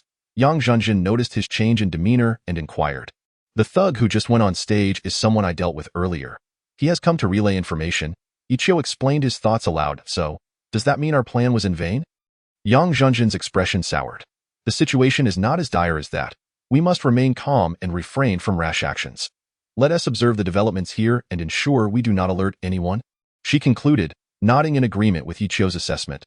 The bruised thug, indifferent to the stares he received, approached Long Gu. Long Gu, puzzled by the uninvited guest, wondered why a thug of such low stature would dare to step onto the stage without permission. Surely, he must have urgent news to deliver. Suppressing his irritation, Long Gu inquired, What do you need to say? Speak slowly, he lowered his voice, not wishing to broadcast private matters. Boss, the internet CAF was demolished, the young thug wheezed, clutching his stomach in distress. What? Who has the audacity to tear down my CAF? Long Gu's expression darkened. Who dares to defy me? It wasn't a group. It was just one person, the thug stammered, recalling the ominous figure that had confronted them. One person? Who? Did you see what they look like? Where are they now? Long Gu's fury intensified. I saw them clearly. Initially, I thought you were at the casino, so I went there. The place was crawling with cops. I snuck in through the back door and asked a friend, and that's how I found out, the thug explained, his voice trembling. Speak. What do you know? Do not withhold any information, Long Gu demanded, his gaze piercing into the thug. The madman was captured by the police, and his 3 bodyguards were killed. What? The thug realized the gravity of the news and hesitated. Upon uttering the words, he was met with Long Ge's furious glare. They demolished the CAF? Killed my men at the casino? Clearly, they are seeking to challenge me. Long Gu's expression morphed from rage to a sinister smile. So, does that mean they are coming to the bar now? A glint of malice flickered in Long Ge's eyes, obscured by his flowing hair. You are indeed astute, boss. I have heard that this person has likely come to our bar and might even be here right now. The thug was sweating profusely. Perfect. Today, on my birthday, I shall witness the true face of this individual who dares to oppose me. They must be tired of living. Long Ge's smile turned cruel. He had lived many years without ever encountering someone brave enough to challenge him. Should we flush them out? The thug suggested, concerned. That is not your concern. You may leave now. By the way, do you know what they look like? Long Gu dismissed him. Yes, he is about 1.8 meters tall and wearing white short-sleeved denim. The thug replied. Very well, you may go. As the thug exited the stage, Long Gu lifted the microphone once more, donning a congenial smile as he addressed the crowd. Ah, the young man who just spoke is one of my underlings. Here to share some good news with me. Good news, indeed, he thought, though his words were laced with sarcasm. As he spoke, the crowd below began to murmur, noting the anger that flickered across the face partially obscured by Long Ge's long hair. Chapter 68. Betraying allies. On the surface, one might perceive anger etched on their faces, yet Long Biao exhibited an exuberant delight, leaving everyone perplexed. I shall refrain from elaborating further. Instead, I will summon refreshments for everyone. Please indulge in the food and drink and enjoy yourselves. After uttering this, Long Biao retreated to the back, taking a seat on the sofa while his keen gaze scanned the crowd. Four heavenly kings. Come here, Long Biao called out from his seat. The four heavenly kings approached respectfully, inquiring, Brother Long, what instructions do you have? Send someone to find a young man wearing a white short-sleeve shirt and denim jeans. Approximately 1.8 meters tall. Dispatch more brothers, but do not alarm the guests present. Do you understand my intent? Long Biao whispered his orders. Understood, Brother Long. The four heavenly kings replied in unison before departing, commencing their covert search among the crowd. A bloodthirsty smile crept across Long Biao's lips as he seized the microphone. What's going on at the broadcasting station? Where's the music? With his command, the bar erupted once more with the blaring sounds of DJ music, causing the young men and women in the dance floor to once again sway wildly, lost in the rhythm of the melodies. This night was destined to be anything but tranquil. Long Biao refrained from loudly announcing his intent to find the young man. Aiming to avoid alarming him, he sought to distract him with the pulsating DJ music while sending others to locate him discreetly. Simultaneously, Long Biao pondered, how could one person have wreaked havoc in the internet CAF? Were the thugs there so ineffectual? Had they all grown up feeble? With so many unable to subdue a single individual, how could they allow the CAF to be demolished? Such thoughts darkened Long Biao's expression, fueling his desire to capture the young man and dismantle him piece by piece. As the DJ music thumped, Yang Zhenjin and Yiqiu exchanged glances once more, both wondering what was unfolding. Did the ruffian who had just taken the stage not convey any crucial information to Long Biao? Was it truly as simple as a mere celebration? They had distinctly observed Long Biao's earlier anger. How could he now be smiling? Yiqiu, I suddenly feel utterly bewildered, Yang Zhenjin remarked, rubbing her aching head. I sense that this matter is far more complex. Beneath Long Biao's smile lies an impending explosion. Having lived two lives, Yiqiu's perception sharpened, possibly aided by the reinvigorating effects of the medicinal pills. His instincts told him that this situation was not to be underestimated. He must remain vigilant. I share your sentiments, yet why has he not taken any precautions? Could it be intentional? Yiqiu pondered. You're partially correct, but not entirely, Li Yang interjected thoughtfully. How do you interpret that? Yang Zhanzhen, a police officer, felt somewhat inferior to this student in certain respects. After all, they were unaware of what the ruffian had said to provoke Long Biao, leaving them unaware of his true intentions. However, their priority was to remain calm and keep a close watch on Long Biao. Your backup should be arriving soon, right? Yiqiu strategized. With the situation evolving, Yiqiu needed to maintain his composure and not succumb to panic. Yes, it has been a few minutes. They should be arriving shortly, Yang Zhenjin confirmed, eyeing Long Biao in the distance. Hey, is that young man in the white short-sleeve shirt the one Brother Long is searching for? Suddenly, Yiqiu overheard a discussion. Although the voices were muffled beneath the DJ music, he caught the words. His ears perked up, and he turned to see two minor thugs approaching from behind. Initially, he thought it was the four heavenly kings, only to find these insignificant ruffians instead. To be candid, Ichio was quite eager to spar with the four heavenly kings, yet they had yet to arrive. However, upon hearing the two thugs' conversation, he began to comprehend the situation. So, Long Biao had secretly dispatched people to locate him? It made sense, amidst the lively atmosphere, and with it being his birthday, he likely wished to avoid any disturbances during his celebration. Had Ichio been in his position, he would have acted similarly. Yet, this method bore a critical flaw. Long Biao had not fully grasped the circumstances before sending someone after him. "Hey, kid, what are you doing here?" the Mohawk thug inquired, still uncertain, approaching Ichio to probe. "What do you think I'm doing?" "Surely, you must have an inkling," Ichio replied with a smile. So you are the one Brother Long is seeking. Now that I have found you, come with me. Do not resist. Resisting will lead to dire consequences." The Mohawk thug was quite direct, believing he could easily handle a mere student. However, he gravely underestimated Is that so? Since you claim that resisting will lead to dire consequences, I think I shall resist and not accompany you. What will you do? How will you make me suffer? Ichio replied, a faint smirk gracing his lips, showing no fear of the two ruffians. Dismissing them entirely, "Kid, don't be obtuse." The Mohawk thug advanced, poised to strike him. He was compelled to take this kid in, for a reward of 100,000 yuan awaited him if he succeeded. With a swift motion, Ichio evaded the strike, swiftly delivering a powerful slap to the thug's face, causing it to turn a deep crimson.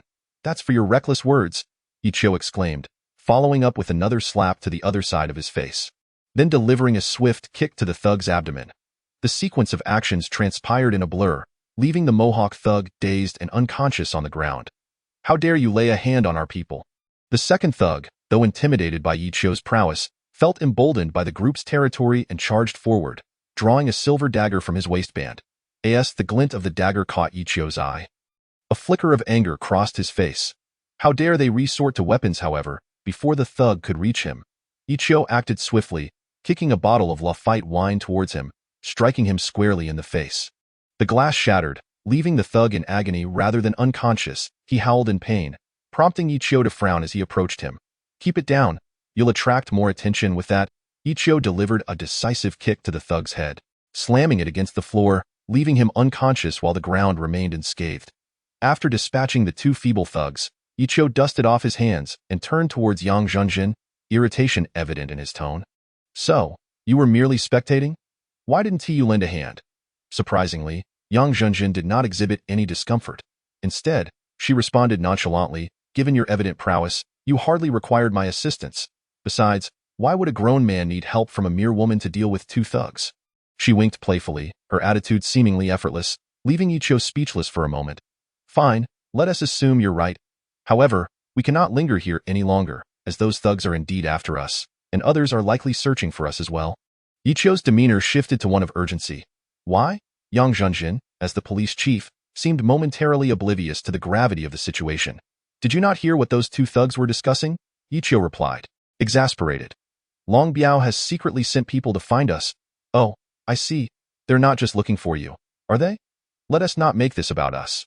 Yang Zhenjin had indeed caught the conversation, but she had focused more intently on the details, noting that the thugs had only mentioned Ichio, not her. "All right," Ichio thought, feeling exasperated. "Are you suggesting that you'll abandon me?" He cast a forlorn glance at Yang Zhenjin. "You may interpret it this way, of course. If your mind is still sharp, you could say that I have no desire to flee, for their target is not me at all, hence I find no reason to run." Yang Zhenjin revealed a row of immaculate white teeth. Betraying a teammate, in Ichio's eyes, her actions were nothing short of betrayal. Chapter 69. The turn-taking strategy, however, it matters not. This is even better. Since their sole target is me, I am free of burdens. "Ha, kid, you truly are naive, aren't you? Planning to escape?" Just as Ichio was contemplating a hiding spot, a rugged voice echoed behind him, causing the hairs on his neck to stand on end. It seemed that one person behind him, no, two, were rather formidable. "You must be two of the four kings, right?" Ichio turned to face the two burly men behind him, one tall, the other short, one stout, the other lean, truly a pair of contrasting figures. "No, kid, all four kings are here." However, from another direction emerged two more burly men, blocking Ichio's only escape route, instantly trapping him in this dark corner. "All four have arrived." Ichio glanced at the four distinct-looking kings. Although he was not a professional fighter and lacked extensive battle experience, he sensed a hint of formidable prowess in their sharp gazes. These four were indeed masters. Even with the strength of the ancient era, he had no chance against them if they attacked as a group. After all, these were not mere thugs. Perhaps only by further mastering his dragon-subduing palm could he hope to defeat them. So, what is the plan? Are you all going to come at me together? Ichio spoke with disdain, intending to provoke them into abandoning the idea of a collective assault. This was a form of psychological warfare. He gambled on their pride. Should they charge at a mere adolescent, it would tarnish their image as true warriors. Thus, Ichio bet on them coming at him one by one, for they placed great importance on face. What is wrong? Not speaking now. If you're coming, let us make it quick. I have little time left. Ichio again sought to provoke them. The short and stout king, gritting his teeth in frustration, said, "For just you, there's no need to trouble my brothers. I can handle this alone." The short, stout king stepped forward, looking down at Ichio with disdain, saying, "Long Gu said you're worth 1,000,000. If I can take you down, that 1,000,000 will be mine." "Hey, little man, don't say it like that. That 1,000,000 will have to be shared among us brothers," the tall one interjected, visibly displeased. "Haha, naturally," the short, stout king chuckled. "Kid, choose your method of being beaten. Do you prefer a slap to the face or a knockout? I choose neither, for it is not I who will be beaten." A sly smile crept onto Ichio's face. They had indeed fallen for his scheme. While he could not match all four, he could certainly take on one of them. He aimed to use provocation to pick them off individually. Soon, Long Biao would be left without his formidable bodyguards, making capturing him a piece of cake. The kid is so confident. In this day and age, while youth is often seen as an asset, it does not mean that youth equates to real power. All you possess is ignorance. Humph! With a scoff, the short, stout king launched a punch, a faint crimson hue emanating from it. Truly, a master punch. Just from the force behind that strike, Ichio had already drawn his conclusion. Witnessing the momentum of that punch ignited a spark of battle within him. He was determined to clash with this short, stout king and see just how powerful his ancient body truly was. With a thought, Ichio also threw a punch. While he only knew the dragon-subduing palm, it did not mean he could not use his fists. After all, the essence of fist and palm is intertwined. Thus, Ichio's punch, derived from the dragon-subduing palm, carried the spirit of Kong Long Wu Hui, bang. The two fists collided, and Ichio's expression immediately changed, his face flushing crimson. Hard, far too hard. This short man's fists were harder than iron. How could this be? Had he truly reached such a level? Ichio felt a surge of disbelief. This was simply unscientific. As their fists met, the moment was fleeting, and Ichio quickly withdrew his hand. Staring in horror at the blood-red hue on his knuckles, the short king, noticing Ichio's startled expression, burst into laughter, taunting, "Kid? How does it feel? Afraid? Are we? I told you, I alone can handle you. Long Gu even offered 1,000,000 for bringing you back. Thought you were something special, worth that much. But it seems you're nothing impressive, a mere soft persimmon. Let me tell you, kid, the reason I can be one of Long Ge's kings is that I played in the sand since childhood, honing my iron sand palm under the guidance of masters." The short king chuckled. Why Ichio's expression grew somber. It seemed he had truly underestimated his own weakness. He had thought that possessing the strength of the ancient era would allow him to dominate this world. But in the presence of such martial artists, he was merely insignificant. However, do you genuinely believe that your iron sand palm can defeat me? A thought struck Ichio, and a mischievous smile curled at the corners of his mouth. Oh, kid, at such a critical moment, don't spout nonsense. Do you realize how laughable your words are? Ha ha ha. The short king erupted into a boisterous laugh, viewing Ichio as nothing more than a show-off. After just one exchange, his delicate little hand was already red. If they continued, his bones would likely shatter. Is that so? Then let us go again. Ichio displayed a mischievous grin, extending his hand and beckoning the short king closer. Arrogant! The short king was thoroughly enraged by Ichio's provocation, charging at him with a roar like a lion. Yet, this was the only flaw Ichio had identified. While the short king possessed formidable strength and hard fists, he lacked in other areas. Why Ichio aimed to leverage his speed to overpower him. Earlier, he had merely been careless. Having learned his lesson, he would not make the same mistake twice. So, upon seeing the short king rush forward, Ichio also moved. The short king was quick, but Ichio was quicker. This was his advantage. He intended to fully exploit it and deliver a decisive blow at the right moment. As the short king closed in, Ichio focused intently, suddenly sidestepping. Even though he evaded the short king's punch, the force of it grazed his face, leaving it stinging. Yi Chou did not dwell on the pain and immediately kicked at the short king's unprotected lower body. He put all his strength into that kick. If it failed to knock the short king down, he would truly be out of options. For in moments of exertion, one often reveals many vulnerabilities. And if those are exploited, one would face severe repercussions. To Yi Chou's delight, his kick indeed knocked the short king to the ground. However, Yi Chou was taken aback when the short king fell. Eyes rolling back, hands awkwardly clutching his groin, looking utterly ridiculous. Hey, buddy, why are you covering down there? Yi Chou suddenly recalled where his kick had landed. The short king's response was as clean-cut as it was vivid, despicable. Shameless! The short king curled up on the ground like a boiled lobster, clearly affected by Yi Chou's kick, which had been delivered with great force. Yi Chou couldn't help but feel a twinge of guilt. After all, that was someone's vital area. How could he have done this? Surely, he would harbor resentment. Yet, what could be done? For the sake of victory, Yi Chou was resolute. Since he had incapacitated the short king, it was likely he would lose his fighting capability. Thus, it was time for the next challenger.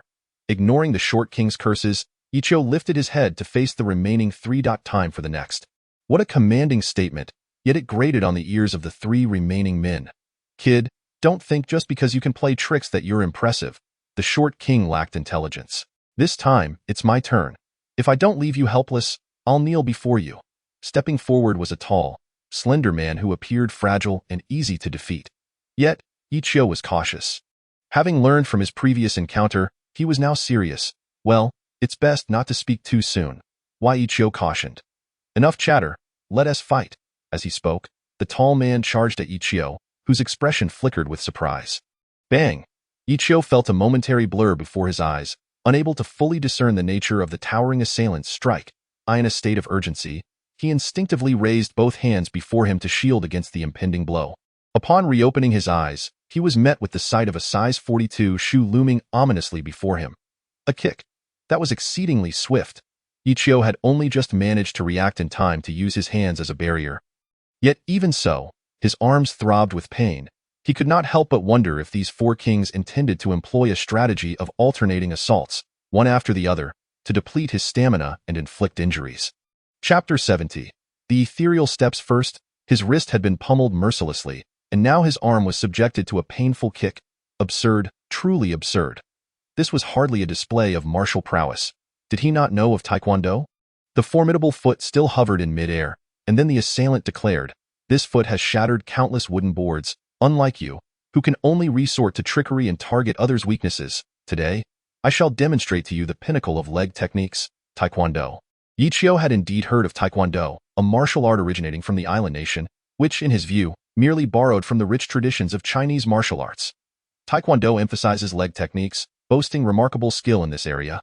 It is said that an arm cannot rival a leg. Thus, the founder of Taekwondo believed that by fully developing leg techniques, one need not fear any adversary.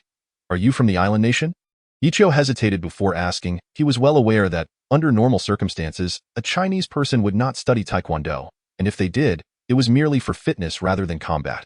Observing the tall figure before him, it was evident that he was a top-tier Taekwondo expert, likely having devoted himself to rigorous training since childhood. In contrast, Chinese children typically spent their formative years in school. I am Yamamoto Juro. Having come from there, the towering fighter sneered, "I've heard that your Chinese martial arts are profound. I would like to experience them firsthand." Yamamoto Juro feigned a desire to learn, but in truth, he held a considerable disdain for Chinese martial arts, viewing the grand schools as mere theatrics with little practical effect. Upon hearing this, Yi Chou clenched his teeth in anger. He had long harbored a dislike for the invaders. After all, Supreme 001, do you have any effective techniques? Yi Chou communicated with the system using his soul's power. The system's young girl chuckled. Of course, there exists the legendary ethereal steps. This technique is truly exceptional. Upon hearing the little girl's words, Yi Chou's eyes brightened. It was well known in the works of the esteemed Jean that the ethereal steps ranked among the top 3 of all fictional techniques. Just imagine, mastering the ethereal steps would make evading bullets a feasible task for him. Without hesitation, Yi Chou declared, "Then I shall use my remaining supreme coins to purchase the ethereal steps." The system's little girl waved her hand. The ethereal steps are a superior technique, requiring a staggering 100. 000 supreme coins, while you currently possess only a few thousand. To acquire such a high-level technique, you must put in more effort. Yichio felt a surge of frustration at this revelation. He understood that if he relied solely on the first move of the dragon subduing 18 palms, his chances of defeating the four kings were virtually non-existent. Upon entering, Yichio had initially believed that, with his abilities, overcoming these so-called kings would be a trivial matter. However, he had not anticipated that they possessed genuine skill. This was not to say that the dragon subduing 18 palms were ineffective. Rather, due to various circumstances, Yichio had only mastered the first move. If he were to learn all 18 moves, vanquishing the kings would be a straightforward task. As disappointment washed over him, the system's little girl added, however, considering your unique circumstances, you may temporarily defer the payment. Just remember to repay the supreme coins within a week, or the system will erase you. What does erase mean? Yichio inquired hesitantly. If you fail to repay all supreme coins within a week, you will perish immediately, and I cannot save you, the little girl pondered. Then I shall defer for now, Yichio responded promptly. Under normal circumstances, he would have considered his options carefully, but the current situation was dire. He realized the four kings had encircled him. If things went awry, his life would be in jeopardy, and he deemed it wiser to take a risk. Understood, Master. Supreme 001 is at your service, the system's little girl proclaimed as she promptly exchanged the ethereal steps for him. In that fleeting moment, Yichio felt as though he had gained newfound knowledge. Thanks to the supreme system, he could learn things in mere seconds. Otherwise, with his natural talent, mastering the ethereal steps would have been impossible. Though the entire process seemed lengthy, it had only taken a matter of seconds from the moment Yichio began conversing with the system to his acquisition of the extraordinary technique. At that moment, Yichio sensed that his body felt far more agile than before. Look at this little fellow, lost in thought just now. Haha, do not presume that having learned a couple of moves makes you invincible. In reality, your skills are no match for the four kings, indeed. This kid must be a middle school student. At such a young age, he could hardly be a match for our leader. Today, I shall truly comprehend the meaning of being a frog at the bottom of a well. Look at this kid, utterly unaware of his insignificance. How dare he provoke our dragon gang, brothers? We must teach this brat a lesson, ensuring he spends the rest of his life in a wheelchair. The surrounding ruffians glared at Yichio with arrogance, believing that even if he survived, his life would be irrevocably altered. Everyone knew of the dragon gang's notorious reputation. It was said that those who perished at their hands numbered at least 10 lives. Due to the gang's influence, the police typically found themselves powerless against them unless they could secure irrefutable evidence. Yichio flexed his limbs and chuckled. Tall one. Oh, I nearly forgot. You are Japanese, calling yourself Yamamoto Juro. I have heard your taekwondo is remarkably sharp. Come, let us continue our fight and see whether your martial arts or ours is superior. Yichio harbored no fondness for the Japanese, and this time, he was determined to teach this little rascal a lesson, illustrating the consequences of wrongdoing on Chinese soil. Has this little rascal ever taken a life? Yichio queried the system's little girl. An invisible wave swept through Yamamoto Juro's mind, and within a second, the little girl had the answer. This individual had claimed at least 10 lives, including 5 Chinese, 3 from Europe and America, and 2 from South America. The little girl snorted. Who would have thought this islander was so bloodthirsty? I see. A glimmer of murderous intent flickered across Yichio's face. Had Yamamoto Juro merely been a skilled martial artist, Yichio would have shown mercy. However, given his heinous actions, Yichio resolved not to hold back. At that moment, upon hearing Yichio's words, Yamamoto Juro erupted into laughter. Initially wary, his caution dissipated after engaging with Yichio. To him, this middle school-looking boy was merely someone with greater strength. Yet, in combat, sheer strength does not guarantee victory. To prevail in life and death struggles, one must possess not only strength but also speed, footwork, and mental acuity. Thus, Yamamoto Juro believed this child was no match for him. Having fought against masters from various countries, Yamamoto Juro considered his own speed and footwork exemplary. Extinguishing this child was merely a matter of time. Very well, let us continue, he sneered, and soon you shall understand why flowers bloom so brightly. Before Yamamoto Juro could finish, he launched a swift kick. It must be said that his speed and power were impressive. And he was also adept at launching surprise attacks. Unbeknownst to him, Yichio had not anticipated such a sudden strike. Utilizing the ethereal steps, he deftly evaded to the side. Nevertheless, he felt a burning sting on his face and, upon touching it, discovered blood streaming down in an instant. His fury ignited. As the saying goes, one should avoid striking the face. Moreover, Ichio had always considered himself quite handsome. Yamamoto Jiro was momentarily taken aback. He knew that this attack would have been dodged by most skilled fighters, yet this high school student had managed to evade it. How curious. Your speed and reflexes have markedly improved, Yamamoto Jiro inquired. Could it be that you have employed some secret technique? In the realm of martial arts, there exists a certain clandestine method that allows individuals to extract their latent potential and rapidly enhance their capabilities. However, utilizing such techniques often incurs a significant cost, such as a reduction in one's lifespan, and may even adversely affect intimate relations. Whether or not one has employed these secret techniques is irrelevant to you. My sole objective today is to defeat you, Ichio declared, clenching his small fist. I am curious to see just how much your strength has increased with this secret method, Yamamoto Jiro responded. Gradually advancing towards his opponent, he believed that even if Ichio had indeed utilized a secret technique, he was still no match for him, for a mere youth, not yet of age, posed little threat. Observing the confidence radiating from Yamamoto's gaze, Ichio could not help but smirk. Chapter 71. Defeat. Ichio resolved to incapacitate this little Japanese brat. However, he was reluctant to commit murder in this location. It is important to note that in the Celestial Empire, taking a life is a grave offense. Without any backing, opposing the government could lead to dire consequences, potentially endangering his own life. The onlookers watched Ichio with derisive smiles. Most believing he was doomed. In contrast, the other three kings maintained serious expressions, for they recognized that anyone capable of evading Yamamoto Jiro's lethal techniques must possess considerable skill, should nothing unforeseen occur. Yamamoto Jiro was bound to encounter trouble. The three kings exchanged glances and nodded slightly, indicating that they would promptly support Yamamoto should he find himself in peril. In the next moment, Yamamoto Jiro executed a powerful kick.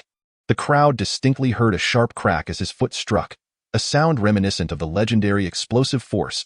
It is said that when punches or kicks are delivered with tremendous speed, friction with the air produces a significant noise, hence the term explosive force. Just as Yamamoto's foot was about to collide with Ichio, he deftly evaded the lethal blow using his light-footed technique, shifting his body with grace. With a loud thud, Yamamoto's foot crashed down onto the ground, creating a gaping hole in the cement floor. The spectators stood in stunned silence, for even a grenade would struggle to create such a crater. One could only imagine the fate of a person who might be struck by such a powerful foot.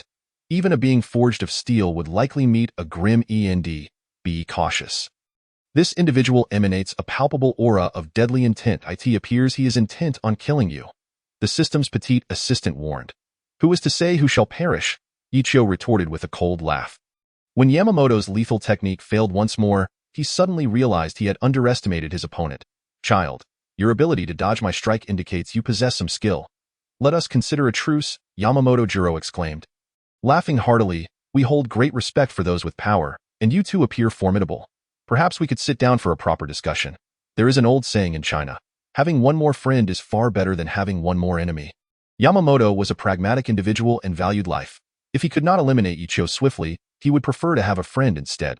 Why? Ichio scoffed. Little Yamamoto, I have no interest in befriending someone like you. Are you a coward, afraid of the strong? If you truly wish for peace, the method is simple. Kneel before me and bark like a dog 3 times. What do you think, upon hearing this? Yamamoto's expression changed dramatically. You insolent brat, how dare you insult me? He shouted, charging fiercely at Ichio. In an instant, the onlookers witnessed Yamamoto's legs moving in a flurry of kicks, yet the boy managed to evade him effortlessly. Minutes passed as Yamamoto's powerful kicks shattered everything in their path. Even large stones crumbled underfoot. Yet, remarkably, not a single blow struck Ichio. If this continued, even Yamamoto, no matter how formidable, would soon be exhausted. During these moments, Ichio had grown increasingly adept at his light-footed technique, skillfully avoiding the onslaught. Child, if you possess any skill, retaliate. This incessant evasion is a disgrace to the martial ethics of your homeland. Yamamoto roared. Retaliate? I'm not afraid of you, Ichio proclaimed, his body gliding effortlessly to Yamamoto's rear. Yamamoto sensed his target vanishing and felt an ominous premonition. Just then, a sharp pain pierced his back as blood erupted from his mouth. Ichio, elated by his successful ambush, reveled in the synergy of his light-footed technique and the first form of the dragon-subduing palm. You dare to ambush me? Yamamoto seethed, his teeth clenched in fury. Although Yichio had only mastered the first form of the dragon-subduing palm, its force was still equivalent to 1,000 pounds. Ambush you? How delightful! Yichio grinned. If you cannot defeat me, you can only cry foul. With a thunderous roar, Yamamoto lunged forward, his claws reaching for Yichio. His prowess was not solely in his kicks. His hand techniques were equally formidable, yet he seldom showcased them, as those who witnessed his hand skills had often met their demise. Though outsiders, he merely appeared as a master of Taekwondo. Muay Thai? Yichio thought, alarmed. Among the various martial arts worldwide, Muay Thai was known for its ferocity, and Yichio was somewhat familiar with it. The clash between Yichio's dragon-subduing palm and Yamamoto's Muay Thai was explosive, sending Yichio stumbling back 10 steps before he could regain his footing. While Yamamoto only retreated 3. You insolent brat, we will never forgive you. Yamamoto's eyes blazed with murderous intent. He could scarcely believe that a mere high school student had forced him to resort to his final trump card. The other 3 kings watched in horror, beads of sweat cascading down their faces. They had not anticipated Yamamoto's ferocity. Reflecting on their previous encounters, they realized he had never unleashed his true potential. With such strength, you think to eliminate me? Ha, perhaps in your next life. Yichio taunted, shifting his body and appearing once again behind Yamamoto. Realizing the futility of his efforts, Yamamoto turned, but it was too late. With a resounding crash, Ichio's palm struck Yamamoto's waist with tremendous force. Ichio could distinctly feel the breaking of at least 3 bones within Yamamoto's body. The impact sent him crashing against the wall, creating a massive hole. The crowd gasped, witnessing the numerous injuries adorning Yamamoto's body, blood pouring from his mouth. Defeated, the once mighty Yamamoto had fallen at the hands of a high schooler. Shock and disbelief washed over the onlookers, including the 3 kings, who could scarcely fathom the reality before them. 3 long minutes passed, and Yamamoto remained sprawled on the ground, seemingly unconscious. Ichio exhaled heavily, relieved that he had triumphed. Such intense confrontations were a strain on his body, which, despite having learned formidable techniques, lacked the resilience of an adult. How disappointing! I expected you to be far more powerful. Ichio spat disdainfully onto the ground. The surrounding spectators exhibited expressions of fear. The overwhelming strength displayed by Ichio left them unsettled. Even the 2 unscathed kings remained silent. Remember, Dragon Gang, you must tread carefully in your future endeavors. Should you continue your reign of terror, I will show you no mercy, Ichio warned, gesturing dismissively. This time, sparing Yamamoto is a courtesy. Next time, you may not be so fortunate. With that, Ichio swaggered out of the hall, leaving dozens of stunned onlookers behind, none daring to impede his exit. Once beyond the reach of the Dragon Gang, he could not help but release a sigh of relief. Observing the lack of people around, he settled into a chair, his legs trembling uncontrollably. Boss, you don't engage in much exercise. That fierce battle just now must have taken a toll on you, the system's petite assistant remarked. Ichio retrieved a bottle of soda from his spatial ring and sipped it leisurely, then smiled. Of course, during regular times, I merely play basketball and jog, but just now, that was a life and death battle. Not to mention, this spirit is somewhat exhausting. Ichio was fine. If another high school student had encountered the notorious members of the Dragon Gang, they would likely have lost control of their bowels. You ought to train diligently. Otherwise, if someone stronger comes along, you won't stand a chance, the little lowly mused. Indeed. Ichio nodded emphatically. He had initially thought his physical fitness was among the best among students. Yet when compared to true experts, he realized how far he had to go in truth. Ichio's physical condition was already commendable. After all, someone like Yamamoto Shizuku ranked within the top 100 among international mercenaries. After the college entrance examination, there should be a 2-month break. You can travel to another province and work on building your strength, the little lowly suggested. Upon hearing this, Ichio's expression shifted slightly. Oh no? The college entrance exam is next Monday, and I haven't reviewed yet. Chapter 72. Ichio's plan in the previous mock exams. Ichio had performed exceptionally well, likely placing within the top 10 of his grade, an achievement that astonished both teachers and students. Some even speculated whether he had obtained the answers in advance. If he failed to secure a spot in a vocational college this time, he would become a laughingstock at school. During the several exams organized by the school, Ichio had used Supreme coins to purchase temporary props, which allowed him to perform beyond his usual capacity. However, it was quite disheartening that these props were only temporary and not permanent solutions. Indeed, that's a significant issue. The props you bought recently, the intelligence-enhancing ones, are all single-use. After use, your IQ and memory will revert to their previous state, the system little lowly sighed. She knew that Wu Wanner and Yi Qiu had planned to enter a prestigious university together, progressing in their studies and eventually stepping into the realm of matrimony. After a lengthy pause, Yi Qiu finally spoke. Is there a permanent prop that could grant me everlasting memory retention? Naturally, my IQ must also be significantly improved, the system little lowly chuckled. Of course there is, but such a prop is exceedingly expensive. Given your current circumstances, you couldn't possibly afford it. How many supreme coins? Yi Qiu asked weakly.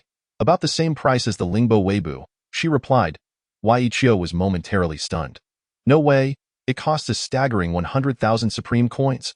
That's utterly outrageous. He knew that helping an elderly lady cross the street only earned him 10 supreme coins. If that were the case, he would be helping elderly ladies every day. Who knows how long it would take to accumulate 100,000 supreme coins?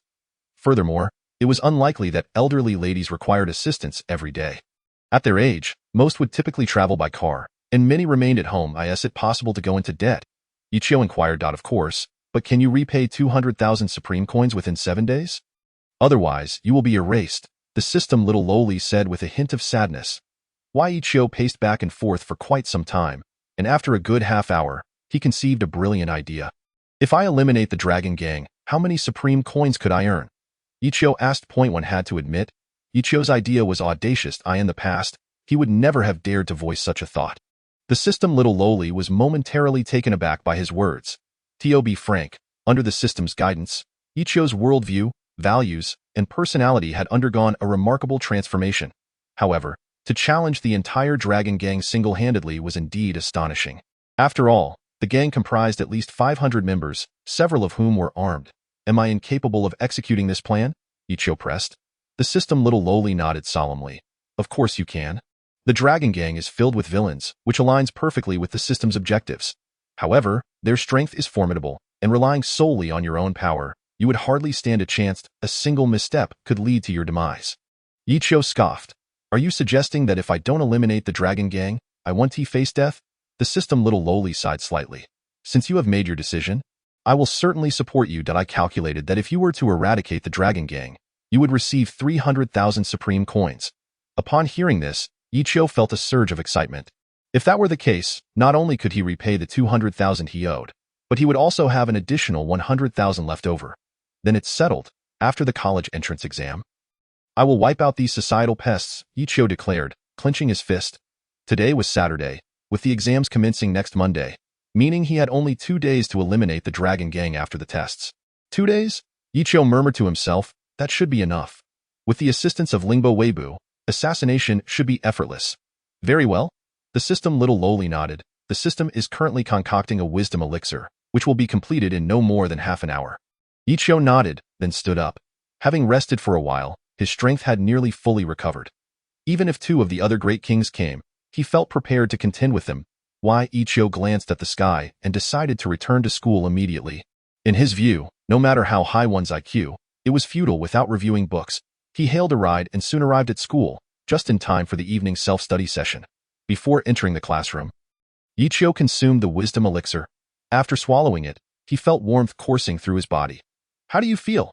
The system little lowly inquired. My body feels a bit uncomfortable, but my mind is exceptionally clear. Yi Qiu replied thoughtfully. That should be fine. Regardless of the type of elixir, there are usually some side effects. The system little lowly explained. At that moment, the classroom was already filled with students. Many glanced at Yi Qiu disinterestedly. As he had frequently skipped classes, if he were to remain in the classroom all day like some of his peers, that would indeed be unusual. Upon entering the classroom, Yi Qiu quietly began to study. As a liberal arts student, he knew that aside from mathematics, subjects such as politics and history required excellent memory skills.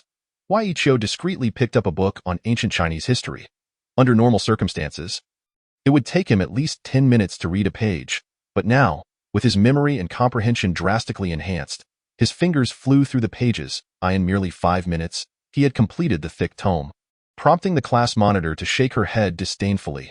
Reading that fast? I doubt you absorbed a single word. The class monitor scoffed. Typically, Yi Qiu would not engage with a woman over such trivialities. But the monitor's voice was so loud that the entire classroom heard her. Many classmates stifled their laughter upon seeing Yi Qiu's demeanor. After the previous exams, Many students believed Yichio had surely obtained the answers ahead of time. Otherwise, his exceptional results made no sense. Why Yichio felt internally exasperated. What a narrow-minded perspective, monitor, you should apologize. Otherwise, I won't let this go. Yichio shot her a glare. Apologize? What reason do I have to apologize? The female monitor stood up defiantly. You are nothing but an uneducated individual. Given your current state, you won't even qualify for a vocational school. The surrounding students gasped, slightly. One should know not to slap someone in the face. Once that boundary was crossed, there was no turning back. The book I was reading is on ancient Chinese history. How about this? Let us start from the first page and see who can recite more. If you lose, you must apologize to me. If I lose, I will concede that I am indeed uneducated and a failure unworthy of even entering a vocational school, Yichio proposed with a cold smile. The monitor ranked among the top 10 in the entire grade, and it was said that with her class performance, being recommended to a prestigious university would be a breeze. I'm not worried about you at all. She retorted, smirking. To be honest, I have never lost in memorization. In this era, people love to watch a spectacle, and students are no exception. The classroom buzzed with excitement, and suddenly, the history teacher walked in from outside. 2 students. I overheard your conversation. How about I serve as the judge and determine who wins? With the participation of the history teacher, the atmosphere in the classroom became increasingly vibrant. Who will be the first? The history teacher inquired. Let me go first. Yichio promptly stood up. The history teacher nodded. Then let us begin. Everyone except Yichio, please open your books and see how well he has memorized. Soon, Yichio stood at the podium and began reciting from the textbook. Initially, it was not required to recite on stage, but Yichio did not want his classmates to think he was slacking off. Before long, he began reciting the ancient history of China. At first, it lasted only a few seconds, and no one paid much attention.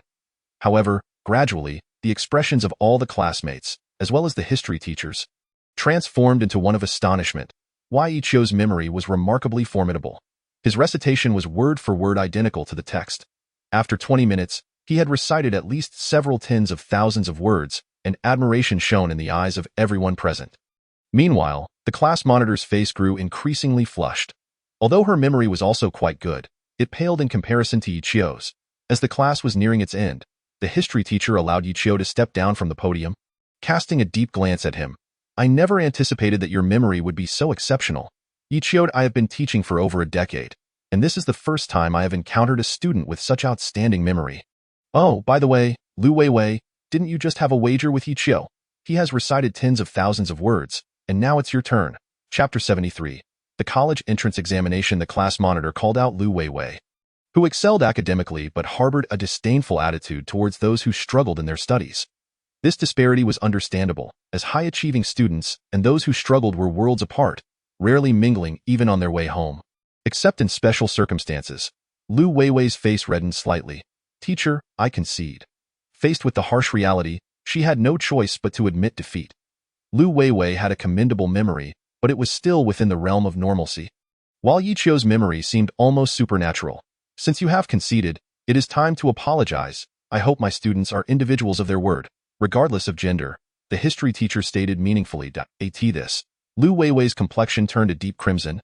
Her neck flushing as well. Why Yichio? I sincerely apologize. I underestimated you recently, and I hope you achieve excellent results in the exam on Monday, so as not to disappoint everyone, she murmured softly. It's a trivial matter. I hardly took it to heart. Yichio waved his hand dismissively. I care little for others' opinions. If I did, I might have dropped out long ago. Why Yichio was well aware that many classmates held him in contempt due to his perceived shortcomings. Before long, evening study concluded, and Yichio walked alone to the playground. At that time, many students were jogging around the track. Although it was summer and the heat was relentless, numerous students engaged in physical exercise after evening study. This was hardly surprising, as the energy of youth was abundant. To fall asleep quickly before lights out, they needed to expend their mental energy. Big brother, you should also exercise a bit. As you develop, your mental strength or spiritual power will grow accordingly, the system's little girl remarked. Why Ichio glanced at the time. It was only 9 o'clock. If he rested now, he feared he might not be able to sleep. He nodded and began to run vigorously around the playground. Who was that, running so intensely? A sports student exclaimed in astonishment. This is even faster than a 100-meter dash. I reckon this person must be under some stimulus. Otherwise, how could they run so fast at night? The speed was astonishing. If he was not mistaken, He could only manage one lap at most. A lap measured 1,000 meters, which should suffice. Ichio paid no heed to the comments of the surrounding students, as he believed he was no longer in the same league as them. After an unknown amount of time, the school track was surrounded by numerous students, as if a student sports meet were in progress. Do you know? This fellow has run 10 laps, over 10,000 meters. If it were a light jog, I could also manage 10,000 meters, but look at that speed. It's no different from a sprint. A prodigy, truly a remarkable prodigy. Could this be a gold medal athlete? Someone scoffed. What gold medal athlete? Our humble school has no such talent. Besides, even the fastest runner cannot surpass this classmate. In just 2 days, Ichio had reviewed all his subjects. Thanks to the wisdom-enhancing elixir he consumed, his memory and intelligence now far surpassed that of ordinary individuals. It could be said that Ichio had transformed into a paragon of academic excellence. Such extraordinary prowess would be hard for anyone to believe if spoken of, yet it was the undeniable truth. As the college entrance examination approached, every student in the class was intensely focused, hardly giving Ichio any attention. Before long, Monday's examination arrived. For high school students, the college entrance examination was a monumental event, with some claiming it determined a person's fate. Instantly, the entire senior class was engulfed in anxiety, yet Ichio remained completely unfazed. The morning exam was Chinese, followed by mathematics in the afternoon, a standard arrangement across provinces. During the Chinese exam, Ichio felt little pressure. He was confident of scoring well over 100 out of 150. After a satisfying midday nap, Ichio entered the examination hall with his identification. Soon, the mathematics exam papers were distributed. Upon reviewing them, Ichio found the questions astonishingly easy. The mathematics examination lasted approximately 2 hours. But for Ichio, this duration seemed excessively long. In a mere half hour, he had completed all the questions. I never expected the exam questions to be so simple this year. Ichio communicated with the system's little girl using his spiritual power. The little girl remained silently bemused. Prior to Ichio consuming the wisdom elixir, achieving 3 or 4 points out of 150 in mathematics would have been commendable. However, as Ichio was her master, she refrained from commenting that it's rather dull here. Can I leave? Ichio inquired. The little girl pondered before replying.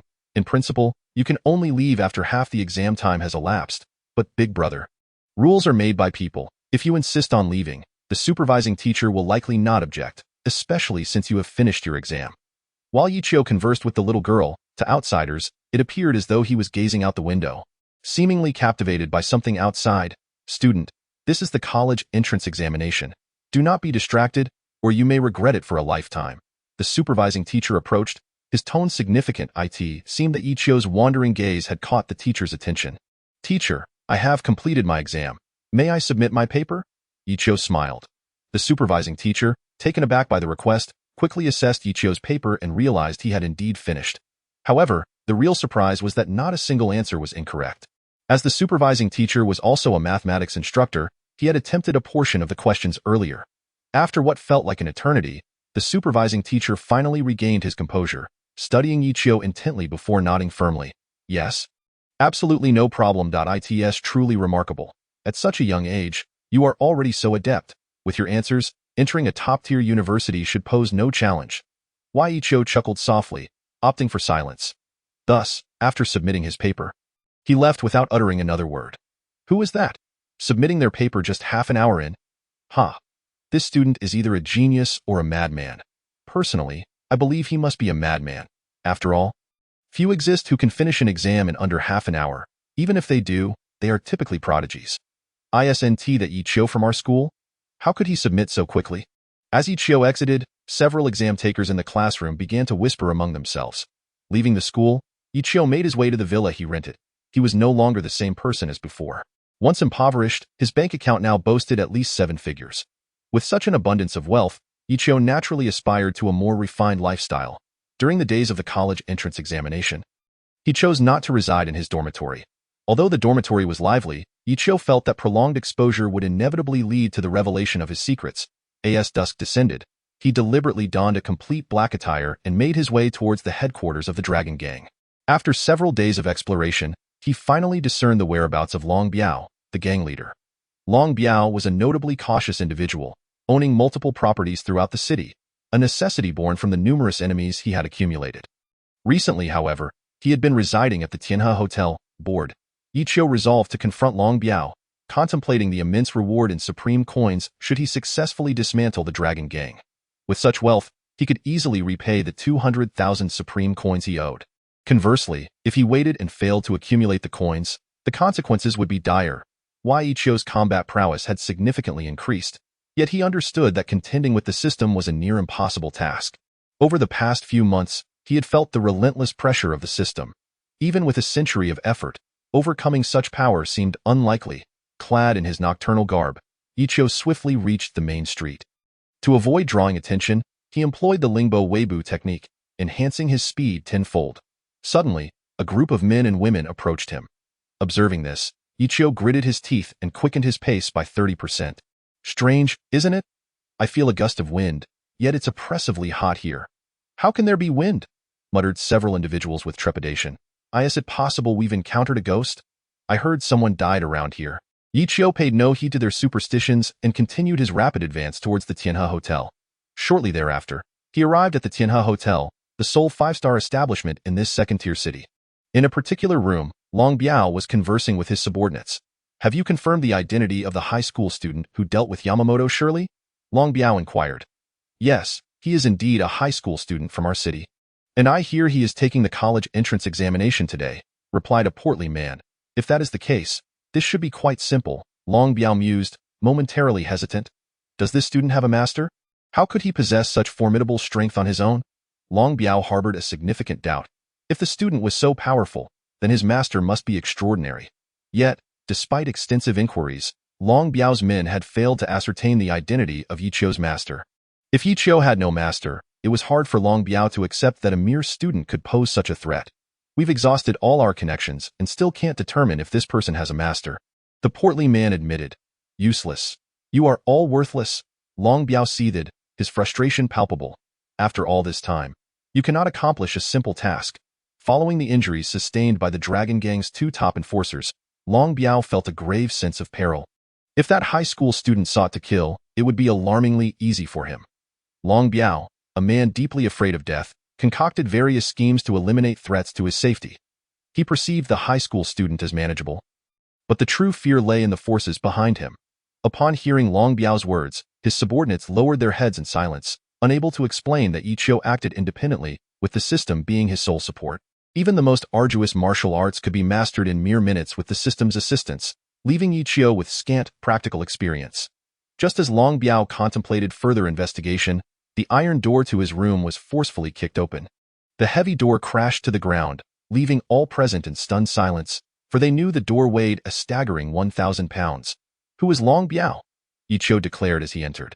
Under the guidance of the system, his audacity had grown immensely. Such a scene would have only played out in his dreams previously. Long Biao, taken aback by Ichio's entrance, smirked with a hint of condescension. Didn't he expect such a fiery temperament from someone so young? Did your elders not teach you to knock? Ichio laughed heartily. Knock? Why would I show courtesy to a villain like you? At that moment, Ichio recognized Long Biao as the gang leader. In the hierarchy of gangs, obedience to superiors was paramount. In the room were several formidable individuals, but the focus was on the man seated on the sofa, Long Biao himself. You are the high school student, Ichio? Long Biao narrowed his eyes, his demeanor suggesting he harbored murderous intent. Indeed, that is I. Ichio replied defiantly. In most circumstances, Ichio refrained from cursing, but he showed no restraint towards those he deemed scum. He viewed Long Biao as a dead man. Should Long Biao survive, then Ichio's fate would be sealed. Long Biao felt a surge of rage but managed to suppress it. You are quite capable. How about joining me? Wealth, women, power. All can be yours. I can even assist you in entering government positions. Long Biao's proposition was undeniably tempting, as many lived for such worldly desires. However, Ichio was no ordinary individual. He believed that through diligence and the system's aid, all material gains could be attained. Moreover, the system had an inherent sense of justice. Wrongdoing would not yield supreme coins, and negative balances would lead to dire consequences for Ichio. Want me to work for you? Ichio scoffed coldly. I doubt anyone here has the right to command me. What qualifies you? A mere gang leader. Ichio's words were audacious, provoking the surrounding formidable figures to display their murderous intent. UVE crossed the line. Long Biao seethed, his face flushed with fury. Since you refuse my offer, prepare to die. His command. For towering men lunged at Ichio, launching a coordinated assault. These were no ordinary thugs. Their prowess was that of mercenaries, known for their lethal efficiency. Many skilled fighters had fallen to their combined might. Even the most formidable of the dragon gang would find it challenging to survive such an onslaught. Yet, Yi Qiu was not an ordinary individual. Armed with the dragon subduing 18 palms and Lingbo Weibu, he was more than capable of dispatching these assailants. The 4 men executed their attack with precision. One aimed for Yi Qiu's head while another targeted his back, with the remaining 2 attempting to block his escape. Yi Qiu regarded them with disdain, and in the next moment, he miraculously slipped through their formation. He swiftly struck one of the assailants from behind, causing him to stagger and spout blood as he collided with the wall, crashing to the ground. The entire encounter lasted only 3 to 4 seconds, leaving the attacked assailant bloodied and on the brink of death. A towering figure, standing at nearly 6 feet 3 inches, was unexpectedly vanquished by a mere high school student measuring 5 feet 7 inches. And all it took was a single, effortless maneuver. The occupants of the house were left in stunned silence. Yi Qiu, witnessing the act of killing, felt no trace of fear. Instead, he experienced a rush of exhilaration. It must be said, Yi Qiu had transformed into a remarkable being. Do dare commit murder in my presence? Did they truly regard our dragon gang as a mere marketplace? Long Biao gritted his teeth in fury, shouting, "Bring this little brat down, regardless of life or death." Upon hearing Long Biao's command, the people inside the house erupted in a cacophony of shouts and charged forward, wielding large machetes in times past. The sight of such a formidable crowd would have sent Yi Qiu fleeing without a second thought. Before receiving the aid of the system, he was, by all accounts, quite timid. However, now, he was imbued with boundless confidence. Boom! The air inside the house resonated with explosive sounds. In a matter of seconds, numerous bodies lay strewn across the floor. If he was to eradicate these societal vermin, Yi Qiu resolved to strike with lethal intent. He contemplated that if he merely incapacitated these scoundrels, he would never find peace in this lifetime. To preclude any retaliation from them, the most effective solution was to ensure they could never rise again. Long Biao had killed before, yet he had never witnessed such a swift massacre. Dozens dispatched in mere moments. Regardless of the circumstances, the Celestial Empire was, to some extent, a nation governed by law. You have slaughtered all my subordinates? Long Biao's eyes widened in disbelief. You are no longer human. You are a demon. Yi Qiu coldly regarded him and replied with a smirk. The individuals I have dispatched are societal failures. According to the laws of the Celestial Empire, these wretches would deserve to die 100 times over. Take this bald man, for instance. He was a human trafficker, rumored to have been involved in the abduction of hundreds of infants. And that diminutive fellow? He is said to have killed over a dozen relatives before fleeing here to seek refuge, while the other formidable figures are all ruthless characters. Chapter 75. A thick skin is not bad with the system's assistance. Investigating the sordid lives of these villains was a straightforward endeavor. For Yi Qiu, the supreme system was a tremendous boon. Upon hearing Yi Qiu's words, sweat poured down Long Biao's face as he stammered. How do you know all this? Yi Qiu chuckled. How I know is my secret, and I have no obligation to share it with you, especially since you are on the brink of death. After saying this, Yi Qiu approached Long Biao slowly. Despite the formidable prowess of Long Biao's subordinates, he himself was utterly incompetent when it came to combat. Gritting his teeth, Long Biao suddenly drew a handgun from his pocket. However, in the blink of an eye, Yi Qiu, like a specter, appeared beside him and seized the weapon without hesitation. Firearms, Yi Qiu chuckled, but your speed is woefully inadequate, rendering you no threat to me whatsoever. Yi Qiu had now acquired the capability to dodge bullets, unless his opponent wielded a heavy machine gun in continuous fire. Do not kill me. I can offer you anything, he pleaded, desperation overtaking the usually arrogant Long Biao. Oh, how much do you have? Yi Qiu retorted with a cold laugh. 10 billion. I possess 10 billion, Long Biao exclaimed, raising his voice. I have 10 billion in cash and additionally 20 billion in the bank. This total of 30 billion should suffice to purchase my life. Right? Yi Qiu inwardly scoffed at the notion that such a small gang possessed such wealth.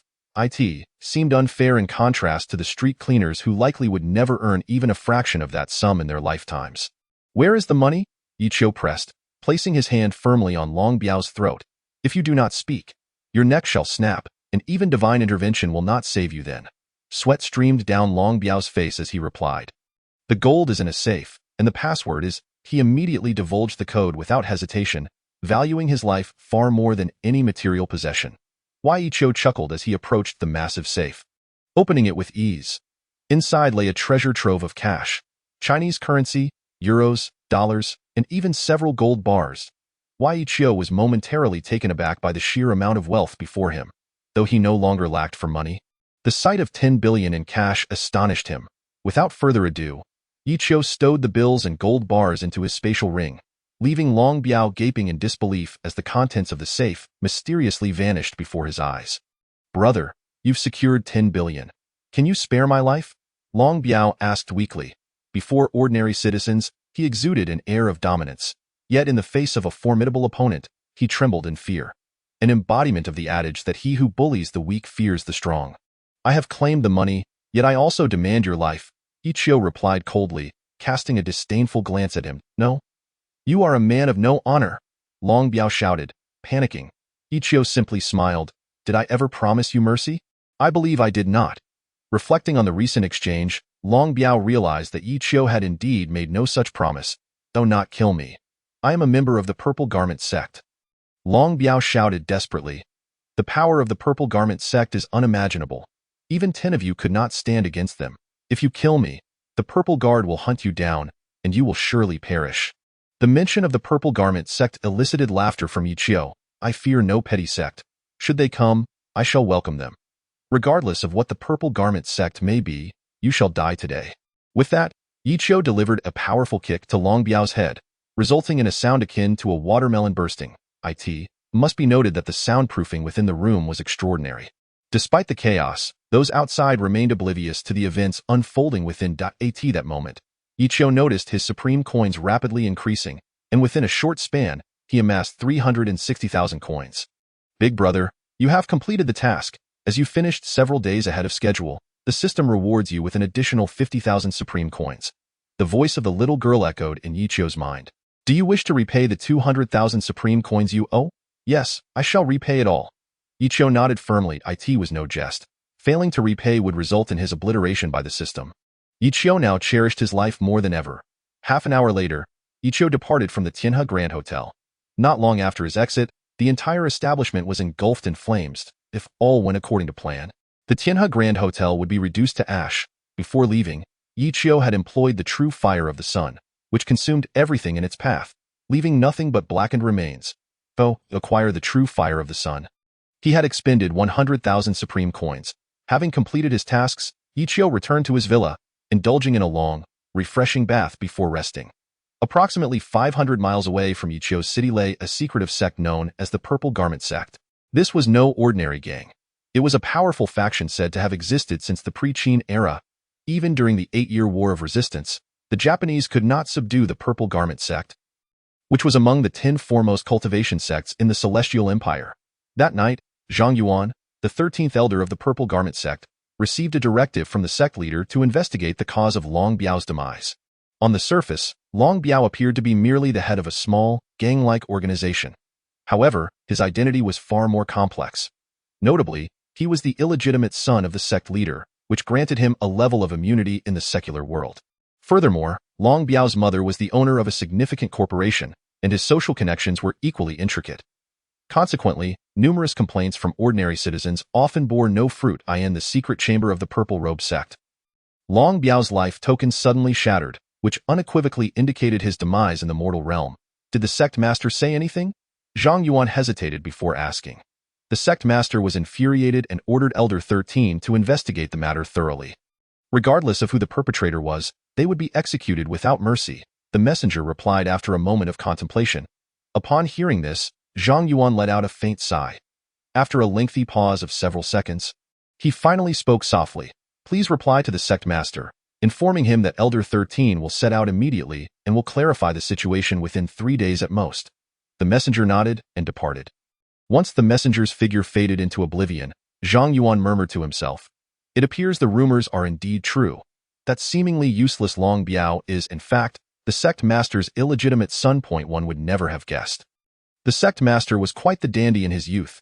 Otherwise, he wouldn't have fathered such a young child. Given Long Biao's lack of talent and aptitude, the sect master would never have allowed him to return to cultivate in the Purple Robe sect." Zhang Yuan sighed slightly before setting off. Unbeknownst to all this, Yi Qiu remained entirely unaware, and even if he had known, he would not have cared. The examination the following day was still a mere stroll in the park for him. Thus, 2 days of finals finally concluded.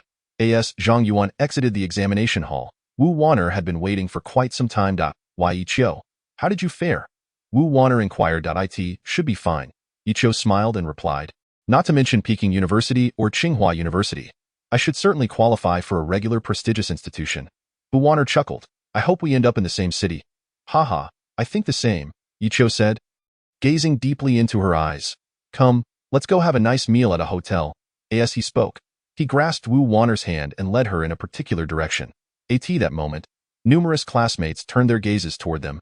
Wu Wan'er's face flushed crimson, yet Yi Qiu remained remarkably composed. Having lived 2 lives, his fortitude had grown considerably. Look, isn't that our school's belle, Wu Wan'er? When did she get a boyfriend? Oh, your news is quite outdated. Several months ago, Wu Wan'er agreed to be Zhang Yuan's girlfriend. If nothing goes awry, they might even rent a room tonight and away. They're barely adults and already planning that. Chapter 76, Space Transfer Pilhimf. What a beautiful flower planted in a pile of dung. If I'm not mistaken, Wu Wan'er will certainly be accepted into university, while that worthless Yi Qiu will likely fail to even get into a vocational school. Many of these remarks reached Yi Qiu's ears, yet he paid them no heed. As he often said, we are no longer of the same ilk. There is no need for me to engage with you. It is akin to an ant berating a human. Would the human care? The answer is undoubtedly no. Yi Qiu had already become quite affluent, so this time, they dined in a 5-star hotel, enjoying their meal for a full 3 hours before emerging. As Yi Qiu and Wu Wan'er exited the restaurant, night had already fallen. Brother Qiu, if you have time tomorrow, come to my house for a visit. My parents want to meet you, Wu Wan'er suggested. I'll definitely come, Yi Qiu nodded earnestly. Then it's settled. You must come tomorrow, she said as she entered a taxi. After Wu Wan'er departed, Yi Qiu turned and walked in another direction. At that moment, his phone suddenly rang. Yi Qiu, how did the exams go? Hearing his mother's voice stirred excitement within him. He remembered that in his previous life, his poor performance in the finals had indirectly led to his mother's demise. Mom, everything is fine, Yi Qiu replied with a smile. Getting into a top-tier university should pose no problem, that's good. Enjoy a few days out. If you need money, your dad and I will send some. His mother reassured him. Mom, don't worry. I have enough money. Just make sure to take care of your health. For Yi Qiu now, money was no longer a concern.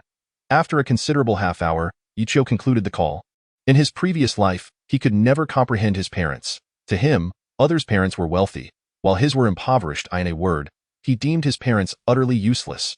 However, in this life, Yi Qiu had come to realize that not everything in this world is fair.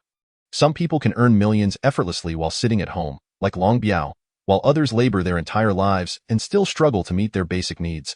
Having consumed some alcohol, Yi Qiu did not head straight to his villa. The villa he rented cost 10,000 yuan monthly. If his classmates were to learn of this, they would surely be astonished, considering most hailed from rural backgrounds where wealthy families were a rarity. However, for Yi Qiu now, 10,000 yuan was merely a trifling sum. Before long, Yi Qiu arrived at an open area and sat down, just as he was about to gaze at the starry sky. A sporadic murderous intent wafted over from a distance. Yi Qiu was taken aback and promptly stood up. Come out. Do you find it amusing to trail behind me? A tall, slender man appeared before Yi Qiu. Not good. This person is incredibly formidable. You are likely no match for him. The voice of the little lowly echoed in Yi Qiu's mind. Surely not. I have mastered the Lingbo Weibu. Even if I cannot defeat him, I can escape. Yi Qiu hesitated. Things may not be as simple as they seem. The system's little lowly sighed. It appears you are in trouble. Realizing the gravity of the situation, Yi Qiu took it seriously, for he understood that when contending with a powerful foe, a moment's carelessness could lead to his demise. Who are you? Why are you following me? Yi Qiu inquired. Under normal circumstances, I would not disclose my name. But since you are about to meet your end, I shall indulge you. My name is Zhang Yuan, Elder 13 of the Purple Robe Sect. I have come to investigate Long Biao's death, and I have determined that you are the culprit. How intriguing. A mere high school student has managed to kill dozens of masters in such a short span. Yi Qiu was momentarily stunned by the revelation. How did you find me? He asked. Zhang Yuan chuckled. I have at least a dozen methods to unearth the true culprit. As for the specifics, I could speak for 3 days and nights without exhausting the topic, so I shall refrain for now. You are about to die. Do you have any last words? Yi Qiu was taken aback.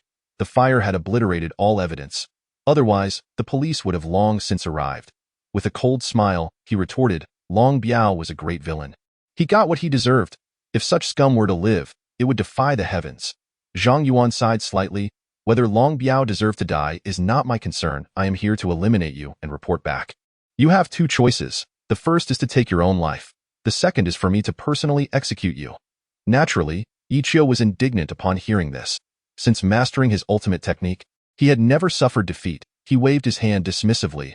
I must say, you are more arrogant than I am at present. Many who spoke to me like this have either perished or been rendered incapable. You truly do not know the heights of heaven or the depths of earth, Zhang Yuan remarked, shaking his head slightly. You likely do not comprehend the distinction between a cultivator and an ancient martial artist.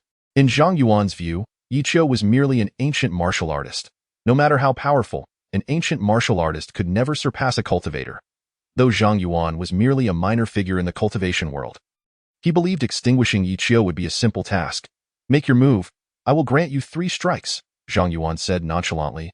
After 3 strikes, I will send you on your way. You arrogant old fool. Ichio gritted his teeth. In the next moment, he surged toward Zhang Yuan like a bolt of lightning. What a remarkable technique. I never imagined such an extraordinary footwork existed in the ancient martial world. Zhang Yuan was momentarily taken aback upon witnessing Ichio's Lingbo Weibo. However, he was merely surprised. In his eyes, while the technique was commendable, subduing Ichio would still be a trivial matter. As Ichio closed in, he felt his palm nearing Zhang Yuan's back. At that moment, Ichio concentrated nearly 90% of his strength in his hand. If it struck a stone, it would surely shatter into fragments. Even a raging bull would be felled by his hand. As Ichio approached Zhang Yuan, merely a meter or two apart, a sudden, enigmatic smile crept upon Zhang Yuan's lips. This peculiar grin instilled in Ichio an ominous premonition. However, retreat was no longer an option. Gritting his teeth, Ichio quickened his pace. Get lost, Zhang Yuan bellowed. Though his voice was not particularly loud, it carried an extraordinary force capable of piercing one's very soul. Within the fleeting fraction of a second, Ichio felt himself grievously wounded. He could not suppress the blood that surged forth, collapsing onto one eye in that moment. A tingling numbness enveloped him, as an overwhelming power receded from his body like an ebbing tide. This was no ordinary attack. It was an assault on his very soul. The system's little lowly had vast knowledge. Regardless of the physical strength one possessed, a frail spirit could lead to demise. In this realm, not only did ancient martial artists exist, but there were also cultivators who, in the eyes of the mundane world, wielded bizarre powers akin to those of superheroes in cinema. Generally, these cultivators maintained a low profile, which rendered human society rather mundane. Little one, your footwork is indeed remarkable, yet in my eyes, you remain no match for me. Zhang Yuan approached with deliberate steps. I bear you no ill will. However, for reasons beyond your understanding, I must end your life. The consequences of sparing you would be dire. Why apologies, young brother? Upon hearing these words, Ichio felt a surge of resentment. How hypocritical it was for one to justify murder with such ignorance. Before I die, I wish to know who seeks my demise. Ichio was evidently stalling for time. Considering your impending demise, I shall reveal the truth, Zhang Yuan mused, perceiving Ichio as a doomed individual, completely unconcerned about any possibility of escape. Toa cultivator, an ordinary person was akin to an ant, and Ichio was merely a slightly larger version of such. Meanwhile, Ichio was fervently communicating with his system's little lowly. I'm on the brink of death. Save me. Your injuries are grave. In addition to external wounds, your soul appears compromised, the little lowly assessed swiftly. Ordinary methods cannot save you. However, within the system's marketplace lies a space transfer pill. Consuming it will allow you to vanish from this place, though it bears a significant drawback. One cannot ascertain where they will ultimately materialize. You might find yourself in Africa, South America, or even on another planet. How much? I'll buy it all, Ichio exclaimed internally. Regardless of whether it was another realm or the depths of the earth, survival outweighed the alternative of remaining here to be slaughtered. It's quite expensive. Approximately 300,000 supreme coins, the little lowly noted. Can I defer the payment? Ichio inquired. Certainly, but you must repay within a week, or the system will eliminate you, and I cannot assist you then. The little lowly chuckled, but as long as you're alive, there is hope I'll buy it. Ichio nodded vigorously. To him, evading the immediate threat took precedence, and concerns about repaying the supreme coins could wait. At that moment, Zhang Yuan had completed recounting the situation. From your footwork, you possess some ability. However, you have crossed paths with the wrong individual and thus, you must perish. As he spoke, he slowly drew a razor-sharp sword from behind him. Ichio regarded him intently. Is there truly no possibility for reconciliation? After all, your sect, the Purple Garment Sect, is a formidable organization. Is such cruelty warranted for a trivial matter? You must know that Long Biao is a notorious villain, having slain countless innocents. Zhang Yuan scoffed, in this world, the value of human life is not equivalent. Long Biao, despite being but a mortal, holds a life value far surpassing yours. His killing of you would be an act of consideration, while your attempt to slay him is inexcusable. Thus, you must die. Even the King of Heaven could not deter me. Wai Ichio nodded slowly. I understand your perspective, yet I hope you do not come to regret your words. Zhang Yuan laughed heartily. I never regret my words. Die in this world. Everything is dictated by strength. If you lack it, you are no different from an ant. Enough of this chatter. It's time to send you on your way. Just as Zhang Yuan's words trailed off, a purple pill materialized in Ichio's hand, radiating an inconceivable energy. In the next instant, he swiftly consumed the pill. Just as Zhang Yuan's sword was about to strike, a golden light enveloped Ichio, and he inexplicably vanished. Where did he go? Zhang Yuan, the 13th elder of the Purple Garment Sect, stood in shock. He began to employ his formidable mental prowess to scan the surroundings. Yet Ichio appeared to have vanished entirely. Brat, come out immediately. Zhang Yuan inhaled deeply, then shouted. A wave of psychic energy surged outward, incapacitating two passers-by who had inadvertently wandered nearby. Even a few snakes hiding amongst the stones succumbed to the overwhelming force. Zhang Yuan called out multiple times, yet Ichio remained absent. Internally, Zhang Yuan was perplexed. He had never failed since his emergence as a cultivator. What a clever boy, concealing such a trump card. A glimmer of murderous intent flickered in his eyes. Since you have escaped, I shall not believe your family has evaded my grasp. Typically, cultivators refrain from seeking vengeance upon their enemy's kin, but exceptions existed, particularly in this scenario. Zhang Yuan huffed before vanishing from the open area. When Ichio regained consciousness, he found himself in a desert. You've finally awakened. You've been asleep for 3 days and nights. The system's little lowly chimed in. Upon hearing her voice, Ichio felt a wave of relief wash over him. As long as she was present, no challenge seemed insurmountable. Where am I? He inquired. The little lowly pondered before responding. After closely observing the surroundings, I deduce we are likely in the North African desert. Ichio was taken aback. No way. We've arrived in Africa? That's a considerable distance from Huaxia. It seems unlikely we can return swiftly. Return? To meet your demise? The little lowly retorted. Let me be frank. If you go back, death is certain. The Purple Garment Sect is no ordinary faction. They wield significant influence in the mundane world, and many might even be peripheral disciples of theirs. Returning under such circumstances jeopardizes your survival. Ichio wiped the cold sweat from his brow, recalling the harrowing events of 3 days prior, his body trembling slightly in the face of death. Fear is a universal response, unless one is mad. Who wouldn't wish to continue living? Returning is a matter for another time. For now, I must focus on enhancing my strength. Wai Ichio sighed, realizing that despite having learned the Lingbo Weibu and the 18 dragon-subduing palms, he was far from invincible. His prior arrogance was a reflection of ignorance. The little lowly nodded earnestly. Indeed, with your current strength, you would be no match for the Purple Garment Sect. They possess at least 100 methods to ensure your demise. However, should you strengthen yourself before returning, the outcome would be vastly different. At that point, not even the combined forces of the entire sect could contend with you. The system's little girl is quite aware that within the system's marketplace, a plethora of valuable items exists. Should one acquire these treasures, their strength would increase exponentially. However, the prices of those extraordinary items are staggeringly high. After a full minute of contemplation, Ichio resumed speaking. What kind of technique did the pursuers who hunted me 3 days ago employ? The system's little girl pondered for a moment and replied. That was no ordinary technique. It was a form of mental assault. Among all paths of cultivation, mastering mental prowess is immensely powerful yet incredibly difficult. Ichio reflected seriously. Supreme number 001, I wish to cultivate in that area. Upon hearing this, the system's little girl was momentarily stunned. For mental techniques require an astronomical amount of supreme coins. With a soft sigh, she remarked. You wish to train in mental techniques? That is certainly possible, but you must know that it requires at least 1 million supreme coins, and your current balance is in the negative. You owe the system 300,000 supreme coins from consuming a space transfer pill.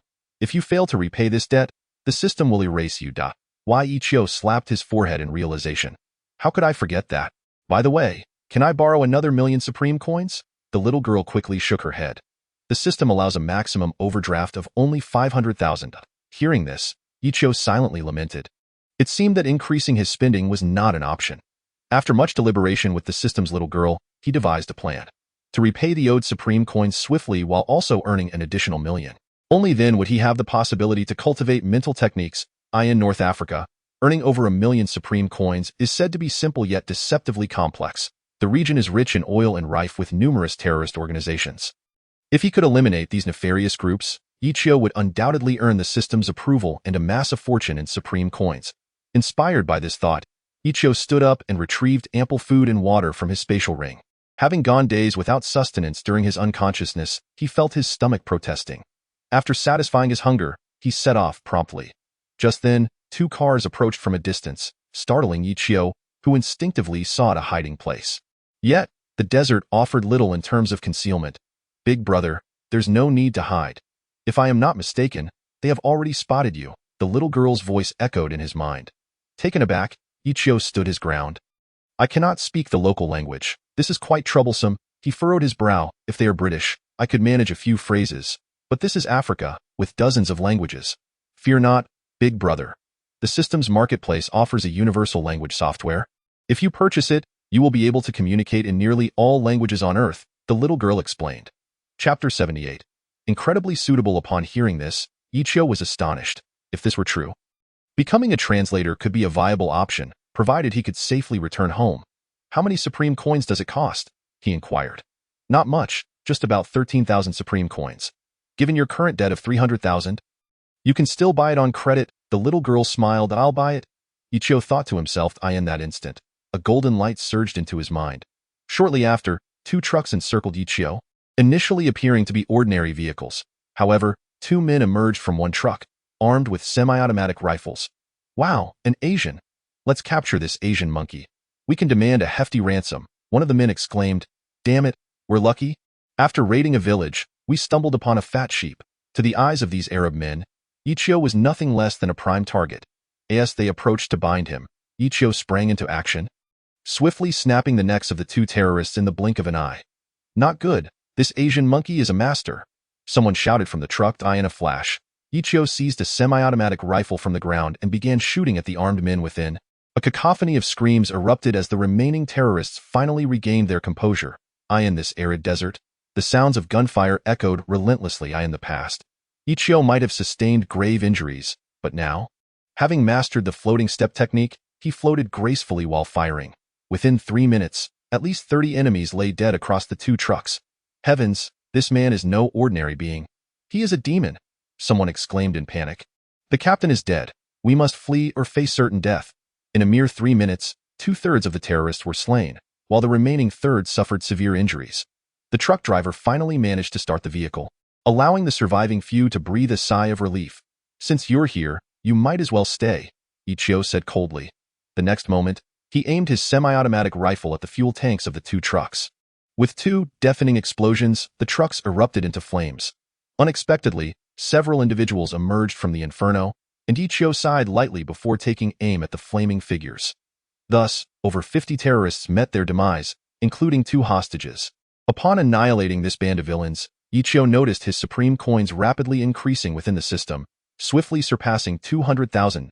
After confirming that no one had survived, Ichio departed, heading towards a specific direction.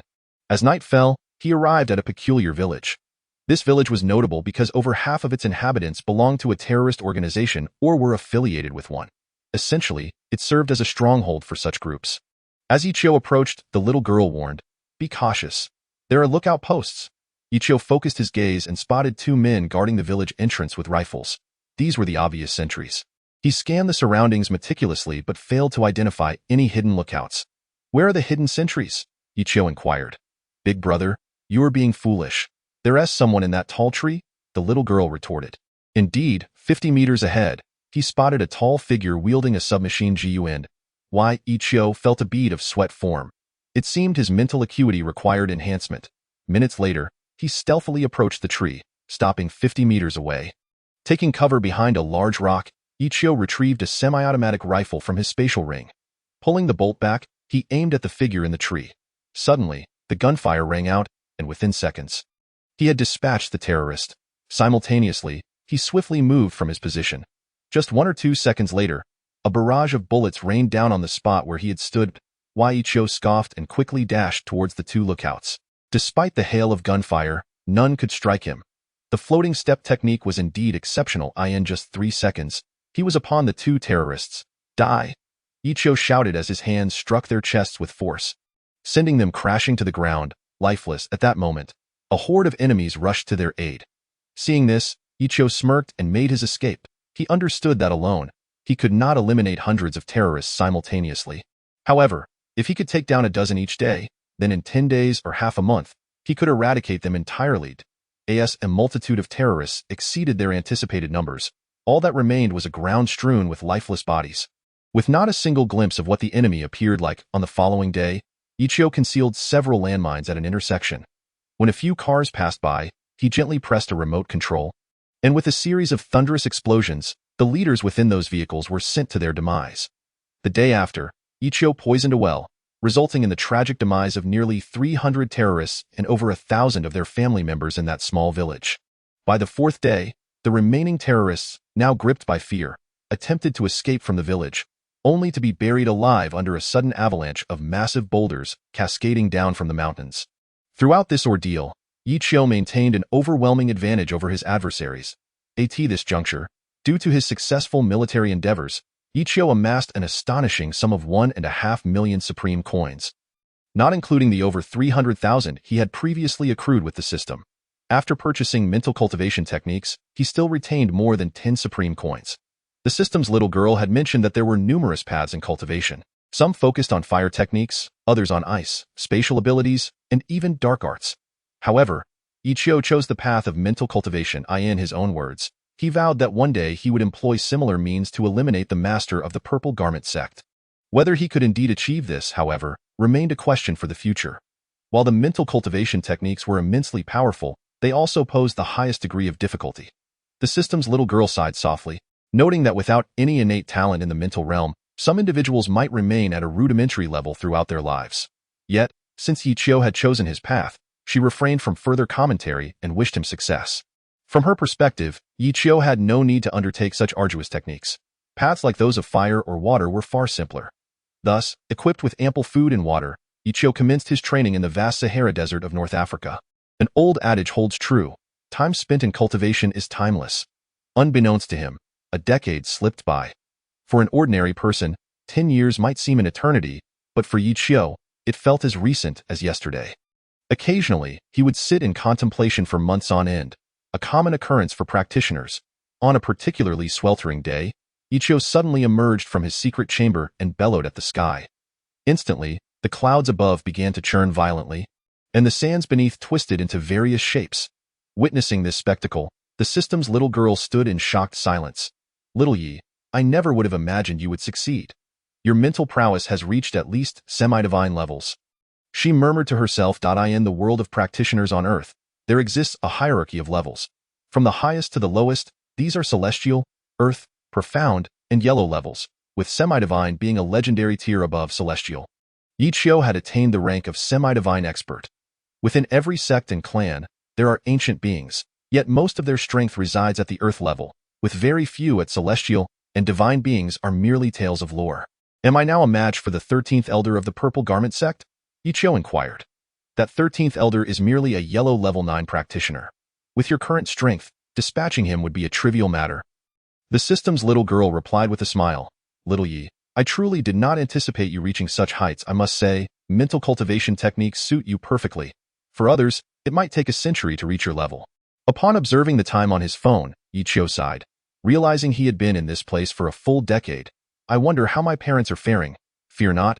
I have observed your family's situation and found them to be long-lived. They should live to be 100 without issue," the system's little girl reassured him. Yet, despite her words, Ichio remained uneasy. In a swift motion, he departed. Due to the rapid changes of the times, his previous currency had become obsolete. However, gold and silver remained universally accepted. After spending 10 gold bars, he acquired a substantial amount of US dollars.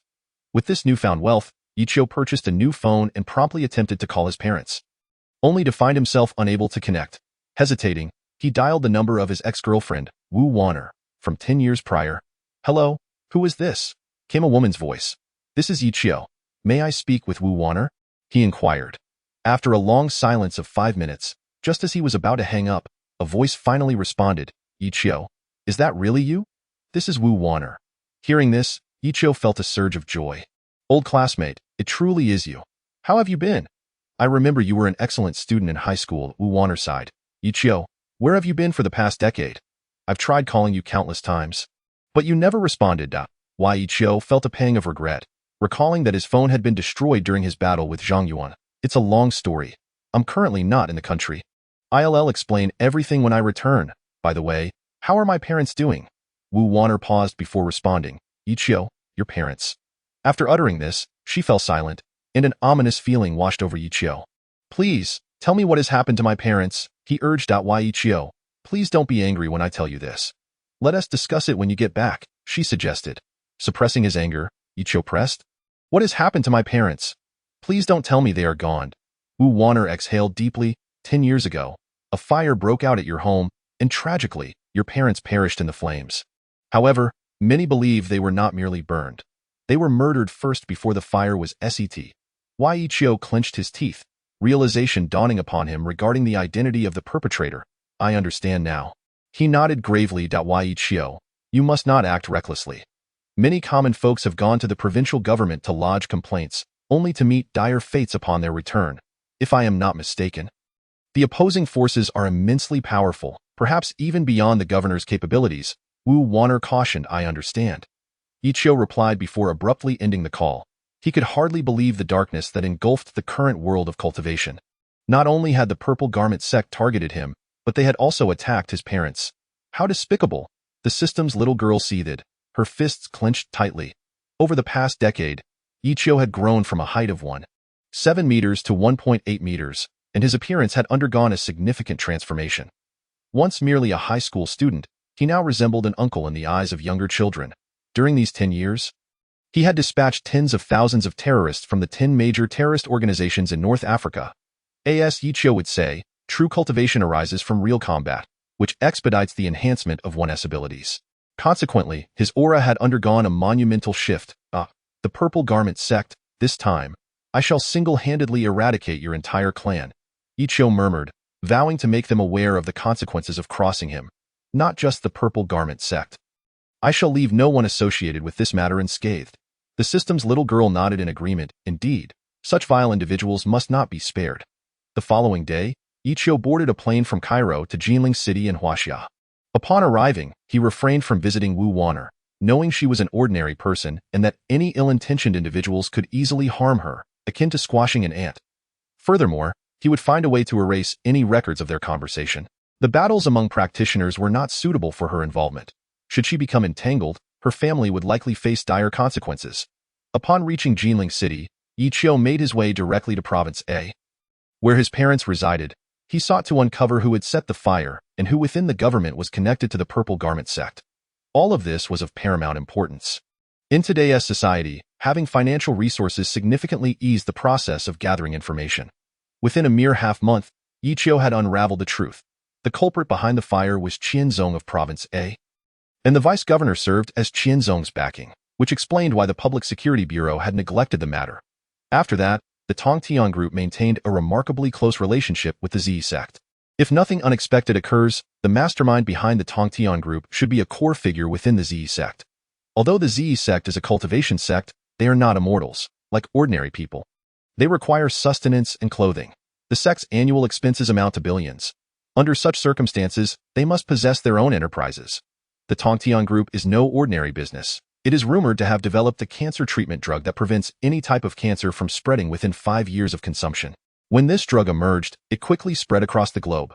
Currently, the Tongtian group's daily net income exceeds $100 million, making it a renowned enterprise worldwide. As Ichio glanced at the list in his hand, a cold smile appeared on his lips. "I have arrived, and these individuals will undoubtedly meet their demise. Which one shall we deal with first?" the system's little girl inquired. "Let us begin with the simpler targets. I have heard that this Qianzong is a prominent figure within the provincial capital. I am curious to see what makes him so special, Yiqiu replied with a smile. Once I have dealt with these mundane forces, I shall naturally challenge the Z sect. However, the most crucial aspect is that I am still unaware of the Z sect's exact location. The little girl pondered for a moment. It should be in a unique space. I have observed the fluctuations of spiritual energy above the earth and discovered several peculiar locations, suggesting a separate realm. Otherwise, after so many years of conflict, they would have revealed themselves long ago. 3 days later, Yiqiu arrived at the provincial capital of a province, heading towards a particularly extravagant nightclub. In a province's capital, nearly everyone knows that the Tianming nightclub belongs to Qianzong. This reputation draws affluent individuals who enjoy frequenting the establishment. The nightclub is notorious for its illicit activities, which is an open secret. However, the crucial point is that it has powerful backing. Police officers tend to retreat when they approach this venue. Consequently, thrill-seekers flock to spend their evenings in revelry once night falls. As Yiqiu stood before the Tianming nightclub, he observed the bustling surroundings. It was evident that this establishment occupied a prime location. Acquiring such valuable real estate would be impossible without significant connections. The area in the city center alone could fetch prices exceeding several billion. Numerous vehicles, ranging from luxury cars to high-end sports cars, were parked nearby, with at least 50% of them being performance vehicles. The weather that day was splendid, and men and women continuously entered the nightclub. Yiqiu's eyes glinted with a hint of murderous intent. Tonight shall undoubtedly be a night of revelry. By revelry, Yiqiu referred to a night piled high with corpses. He slowly approached the nightclub, but as he reached the entrance, 2 security guards abruptly blocked his path. Sir, do you possess a VIP card? If not, please step aside to obtain one. It's quite affordable, at only 100,000. Before the guard could finish, Yiqiu raised his head and coldly declared, I am here to kill. Qianzong, whose real name is Qian Sanmao, earned his title due to the unappealing nature of his name. For most, he is an enigma. It is said that 10 years ago, he was a mere farmer, yet within a short span, his wealth soared into the billions.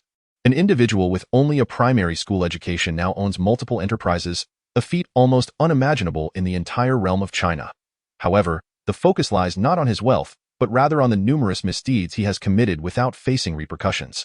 Years ago, Qianzong was known for engaging in street fights and extorting protection fees, leaving the common folk in distress. Despite this, he faced no consequences. Even when arrested, he would be released within a day. Over time, Qianzong's notoriety grew within the provincial capital of Jiangbin City, leading to his rapid ascendance to wealth and power. Rumors circulated that he had connections to influential figures in the capital. Yet Qianzong was fully aware that his ancestry was filled with farmers, devoid of any officials. His rise to prominence stemmed from a fateful encounter with a celestial figure who promised him wealth, status, and beauty in exchange for the assassination of 2 individuals in a photograph. Under normal circumstances, Qian Sanmao would have declined, but for reasons unknown, he acquiesced that fateful night. The elder Taoist rewarded him with 100,000. During his first murder, he was gripped by fear, concerned that someone would seek revenge. However, months passed without incident. Later, while embroiled in a street fight, he accidentally killed a rival, believing his life was over. Yet, when despair enveloped him, he was inexplicably released, realizing someone had been aiding him. The mysterious elder, rumored to be Zhang Yuan, the 13th elder of the Z sect. With Zhang Yuan's assistance, Qian Sanmao amassed several enterprises, earning at least 1 billion annually, although he was obligated to remit 900 million to the Z sect. Nevertheless, Qian Sanmao felt a sense of pride, aware of his utility. Others would not resort to silencing him. A decade had passed, and Qian Sanmao possessed everything he should and even more than he ought not to have. Today, he was in particularly high spirits, as it marked his 50th birthday to celebrate.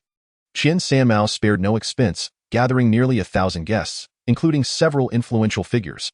Their presence was not solely due to his reputation, but rather the might of the Z sect. While the common folk might be unaware of the sect's existence, those with even a modicum of background understood its formidable nature. 5,000 years of history had allowed the Z sect to endure, a testament to its extraordinary power. At that moment, members of the Z sect were engaged in conversation when a security guard rushed over, exclaiming, Qianzong, there's trouble. Someone is causing a disturbance. Upon hearing this, Qian Sanmao's agitation grew. He was aware that at least 100 security personnel were stationed within the hotel, many of whom were skilled fighters, and some even former mercenaries. Useless. You boast of your abilities, yet falter when it matters most. Is this how you repay my patronage? He coldly chastised it. Must be noted that the security personnel at Qian Sanmao's establishment were well compensated, earning significantly more than the standard monthly wage of 3,000. This led many skilled individuals to seek employment with him. Go summon your Captain Zhang, Qian Sanmao commanded, waving his hand. The guard's face flushed with embarrassment. Qian Zhong, Captain Zhang was unable to defeat the assailant and has already fallen to him. The revelation rendered everyone in the room speechless. Captain Zhang Tianbao was reputed to be a consummate fighter, having dispatched numerous adversaries in the past, including a former bodyguard of an Arab prince. Who could this individual be? Qian Sanmao gasped in shock. It appeared to be a middle-aged man whom we have never encountered before. The guard replied in a hushed tone. Despite Qian Sanmao's considerable connections, many forces remained opposed to him. In China, the Zi sect was not the sole power. How audacious to cause trouble on my birthday! Qian Sanmao's eyes glimmered with murderous intent. If they refused to show him respect, he would not hesitate to retaliate. Just as Qian Sanmao was about to charge out, Yiqiu approached from outside. He had left a trail of defeated guards in his wake. Yiqiu's character was straightforward. He repaid grievances and debts alike. He had no intention of dealing with the guards, but since they had pledged their loyalty to Qian Sanmao, he had no qualms about eliminating them. As he made his way through, Yiqiu noted the rapid increase of supreme coins within the system, indicating that these guards were far from virtuous. Otherwise, such a swift rise in currency would be unfathomable. Thus, eliminating these nuisances did not evoke the slightest pang of guilt within Yiqiu. As he pushed open the grand door, he was met with the sight of a rotund man, who chuckled coldly. You must be Qian Sanmao. Moments earlier, after dispatching a capable security guard, Yiqiu had extracted the man's memories, acquiring a wealth of information in a mere 3 seconds. Upon seeing Yiqiu, Qian Sanmao felt a jolt of alarm, sensing the palpable aura of death emanating from him. A lethal intensity that suggested the young man had likely taken many lives, having navigated the treacherous waters of his world for so long.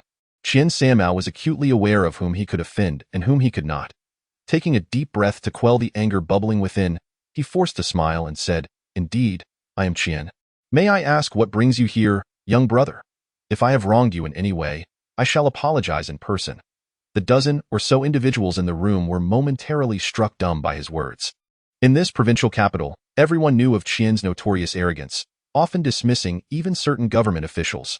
Offending him typically resulted in dire consequences, with a 99% chance of not seeing the next day as sunrise. Yet here was this brazen man, offering an apology to a mere youth. An utterly bizarre spectacle. Money, power, women. Whatever you desire, just say the word, Qian Sanmao continued. I will do my utmost to fulfill your requests. And if I cannot meet your needs immediately, I will create the circumstances to do so. It must be said, Qian's offers were immensely tempting. An ordinary person would undoubtedly kneel at his feet in loyalty. However, Yiqiu was no ordinary individual. He had come with the singular purpose of eliminating Qian Sanmao. As the old adage goes, the vengeance for a murdered father is not to be shared. And in Yiqiu's case, both of his parents had perished at Qian's hands. All irrelevant parties, get out immediately, or suffer the consequences, Yiqiu declared, dismissing Qian's overtures entirely. The onlookers were left agog at his audacity. Several business leaders, recognizing the gravity of the situation, exchanged glances with Qian Sanmao and vacated the room. Yet more chose to remain, believing that their loyalty to Qian would elevate their status and perhaps even secure connections with the formidable forces behind him. The Zi sect at most. It seemed that opposing this middle-aged man was a path leading only to death. Since you have chosen to stand with Qian Sanmao, then remain forever. Do not claim I did not afford you the opportunity. Yiqiu's icy gaze swept across the room.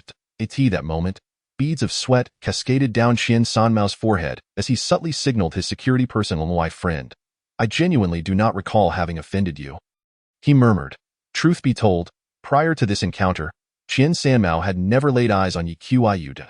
Yiqiu's response was a frosty glare. 10 years ago, you murdered a couple in the countryside, and I am the man you sought. If I am not mistaken, all of this was orchestrated by the Zi sect. While it may not be your fault, your actions against my parents were inexcusable, and I shall exact my revenge. Though Yiqiu could alert the authorities, the power of Qian's backing was formidable, suggesting that any legal battle would drag on for years without resolution. Thus, Yiqiu resolved to take matters into his own hands. Qian Sanmao pondered the events of a decade past for a full 3 minutes before a realization dawned. Could you be that Yiqiu? He stammered. 10 years ago, under the orders of the Zi sect, Qian Sanmao had scoured the entirety of a province with his subordinates in search of the young man, only to find no trace of him, as if he had vanished into thin air. Subsequently, the sect had issued a death warrant for Yiqiu's parents. Seeing the recognition in Qian's eyes, Yiqiu affirmed, "Indeed. I am the Yiqiu you sought. I have returned. At this."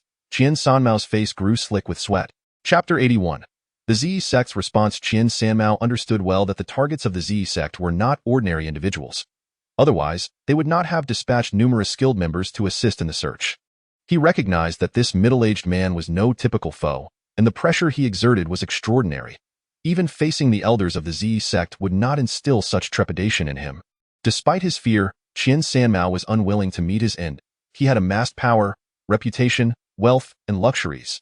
To die now would leave him profoundly dissatisfied. In an impulsive roar, he commanded, "Attack!" Suddenly, two assassins emerged wielding submachine guns. The weapons spat bullets towards Yiqiu, however, merely smiled coldly and waved a hand, halting the projectiles just half a meter from his body. The onlookers, stunned by this bizarre display, could hardly comprehend the spectacle. "Indeed, you are truly a practitioner," Qian Sanmao stammered, retreating toward a back door in an attempt to flee. "Fleeing is not so simple," Yiqiu scoffed, and with a sweeping gesture, he sent the suspended bullets hurtling back. In an instant, everyone but Yiqiu fell heavily to the ground, each struck with a fatal wound to the forehead. Within a heartbeat, the room's occupants lay lifeless. Yiqiu approached Qian Sanmao's lifeless form, confirming his demise. With a cold smirk, he crushed Qian Sanmao's head beneath his foot. The news of Qian Sanmao's untimely end at the hands of a mysterious master spread swiftly, igniting a frenzy throughout a province. Many were aware that Qian Sanmao was an outer disciple of the Zi sect. Thus, his death was a significant affront to them. It was only a matter of time before the sect would send someone to investigate, promising an unfolding spectacle for a province in a concealed space. The Zi sect's leader, Wan Feng, received this news promptly.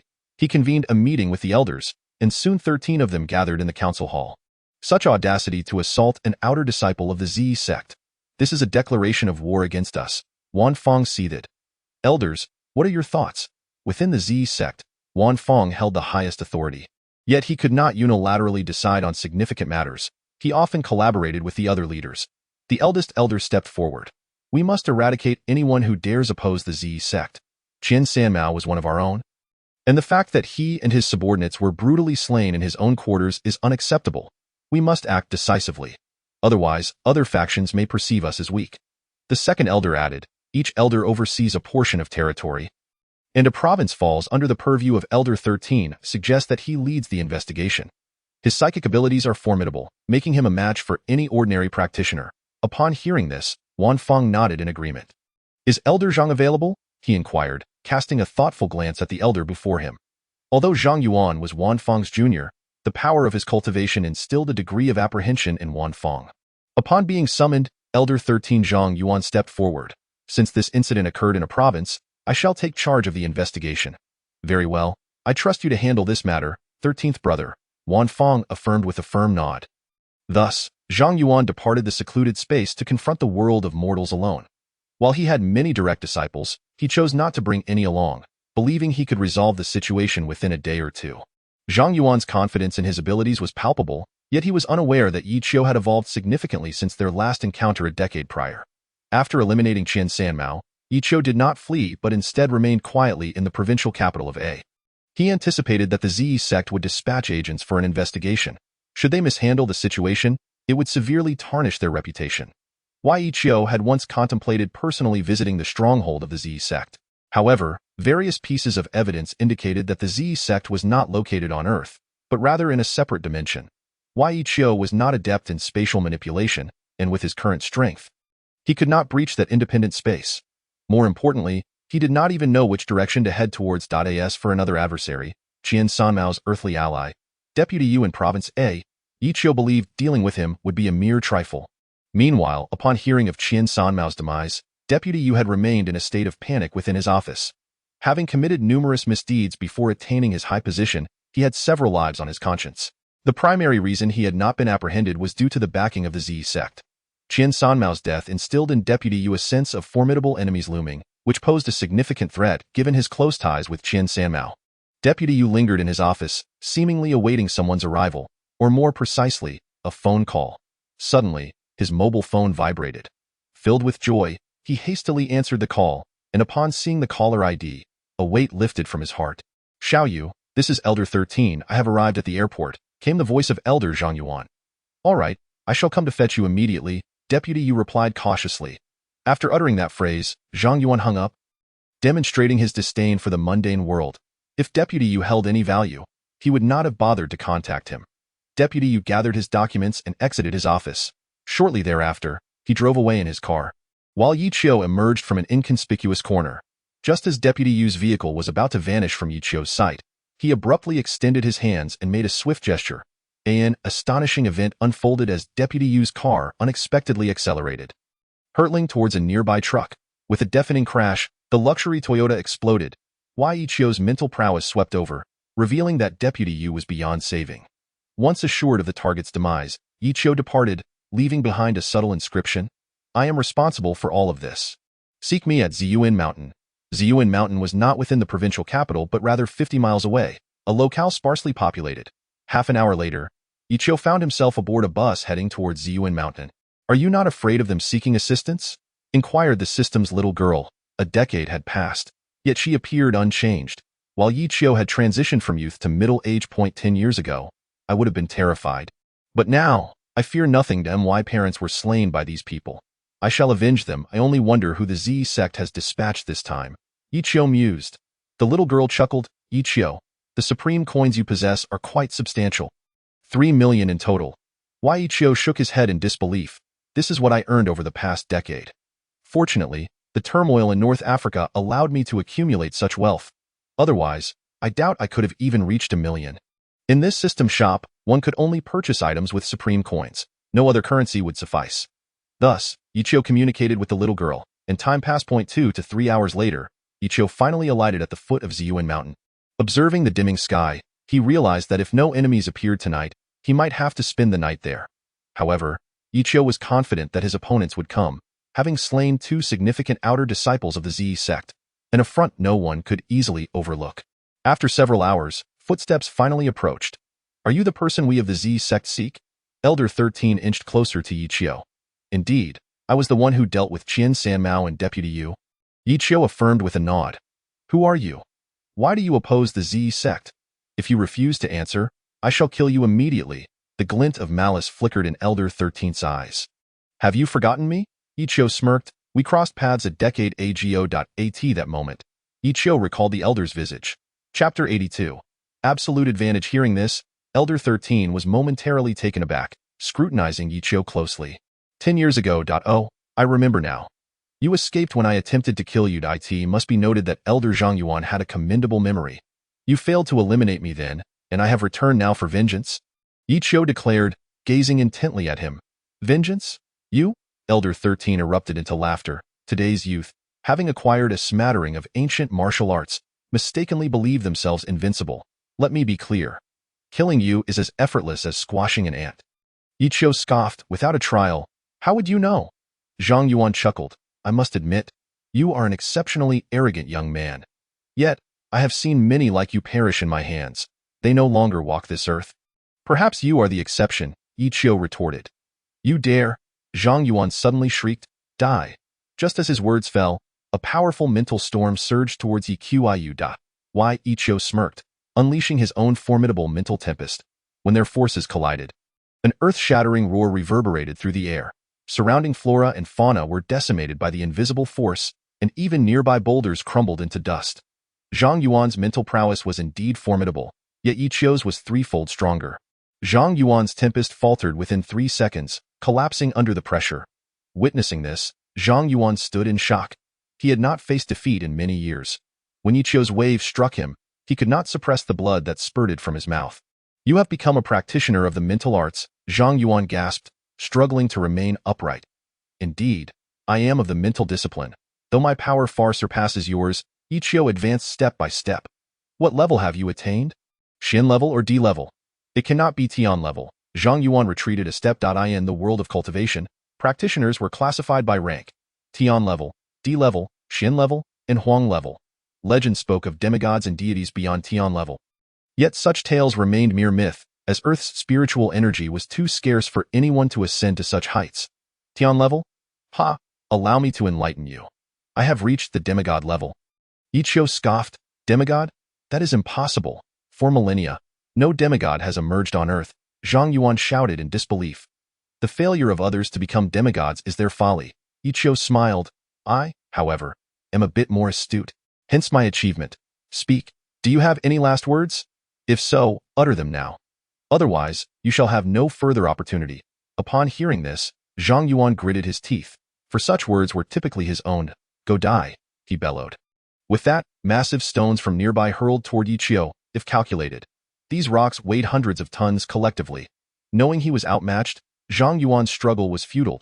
Why Ichio merely gestured, and thousands of stones halted midair. Zhang Yuan finally comprehended the disparity in power. There was no way Ichio could so effortlessly dismantle his lethal strike otherwise. A sigh escaped Zhang Yuan's lips as he realized he was doomed. Regret washed over him. Perhaps if he had brought allies, the outcome might have differed. With a heavy heart, Zhang Yuan prepared to take his own life. As an ordinary practitioner, he was not a true immortal. Excessive blood loss would lead to his demise. He never anticipated falling to someone so newly emerged in the world of cultivation. Yet, Zhang Yuan soon discovered he could not move. From the moment you appeared, I ensured you could not take your own life. Ichio approached him. If I am not mistaken, you were preparing to bite your tongue just now. Hearing this, Zhang Yuan felt utterly speechless. This middle-aged man was truly extraordinary, able to discern the thoughts of others. You still have value, so I shall spare your life for the time being, Ichio declared, pressing his hand against Zhang Yuan's head. Soul extraction? Ichio shouted loudly. A peculiar force emanated from his palm and entered Zhang Yuan's mind. Minutes later, Ichio withdrew his hand, and as Zhang Yuan collapsed to the ground, his brain exploded like a watermelon in just a few moments. Ichio had extracted a vast amount of information from the mind of the 13th elder, Zhang Yuan. It must be said that this soul extraction technique was extraordinarily potent. However, it also had its drawbacks. Those subjected to it often met a grim fate, either exploding their heads or losing all memories, becoming complete imbeciles. Indeed, the Z sect was located in an independent space. Why Ichio murmured to himself. Astonished to discover that the Z sect was composed of over 10,000 members, it seemed that a bloodbath of the Z sect would not be an easy task. From Zhang Yuan's mind, Ichio learned that the Z sect possessed numerous powerful formations. Even if he were to breach them, he could not be 100% certain of his success, since the supreme system was linked to Ichio's soul. This revelation also meant that the little lowly within the system was equally aware of the situation. If I were to assault the Z sect now, what are my chances? Ichio inquired. Based on my estimation, you would have at most a 10% chance, the little lowly pondered. Those killing formations are no ordinary challenge. Once you enter, you may never return. And if my realm were to ascend from demigod to divine level, what would my chances be then? Ichio asked again. At least an 80% chance, the little lowly replied. On this earth, a demigod-level practitioner is virtually invincible in one-on-one combat, let alone a legendary divine-level practitioner. The system's little lowly reflected, stating that it was said a practitioner at the divine level would be akin to an immortal. Divine-level practitioners, in addition to their immense strength, would also experience a significant increase in lifespan, potentially living for 1,000 or 2,000 years without issue. Upon hearing this, Ichio couldn't help but feel a surge of joy. Though practitioners were generally powerful, their lifespans were almost comparable to those of ordinary humans, which had been a source of concern for Ichio. However, after hearing the little lowly's words, he felt a sense of elation in these times. Who wouldn't desire a longer lifespan? Well, except for the mentally unstable. Of course, in that case, I shall continue to elevate my realm. Once I attain the divine level, I will then strike at the Z sect. Ichio clenched his fist and murmured to himself. It can only be this way. If you were to approach with your demigod strength, the thousands of Z sect members could easily bury you under sheer numbers, the system's little lowly remarked. Although mental practitioners were immensely powerful, they were not omnipotent. At Ichio's current level, he could unleash a mental storm no more than 30 times. How might I elevate my realm? Ichio inquired. Ascending from demigod to divine level is no trivial matter, the little lowly sighed. Upon careful consideration, there are two methods.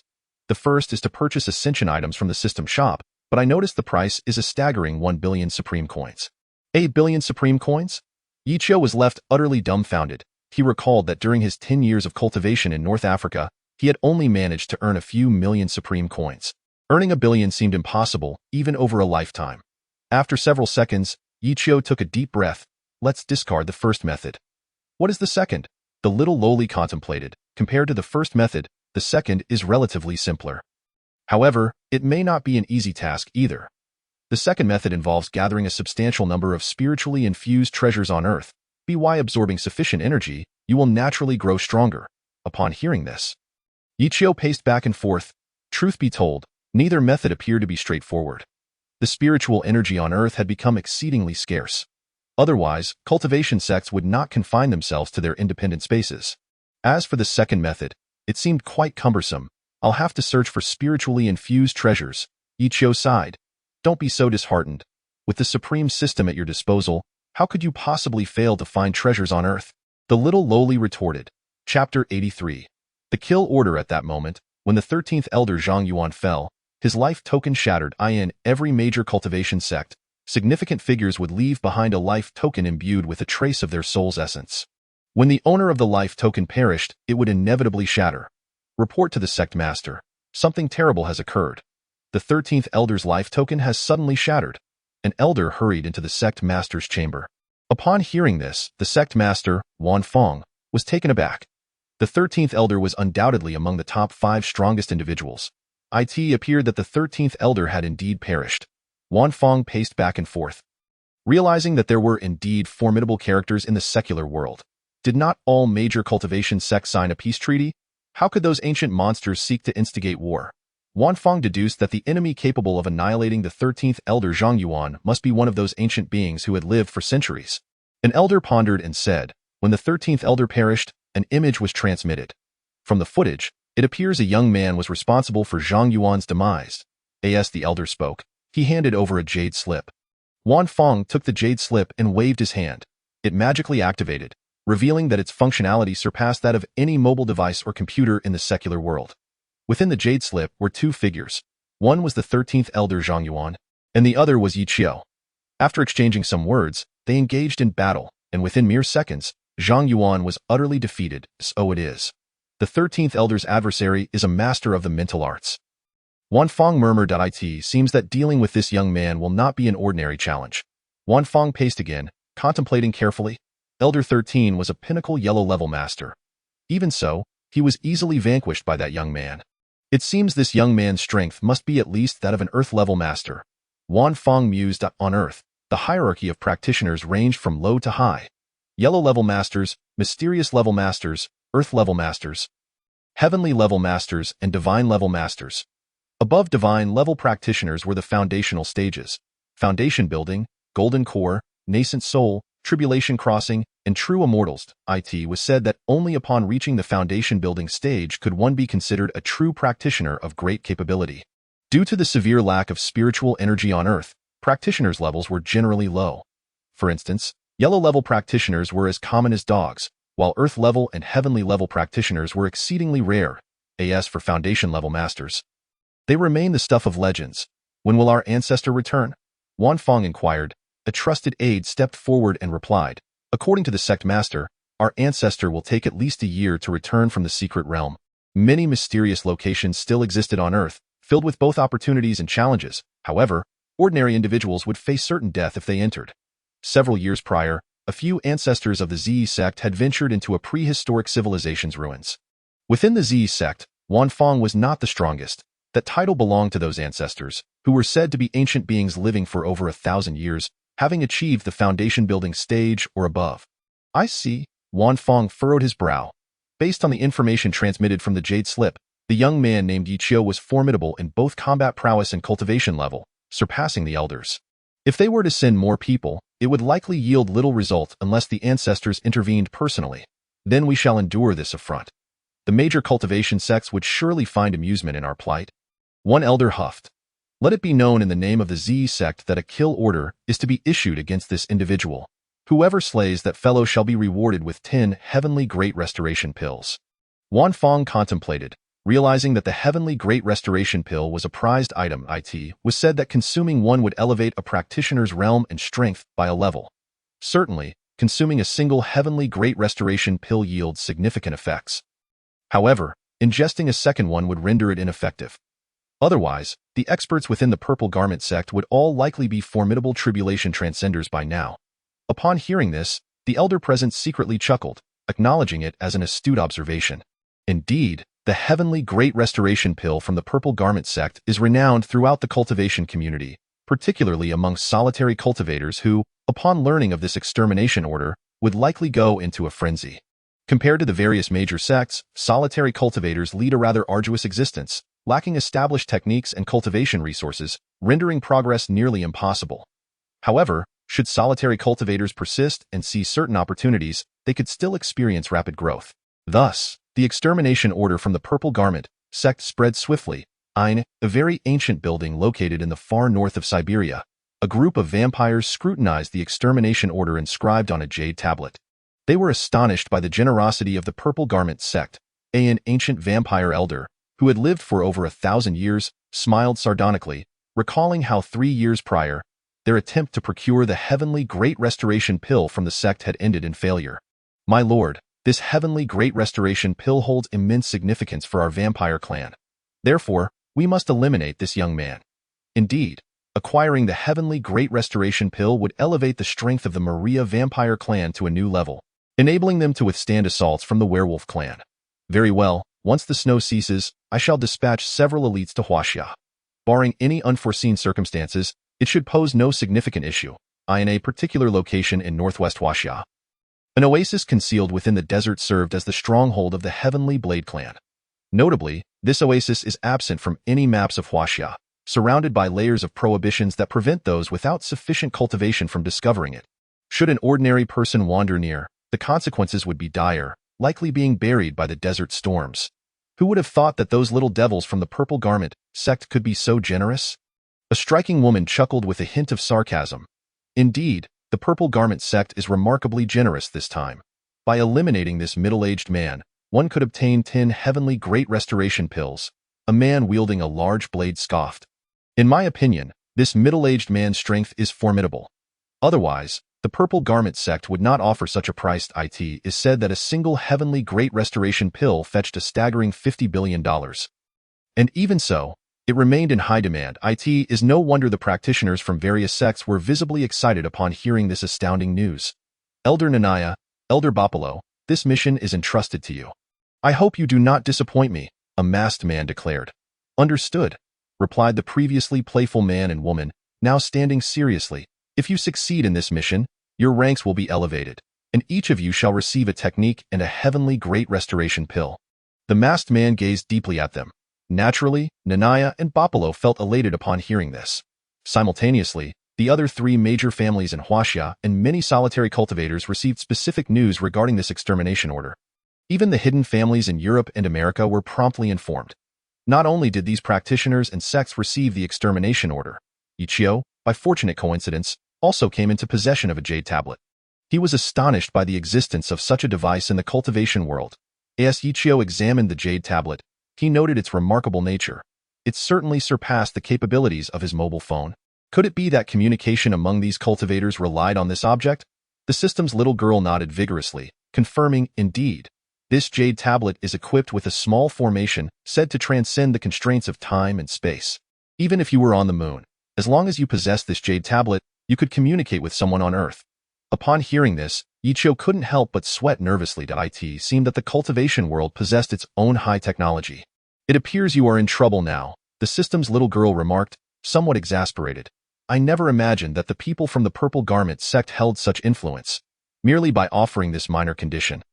So many are willing to serve them. In the eyes of the system's little girl, the heavenly Great Restoration pill had many drawbacks, including subpar spiritual energy quality.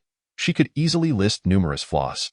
Yet, to those practitioners, it was regarded as one of the rarest elixirs in the world of cultivation. One day, I shall confront the Purple Garment sect. Ichio clenched his fists, gritting his teeth. Chapter 84. Window jumping that is a matter for the future. Your current priority is to rapidly enhance your combat prowess. The system's little girl hesitated momentarily, noting, your current strength is still quite feeble. It is said that beyond the divine realm, there exists the Foundation Establishment stage, Golden Core stage, Nascent Soul stage, and Tribulation stage. Legends speak of ancient beings who have lived for thousands of years, whose cultivation levels are at least at the foundation establishment stage, with some even reaching the tribulation stage. Just because we haven't encountered them does not mean they do not exist. Wai Cho felt a chill run down his spine. If that were the case, he had indeed underestimated the situation. It appeared that dealing with a sect like the Purple Garment sect would not be an easy task, and of course, these hidden sects have existed on Earth for thousands of years, even since prehistoric civilizations. The system's little girl sighed. To dismantle such a sect would be a daunting endeavor. Therefore, we must devise a long-term plan. Wai Cho nodded in agreement, realizing he had indeed underestimated them. After a thorough discussion with the system's little girl, they reached a consensus. For their safety, they must leave immediately. If all went as anticipated, a significant number of practitioners would soon converge upon a province. Although Yi Chio could manage 1 or 2 waves of cultivators, he feared encountering ancient beings who had lived for millennia. At that point, his life would be in jeopardy. Wai Chio's intended destination was the Tianshan Mountains in the northwest. According to the system's little girl, an extraordinary civilization had once thrived there 10,000 years ago, only to mysteriously vanish. With a stroke of luck, perhaps some discoveries awaited. To expedite their departure, Ichio boarded a train the following day, ensuring he did not draw attention by using his real identity to purchase tickets. With his capabilities, he merely needed to nod, and the ticket would naturally find its way into his hands. After careful consideration, Ichio made a brief phone call to his ex-girlfriend, Wu Wanner. Using a public phone, he refrained from meeting her in person, as he did not wish to attract unwanted attention. If someone were surveilling her, meeting would only endanger them both. A decade had passed. Yet Wu Wanner remained unmarried, holding on to the belief that Ichio was still alive in this world. Upon learning this, Ichio felt a wave of emotion wash over him. However, he understood that now was not the time to rekindle old feelings. He couldn't even protect himself. The Tianshan Mountains, located in the northwest of Huaxia, are home to diverse ethnicities, vast landscapes, and countless mysteries. Wai Ichio's first destination in search of treasures would be the southern route of Tianshan. A province lies in the east of Huaxia, while Tianshan is in the far northwest, separated by thousands of kilometers. Therefore, traveling by train would require several days and nights to reach. At this moment, Ichio lay in his bunk, engrossed in his phone. Surrounded by fellow travelers, he refrained from practicing his cultivation. Just as he was about to put his phone down to sleep, a group of 4 or 5 thugs brandishing machetes suddenly charged toward him. Wai Ichio's eyes narrowed at the sight. "Hand over all your money. We want cash, not your lives," shouted a bald man. "I'll say it again. Give us your money and live. Refuse, and I won't hold back." At that moment, the system's little girl smiled faintly. "Little Yi, your moment to shine has arrived. Eliminate these scoundrels, and you can earn some supreme currency." Wai Ichio sighed inwardly.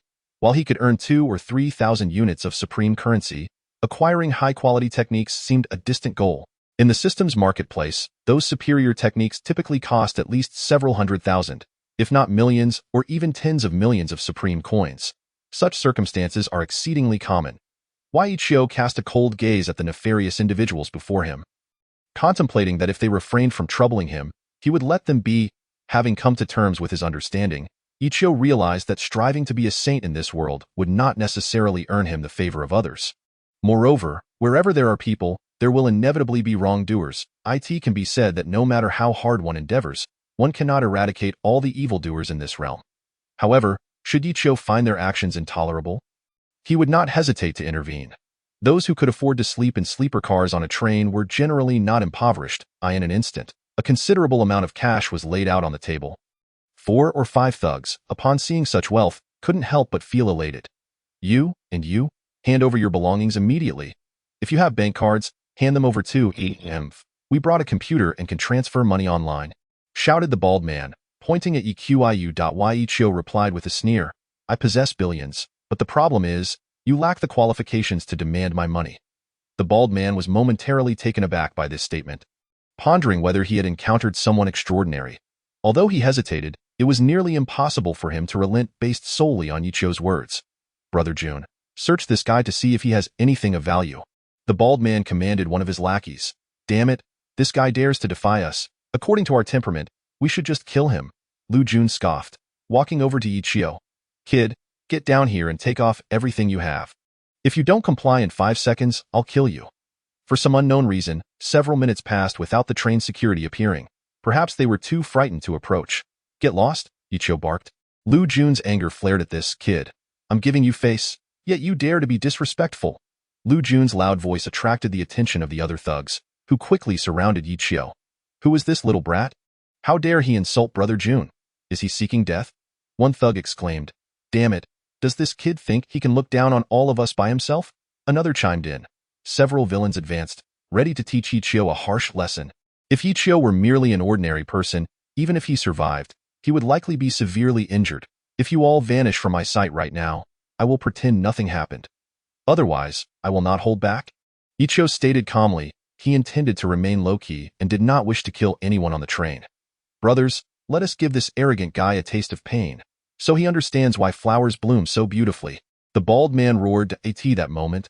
The faces of the surrounding passengers were painted with terror, clearly frightened by the unfolding scene. Although Ichio was in trouble, none of the passengers seemed inclined to assist him. Observing this, Ichio silently lamented, which was precisely why he was reluctant to continue playing the saint. Ichio stood up and shook his head, saying, I have given you all a chance, yet you failed to cherish it. With that, he waved his hands, unleashing a powerful mental storm. The 5 thugs, led by the bald man, suddenly halted, their bodies stiffening before collapsing to the ground, their blades clattering as they fell in a mere third of a second. Ichio had obliterated the souls of these 5 villains with his mental storm. Without their souls, even if they were to awaken, they would likely behave like imbeciles. As the onlookers witnessed the sudden downfall of the 5 thugs, their eyes widened in disbelief, gazing at Ichio as if he were a celestial being. Why? Ichio glanced at the crowd before waving his hands once more, performing a miraculous hand seal in the air, which erupted into hundreds or even thousands of characters. Soon, these characters flooded into the minds of the passengers, ensuring they would forget everything that had transpired. I hope they will remain oblivious, Ichio murmured to himself. After adjusting his attire, he calmly leaped out of the train window. Although Ichio could erase the memories of the surrounding passengers, the presence of several villains compelled him to avoid police inquiries. Just as he jumped out, an inconspicuous middle-aged man suddenly stood up. What a formidable master of mental arts! It's fortunate I refrained from making a rash move. Otherwise, the outcome could have been dire. As he spoke, the middle-aged man sent a text message to his senior brother. Target is heading to Tianshan, has abruptly jumped from the train. This man was an outer disciple of the Tiandao family, possessing mental abilities far inferior to Ichio's but still significantly more potent than an ordinary human's. After sending the message, the middle-aged man approached the bald thug and, with a sudden ferocity, stomped down repeatedly until the thug's head burst apart. These useless scoundrels waste resources in this world.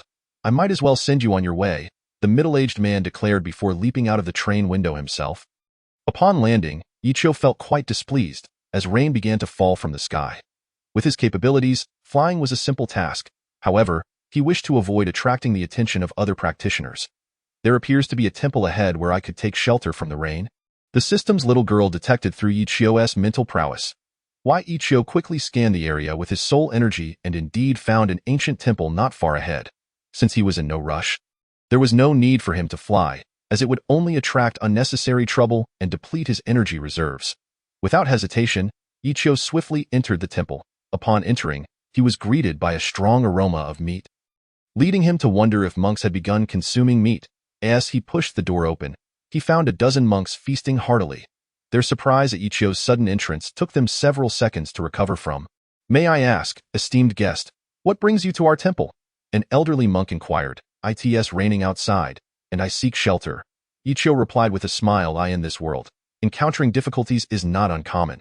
Since you have entered our temple, it is clear that you are fated to be here, the elder monk said with a bow.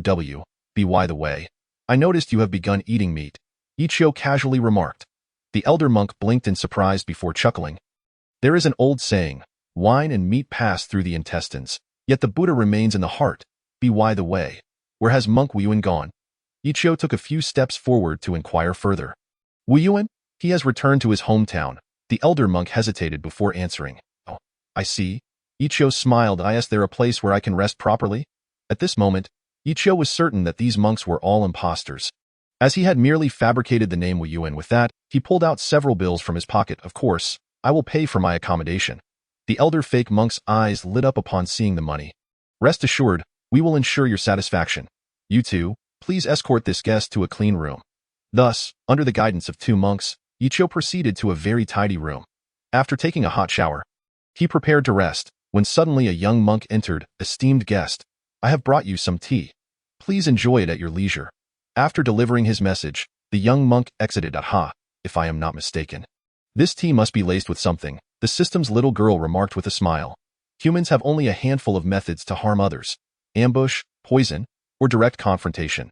Why? Ichio chuckled. I share your suspicion. This tea undoubtedly contains something sinister, but I wonder what kind of poison it is. With that, he began to sample the tea. In truth, the conversation between Ichio and the system's little loli was inaudible to those around them, for their communication transcended spoken words, occurring directly through the exchange of souls. In other words, whatever thoughts resided within Ichio's mind were instantly perceived by the system's little lolid. A tea. That moment, a monk was stealthily hiding in the corner, fully aware of the commotion. Ichio and the system's little loli understood this as well. Why? Ichio poured out his tea and took a hearty sip, murmuring to himself, indeed, this is splendid tea, a fine West Lake Longjing. After uttering these words, Ichio collapsed onto his bed and fell into a deep slumber. The tea contained no toxic substances. Rather, it was heavily laced with a sleeping potion. And upon tasting it, Ichio recognized its nature. Thus, after consuming a single sip, he swiftly succumbed to sleep. The little monk hiding beneath the window could not contain his delight. Shortly thereafter, several monks entered the room, and the tallest among them remarked, "This fellow is a plump sheep. Lao San, Lao Si, gather all his wealth and bind him. We shall deliver him to Lao Da, understood?" The other two chuckled and approached Ichio, believing that after drinking the tea, he was surely in a deep slumber and would not awaken for hours. However, just as they approached, Ichio suddenly sat up in bed, rendering the 5 monks utterly speechless. "Benefactor, you did not drink the tea?" The tall monk feigned panic. "I did. I just had several sips," Ichio replied with a smile. "Impossible. You drank the tea. You cannot be awake," shouted one of the smaller monks. "Once I fell asleep, what were your intentions? To kill me and seize my wealth?" Ichio inquired as he rose to his feet. The 5 monks exchanged glances and silently nodded, almost instantaneously brandishing their daggers. "Brother, I am sorry, but you must die," the tall monk sneered. "Killing you would be quite beneficial for us. If you wish to blame anyone, blame yourself for running around and seeking shelter here." "Why?" Ichio returned the smirk. "If I am not mistaken, you have taken many lives, have you not? Since I am here, I shall act as the hand of justice." The 5 false monks burst into laughter upon hearing this. This man is truly unaware of his own limitations. He dares to challenge us. We have mastered numerous martial arts. One of us can contend with over a dozen ordinary men. Let us not kill him outright. Instead, we shall injure him first and then slowly teach him what it means to be a master. Enough of this idle chatter. Let us proceed with the task at hand. Before the tall monk could finish his sentence, several sharp blades swung mercilessly toward Ichio's head. Had they struck true, death would have been inevitable. Just as the blades were inches from his skull, Ichio shouted, "Halt!" With a flicker of his mental force, the daggers suddenly froze in midair, mere centimeters from Ichio's head. "What is happening? My hands won't move," one of the monks exclaimed in disbelief. "This is bizarre. Could this man be anything but ordinary?" The realization dawned upon them. They had encountered a true master, and now they understood why he had not succumbed to the tea they had provided. "Kid, step aside and reveal your true identity. Release us at once, or else when our master arrives, you shall surely meet your demise," the 5 monks pleaded, their earlier bravado replaced by palpable fear, in the face of death. Even the most arrogant among them felt trepidation. "Why?" Ichio coldly chuckled. "You are about to meet your end. Do you have any final words? If I can grant your wishes, I shall do so. Release us at once. We have powerful backing. Should you kill us, retribution will surely follow. Considering you are not an ordinary citizen, we shall spare you this once, and we will pretend this incident never occurred." "What say you?" Ichio laughed softly. "Given your arrogance, I am afraid I must decline." As he spoke, Ichio waved his hand lightly, causing the 4 false monks to slice their own necks with their own daggers. Blood gushed forth, and their lifeless bodies collapsed to the ground. Only the tall monk remained alive. "Go ahead. Kill me. Grant me a swift end," he coldly declared, showing a surprising resolve in the face of death. "You will die, but not just yet." Ichio swiftly pressed his palm against the monk's head. A mysterious energy emanated from his hand, penetrating the monk's mind in an instant. Within 3 minutes, Ichio extracted the monk's memories. "Nameless demon monk, Upon receiving this information, Ichio was momentarily taken aback. A ghost cultivator? It appears this nameless demon monk is indeed a practitioner. The system's little lowly remarked with a hint of admiration. I possess a reasonable chance against this ghost cultivator. Why Ichio communicated directly with the system's little lowly through their souls. Indeed, when confronting others, ghost cultivators are nearly invincible. However, you are different. You possess formidable mental strength, which is the natural nemesis of ghost practitioners. Tio put it plainly, they are simply no match for you unless this particular ghost cultivator has attained the foundational stage of cultivation, in which case he might possess the capability to eliminate you. Chapter 86. Intense battle. Upon hearing this, Ichio felt an overwhelming sense of joy. It could be said that the system's little lowly's assertions were nearly infallible, and thus, Ichio held profound faith in her words. Soon, he rose to his feet and made his way toward the ancient temple's hall, drawn by the sight of flickering lights within. An ancient temple illuminated in the dead of night was decidedly abnormal. As Ichio approached at a leisurely pace, he encountered two false monks coming from the opposite direction. Upon seeing him, their faces turned to expressions of utter shock. They had never imagined that Ichio was still alive. With the 5 false monks delayed in their return, the leader had sent these 2 to check on them, never anticipating they would stumble upon Yiqiu. In their minds, Ichio should have been captured. Ichio scoffed as he brushed past the 2 false monks. As he did so, their heads suddenly fell from their bodies, thudding heavily to the ground. After traversing a long path, Ichio finally arrived at the hall of the ancient temple, where a cacophony of anguished cries suddenly echoed. Startled, Ichio paused momentarily. Moments later, he entered the hall, and his gaze swept across the scene, revealing a glint of murderous intent in his eyes before him. Several young men and women were bound, while the false monks chatted merrily as they harvested various organs from these living beings, kidneys, hearts, and more. One must not underestimate the value of human organs. At times, a healthy kidney could fetch exorbitant prices. You all deserve to die. Ichio's eyes burned with murderous rage.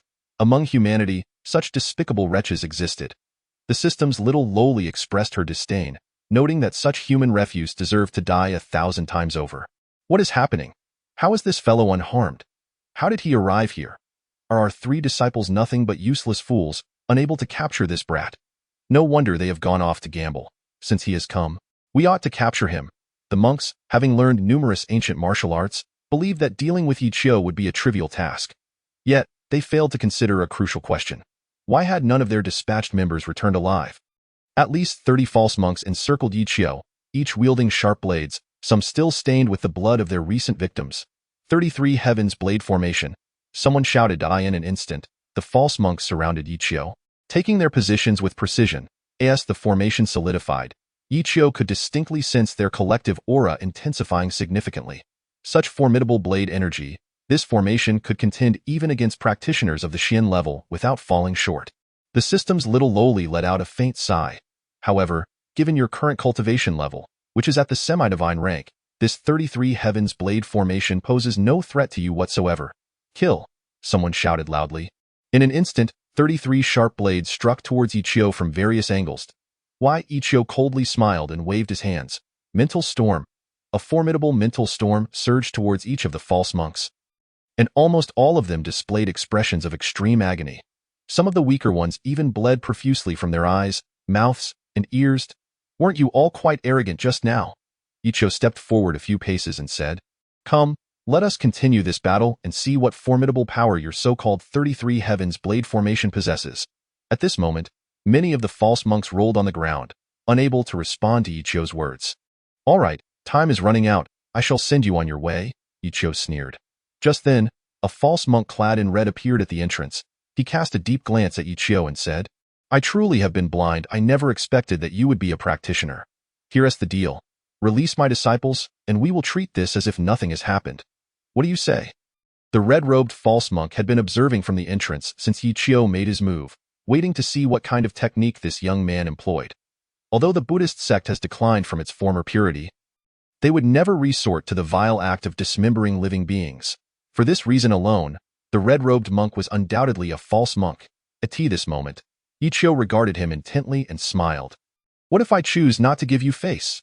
Upon hearing this, a glimmer of murderous intent flashed in the eyes of the red-robed monk. Though I may not be an unparalleled master, I am certainly not a weakling to be bullied in the cultivation world. If you wish to fight, I am not one to shy away. As he spoke, a powerful aura emanated from his body. In the realm of cultivation, we are of the same path. Thus, there is no need for us to engage in a life-and-death struggle. Ichio scoffed. In this room, at least a dozen innocent lives have been mercilessly slaughtered by your subordinates. Who should bear the responsibility for that? The red-robed monk paused slightly, then replied with a sardonic laugh. To us, ordinary humans are no more significant than ants. Their deaths are of little consequence, in fact. Their demise at my hands could be considered a blessing. Ichio fixed him with a piercing gaze. Oh, if that is your perspective, then we have nothing further to discuss. For a decade ago, I was merely an ordinary person. As he spoke, Ichio clenched his fist tightly, releasing a unique power from his hand. Almost simultaneously, the heads of the false monks on the ground were inexplicably severed. They were all dead. Every disciple of the red-robed monk had perished at Ichio's hands. The red-robed monk gritted his teeth in fury at this sight. You little brat, I extend you such courtesy, yet you dare not give me face. Come, let us battle for 300 rounds and see who is superior. In an instant, the monk's aura intensified. Ichio chuckled coldly. I have heard that you, a false monk, are a practitioner of ghostly arts. I am curious to see what makes the power of ghost practitioners so distinct. Do not be complacent, for once I defeat you, I shall refine you into a zombie. The red-robed monk declared, opening a special box. In that moment, dozens of ghosts rushed towards Ichio. They are merely ghosts. They are not worthy of our concern, Ichio asserted, then shouted forcefully as a powerful mental storm surged forth. It can be said that mental practitioners are the natural nemesis of ghost practitioners because, in a sense, ghosts are merely a form of spiritual energy. In many cases, ghosts harm others primarily by invading their souls, inducing illusions that lead to self-destruction or other dire actions.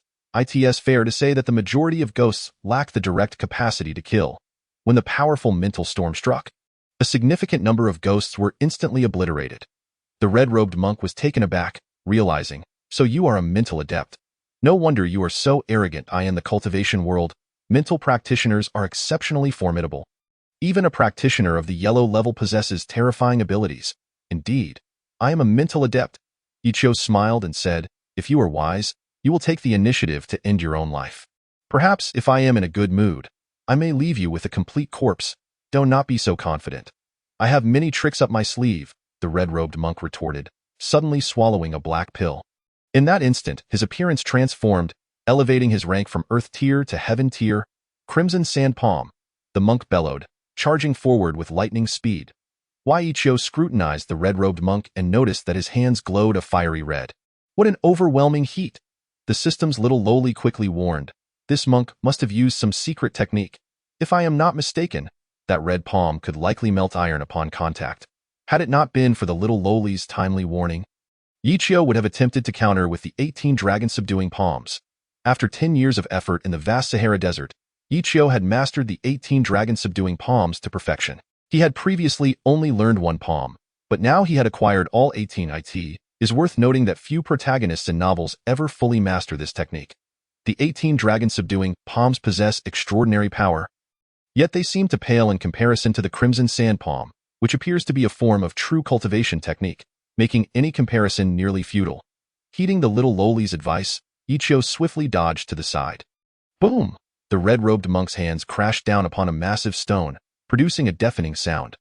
The key point is that within a mere tenth of a second, the stone, standing at least 5 meters tall, began to burn. Indeed, it was burning. Consider that, to ignite stone, the temperature must be several thousand degrees. Fortunately, Ichio had evaded in time.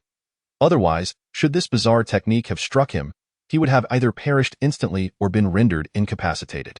Utilizing the wave-surfing step, Ichio deftly maneuvered behind the monk. In the next moment, he unleashed the 18 dragon-subduing palms against the red-robed monk's back with great force. A dull thud echoed as the monk staggered back several steps, a trickle of blood escaping his lips. Nevertheless, Ichio discerned that the monk did not appear to be severely injured. It was evident that, in terms of cultivation, Ichio vastly surpassed him. It seemed this monk had consumed some sort of pill that significantly boosted his rank and power. The system's little lowly pondered aloud. Such a potent pill may yield great power, but its side effects are equally severe. Consuming such a pill could inflict immense harm on one's body. Some individuals may find their cultivation paths permanently halted after taking such a pill. What does it matter if he possesses a miraculous pill? I will still eliminate him, Ichio proclaimed, letting out a furious roar. As he did, an unprecedented mental storm surged toward the red-robed monk. Observers would have noticed the air around them vibrating uncontrollably. The red-robed monk sensed an unusual pressure and released all the ghosts within him in an instant. Hundreds of ghosts, from starving spirits to hanging ghosts, surged towards Ichio. Simultaneously, the red-robed monk took several steps back and began to flee at this moment. He perhaps realized that with his current strength, he was no match for this young man. If the battle continued, his life would undoubtedly be forfeit.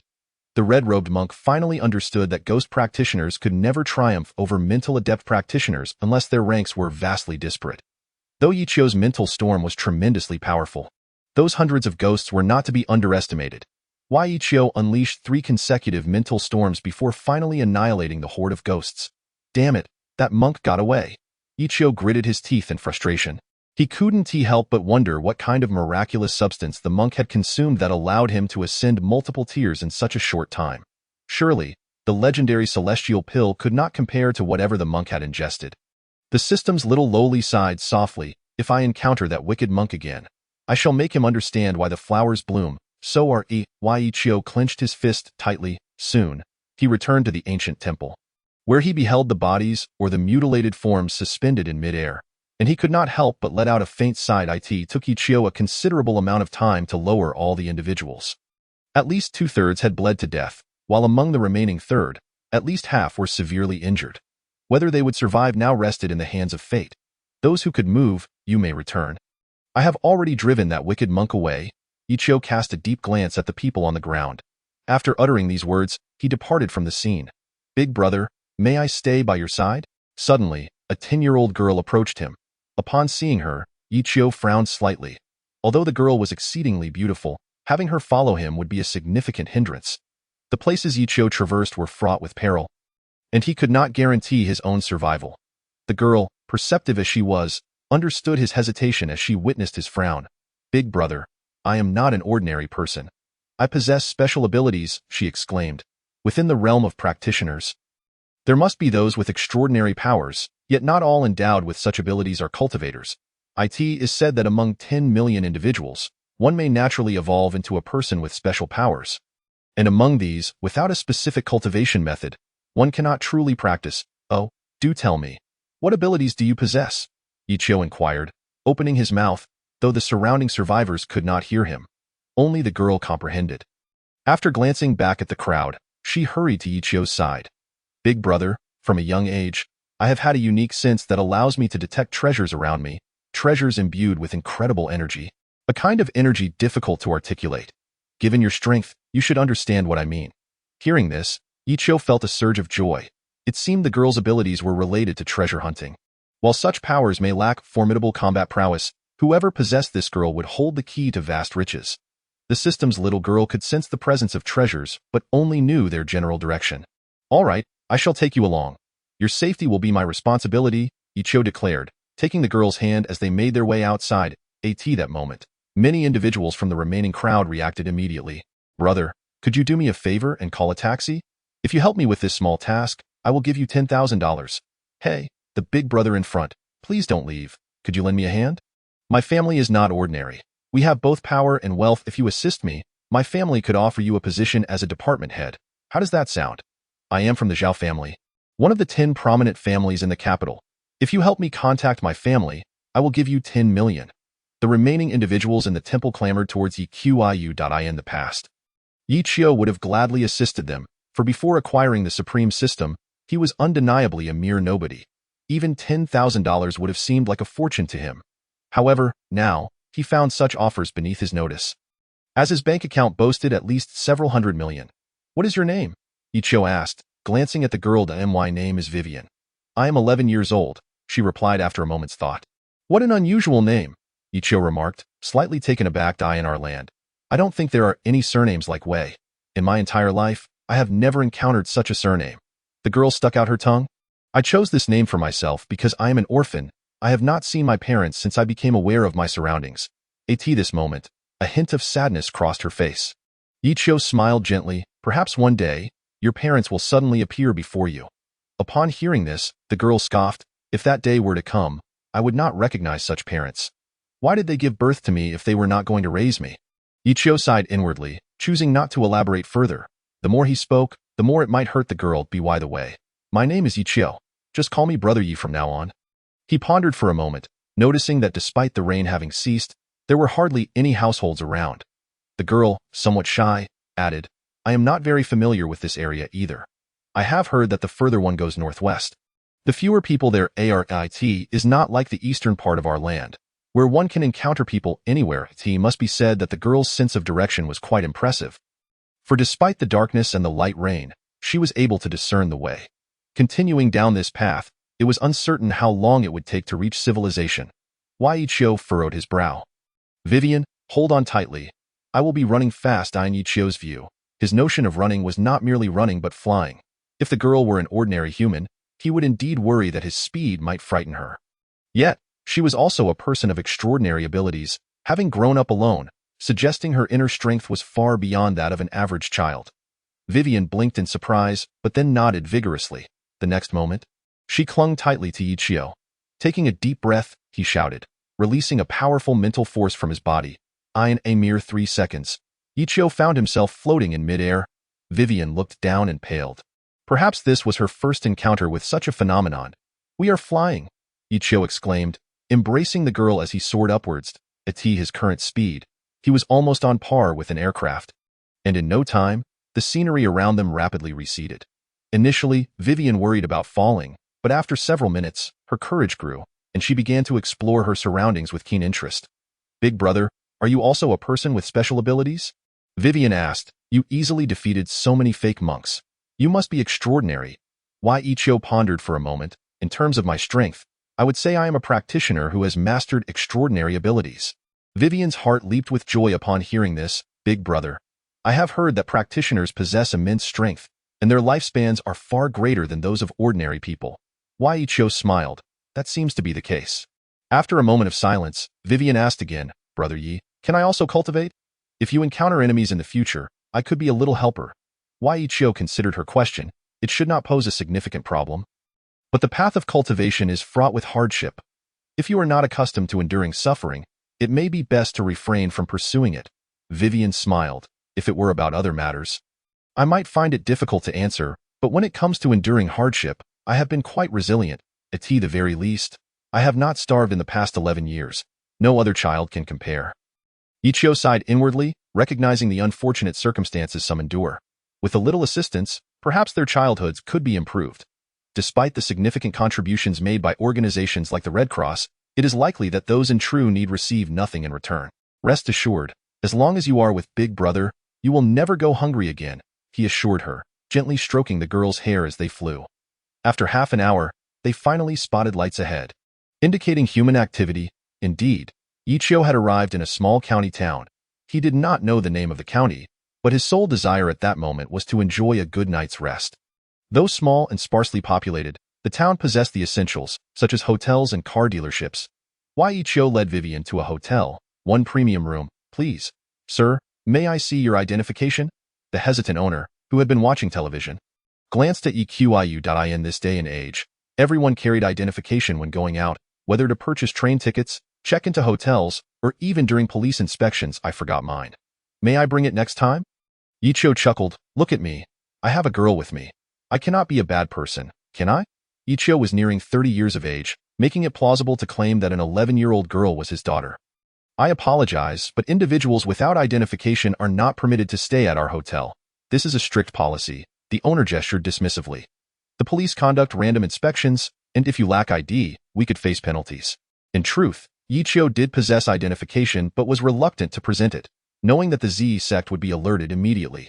Due to the interconnected nature of the system, swiping his ID would reveal his whereabouts, even from thousands of miles away in province. And what a predicament!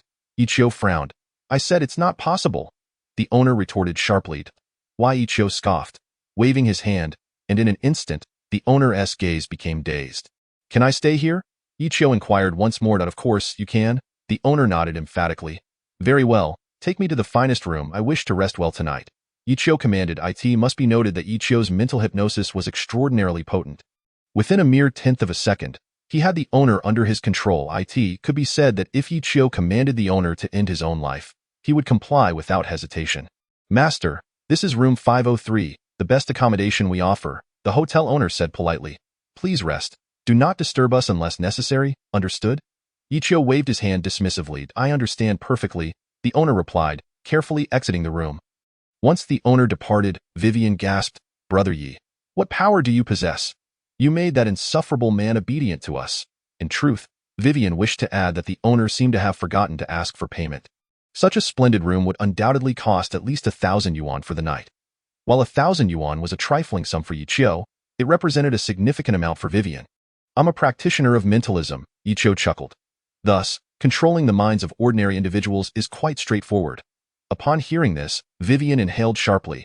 Brother Yi, I finally understand why that red-robed monk was defeated by you. He was a ghost practitioner, whereas you are an expert in mentalism. In a sense, your abilities counter his. Under these circumstances, it would be nearly impossible for the red-robed monk to prevail. Vivian had initially refrained from calling the false monk the red-robed fiend. But after repeatedly hearing Ichio refer to him as such, she had come to accept the moniker. Perhaps, Ichio nodded. Next time I encounter that fellow, he must not escape, for he likely bears the blood of many on his hands. After a decade of transformation, Ichio was no longer the timid novice who feared bloodshed. He had become desensitized to the sight of corpses. He remembered encounters in North Africa, where would-be robbers met their demise at his hands.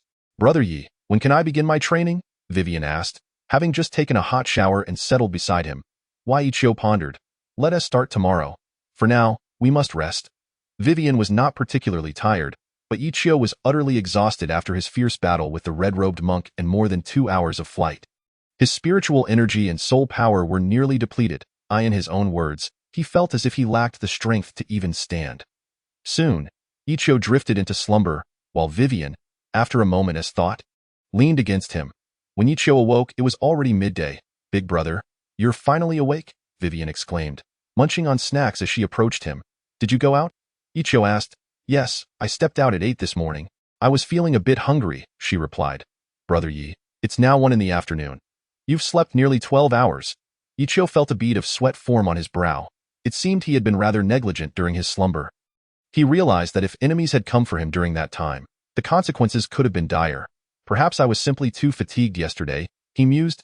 By the way, the hotel owner, didn't he say anything? Did he? Ichio, confident in his mental influence, inquired. Vivian smiled. Of course not. When I went out, the owner even gave me some pocket money.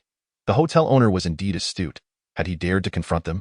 His fate would have been grim. Ichio smirked, recalling how he had extracted memories from the hotel owner, revealing that in his youth, he had not been a person of integrity on a dark night. He had fatally struck a young couple with his car, a case that remained unsolved by the police even now. Had this been a decade earlier, Ichio might have intervened, but now he had come to accept that. In most situations, it was better not to play the role of a saint.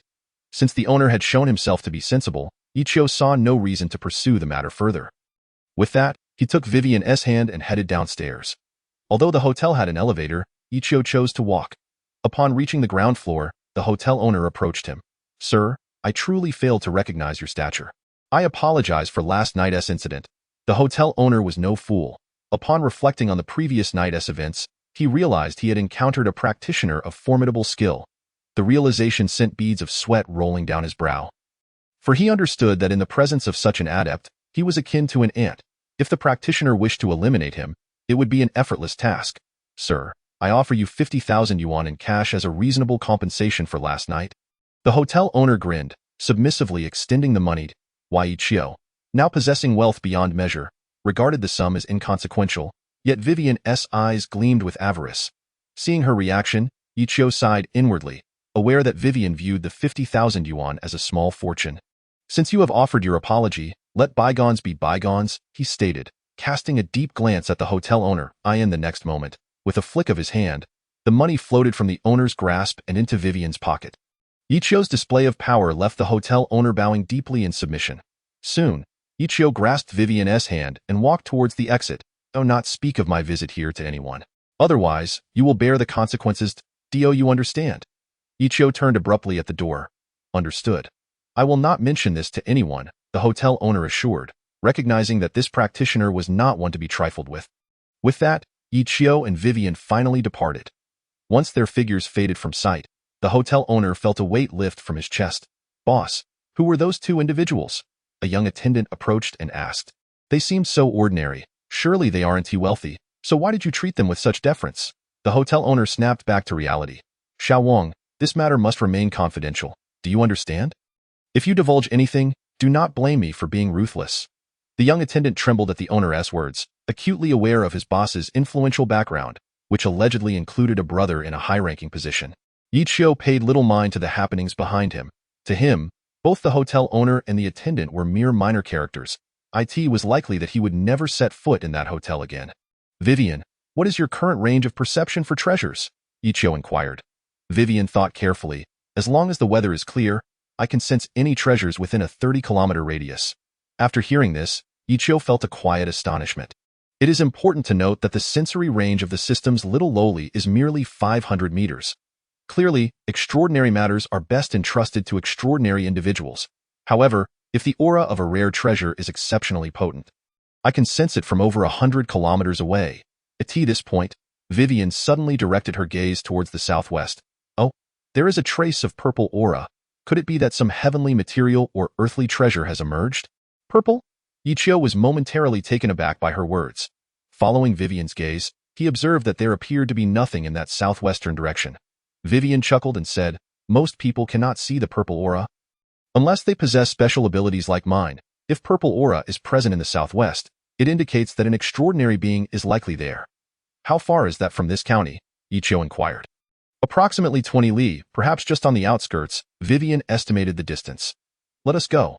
It would be best to hire a vehicle. Ichio nodded in agreement. It turned out that the 20 li distance led to a peak known as Jihua Mountain. Ichio hired a small car for 1,000 yuan. Initially reluctant to travel such a distance, the driver quickly agreed when tempted by the promise of money. After an hour or two, Ichio and Vivian finally reached Jihua Mountain. What brings you to this place? The driver curiously asked. None of your concern. It's best if you head back immediately, Ichio replied, casting a sharp glance at him. It seemed that within Ichio's gaze was a peculiar force, causing the driver to freeze momentarily before nodding heavily and leaving without further ado. Jihua Mountain was not particularly tall, but its expanse was vast. Fortunately, Ichio was no ordinary person. Without hesitation, he lifted Vivian and soared through the mountain. After half an hour, they finally reached a unique mountaintop, where not a single blade of grass grew in the vicinity. The treasure must be here, Vivian exclaimed as she jumped down from Ichio's shoulders. Upon witnessing such desolation, Ichio hesitated. Could there truly be a treasure here?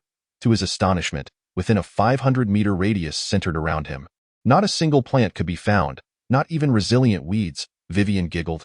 Of course there is treasure. Brother Yi, look around. Why is there not even a blade of grass growing here? Ichio pondered.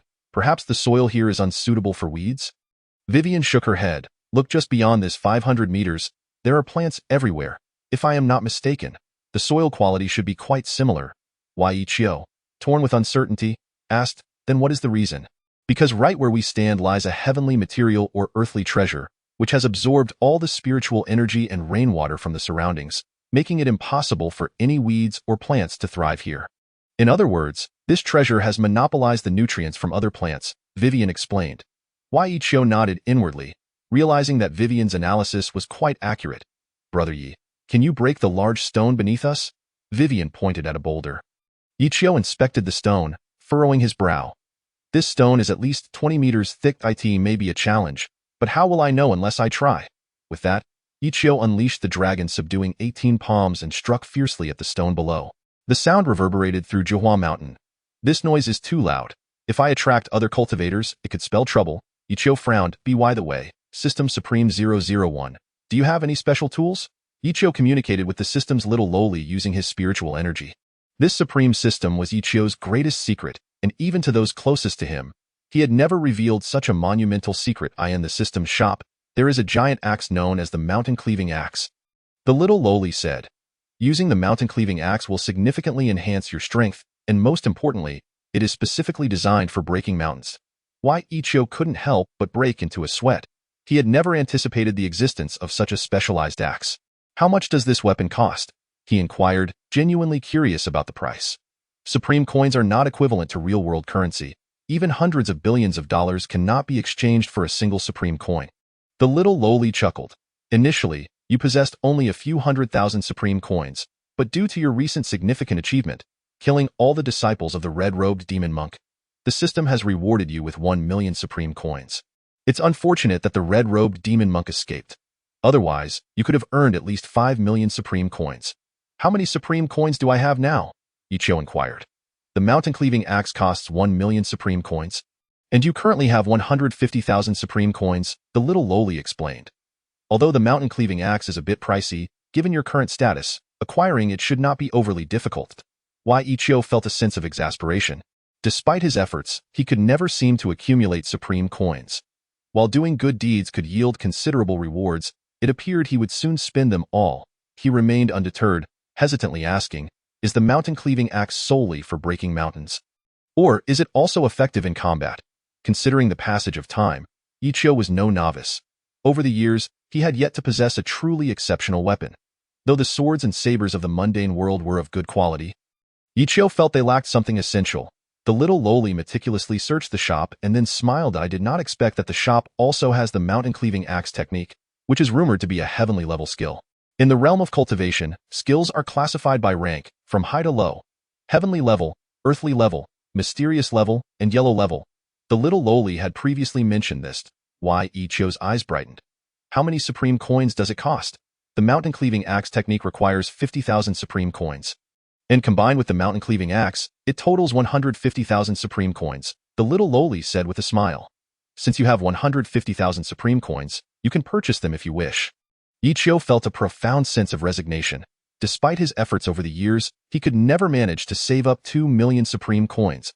He yearned to acquire the Nine Suns Divine Art, but its price of 250,000 Supreme coins was exorbitant. The steep price of the Nine Suns Divine Art, its immense value, is said that once mastered, the practitioner's internal energy becomes boundless, allowing them to gain strength the longer they fight. Its defensive capabilities are formidable. Regardless of where the body is struck, the internal energy or spiritual energy will reactively defend. Although the Nine Suns Divine Art is indeed a pinnacle of ancient martial arts, with slight modifications, it could also become a cultivation technique, potentially elevating its rank to heavenly level. "Very well, I will first purchase the mountain-cleaving axe and the mountain-cleaving axe technique. As for the Nine Suns Divine Art, I will consider it later." Ichio sighed softly. Ichio silently vowed to achieve something monumental, for only then could he expedite his acquisition of the Nine Suns Divine Art. He could have seized the opportunity to earn 5 million Supreme coins had he eliminated the red-robed demon monk earlier. But unfortunately, that opportunity slipped away. The little lowly nodded earnestly and retrieved the mountain-cleaving axe technique and the mountain-cleaving axe from the shop. As soon as the transaction was completed, Ichio's hard-earned Supreme coins were entirely depleted. In that fleeting moment, an influx of information flooded Ichio's mind. Indeed, these were the specific techniques of the mountain-cleaving axe.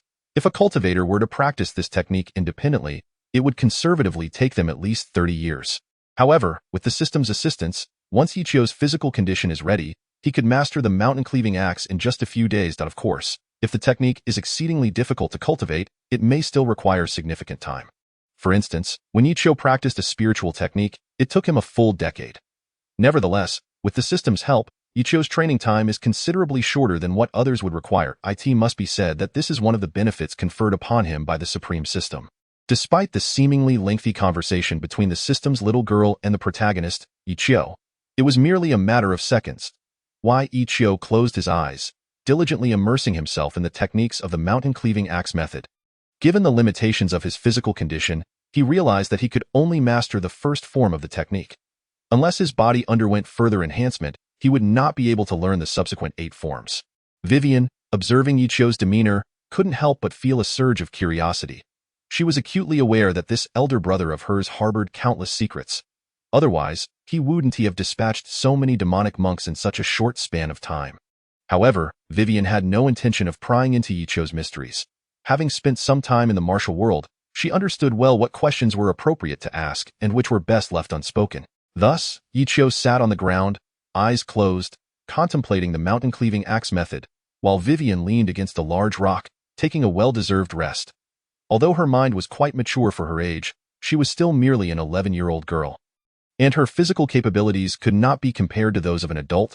Time passed, perhaps 2 hours, or maybe half a day, when Ichio finally awoke to find that dusk had fallen. "How long have I been sitting?" Ichio inquired of Vivian, who was nearby. "It should be around 8 hours, she replied after some thought. Upon hearing this, Ichio checked the time on his phone and confirmed that he had indeed been meditating for over 8 hours. "Are you hungry?" he asked. Vivian smiled. "I suppose I am a little hungry." Why? Ichio gazed at her intently. "Aren't you afraid to be in this mountain?"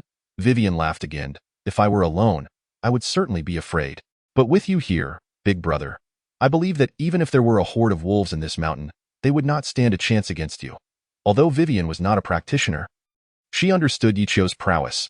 That night, many skilled imposter monks had met their demise at his hands, and the fearsome red-robed demon monk was no match for him either.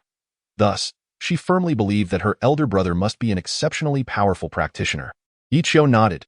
"Rest assured, as long as you are by my side, no one will dare to bully you." At that moment, he suddenly produced a massive axe, measuring an impressive 1.5 meters in length, nearly as tall as Vivian herself. The weight of the axe was staggering, tipping the scales at 1,000 pounds. If Ichio were to compete in an international weightlifting event, he would undoubtedly secure first place. Vivian was taken aback as Ichio summoned the enormous axe from his spatial ring using his soul power. With his current strength, he lacked the ability to tear open space. Gripping the axe tightly, Ichio took a deep breath and, in a swift motion, swung the massive weapon forcefully before him. With a resounding crash, the ground beneath him split open. Indeed, with that single strike, Ichio cleaved apart a small mountain. The commotion he caused was so immense that it felt as though the earth itself trembled, akin to an earthquake. This, however, was not the crux of the matter. What truly mattered was the dazzling red light that suddenly emanated from the fissure. "What abundant spiritual energy! It must be a treasure of tremendous value," exclaimed the system's little girl. "Indeed, it is remarkable." Ichio hesitated. "Of course, it is, generally speaking, the more intense the spiritual energy emitted by a treasure, the greater its value. Look at the energy radiating from the treasure beneath this crack. It is simply unprecedented. I wonder what kind of treasure could possess such powerful spiritual energy." Why? Ichio nodded. "Yes, look at the sky. It's filled with crimson mist. Those unaware of the situation might think a great fire has erupted in this mountain. Although this place was relatively secluded, if discovered by the wrong individuals, it could spell trouble." The system's little girl contemplated. "Since ancient times, treasures of heaven and earth have always attracted attention. You'd best go down and retrieve the treasure. If you delay, you may have to contend with others." On Earth, practitioners were indeed a rarity. However, should Ichio's luck falter, it was entirely possible for a large number of practitioners to appear in a short span of time. "Vivian, you stay up here. If anyone approaches, just let me know." "Understood," Ichio instructed. "Understood, big brother," Vivian nodded emphatically. Although she was a practitioner, her physical strength was not comparable to that of an adult. If she were to leap down, she could easily find herself imperiled. Why? Ichio cast her one last glance before leaping down without hesitation. The power of the mountain-cleaving axe was extraordinary. With that strike, he had cleaved a mountain peak hundreds of meters high. Within the crevice of the mountain lay extraordinary treasures. Utilizing his formidable mental strength, Ichio floated gracefully in midair before slowly descending. If he were to jump directly, he would crash onto the rocks below. And even as a practitioner, he risked injury. Within mere seconds, Ichio reached the bottom of the fissure. At that moment, he found himself utterly astonished by the sight before him. He discovered a peculiar type of soil. Not of ordinary hue, but a fiery red. The significance of this was not merely in its color, but in the fact that this vermilion soil was imbued with a rich spiritual essence. It was a well-known fact that spiritual energy had dwindled on Earth. Compared to 10,000 years ago, the current levels were but a fraction. Yet beneath this mountain, an abundance of soil suffused with spiritual energy lay hidden. "What kind of soil is this?" Ichio inquired, his curiosity piqued. Despite having a decade of cultivation experience, his knowledge was still akin to that of a novice practitioner. The system's little girl was rendered speechless at the sight of the fiery red soil. When Ichio addressed her, she snapped back to reality. "This is no ordinary soil," she explained. "This is the legendary spirit soil." "Spirit soil?" Ichio pondered. "What is its use? Can it be consumed? Does it possess any offensive capabilities?" The system's little girl snorted at this. Spirit soil certainly has no offensive capabilities. However, if immature treasures are cultivated in spirit soil, their growth cycle is significantly accelerated. For instance, a high-quality spiritual herb that typically takes 100 years to mature could be ready in just a day, or even less, when planted in spirit soil. With this, Yi Qiu finally comprehended the value of spirit soil. Chapter 91. Hypnosis indeed. It is a remarkable find, he mused. I wonder if such treasures are available in the Supreme Systems marketplace. The system's little girl reflected for a moment. Of course they are, but the price is exorbitant. How much supreme currency would it require? Yi Qiu contemplated. What? Just 1 million supreme currency? The system's little girl quickly shook her head. To be honest, spirit soil costs 50 million supreme currency per kilogram. All right then. Upon hearing this, Yi Qiu nearly fainted. In his estimation, there was at least several tens of tons of spirit soil before him. To purchase such a quantity using supreme currency would require billions upon billions of coins. Yi Qiu discreetly wiped the cold sweat from his brow. In a way, is spirit soil truly that expensive? If I were to use supreme currency to buy it, I doubt I could ever afford such a vast amount in my lifetime. Although performing righteous deeds could earn supreme currency, accumulating tens of millions or even hundreds of millions would likely be a lifelong endeavor. The system's little girl sighed softly. Due to the immense value of spirit soil, its price in the Supreme Systems marketplace is set at 50 million per kilogram. Yi Qiu chuckled. Can I store this spirit soil in my spatial ring? The system's petite girl nodded vigorously.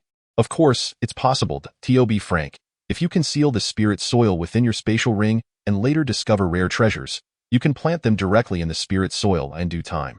Your entire plot will be filled with these precious resources. Typically, a single rare treasure takes centuries, if not millennia, to blossom and bear fruit. However, when planted in spirit soil, this process may take merely a few days. This revelation, Yi Qiu's eyes sparkled with excitement. Just imagine, with the aid of spirit soil, he could elevate his abilities and realm in a remarkably short time, rendering the ancient beings on earth as mere trifles in comparison. Without a moment's hesitation, Yi Qiu transferred the spirit soil into his spatial ring. Under the overwhelming allure, his movements were swift, and within moments, dozens of tons of spirit soil were safely stored away. After completing this task, Yi Qiu hastily departed from the stone crevice. At that moment, Vivian atop the mountain appeared somewhat anxious. Brother Yi, I sense several powerful auras approaching from the distance, she exclaimed. We must leave this place swiftly. After uttering these words, Yi Qiu scooped Vivian into his arms and took off into the skies. Moments later, 5 formidable practitioners arrived at the scene. This is where the spiritual energy erupted earlier. Let us investigate thoroughly, commanded a hooded figure. Understood, replied the others, bowing before dispersing to search the area. 5 minutes later, the hooded elder gritted his teeth in disbelief. I never anticipated the existence of spiritual energy in such a secluded location. His heart ached at the thought. This was no ordinary treasure but the legendary spirit soil. Should this news spread, practitioners from across the continent would flock to Juhua Mountain. Whoever possessed the spirit soil would see their sex power grow exponentially in no time. Report to the Grand Elder. Our current assessment suggests 2 practitioners were involved, said a young practitioner stepping forward. The spirit soil here is conservatively estimated to weigh several tons. Hearing this, the hooded elder's teeth clenched in frustration. We must uncover the truth and determine who took the treasures from here. Whoever finds even the slightest clue will be generously rewarded and offered a position among the elders. Understood. The other 4 exchanged glances before vanishing from sight. Half an hour later, another group of practitioners raced towards Juhua Mountain, intent on uncovering what had transpired. Meanwhile, Yi Qiu remained unfazed by the events atop the mountain. His singular focus lay in locating abundant rare treasures. For only with plenty of these could he concoct foundational elixirs, potions beneficial not only to himself but also crucial for Vivian's development. Upon reaching the foot of the mountain, Yi Qiu adopted a low profile, concealing all traces of his cultivation aura, while Vivian, lacking any cultivation, needed no such disguise. As dawn broke, Yi Qiu and Vivian continued their journey. Thanks to Yi Qiu's spatial ring, Vivian entrusted her belongings to him. While Yi Qiu could have taken the train to Tianshan, he opted for a leisurely pace due to Vivian's unique ability to sense rare treasures, which far surpassed the knowledge of the system's petite girl. Although the system's girl was knowledgeable, she lacked the expertise of a specialized sensing practitioner. As Yi Qiu would say, professional tasks should be left to professionals. At that moment, Yi Qiu and Vivian relished a delightful meal. With an array of dishes spread before them, starved, they indulged heartily. Brother Yi, this is the finest meal I've ever had, Vivian exclaimed, savoring the beef. I remember last New Year. I only had 2 eggs, with the spirit soil boosting his spirits. Yi Qiu chuckled, rest assured, as long as you're with me, you'll feast like this every day. Just tell me what you desire. Thank you, big brother, Vivian nodded joyfully. Honestly, the time spent with you is the happiest of my life. Just as they were enjoying their conversation, a man and a woman entered from outside. Don't speak. They appear to be practitioners, Yi Qiu whispered. Vivian promptly fell silent. Why Yi Qiu wasn't afraid of them but wished to keep a low profile. Boss, serve the finest dishes and the best wine, the tall man bellowed. Certainly, coming right up, the innkeeper's wife replied promptly. The man and woman settled at a large table opposite Yi Qiu. We were utterly exhausted last night. The man grumbled. Our group scoured Jiuhua Mountain for ages and found nothing. Exhaustion aside, we even clashed with others. I heard 2 of our sect's disciples perished at the hands of another's sword. The woman retorted with a sardonic smile. It seems our sect is bound for conflict with another. The Grand Elder has relayed the message. Our sect's envoys will arrive promptly, along with additional reinforcements. As the man and woman conversed, they employed subtle techniques to shield their words, their mouths moving without sound. Such methods, known as secret transmission, were commonplace among practitioners. However, to Yi Qiu, they were utterly ineffective, for he was a powerful mental adept. Even the faintest whisper, if within range, would reach his ears. Upon hearing their exchange, Yi Qiu couldn't help but smirk, knowing they were likely searching for the spirit soil he now possessed in his spatial ring. After finishing their meal, Yi Qiu and Vivian rose to settle the bill. Just then, the woman from the neighboring table approached them. Stop, she commanded. What is it? Yi Qiu raised an eyebrow. Are you not a local? The practitioner scrutinized Yi Qiu with a piercing gaze, radiating an unusual power. A mere ordinary person would have succumbed to her hypnotic influence, but Yi Qiu was far from ordinary. Listen to my accent. I'm clearly not a local, he replied, turning away.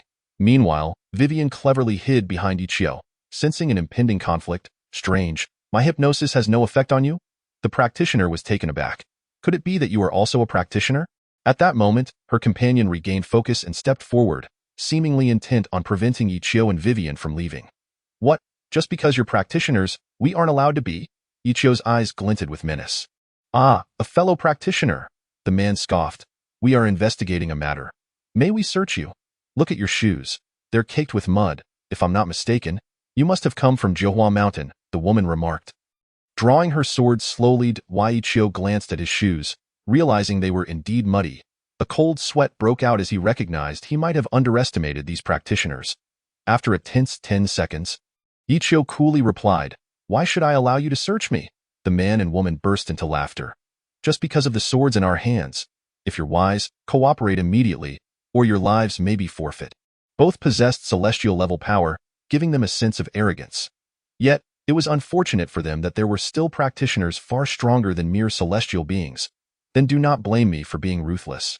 Yi Qiu declared, unleashing a formidable aura. In that instant, onlookers around them fell into slumber, including the innkeeper and several staff. Wait, you're a mental adept. One woman gasped, taken aback. Such a powerful aura. Perhaps you possess considerable skill. The other man took a few steps back. Indeed, I am a mental practitioner, Yi Qiu chuckled. Since you two are so ungrateful, I shall not hold back. What significance does it hold to be a master of the spiritual realm? The cultivation and level of our prowess far surpass yours. The female practitioner halted abruptly, as she suddenly realized that her body seemed paralyzed. We are disciples of the Heavenly Dragon sect. Should you harm us? The consequences would be dire. Even if you fled to the ends of the earth, the elders of our sect would pursue you relentlessly, ensuring that your existence becomes a living hell. A hint of fear finally crossed the face of the male practitioner, as he never anticipated that the man before him possessed such formidable strength. Nevertheless, he remained somewhat unperturbed, for his sect held considerable renown. Most individuals would afford some respect upon hearing the name of the Heavenly Dragon sect. Heavenly Dragon sect? What manner of entity is that? It must not be anything virtuous. Yi Qiu chuckled. The Heavenly Dragon sect is certainly no trifling matter. It is a powerful sect, the male practitioner explained. Oh, it is not a trifling matter, but rather a significant one. Those were your words, not mine. Yi Qiu laughed heartily. Vivian, standing beside him, also joined in the laughter, saying, Big brother, stop teasing him.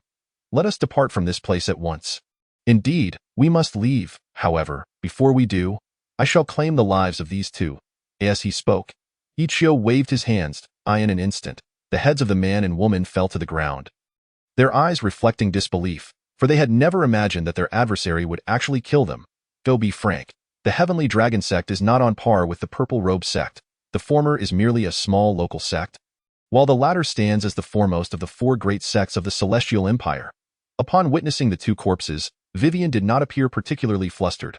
Big brother, leaving their bodies here may prove disadvantageous for us, she remarked thoughtfully. Ichio pondered for a moment before waving his hands again, placing the two corpses into his spatial ring. Having completed this, he approached the entrance. Just as Ichio prepared to leave, he noticed numerous surveillance cameras. With a cold snort, he reached out, and a nearby computer swiftly flew into his grasp. Applying force, the computer exploded, causing its hard drive to disintegrate. Who would have guessed that these two practitioners were indeed nefarious villains? The system's little girl suddenly exclaimed, "Look, your supreme coins have surged by 500,000. Ichio paused, a smile creeping upon his lips as he thought, it seems that eliminating the scoundrels of the cultivation world yields far greater rewards than dispatching ordinary evildoers. Minutes later, Ichio and Vivian found themselves on the national highway. Although Vivian's physical prowess was not exceptional, she surpassed many girls of her age. Ichio's spatial ring contained ample provisions of water and food, alleviating any concerns of hunger. Thus, they journeyed onward, engaged in conversation. Behind them, particularly on Jiuhua Mountain, numerous practitioners were hastening their approach. Vivian had stated that aside from the spiritual soil, there were no other treasures upon Jiuhua Mountain. Otherwise, Ichio would not have departed so hastily. 5 days passed in this manner, and on this day, Ichio and Vivian arrived at a rather peculiar location. The reason for its peculiarity lay in the complete absence of human presence. Only scattered stones remained. Initially, Ichio had no intention of stopping here, but Vivian mentioned that she had sensed a significant presence of spiritual energy. Under such circumstances, Ichio had no choice but to accompany her. Not far from them, there existed a formation of considerable complexity, capable of concealing the presence of those within. This meant that outsiders could not perceive those inside the formation, while those within could see outside. Inside the formation resided dozens of vampires, who, upon noticing Ichio and Vivian approaching, felt a twinge of apprehension. One must not assume that vampires exist solely in the Western world. In fact, they also dwell within the Celestial Empire. However, the vampires here are notably discreet, rarely venturing out, only emerging under the full moon to ambush unsuspecting victims and drain their blood. Typically, a vampire can sustain itself for a month, or even longer. After a single feeding elder, these two appear to be quite extraordinary. Listen to how lightly they tread. If it weren't for my exceptional hearing, I would hardly have noticed their approach, a young vampire whispered cautiously. An elderly man with a white beard replied, "If I am not mistaken, this pair consists of practitioners. The woman is feeble, yet the man possesses considerable strength. Should we ambush them and drain their blood?" Another vampire interjected. The elder contemplated for a moment before shaking his head. "Our spiritual garden is on the verge of maturity. At this critical juncture, we must avoid provoking strong individuals. Otherwise, we may encounter trouble. While spiritual energy is scarce on Earth, certain locations still possess abundant reserves, such as the spiritual garden belonging to this vampire clan. Within this garden lie dozens of spiritual herbs and treasures. To await the maturation of these spiritual entities, the vampires have patiently bided their time for 5 millennia. For both humans and vampires, 5,000 years is a vast expanse of time, even though most vampires can live for millennia."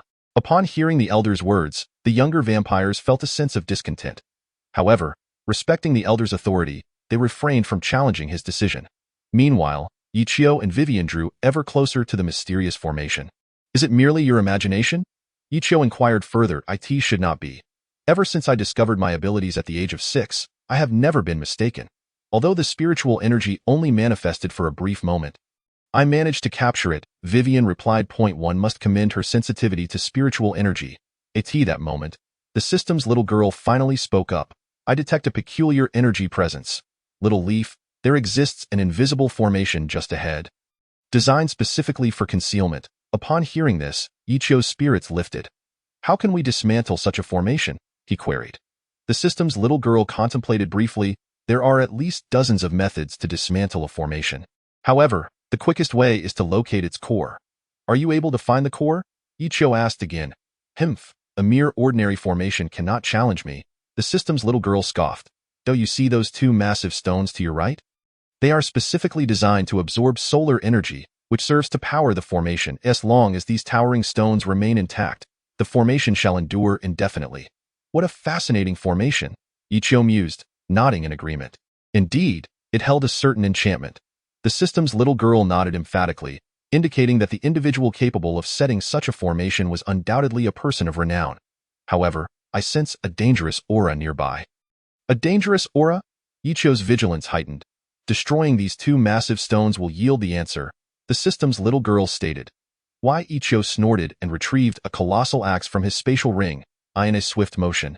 He struck down upon the two massive stones. Were it any ordinary weapon, it would have been impossible to shatter those stones, but the axe in Ichio's hands was anything but ordinary. With a deafening roar, the stones, weighing hundreds of tons, crumbled instantly. The vampires within the formation stood frozen in shock, unable to fathom how someone could destroy their core. By the time they comprehended the situation and attempted to intervene, it was far too late. Devoid of energy support, the entire vampire estate was suddenly exposed to Ichio's gaze. Both Ichio and Vivian gasped in astonishment at the sight before them. The estate was expansive, equivalent to several soccer fields. That was not the focal point. The real highlight was the golden light that flooded their eyes. Under the sun's rays, everything shimmered with a golden hue. It's all gold, Vivian murmured in disbelief. Look, the bricks on the ground are made of gold. The houses are constructed of gold, and even the street lamps are fashioned from gold. In the realm of Western mythology, both werewolves and vampires exist. To the common folk, these creatures are merely tales of legend, not to be taken seriously. However, in reality, werewolves and vampires do indeed inhabit this world. Both Western and Eastern practitioners harbor a profound animosity towards these beings, considering them fundamentally inhuman, if not entirely alien. Over the years, werewolves and vampires have claimed numerous lives across the globe, leading to frequent and intense confrontations between practitioners and these otherworldly entities. Typically, werewolves and vampires do not venture into the Celestial Empire. Yet exceptional circumstances can arise, as is the case now. After Ichio shattered two immense stone tablets, the mystical concealment array lost all its potency. Before him lay a magnificent vampire estate, a residence of unparalleled opulence, where the splendor starkly contrasted with the world outside the array. Golden edifices, verdant lawns, and blooming flowers greeted Ichio and Vivian. It's all gold, exclaimed Vivian in astonishment. Meanwhile, the system's diminutive fairy remarked dismissively. What good is gold? Even tons of it cannot be exchanged for a single supreme coin. Gold is but a mundane metal, devoid of the value of treasures within the supreme system. As the concealment array dissipated, the vampire guards within were left in bewilderment, having resided there for over 5 millennia, during which their array had never been breached. Moments later, an elderly vampire approached and inquired, Who are you, and why have you disrupted our family's array? Ichio chose not to respond to the elder's query, instead turning to Vivian, asking, Is there truly what we seek inside?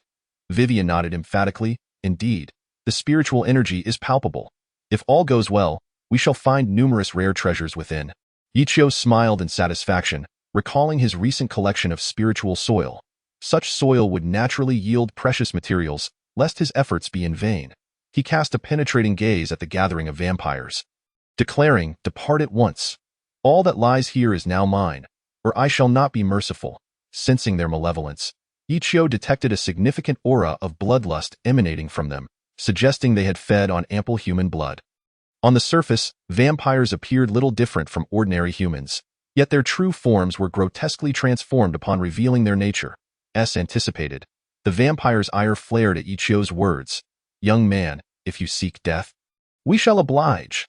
The elder roared, baring his fangs. In that instant, the vampires underwent a dramatic transformation, some sprouting elongated wings.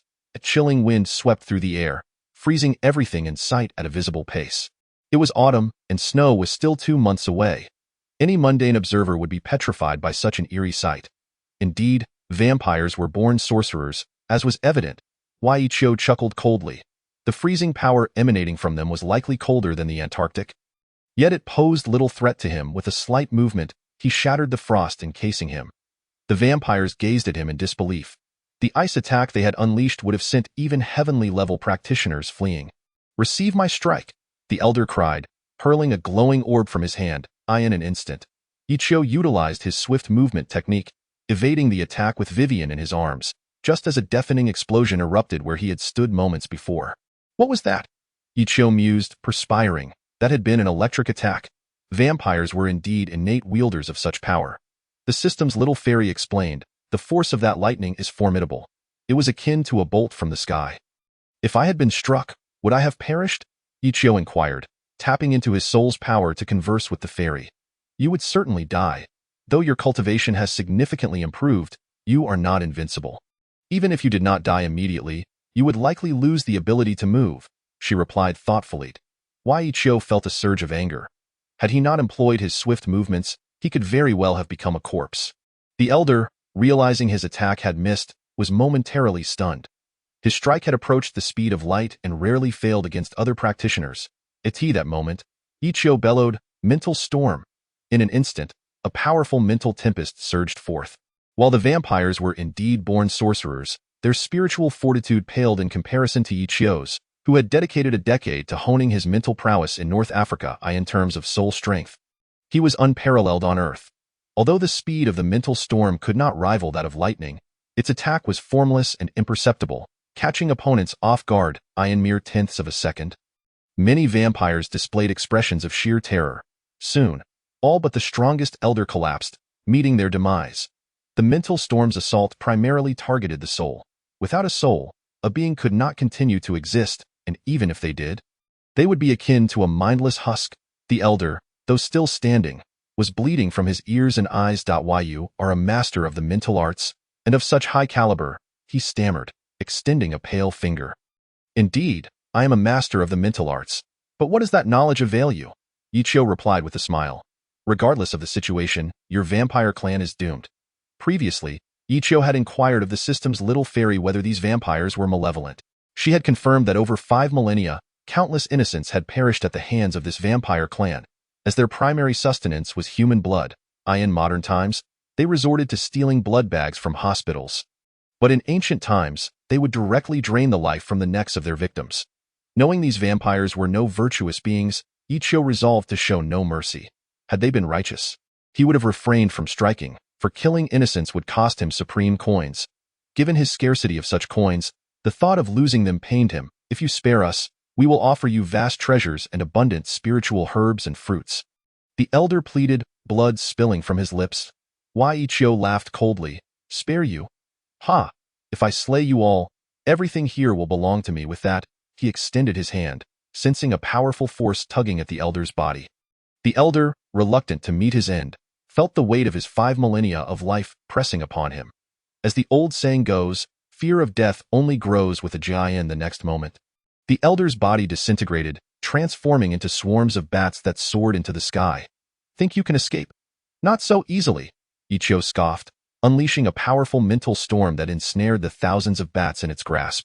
With cries of despair echoing through the air, the bats fell from the heavens, lifeless upon impact. After vanquishing this formidable vampire, Ichio charged into the estate, where roars and screams filled the opulent halls. Marking the clan's doom, aside from a handful of vampires that fled, hundreds perished at Ichio's hands, and in a mere moment, his supreme coins surged to an impressive 130,000. The focal point lies not in the superficial details, but in the existence of numerous extraordinary treasures within the vampire manor, each radiating a profound aura of spiritual energy. It can be asserted that it is precisely this dense spiritual energy that has ushered calamity upon this vampire family. Upon arriving at the medicinal garden, Ichio and Vivian stood in awe, taken aback by the myriad of spiritual herbs, flowers, and fruits before them. They had not anticipated that these rare treasures, which had existed for thousands of years, were on the cusp of maturity in just a month or two. Was this mere coincidence, or perhaps the hand of fate? The system's little girl mused softly. If these treasures fell into the hands of the vampires, their power would undoubtedly surge dramatically. After a prolonged moment of astonishment, Ichio regained his composure and inquired whether these treasures could be directly planted in spiritual soil. The system's little girl smiled and affirmed that it was indeed possible, for the spiritual soil was a remarkable medium, capable of nurturing any treasure.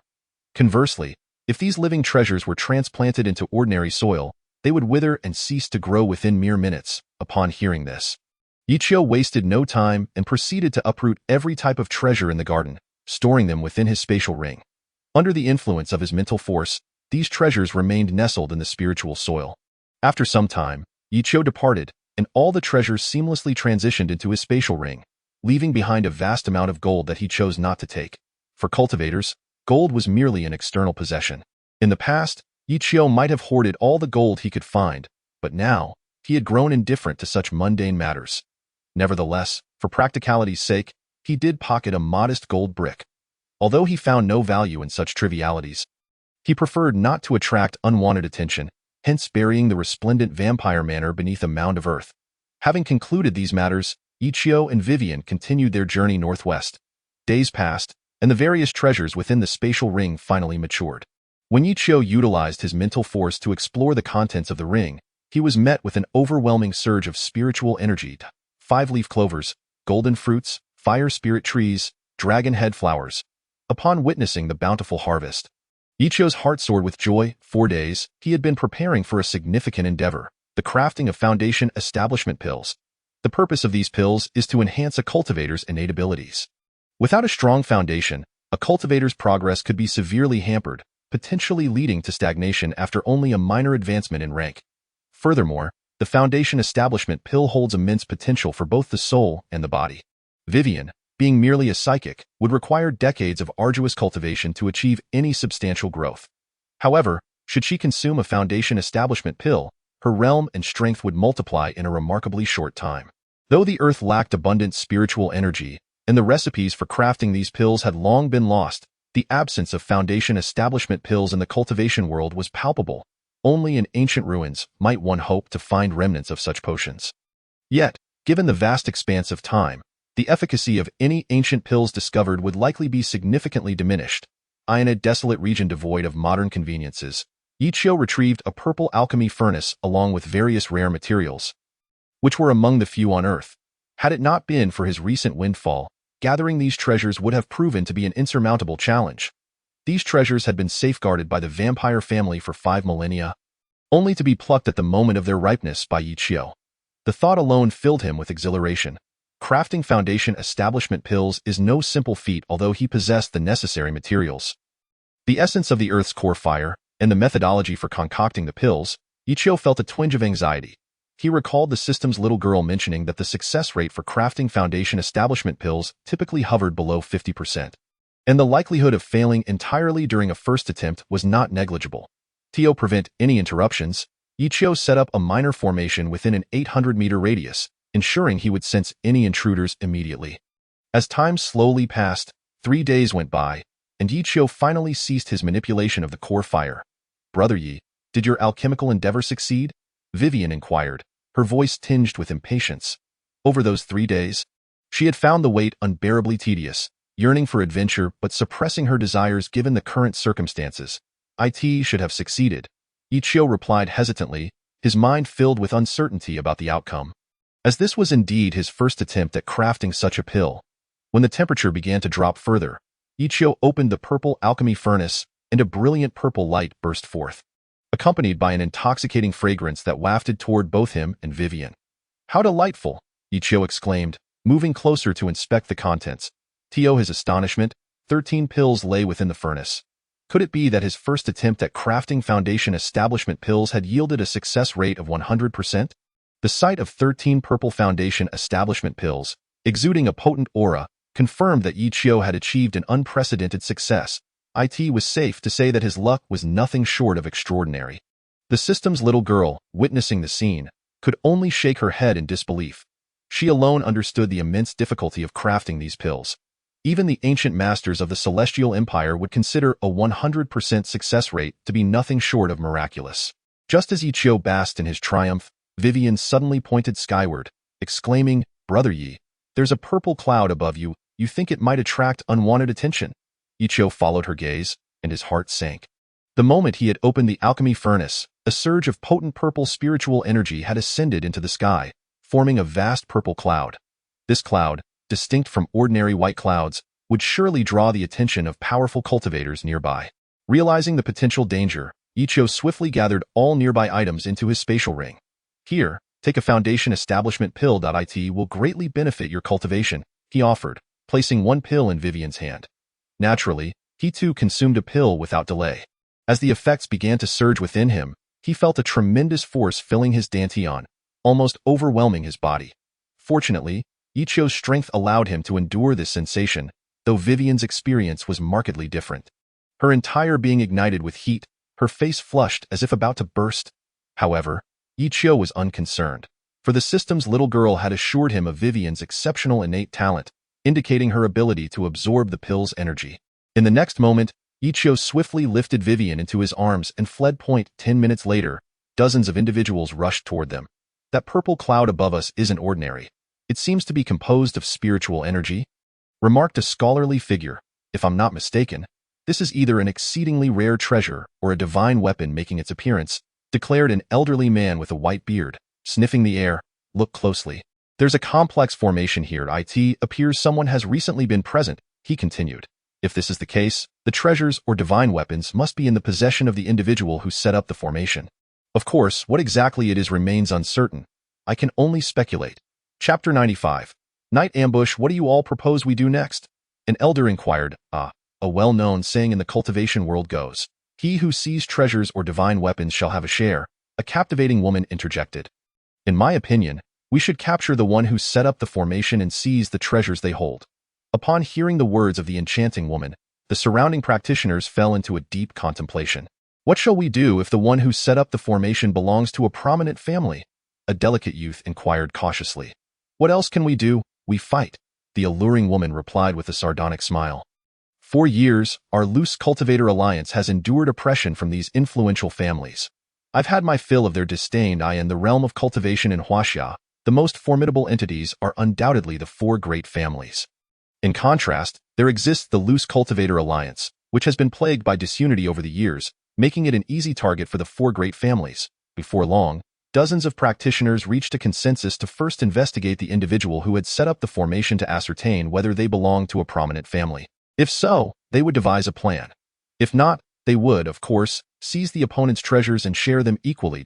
As time progressed, the laws of Huaxia grew increasingly comprehensive. However, in the eyes of cultivators, these laws were hardly worth considering. Many inexplicable incidents were, in fact, perpetrated by these powerful cultivators rather than ordinary individuals. Having reached a mutual understanding, the group of practitioners pursued their objective fervently. At that moment, Ichio had left the desolate area and entered the capital city of S province. Meanwhile, the enchanting woman from the loose cultivator alliance felt a surge of excitement as she located Ichio's whereabouts. This captivating woman was named Shui Lin, a rather peculiar name, but one she took great pride in. Shui Lin was a skilled loose cultivator who, due to her remarkable talent, had attained the 10th tier of the celestial level, ranking among the top 10 in the loose cultivator alliance. Accompanying her was an extraordinary dog, which, under her guidance, had embarked on its own cultivation journey. Compared to humans, a dog's sense of smell is thousands of times more acute, and this unique cultivation dog possessed a sense of smell thousands of times greater than an ordinary dog. Thus, upon catching the scent of Ichio, it pursued him relentlessly. Upon learning of Ichio's whereabouts, Shui Lin wasted no time in leaving the main group, believing she could easily capture him alone. Generally, cultivators tended to be rather selfish, and Shui Lin was no exception. She desired to claim the treasures for herself. If she collaborated with others, her share would be minimal, whereas seizing them alone would greatly benefit her cultivation. As another day and night passed, Ichio and Vivian found rest in a hotel. That moment, the foundation building pill finally began to take effect within their bodies. After enjoying a delightful meal, they returned to their room. Brother Yi, why do I smell so foul? Vivian asked, pointing to the dark fluid on her skin. Am I afflicted with some strange disease? Ichio chuckled. This is no strange illness. Rather, the foundation building pill is expelling the impurities from your body. Consider how long you've lived in the Celestial Empire, consuming countless junk foods. The toxins from those foods have been lurking within you. One of the pill's functions is detoxification. Upon hearing this, Vivian waved her hand in alarm. I suddenly feel much stronger, and my body seems lighter. You ought to take a bath. The odor emanating from you is becoming increasingly pungent. Ichio suggested, waving his hand dismissively. Oh, Vivian exclaimed as she hurried to the bathroom. Though Ichio also bore a slight odor, it was nowhere near as strong as Vivian's. After 10 years of cultivation, he had purged most of the toxins from his body. After Vivian finished her bath, Ichio indulged in a refreshing wash as well. Feeling fatigued, they watched some television before drifting off to sleep. Though Vivian was a charming young girl, being merely 11 years of age, Ichio took a separate room for the night. As time passed, Ichio dreamt of his past life, reliving his feelings of inadequacy and recalling his parents. Meanwhile, unbeknownst to him, the power went out at the hotel, plunging it into darkness. In the midst of his slumber, a woman, seemingly beautiful, stealthily entered through the wide glass window, wielding a sharp sword. The significance lay not in her weapon but in her silent approach. She made no sound as she stepped onto the floor. Even if she bore an aura of malice, Ichio would have awakened immediately, yet this woman radiated no intent to kill in this regard. She was indeed a consummate assassin. This woman was none other than Xue Linlin, who had pursued Ichio for 500 kilometers with the aid of her little dog. She refrained from attacking Vivian, fearing that harming the young girl might alert the occupants of the inner room. Moreover, she noted that Vivian's cultivation level was exceedingly low, rendering it unnecessary to eliminate her. Instead, Xue Linlin aimed to confront the man within the inner room, who exuded an overwhelming presence. She felt she had little chance of defeating him in direct combat. Thus, she opted for a stealthy approach. Xue Linlin's lineage was from a renowned assassin organization, tragically destroyed 3 years prior by the 4 great families. Fueling her animosity towards them, at this moment, she stealthily approached Ichio's bed, her footsteps nearly inaudible. Even a nearby cat would not have detected her presence. Unquestionably, Xue Linlin was an exceptional assassin, possessing a reputation in the underworld. Typically, she succeeded in her endeavors. As she closed the distance to Ichio, excitement welled within her. The moonlight illuminated the ring on his finger, which seemed to shimmer with mysterious energy. Could it be the legendary spatial ring? At the sight, her heart raced uncontrollably. In the current cultivation world, spatial rings were considered mythical. Some practitioners doubted their existence, while others believed that ancient powerful beings possessed them. The mere possession of such an item implied the presence of treasures within. Ichio slept soundly, utterly exhausted from the past few days. Suddenly, the system's little girl exclaimed, jolting his soul awake. Why Ichio knew that the little girl rarely disturbed his slumber unless a grave situation arose. Remembering his time in North Africa, she had only interrupted him twice, both times narrowly avoiding enemy encirclement. Enemies? Ichio communicated with the system's little girl through his spirit. An assassin is approaching, she replied with a huff. If I hadn't alerted you in time, your life would have been in jeopardy. Why Ichio hesitated, but I didn't hear a sound or sense any killing intent. The system's little girl sighed. That is the mark of a true master. If all goes well, the one coming to kill you should be a top-tier assassin. Be cautious. She is already here. 10 seconds later, Xue Linlin stood before Ichio, who was sleeping soundly like a pig. She could hardly suppress her laughter. Taking a deep breath, she forced down her excitement. In the next moment, she swung her sharp sword, thrusting it mercilessly towards Ichio's neck, as she prepared to end his life. A flicker of delight crossed her eyes. Just then, a massive axe appeared in Xue Linlin's line of sight. The clash between her sword and the formidable axe echoed loudly. In terms of cultivation level, Xue Linlin and Ichio were nearly equal, yet in terms of strength, Ichio clearly surpassed her. A tremendous force impacted Xue Linlin's sword, sending her reeling backward until she crashed against the wall. The resounding noise reverberated as Xue Linlin created a significant dent in the sturdy wall, illustrating the extraordinary strength Ichio possessed. Chapter 96.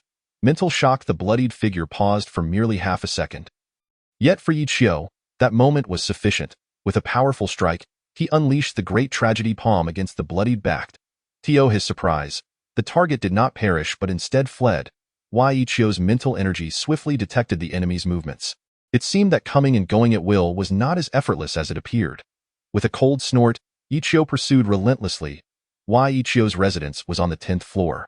For an ordinary person, a fall from such a height would surely be fatal. However, the bloodied figure was no ordinary individual. How did he discover my presence? She thought, leaping off walls in midair. Her master had instructed her that a true assassin must always strike from the shadows. Should a sneak attack fail, retreat was imperative, for lingering would only lead to death. Bloodied had committed this lesson to memory, having experienced 5 failures in her assassination missions, each time retreating at the earliest opportunity. It was this wisdom that had allowed her to survive thus far. Suddenly, she sensed someone closing in on her. This is bad. That person can fly? Bloodied gasped in astonishment. As an assassin, she had never learned to fly. dismissing it as a rarity among practitioners. Now, however, it seemed she was in grave peril. No human could outrun a helicopter, which could travel in a straight line at speeds far superior to that of a person. Taking a deep breath, Bloodied utilized the complex terrain to sprint away. Yet Ichio remained hot on her heels. 10 minutes passed, and Bloodied felt her spiritual energy deplete by at least a third. At this rate, she was certain that she would be the one to perish, for exhaustion would claim her life even if her opponent did not. Determined, she made her way to a secluded area. 5 minutes later, she halted in a small grove, and after a few seconds, Ichio appeared before her. "Your skills seem quite impressive," Bloodied remarked coldly. "Why do you wish to kill me?" A glimmer of murderous intent flashed in Ichio's eyes. The reason was simple. She possessed many secrets and treasures unknown to others. As she spoke, Bloodied discreetly consumed a healing pill, having been too hurried to do so earlier. "I understand your intentions now." Ichio nodded firmly. "Make your move. Unleash your ultimate technique before you meet your end." "How arrogant you are. Do you truly think I fear you?" Bloodied sneered, suddenly producing a special pill from a small vial. After consuming the blood chi pill, her strength surged dramatically. "This woman's pill is rather peculiar," the system's little girl marveled silently, noting that her rank had ascended from heavenly level 10 to demigod level, matching Ichio's prowess. However, consuming such an extraordinary pill likely came at a cost. Despite its numerous benefits, the blood chi pill had significant drawbacks. After half an hour, the cultivator's power would abruptly vanish, rendering them no different from an ordinary person, a state that would last for 3 months. Thus, practitioners avoided consuming the blood chi pill unless their lives were at stake. Imagine being as vulnerable as a commoner when enemies came knocking. One would not survive even 1,000 deaths. In truth, Bloodied's abilities were considerable in both rank and combat. Yet, as an exceptional assassin, she deeply understood that ambushes were the way to victory. Direct confrontation was ill-advised. Her master had taught her that when an assassin became a warrior, death was not far behind. This principle had guided her throughout her 10 years of survival in the profession. That night, Bloodied felt particularly unlucky, never anticipating that her target would possess such formidable strength. After failing her initial attack, she relied on her agility and the surrounding environment to escape. In the past, she would have vanished without a trace. Yet now, her pursuer was closing in relentlessly. In desperation, she fled to the outskirts, a seldom visited locale. At that moment, empowered by the blood chi pill, Bloodied clenched her fists, feeling the surge of strength. Her confidence soared. The disparity between heavenly level and demigod level was significant. The latter's power was at least threefold that of the former. Although the blood chi pill granted her remarkable abilities, its drawbacks were glaring. After half an hour, her enhanced powers would dissipate, leaving her as vulnerable as before. This meant Bloodied had little time left, at most, half an hour. If she failed to defeat Ichio within that time frame, her demise was guaranteed.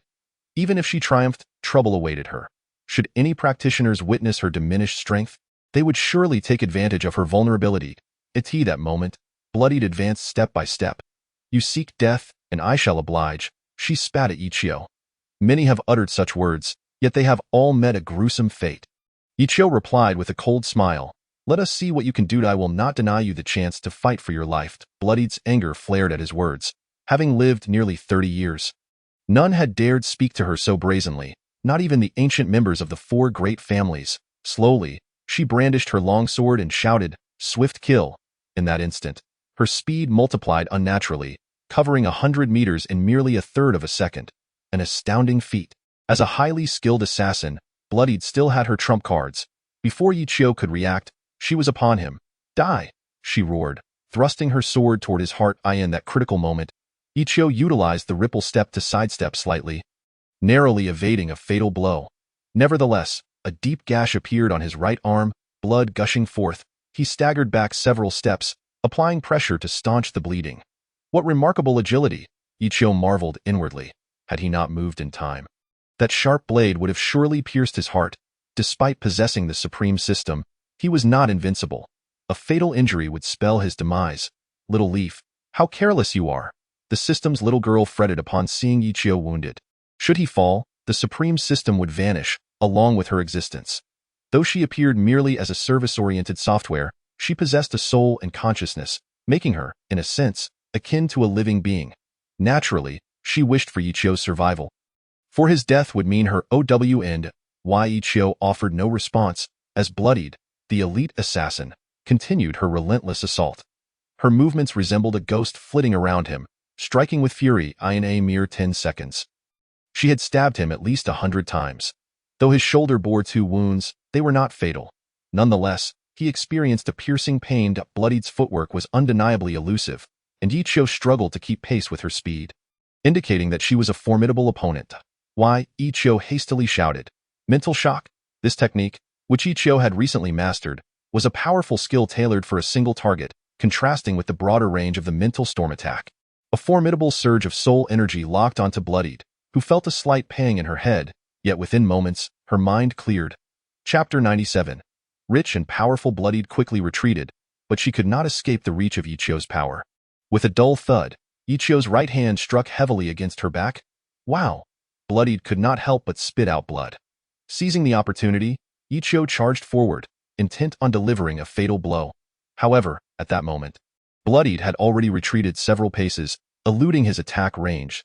I never expected you to be a master of the mental arts, she remarked coldly, swallowing a pill as she fixed her gaze on Ichio. I also did not anticipate that you would withstand my blow without suffering significant injury, Ichio replied with a smile. If you surrender, I shall grant you a swift end. Otherwise, you shall meet a fate worse than death. As he spoke, he conjured a massive axe from thin air. I was right. You indeed possess a spatial ring. Bloodied's eyes gleamed with greed. So what? Ichio stepped closer. The moment I wield this axe, it signifies your demise. For various reasons, Ichio had only mastered the first form of the axe technique, yet its power was undeniably immense. Upon seeing the 2-meter-long axe, a flicker of panic crossed Bloodied's eyes. Kid, once I'm healed, I will settle the score with you. Lacking confidence in her victory, Bloodied prepared to flee. One could say that Bloodied's agility was unparalleled in the realm of cultivation. Yet, when confronted with Ichio's mental onslaught, she felt uncertain of her success. For as long as she remained within Ichio's vicinity, she would be susceptible to his mental attacks. Although Bloodied's soul energy was formidable, it would inevitably be influenced. Having uttered her words, Bloodied vanished in a flash, attempting to elude Ichio's grasp. You think it's that easy to come and go? Ichio sneered. In a mere second, Bloodied's form zipped 1,000 meters away, rendering Ichio's mental attacks seemingly futile. Due to the limitations of his realm and strength, Ichio's mental attacks had an effective range of only 500 meters. Beyond that distance, their impact diminished significantly. As he watched the assassin slip from his sight in mere seconds, Ichio's heart sank. In the next instant, he bellowed. Wind and cloud slash, with a forceful swing of his axe towards the direction of the female assassin. A streak of white light surged forth at remarkable speed. If Bloodied's movement was akin to the speed of sound, then Ichio's strike was akin to the speed of light. Before she could react, the sharp white light appeared behind Bloodied, eliciting a sense of impending doom. Startled, she quickly raised her sword to defend. The piercing white light collided with her blade, producing a sharp crack, and her weapon shattered instantly.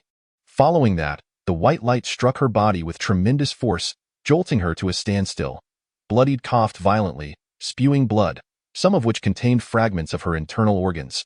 Realizing her life was ebbing away, she could scarcely believe that despite her caution, she would not live to see 30-6. In desperation, Bloodied retrieved a talisman from her pocket and ignited it.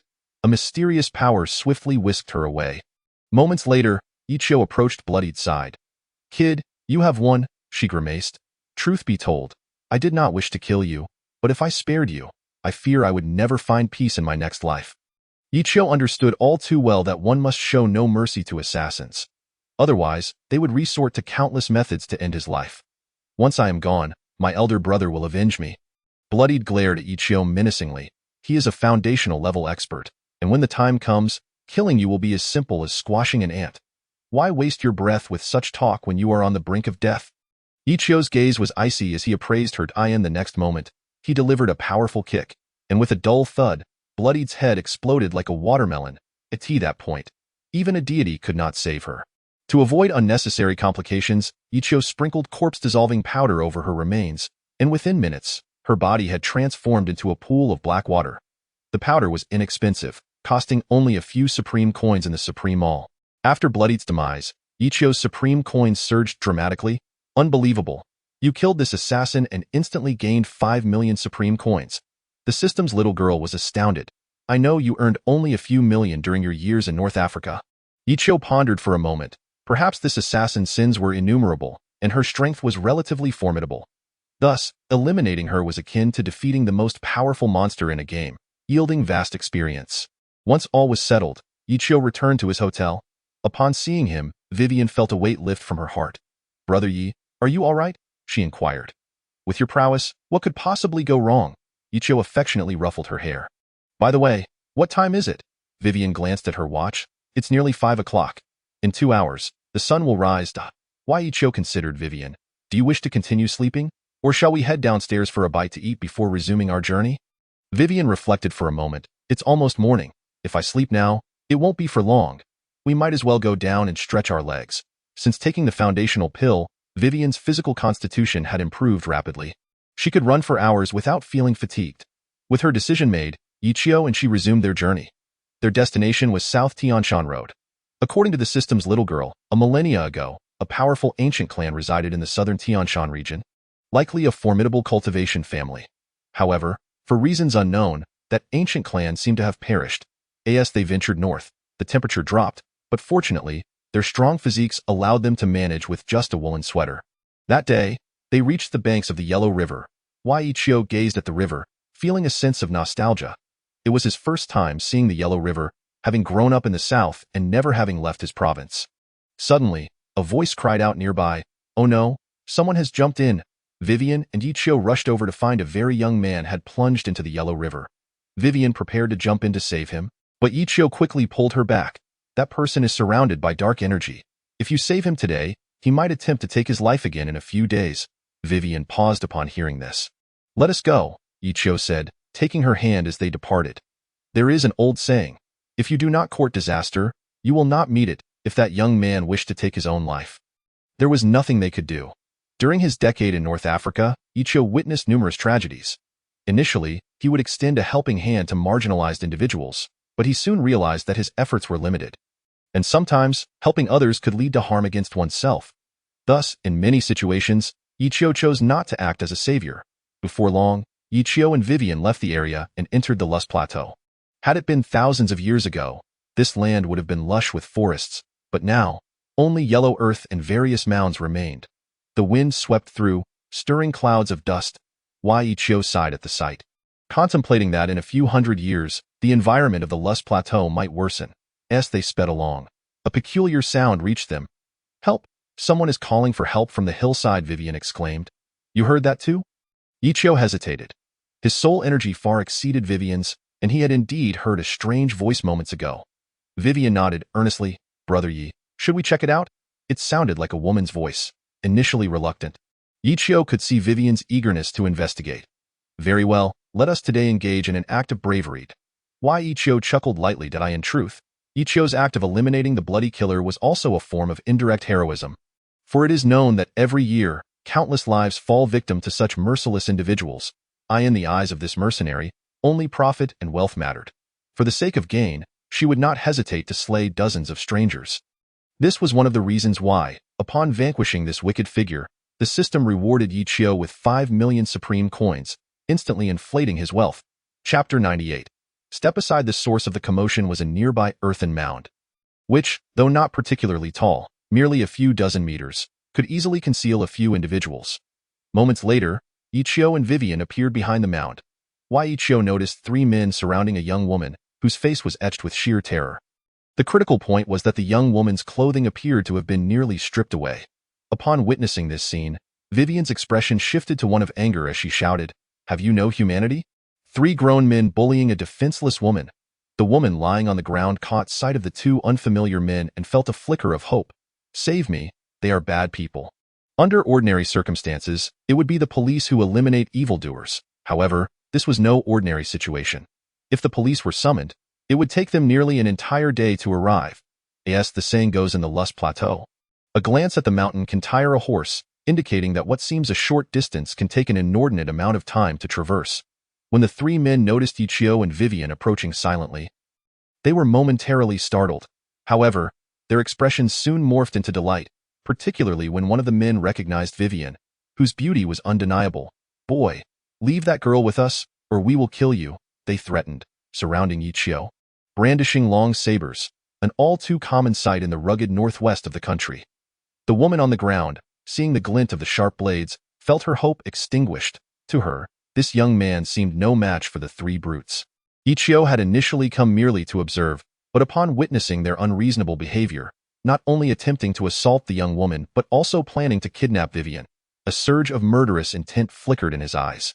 In an instant, Ichio struck one of the men with a fierce slap, sending his head flying before it crashed heavily onto the ground. The remaining two stood frozen, aghast at the gruesome scene, far bloodier than anything depicted on television. One man, wielding a long saber, swung it viciously at Ichio's head. With a disdainful snort, Ichio swiftly grasped the saber, applying just enough pressure to snap it in two. End it yourself, he commanded lightly. Without a moment's hesitation, one of the villains took the broken saber and slashed at his own throat. The last man, witnessing this, trembled in terror and bolted, abandoning all sense of self-preservation. Leave your life behind, Ichio remarked, casually kicking the severed blade towards the fleeing man, which swiftly severed his head from his body. Are you all right, miss? Vivian inquired, assisting the young woman in adjusting her clothing. Thank you so much. Had it not been for you, I would have perished. The young woman, now dressed, expressed her gratitude with a deep bow. What brings you here? Ichio asked, sensing that there was more to this woman than met the eye. I came to visit relatives, but I was in grave danger. I never imagined these three would be wolves in sheep's clothing. She lamented. My name is Anna, a student at Jean University. She produced her student ID from her pocket, which Vivian inspected and found to be legitimate. Where are you headed? Anna inquired. We plan to explore the Northwest, Vivian replied. Would you like us to escort you home? Anna shook her head, revealing, my parents passed away long ago. I came to see my uncle, but his family has since moved. Tears welled in her eyes as she spoke. Witnessing her sorrow, Vivian felt a pang of sympathy and suggested to Ichio, why not accompany her? If she ventures alone, she may encounter danger again. The Golden Highlands are home to wolves, and a lone woman could easily find herself in dire straits. For Ichio, whether to accompany her or not was inconsequential. Even performing a good deed would yield but a few hundred supreme coins, a trivial sum in the grand scheme of things. However, as Vivian was insistent, he ultimately acquiesced. If you wish to join us, then by all means, he said, casting a meaningful glance at Anna. Vivian beamed, taking Anna's hand and saying, Sister Anna, my guardian is a good man. You must have seen how effortlessly he dealt with those three villains. Thus, the trio, Ichio, Vivian, and Anna, set forth together. As the saying goes, two women create a play, and it quickly became apparent that Vivian and Anna were growing quite close within mere minutes. Given Vivian's youthful exuberance, she was naturally amiable and could easily form connections, provided the other party was not wholly malevolent. As they walked, Ichio discreetly contacted the system's little girl. This woman's background seems somewhat suspicious. He mused, can you detect any spiritual energy emanating from her? Their relationship was not merely cordial. Ichio was well aware of the little girl's other capabilities. She shook her head, replying, I sense no spiritual energy from her. She appears as ordinary as any other woman. Yet I can't shake the feeling that something is amiss, Ichio remarked, pondering what specifically felt off about her. The little girl giggled, suggesting, perhaps as a master of the mind. Your sensitivity is heightened at times. Perhaps, Ichio chuckled wryly, and so, the three continued their journey, eventually reaching a marketplace where they procured sleeping bags, essential for resting in the wilderness. One should never underestimate the importance of a sleeping bag, especially during the chilly autumn nights in the Northwest, where temperatures can plummet drastically from day to night. Even those like Vivian, who had just begun their cultivation journey, could fall ill from the cold. Of course, for Ichio, such minor chills posed no threat. After acquiring sleeping bags and ample provisions, they resumed their trek. To keep Anna unaware of his little secret, Ichio refrained from stowing their purchases in his spatial ring. A treasure coveted by both practitioners and ordinary folk alike. With their sleeping bags and supplies in tow, the trio set forth, eventually arriving at a desert reputed to be the largest in the land. Brother Yi, shall we cross the desert today or camp at the edge? Anna asked, having grown comfortable enough to address him as such. Ichio assessed the sky and replied, to traverse the entire desert would likely require a full day. Given the time, we should rest now and set out at dawn. For both Vivian and Anna, Ichio's word was akin to a command. Thus, they began preparing a meal at the desert's edge. While the food was far from gourmet, they shared laughter and conversation. Soon enough, the three had eaten their fill and settled down to rest. To guard against any nighttime mishaps, they huddled closely in their sleeping bags. In the dead of night, Ichio was jolted awake by the sound of gunfire. "Brother Yi, that sounds like gunshots," Anna exclaimed. Vivian's face displayed a hint of panic. One must understand that in the Celestial Empire, firearm regulations are exceedingly stringent. It is said that someone who purchased a toy gun online was sentenced to over a decade in prison. It should be in that direction. Anna Chen pointed to the right. Just then, a peculiar creature came into view. A leopard. "My heavens, it's a leopard," Vivian exclaimed. Indeed, it was a leopard, likely a female, though that wasn't the crux of the matter. Astonishingly, 2 cubs followed closely behind her. An unexpected turn of events occurred as the leopard, accompanied by her cubs, dashed furiously toward Ichio and the others. Upon witnessing this, Vivian and Anna swiftly moved aside. Chapter 99. The power of the elixir. As the female leopard approached Ichio, tears suddenly welled in her eyes. Observing her closely, Ichio noticed blood streaming from a wound on her thigh, likely inflicted by a hunting rifle. For animals, injury often equates to impending death. One could surmise that this mother leopard, having sustained a gunshot wound, would be unable to hunt for sustenance in the coming days, leading her to starve. If the mother leopard perished, her 2 cubs would likely meet the same fate. It must be said that this mother leopard possessed remarkable insight, recognizing that only this man could save her. Initially, Ichio had no intention of intervening, yet the sight of the mother leopard's plight stirred his compassion. "Rest assured, with me around, you shall not perish," he reassured her, gently patting her head. At that moment, the sound of a truck echoed nearby, and the mother leopard's eyes widened in alarm. She quickly sought refuge behind Ichio. In truth, larger animals often possess a heightened understanding of their surroundings. Remarkably, this great cat, with her cubs, chose not to flee. Moments later, a truck came to a halt before Ichio. "Oh, this injured leopard isn't fleeing," a man's voice called from within the vehicle. "With such severe injuries, where could it run?" Another added. "All right, let's kill this mother leopard and capture the cubs alive. I've heard a single cub can fetch hundreds of thousands of dollars in the Middle East. We'll each pocket a small fortune." Before long, 5 rugged men leapt from the truck, their robust appearances accentuated by an array of weaponry, including rifles, handguns, and sharp knives. "Well, what do we have here? A pair of beauties," a young man with dyed blonde hair remarked with a sneer. "How about we keep these 2 lovely ladies for ourselves? Of course, we'll pay 30,000 for each. How does that sound?" Ichio merely chuckled coldly, remaining silent. "What, 60,000 not enough for you? If you're dissatisfied, I might just kill you and take your women home to enjoy at my leisure." The blonde's eyes glinted with malice. The laws of the Celestial Empire have become increasingly comprehensive. Yet in certain areas, they hold little sway, such as in the desert's lawless expanse. At this moment, calling for help was futile. The likelihood of a signal on their phones was non-existent. "Leave your weapons behind and scram, or else you won't be leaving at all," Ichio declared, his gaze icy. The 5 rugged men chuckled at his words. The blonde stepped forward, brandishing a handgun. "Kid, we gave you a chance. Since you wish to die, I'll oblige." Just as the blonde was about to pull the trigger, Ichio swiftly appeared at his side, seizing the modified handgun and crushing it effortlessly into a metal sphere. The remaining 4 men stood in stunned silence, taking an involuntary step back, while Ichio coldly declared, "You may leave, but only after you render your right hand useless. Today, I'm in a good mood, so I won't kill you. However, should you dare to test my limits, well, then I shall regretfully take action." The blonde and his companions exchanged glances, silently nodding in a heartbeat, for rifles were aimed at Ichio. "Truly, one does not shed tears until one sees the coffin," Ichio remarked, waving his hand as a surge of formidable mental energy surged forth. To Vivian's astonishment, the 5 assailants began to take their own lives. The blonde slashed his throat with a knife, while the others aimed their rifles at their own mouths. With several gunshots ringing out, 4 hunters collapsed to the ground, lifeless. At this moment, the only survivor was the truck driver, who, despite his usual bravado, found himself paralyzed with fear upon witnessing such an eerie scene. After a full 10 seconds, the driver regained his senses. "The ghost!" he screamed, frantically starting the truck. Just as it began to move, Ichio pointed, and the vehicle erupted in an explosion, claiming the driver's life in an instant. Watching this unfold, Anna Chen's emotions became complex. She marveled at Ichio, realizing he was a master of mental powers. No wonder the people from the Purple Garment sect were willing to pay such a high price. It seemed that attempting to ambush this formidable individual would indeed be fraught with difficulty. Unbeknownst to many, Anna-chun was not an ordinary person but a practitioner herself, intent on acquiring Yichio's head. In doing so, she planned to seize all of his treasures. Typically, the system's little girl could detect whether someone was a practitioner at first glance.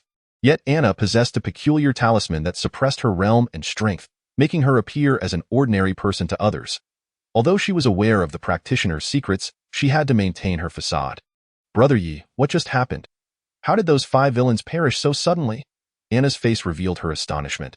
Before Yichio could respond, Vivian pulled Anna aside, saying, "Let me tell you, our brother Yi is no ordinary man. His methods are truly extraordinary, akin to a legendary deity in the eyes of the world." Although Vivian was eloquent, it took her half an hour to convey the secrets of the practitioner world. Meanwhile, Yichio had extracted the bullet lodged in the leopard. He produced antiseptic to treat the injured mother leopard. One must never underestimate the intelligence of animals, especially large felines. This mother leopard had approached with her cubs, hoping to gamble on Yichio's intervention against the hunters. Generally, humans and beasts exist in a state of inherent opposition, yet in her wounded condition, the mother leopard had no choice but to take a risk. Fleeing was a death sentence, given her injuries. As the mother leopard beheld the demise of her assailants, a glimmer of joy appeared in her eyes. "Sit still. I'm going to perform a small procedure," Yichio said, gently stroking the leopard's head and pointing to her conspicuous wound. The mother leopard seemed to comprehend his intent, letting out a low growl and nodding slightly. Moments later, she settled down, while her 2 cubs nestled closely against her. These cubs were likely very young, akin to house cats, gazing at Yichio with a mix of trepidation. It was clear they sensed his formidable presence. Yichio retrieved a surgical knife and antiseptic from his spatial ring, lamenting the absence of anesthetics. From a distance, Anna-chan observed in awe, surprised by the practitioner's numerous hidden abilities and intrigued by the existence of spatial rings, an artifact typically confined to the realm of novels. Her heart raced as she inhaled sharply, suppressing her impulsive desires. Although Anna's skills were commendable, she was acutely aware that she did not possess an absolute advantage. A single misstep could result in her demise at his hands. The sect leader dispatched Chen Anna not due to her formidable strength, but rather her exceptional acting skills and remarkable psychological fortitude. Only such individuals can maintain composure in the face of formidable adversaries, leaving no trace of their intentions.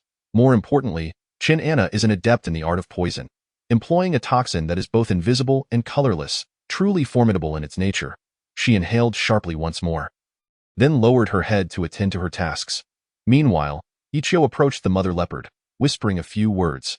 Moments later, he delivered a forceful slap to the mother leopardess wound, causing the concealed bullet to pop out. The mother leopard let out a soft growl, yet her eyes sparkled with joy. Ichio discreetly administered a foundational elixir into the mother leopardess body, and within mere seconds, the wound on her hind leg began to visibly heal at an astonishing rate. Just as the mother leopard was about to rise, she suddenly felt an intense warmth in her belly. The exhaustion that had weighed her down vanished in an instant, replaced by a look of astonishment in her eyes. Chapter 100.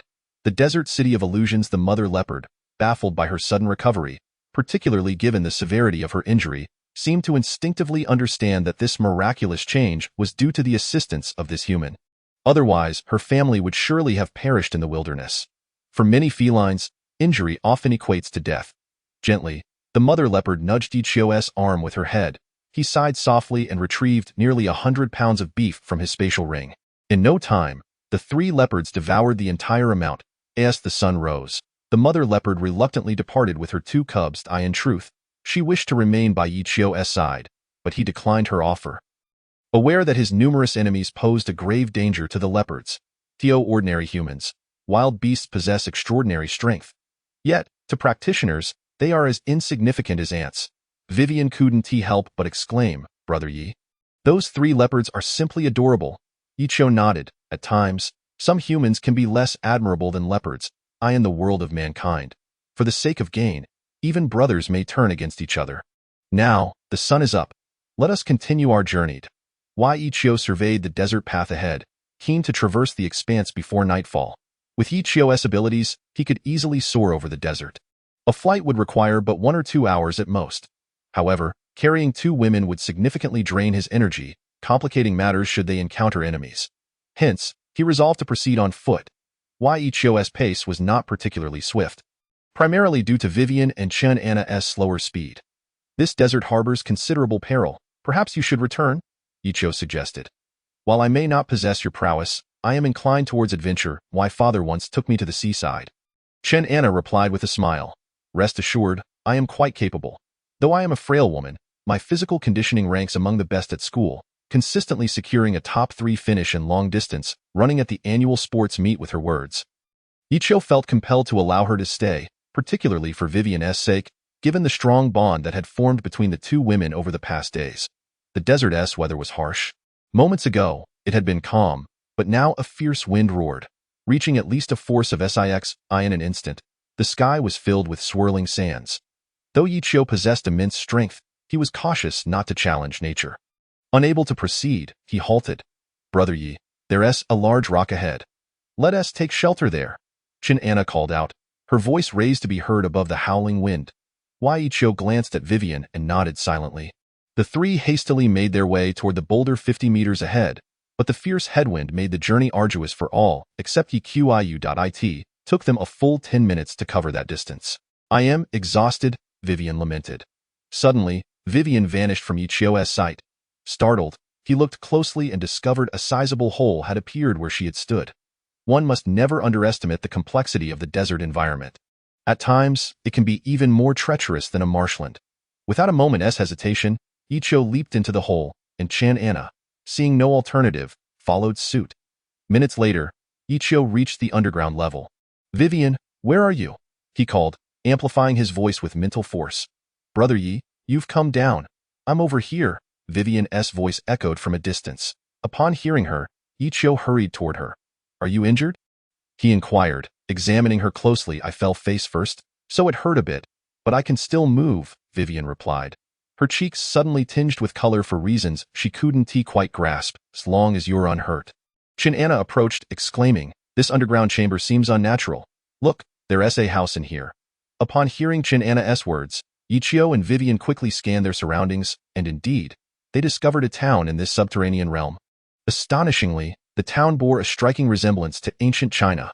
The air in this underground world was poor, yet it didn't impede their breathing, as they were no ordinary individuals. With each few steps, they encountered enormous luminous pearls, enabling them to navigate the peculiar underground palace. Though Yichio was quite brave, the eerie scene before him sent a chill down his spine. Is there anything amiss here? He discreetly inquired of the system's little girl. No signs of life detected. The system responded, shaking her head. Still, I sense something unusual. Exercise caution, she advised. With you here, I should be fine, Yichio thought with a smirk. At that moment, Vivian and Chen Anna approached a modest wooden house. As they pushed the door open, a thick layer of dust cascaded down, indicating that no one had entered for many years. Naturally, there should be no living beings within. Otherwise, even practitioners would not withstand such deprivation. The interior was sparsely furnished, reminiscent of ancient Chinese households, with tables and wooden beds of bygone design. Despite the presence of 2 oversized luminous pearls, the atmosphere remained unsettlingly grim. Yet, the most alarming feature was the presence of a coffin. Indeed, a dark coffin. Vivian and Chen Anna exchanged glances, their faces paling. In China, both humans and practitioners harbor a deep-seated fear of the supernatural.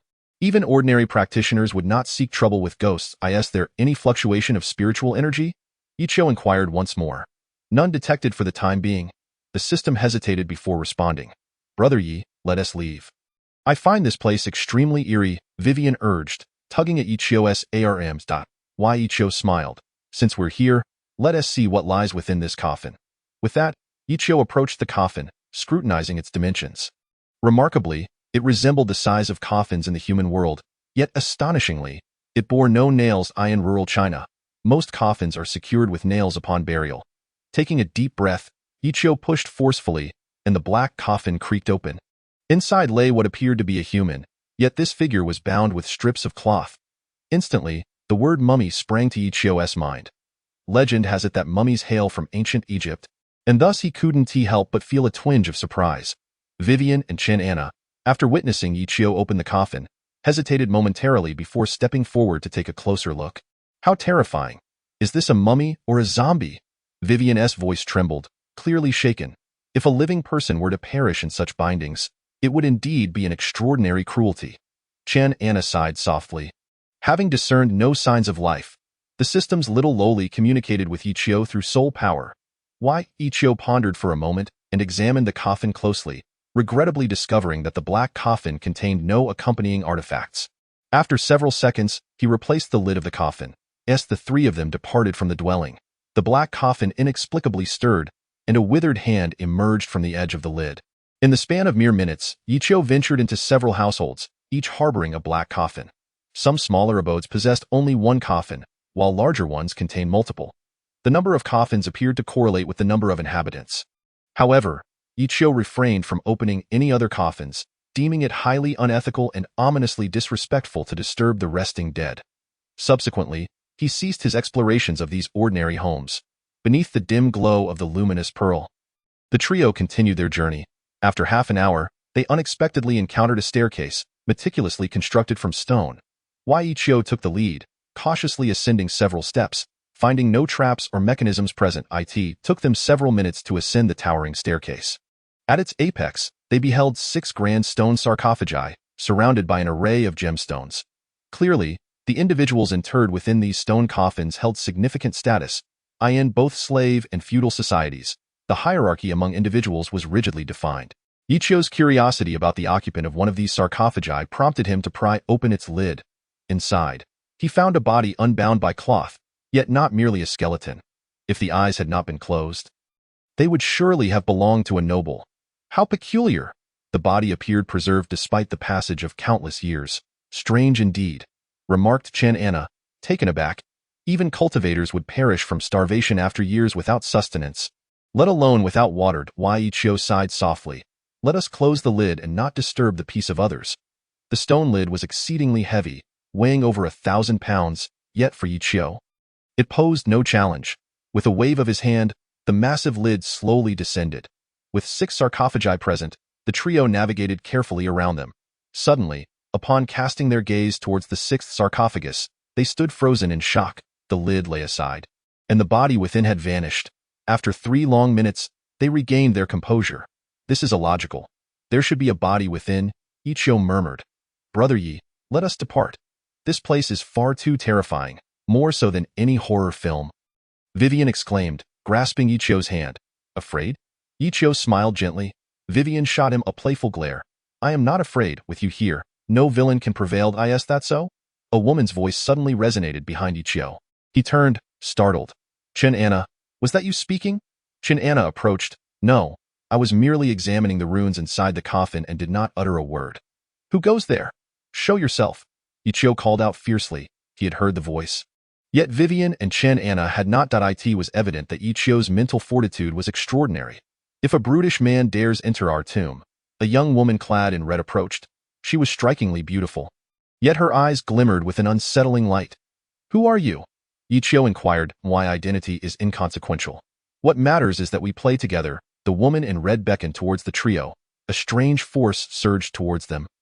Her words imbued with an almost magical essence. In an instant, Ichio's mind faltered, but he quickly regained his senses. He noticed that they were all unconsciously moving towards the woman in red. Such a potent mental illusion, the system's little lowly exclaimed. Were you not a master of the mental arts, you would have surely succumbed to her enchantment. Ichio snapped back to reality, retreating a step. But Vivian and Chen Anna had already fallen under the woman's influence. This was not the crux of the matter. The true concern lay in the fact that the woman in red had sunk her sharp fangs into Chen Anna's neck, draining her blood. At that moment, Vivian appeared to lapse into unconsciousness. Seeking death, Ichio roared, unleashing a formidable mental assault upon the red-clad woman.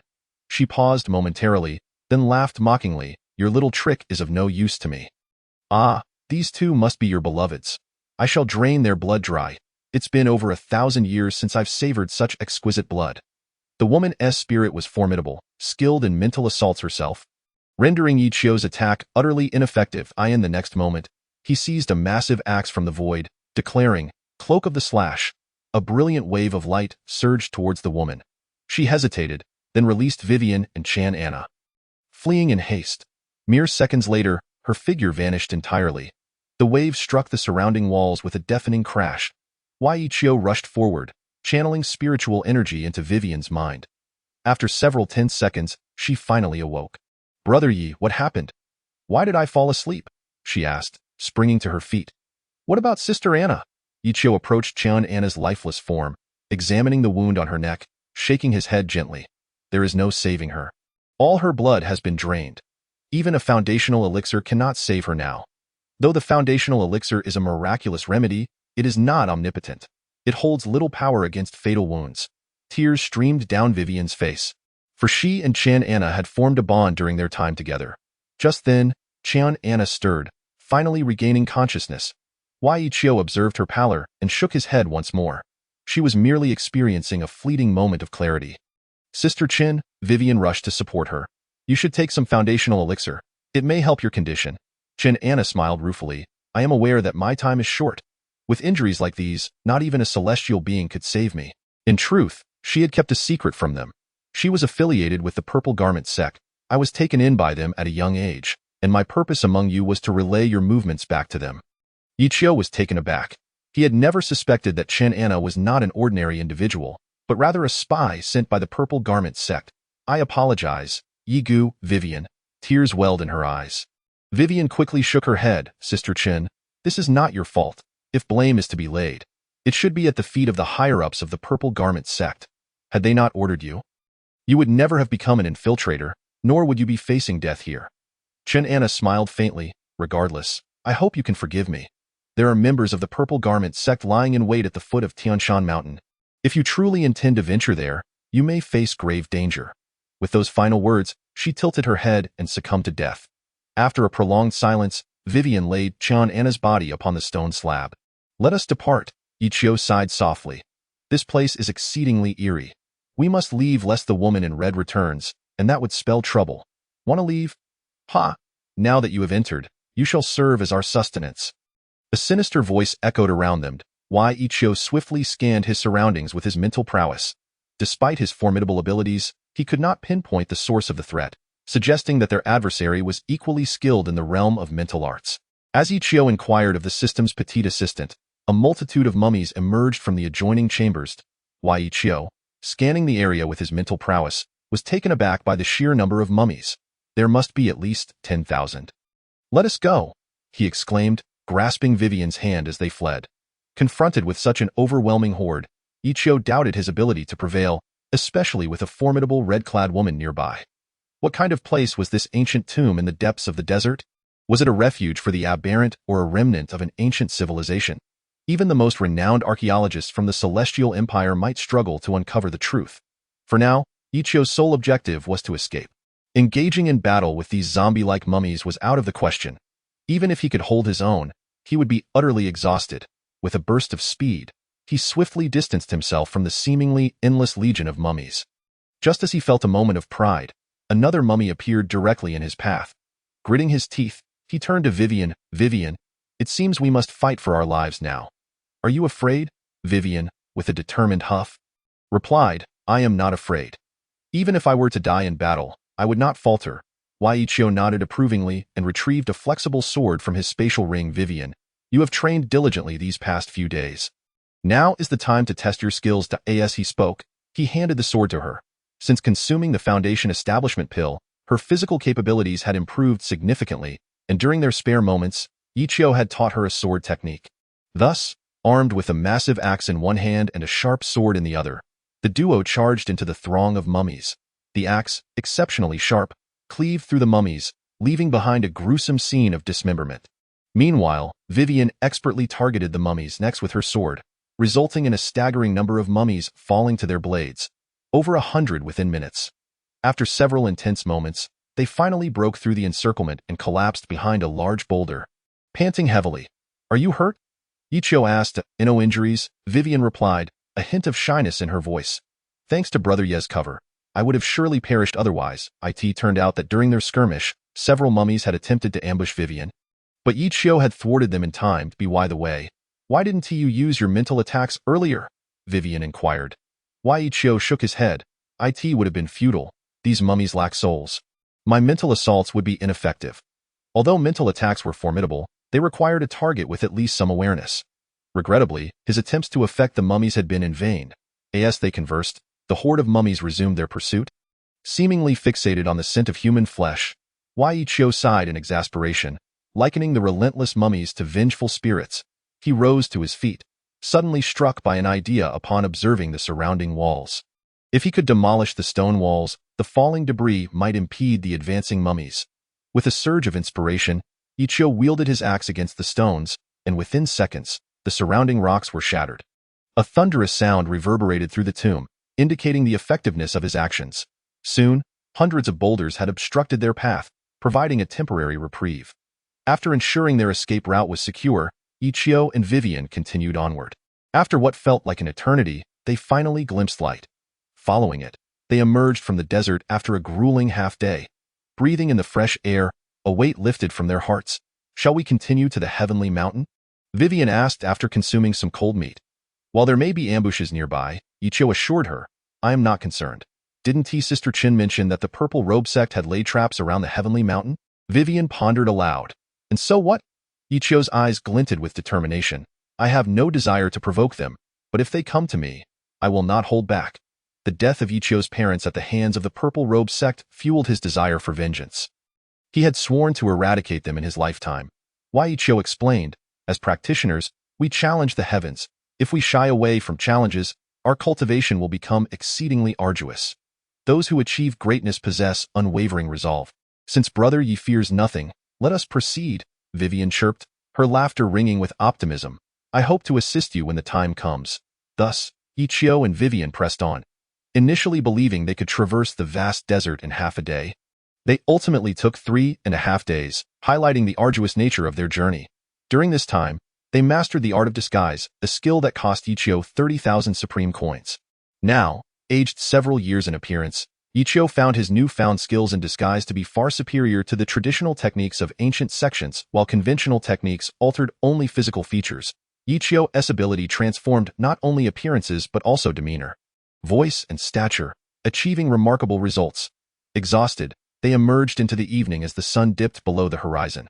Just as they settled down to rest, a group of middle-aged men approached. "Who are you?"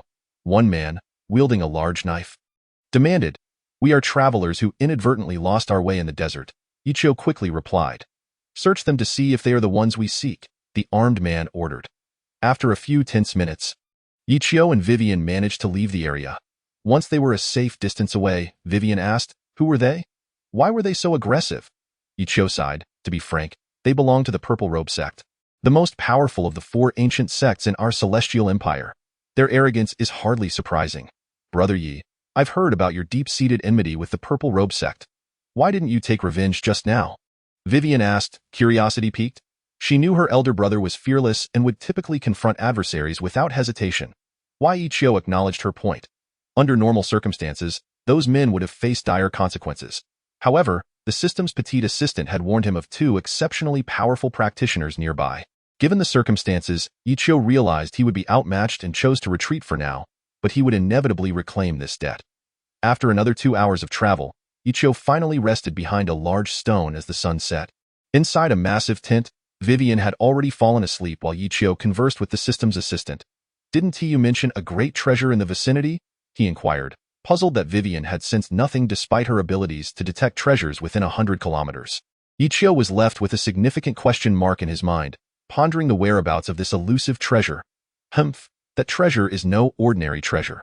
Surrounding it is a powerful formation that conceals the immense aura it emits. Were it not for this formation, the treasure would have long been seized by practitioners. Upon hearing this, Yi Qiu found it exceedingly reasonable.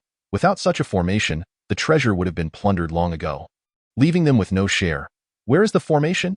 Yi Qiu inquired further. "It lies within the valley we just passed," replied the system's little girl. Entering from that location is no trivial task. Yi Qiu was momentarily taken aback by her words. "Are you saying the place where those 2 powerful beings lingered is the entrance to the formation?" he asked eagerly.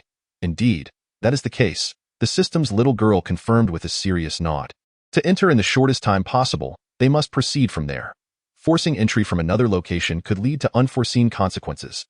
Yi Qiu felt a bead of sweat trickle down his back upon realizing that those 2 formidable practitioners had likely reached the Foundation establishment stage. While he was merely a demigod-level expert, engaging in combat with a Foundation establishment master would likely lead to his demise. Although Yi Qiu's mental attacks were exceptionally sharp, they were only relatively so. He was invincible when contending with practitioners below the demigod level. However, against a peak Foundation establishment expert, his chances of victory were less than 10%. The higher the realm, the stronger the practitioner's soul. And the more formidable the soul, the lesser the impact of mental attacks on such superlative experts. The system's little girl had previously mentioned that the hierarchy of realms in the cultivation world is classified from low to high as yellow. Xian, Earth, Sky, with demigod and divine realms above the sky level. Above the divine realm are the Foundation establishment and golden core realms, with the true practitioners only reaching the Foundation establishment stage. Those below the Foundation establishment are merely pseudo-practitioners. In fact, on the entire planet, there are unlikely to be more than 50 individuals who have attained the Foundation establishment realm or higher. This scarcity of top-tier experts in the cultivation world stems from the increasingly thin spiritual energy on Earth, which renders cultivation exceedingly difficult. Experts at the Foundation establishment stage or above are primarily concentrated within a few ancient families. Although there are many scattered practitioners, without sufficient resources, it is nearly impossible for them to reach the Foundation establishment stage, save for a few exceptional cases. This situation is akin to attending university in a country where one is impoverished. Completing 4 years of study becomes an arduous task, often resulting in insurmountable debt. Brother Yi, what's wrong? Vivian noticed Ichio standing motionless. Why Ichio's stillness was due to his communication with the system's little girl. In truth, the full name of the system's little girl is Supreme System No. 001. This Supreme System is Ichio's most powerful trump card. Without exception, and for various reasons, he had not disclosed this monumental secret to Vivian. Upon hearing her voice, Ichio snapped back to reality. Oh, I was just pondering how we might enter that valley, he said with a smile. Our luck is quite unfortunate. Our destination lies ahead in that valley, which has been occupied by 2 old fellows from the Purple Garment sect. Humph, why must they reside there, of all places? It is indeed vexing. Those 2 old fellows have reached the Foundation establishment stage. Vivian pondered Ichio's words and asked, Brother Yi, with your current strength, do you believe you can contend with a Foundation establishment master? Ichio sighed heavily at her question. With my present abilities, I am still no match for a Foundation establishment expert. It is said that only upon reaching the Foundation establishment stage can one be considered a true expert. With his current prowess, Ichio would have a 90% chance of defeating a divine-level expert. However, facing a Foundation establishment expert would lead to a dire outcome. Why Ichio was acutely aware of this reality. Vivian, hearing this, stuck out her tongue and remarked, Actually, if we can just lure those 2 Foundation establishment experts away, it wouldn't be necessary to kill them. Of course, if we could eliminate them, that would be even better. Do you have a plan? Ichio regarded her intently. There are certainly methods, such as feigning an attack from one side while striking from another, or employing a strategy to draw them out. Vivian suggested thoughtfully. What do you propose? Ichio's eyes sparkled with interest. If we were to eliminate disciples of the Purple Garment sect on the periphery, it would undoubtedly attract the attention of those 2 masters in the valley. Once that happens, they will pursue you relentlessly, Vivian speculated. Indeed, that is a clever plan. After they leave the valley, I can then slip into the formation, Ichio chuckled. However, if I take action, your safety would be compromised, he said, slapping his thigh. Thus, while they remain unaware of our presence, you should find a place to hide. If the Purple Garment sect were to capture Vivian, it would pose a considerable dilemma. Regardless of the circumstances, there exists some level of affection between Ichio and Vivian, and he had even begun to harbor feelings for the charming girl. Rest assured, with my skills, hiding will be quite simple, Vivian asserted confidently. At that moment, the system's little girl interjected softly, Comrade Yi, how could you be so foolish? Your spatial ring is not an ordinary one. It can not only store items, but can also accommodate living beings. Ichio was momentarily stunned by this revelation. If even a person could fit inside, then the spatial ring was indeed extraordinary. After several seconds, Ichio inquired, Can I enter myself? The system's little girl shook her head quickly. As the owner of the spatial ring, you cannot enter it. Your inability to enter does not imply others cannot. Although Vivian had reached the first-tier sky realm, should she accidentally be discovered by a Foundation establishment master, it would lead to monumental trouble. Those ancient beings might use Vivian to threaten Ichio, placing him in a precarious position. Why Ichio nodded thoughtfully at this. Previously, he had perceived practitioners as beings detached from worldly affairs, imbued with a sense of righteousness. In truth, among 100 practitioners, at least 90 have committed nefarious acts. For instance, after Ichio dealt with the bloodthirsty individuals recently, his supreme currency surged significantly. Reflecting on this, Ichio proposed to Vivian, I have a splendid idea. You could hide within my spatial ring and emerge once we are inside the formation. Upon hearing this, Vivian's face lit up with a smile. Is that possible? Your spatial ring is so small. Can I really fit in? Doubt clouded her thoughts. Why Ichio chuckled. In theory, it should work. Regardless, you should give it a try. If it doesn't fit, we can devise another plan. In any case, I cannot leave you here in the woods. That would be reckless. At the foot of the mountain, several groups from the Purple Garment sect were present. If Vivian were careless, she could be discovered at any moment. Although her strength had reached the sky level, there were countless who surpassed her. Furthermore, Vivian had little combat experience. In a confrontation, she would either meet a tragic end or be captured. Vivian nodded and approached Ichio. He performed a series of hand seals in the air, summoning a mysterious force to his hands. Then, he pointed his finger at Vivian's forehead, and in the next instant, she vanished from his sight.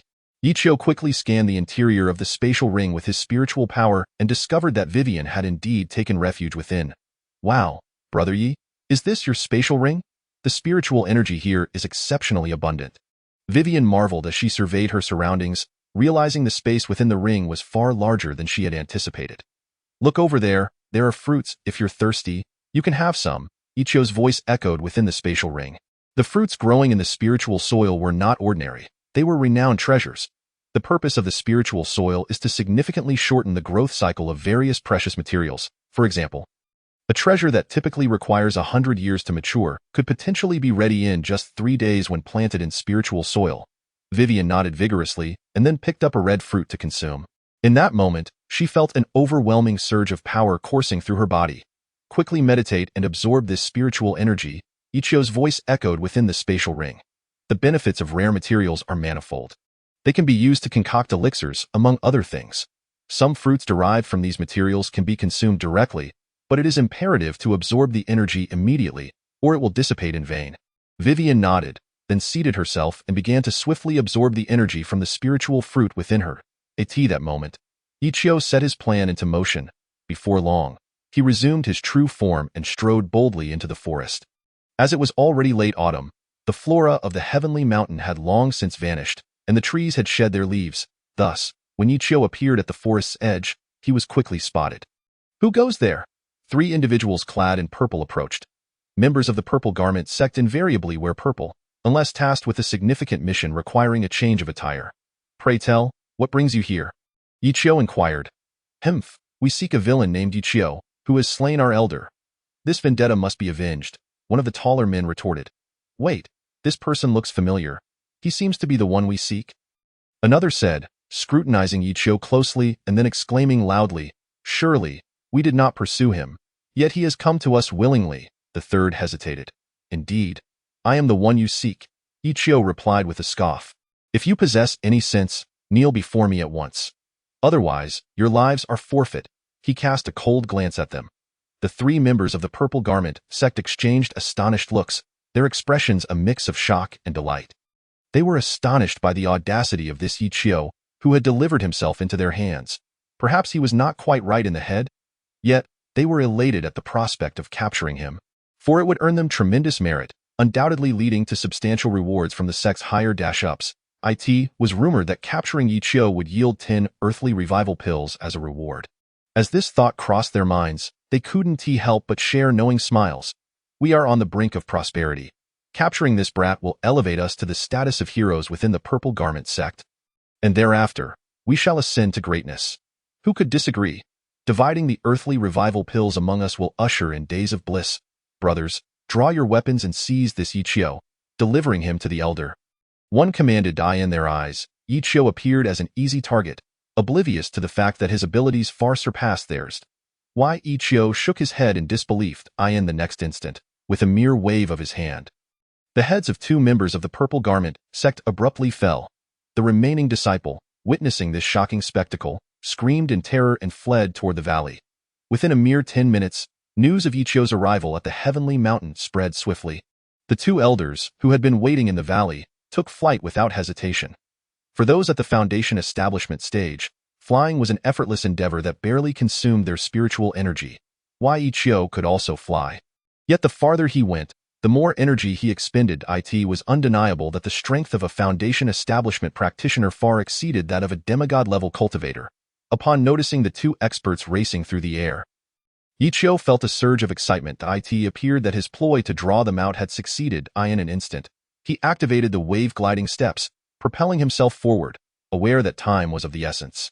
Should any Foundation establishment experts return, it would spell trouble for him.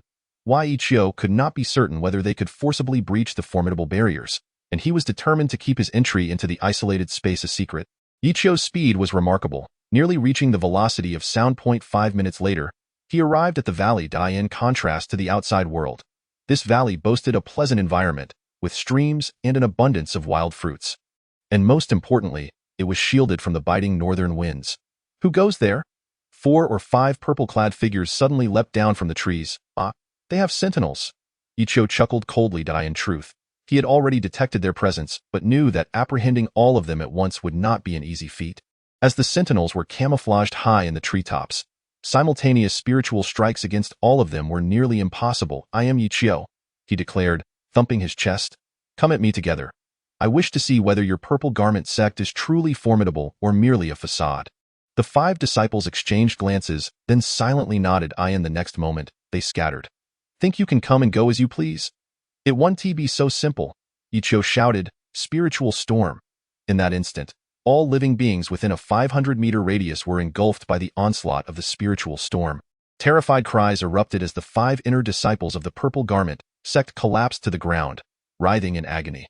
Seeing this, Ichio prepared to approach and crush their heads underfoot, but at that moment, the system's little girl issued a warning. Not good. Those 2 Foundation establishment experts are rapidly returning. Do not kill them. Retreat into the formation at once, she urged. Upon hearing this, Ichio swiftly turned and made his way to a particularly unique location. Yes, right here. This is the entrance to the formation, the system's little girl directed him. See that large stone ahead? That is the entrance to the concealed formation. Quickly, execute the hand seals I taught you yesterday. You have only 10 seconds. If you fail to enter, those 2 Foundation establishment experts will surround you, and escaping will be nearly impossible. Ichio found himself in a gamble. If he could not enter the ancient formation, he would be cornered by those 2 formidable experts, making escape exceedingly difficult. A moment's lapse could lead to his demise. Taking a deep breath, he began to perform the intricate hand seals in midair. These seals had been imparted to him by the system's little girl, contingent upon him paying 50,000 supreme coins. 3 seconds later, a magnificent transparent door materialized before him.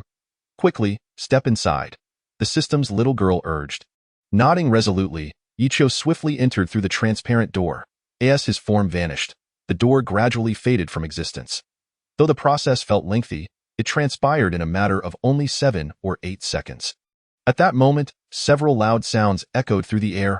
Brother, the aura of that individual lingered here. How could it vanish in the blink of an eye? Yang Jian hesitated. This must be Ichio's aura. I would never forget it. Yang Mian nodded gravely. Could he have hidden himself? Yang Jian scoffed. The Yang brothers were esteemed elders of the Purple Garment sect, their prowess at the high tier of the Foundation establishment stage earning them significant renown within the cultivation community. It could be said that wherever they went, they commanded respect. Trouble lies ahead. Several inner disciples of our sect have clearly suffered severe injuries. Yang Mian pointed to a spot 50 meters away. Indeed, the 5 inner disciples, writhing in pain on the ground, were originally targets for Ichio's wrath. However, due to the time constraints, he had been compelled to abandon that course of action.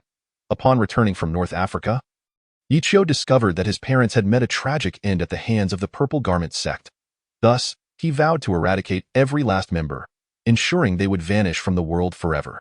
In the past, such a feat would have been impossible for Ichio, but now, with the assistance of the system, his future held boundless potential. Upon entering the light door, Ichio found himself irresistibly drawn in. Surrounding him were bizarre sights that raced by like lightning. Time seemed to stretch endlessly. Perhaps minutes passed, or perhaps months or even years, but it felt as though an eternity had elapsed. Eventually, the surrounding scenery came to a halt, and Ichio found himself in a distinct space.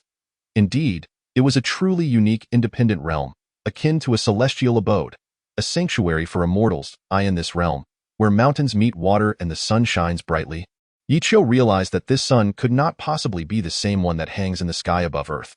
Instead, it appeared to be a man-made solar entity illuminating this independent space. Before him stood an impressive mansion, exuding a potent aura of spiritual energy. Why Ichio couldn't he help but marvel. The spiritual essence here was at least 10,000 times richer than that found on Earth. Just then, a voice echoed from his spatial ring. "Brother Yi, have you entered?" Ichio paused momentarily before breaking into a smile. Having nearly forgotten Vivian, in the next instant, he released Vivian from the spatial ring. Upon taking in her surroundings, she stood awestruck. "It's so beautiful. The environment here is akin to those exquisite paintings." Vivian sighed, contemplating the immense joy of residing in such a place for a lifetime. Vivian was right. The lush green mountains and vibrant waters, coupled with the harmonious play of small, unafraid creatures, made this environment unattainable in the Celestial Empire. "Let us explore that mansion," Ichio suggested, taking Vivian's hand as they approached the grand structure. Towering at least 10 meters high, the mansion bore the inscription, "Treasure Pavilion." Why Ichio's heart leaped with joy. It seemed he had stumbled upon the right place. If he could extract all the treasures within, he was confident he could ascend to the Foundation establishment stage in no time. However, upon entering the building, disappointment washed over him. While there were numerous bookshelves, all the elixirs and techniques he had hoped to find had long been taken. "Is this a joke?" Ichio thought, feeling utterly speechless. "What are you searching for, Brother Yi?" Vivian inquired curiously. Why Ichio chuckled bitterly. "After spending so much time getting here, of course, I was in search of treasures. Yet, who would have thought that the treasure pavilion would be emptied?" "I see," Vivian murmured, then suddenly exclaimed. "I sense an unusually strong spiritual energy, far exceeding that of spiritual soil." Why Ichio, well aware of the vast spiritual essence contained in spiritual soil, recognized its invaluable worth. "But if what you say is true, could there be treasures in this independent space that surpass spiritual soil?" "Where?" he asked.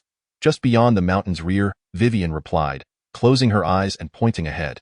"Come, I'll carry you." Without hesitation, Ichio lifted Vivian into his arms. Half an hour later, they encountered a vast lake filled with water. Yet, this was no ordinary water. It was spiritual water. According to the system's little girl, it was water formed from the liquefaction of spiritual energy. In other words, the entirety of the lake was composed of spiritual water. If practitioners from Earth were to discover this place, they would surely go wild with excitement. Unbelievably, a spiritual lake exists here, the system's little girl mused. But surely, this cannot be on Earth. This is an independent space, and such a vast lake must be filled with treasures. Why Ichio contemplated. The system's little girl blushed slightly. "I must apologize. Your analysis is more reliable than mine." "Not at all. No one is infallible." Ichio chuckled. At that moment, Vivian shouted, "Brother Yi, how do we use this spiritual water?" Ichio explained. "Simply drink it to absorb the spiritual energy within." Vivian rushed to the lake's edge, took a sip of the spiritual water, and in that instant, felt a surge of warmth in her dantian, as if it might explode.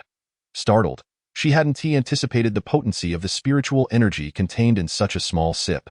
The next moment, she quickly sat down to absorb the spiritual water within her. Thus, both Ichio and Vivian began their cultivation by the lakeside. Thanks to the artificial sun, there was no night in this independent space, and no winds or rains disturbed their peace. For various reasons, the local creatures generally avoided the lake, as drinking the spiritual water could lead to their demise. Over time, they learned to steer clear of the immense spiritual lake. The benefits of the lake for Ichio and Vivian were undeniably monumental. 10 days passed, and they consumed numerous bowls of spiritual water, which continually refined their bodies. More importantly, their cultivation levels surged. Ichio reached the early stage of the Golden Core realm, while Vivian advanced to the mid-stage of Foundation establishment. To Ichio's astonishment, Vivian even unlocked her second innate ability, ice manipulation. In light of this, Ichio spent a considerable sum to purchase an exceptional ice technique for her. They continued to cultivate and spar, and as half a year drifted by, Ichio had mastered all 9 techniques of the mountain-cleaving axe method, while Vivian had nearly grasped all the moves of the ice art. Once their cultivation reached a certain threshold, they found further advancement elusive. 6 months ago, Vivian had already achieved the Foundation establishment stage, while Ichio had reached the Golden Core level. They discovered that no matter how much spiritual energy they absorbed, their progress stagnated. According to the system's little girl, after reaching the Foundation establishment or Golden Core stages, relying solely on spiritual energy for advancement was no longer viable. To further enhance their cultivation and power, personal enlightenment was essential. "Vivian, it seems that no amount of spiritual water will elevate our levels further. Perhaps it's time we venture out," Ichio suggested. "That is feasible, But wouldn't it be a shame to waste all this spiritual water? Vivian lamented. He remarked, one bowl of spiritual water could fetch an astronomical price on Earth. And yet, it would still be hard to find buyers. Rest assured, as long as this independent space exists, the spiritual lake will remain, Ichio reassured her, adding that accessing it again would be as simple as entering the formation. Vivian pondered briefly before shaking her head. If you frequently traverse to this area, it may draw the attention of those with ill intentions, leading to troubles. I propose we transfer the entire spiritual lake into your spatial ring. Then we can access its energy at will. Ichio's eyes lit up with excitement at this suggestion. He slapped his thigh. Indeed, that is an excellent idea. If we can move the spiritual lake into my spatial ring, we can cultivate whenever we desire. In the next moment, Ichio approached the lake's edge and performed a series of hand seals, causing the entire lake to stir. Moments later, the spiritual water surged into Ichio's spatial ring.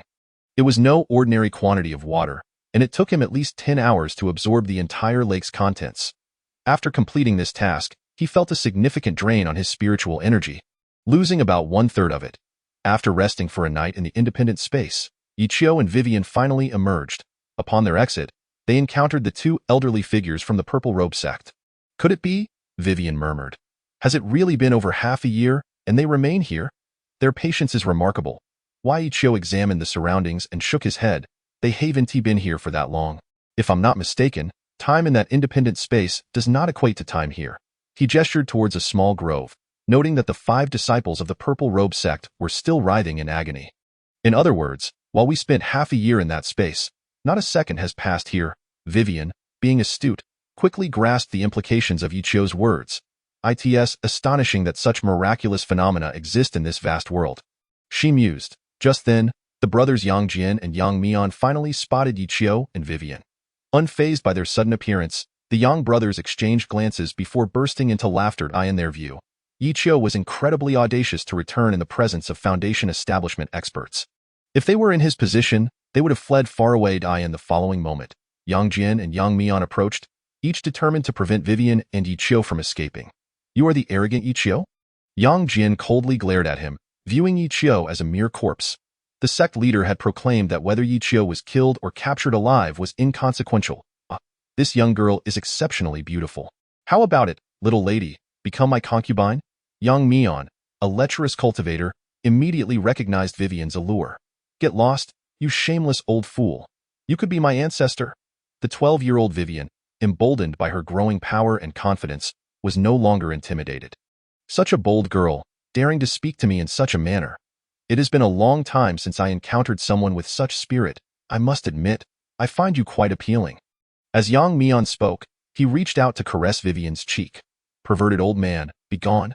Suddenly, Vivian delivered a fierce slap to Yang Mian's face. Her current strength was formidable, as evidenced by the tooth that flew from his mouth. Yang Mian staggered back, his expression turning furious. How dare you disregard me and even injure me? You shall learn what despair truly means. With that, he drew his treasured sword, and Yang Jian sensed the shift in the atmosphere, quickly unsheathing his own weapon. The two brothers were skilled swordsmen, and crucially, they could support one another in battle. Be careful, brother. This girl is dangerous. Her ability to strike successfully indicates she is no weakling. Perhaps even your equal, Yang Jian whispered. Yang Mian's expression changed dramatically upon hearing this. He realized he had underestimated the speed and skill of his opponent. If that slap had instead been a blade, his life would have surely been forfeit. Although foundational cultivators possess great strength, a severed head still results in death. As the two brothers conferred in hushed tones, Ichio produced a massive axe from his spatial ring. Since you are from the Z sect, you shall remain here, he declared, emanating a powerful aura that left both Yang Mian and Yang Jian in shock. Impossible. He is a golden core level master. They thought in unison. In a world where spiritual energy was scarce, reaching such heights was nearly unattainable. Yet, this middle-aged man was undeniably a golden core expert. Whined slash, Ichio, unwilling to waste further time. Launched and attacked, he swung the colossal axe, and a white energy orb appeared, hurtling toward the Yang brothers with lightning speed. Moonlit blade. Yang Jin bellowed. Sunlit blade. Yang Mian echoed. Two towering arcs of blade energy collided with the white orb, producing a deafening explosion that shattered trees and rocks alike. However, the formidable blade energies dissipated in a mere 0.3 of a second, and the orb struck the Yang brothers, sending them reeling. When the energy of the orb was finally spent, the brothers were left in a pitiful state. Their branded garments were tattered, exposing numerous wounds that bled profusely in a single blow. They were severely wounded. "Brother, are you all right?" Yang Mian inquired. Yang Jin shook his head, indicating he was out of strength. He was barely clinging to consciousness, with only a fraction of his energy remaining. Continuing the fight would surely lead to his demise. Observing their plight, Ichio let out a cold chuckle and approached them. Yang Jin, feeling utterly defeated, cursed the sect leader in his heart. When did our leader offend such a powerful master? He seethed. Yang Mian sighed. It's too late for regrets. I heard our leader ordered the extermination of Ichio's family. In this situation, do you think he will spare our lives? In mere moments, Ichio stood before the young brothers. Speak. Give me a reason not to kill you, he demanded arrogantly. I possess a treasure map. Perhaps it could buy our lives? Yang Mian proposed. Why? Ichio raised an eyebrow, intrigued. Let me see this map. If it holds significant value, I might consider sparing you. Despite their considerable strength, he regarded them as insignificant. Yang Mian bristled at this dismissal. When did foundational cultivators become so undervalued? Ichio scrutinized the two elderly men, smiling faintly. What? A golden core master like me is not your match. If I am not mistaken, your levels of cultivation are merely foundational. For cultivators, reaching the foundational stage marked the true beginning of their path. Those below it had merely scratched the surface. The two elders trembled slightly, fully aware of the vast chasm separating foundational and golden core experts. Even dozens of foundational cultivators would struggle against a single golden core master. Their recent encounter had demonstrated this undeniable truth. Exchanging glances, the Yang brothers nodded in silent agreement. Very well, together we are no match for you. We will give you the map if you spare us. We have not wronged you. The one who murdered your parents is not us, nor did we issue that absurd order. We just emerged from a secret realm and are unaware of the situation.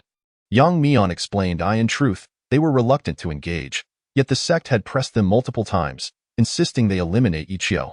The looming threat of retaliation against the Z sect hung over them. Ichio's heart leaped at this revelation. As long as you cooperate fully, I will let you live. However, should we meet again, I will show no mercy. Despite this facade of leniency, Ichio harbored darker intentions. Allowing them to escape would be akin to releasing a tiger back into the wild. They must perish here. He had vowed to eradicate the Z sect, and the key to its downfall lay in eliminating its higher-ups. Killing peripheral disciples would yield little loss, but the death of two foundational experts would be a significant blow. In this spirit, Ichio understood the rarity of foundational cultivators in a world so devoid of spiritual energy. Knowing that their numbers did not exceed 50, thus, any faction would eagerly welcome such talent. Days prior, a system guide had detailed the state of powerful cultivators on Earth, solidifying Ichio's resolve to not let these two slip away. If he did, the next opportunity to eliminate them would be exceedingly difficult. The Yang brothers felt a weight lift from their hearts at Ichio's words. To the ordinary populace, the words of cultivators bore great weight. For most, integrity was their lifeblood. Yet, Ichio was an unpredictable force. Perhaps his late entry into the world of cultivation had skewed his sense of honor. His fidelity was reserved for friends and family, not enemies. After a brief pause of several seconds, Yang Mian retrieved a map from his storage bag. The material of this map was not mere paper. Upon scanning it with his mental power, Ichio discerned that it was crafted from beast hide. However, the crucial detail was that this so-called treasure map contained a small formation, which was precisely why the beast hide had been preserved intact. Without such protection, even the finest paper would eventually crumble into dust over the ages. I can assure you with my integrity that this treasure map is genuine, Yang Mian declared, patting his chest. Ichio nodded gravely. I believe your words. If you hand over the map, I shall spare your lives. However, I hope that when we meet again, you will have fled as far as possible. A flicker of reluctance appeared in Yang Mian's eyes, for the two brothers had entered that perilous secret realm solely to obtain this treasure map. They had nearly perished within its treacherous confines. Nevertheless, Yang Mian handed over the map, recognizing that while it was important, it paled in comparison to his own life. Upon receiving the treasure map, Ichio felt a surge of joy and casually tossed it into his spatial ring. The Yang brothers were left wide-eyed at this astonishing spectacle. Could it be that this is the legendary spatial ring? Yang Mian murmured, having previously thought such an artifact could not exist on Earth. As there seemed to be no means to create one, it appeared that my assumptions were misguided. Yang Jin, standing beside him, exhibited a glint of covetousness in his eyes. Yet, he understood that should he dare to seize it, their lives would be forfeit without hesitation. It took a full 5 minutes for the Yang brothers to regain their composure. Can we leave now? Yang Mian asked cautiously. Truth be told, the former Yang Mian was exceedingly arrogant and would never have uttered such cautious words. Of course, you may leave, but you need to remain here as well, Yichio replied coldly, casting a disdainful glance at them. What a bunch of fools! Did you truly believe I would let you go? My agreement to spare you is solely to acquire the treasure map in your possession. Consider this. If you were to destroy the map before I ended your lives, all my efforts would be in vain. Shameless! Yang Mian ground his teeth in anger. Are you even a cultivator? How can you be so dishonest? Yang Jian was equally incensed, exclaiming, Boy, in the realm of cultivation, dishonesty invites relentless pursuit by all practitioners. Although you are a golden core adept, you are neither invincible nor immortal. Upon hearing this, Ichio burst into laughter. After several moments, he ceased, casting a cold glance at the Yang brothers before sneering. Do you truly think you are worthy of my honesty? From the moment you murdered my parents, any chance of reconciliation was obliterated. As long as you are affiliated with the Z sect, I shall pursue your demise without hesitation. It could be stated that the Yang brothers were at least 500 years old, far older than Yichio. Thus, upon hearing his words, they trembled with rage. For no one had ever dared to address them in such a manner. Chapter 107. The slaughter. The Yi brothers were intent on eliminating Yichio, yet they understood that, given their capabilities, they stood no chance against him. He was a master of the Golden Core stage, capable of vanquishing them with a mere hand. It is said that humans may perform the unthinkable when engulfed in extreme fear. In the next moment, Yang Mian's gaze fell upon Vivian, and a thought struck him: to kidnap this girl. Should this plan succeed, their chances of survival would increase significantly. Engaging in direct combat would yield them barely a fraction of a chance. Moreover, Vivian exhibited no signs of spiritual energy, suggesting she was merely an ordinary person. However, the significance lay in her association with Yichio, indicating a close bond. With this realization, Yang Mian felt a mix of dread and excitement. The stakes were high, but they had a potential means of escape. At that moment, Yichio spoke. I offer you a chance. Take your own lives. This is the only way you may retain your corpses intact. Otherwise, you will face the consequences. In an instant, Yang Mian sprang into action, charging towards Vivian like a whirlwind. Yichio, witnessing this, was momentarily taken aback before he erupted into laughter. On the surface, Vivian seemed devoid of spiritual power. However, unbeknownst to them, she had reached the intermediate level of the Foundation establishment stage. The reason her power remained concealed was that both she and Yichio had practiced a technique to hide their true abilities within that secluded space. This technique had cost Yichio a fortune of 30,000 supreme coins. Vivian was not only powerful but had also honed her combat experience through numerous sparring sessions with Yichio, thereby significantly improving her practical skills.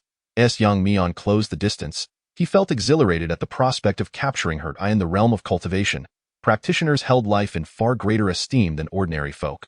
Perhaps the longer one lived, the greater the fear of death. Meanwhile, Yang Jian, witnessing his brother's actions, felt a jolt of surprise followed by elation.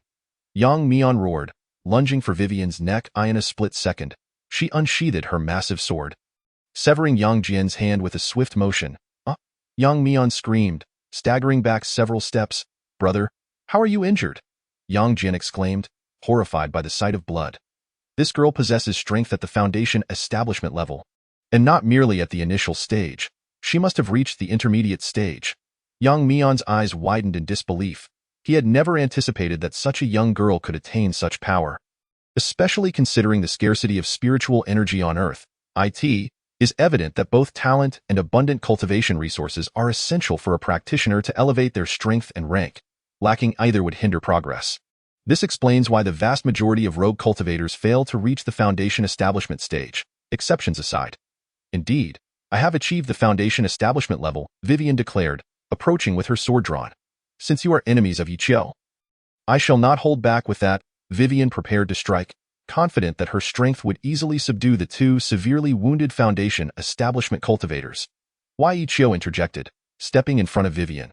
Leave these two old fools to me. I have use for their corpses.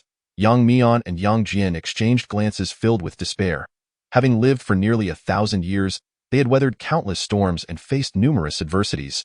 Yet they now felt a sense of impending doom. Flee! Suddenly, Yang Mian shouted, bolting to the right. Yang Jian, being quite clever, followed suit and dashed to the left. They assumed that if their enemy pursued them, it would be in a single direction, thus granting one of them a chance at survival, provided that the fearsome girl did not follow. Hope is a beautiful thing, but reality is cruel. In the next moment, Yi Qiu bellowed. Come back! A powerful energy radiated from him, and both Yang Mian and Yang Jian found themselves immobilized, their bodies retreating uncontrollably. Within 3 seconds, they were at Yi Qiu's mercy. Grant them a swift end, Yang Mian roared. It is not so simple to die. However, before you perish, I intend to extract the memories from your minds. Yi Qiu replied with a smile, considering it your final contribution. With a peculiar energy coursing through his hand, Yi Qiu slowly placed it upon the heads of the Yang brothers. The Yang brothers have succumbed to despair, contemplating suicide and self-destruction. Yet, such actions are rendered impossible, for they find themselves unable to summon any inner spiritual energy. Even the strength to bite their tongues in a final act of desperation seems to elude them, leaving them akin to mere vegetative beings. Soul-capturing technique? Yi Qiu bellowed, channeling a peculiar energy into the minds of the Yang brothers. For a full 5 minutes, he meticulously extracted all memories from the minds of these two esteemed figures of the Ximen clan. The apex of their realm. At last, Yi Qiu released his grip and struck down upon the heads of the two foundation-building masters with ferocity, causing their skulls to shatter like watermelons. Thus, 2 of the more renowned foundation-building experts in the realm of cultivation fell. One cannot help but acknowledge the misfortune of the Yang brothers, who, having navigated countless adversities, ultimately perished at the hands of a younger generation. After disposing of the bodies, Yi Qiu and Vivian departed the scene. Shortly thereafter, a throng of cultivators arrived, stunned by the extraordinary sight before them. Could these two be the esteemed elders Yang Mian and Yang Jian? Their cultivation levels are foundation building. One rogue murmured, Is it possible that this was the doing of that fellow Yi Qiu? If so, it is truly terrifying. Heavens, who could have slain foundation-building masters? Another rogue exclaimed, panic-stricken. Look, there are words, someone shouted, pointing at inscriptions on a large stone. Upon closer inspection, the stone bore an inscription proclaiming Yi Qiu as the slayer of these foundation-building experts, inviting any would-be avengers to come forth, regardless of their numbers, for he would not hesitate to eliminate them as well. Yi Qiu's audacity was remarkable. Having dispatched the Yang brothers, he had ample cause for such bravado. The crowd of cultivators, upon reading the inscription, underwent a myriad of expressions. They had formed a coalition to hunt down Yi Qiu in hopes of claiming the rewards from Ximen, only to discover that the target was none other than a formidable adversary. Alas, such a master is beyond our capabilities, lamented an elderly man with a rueful smile.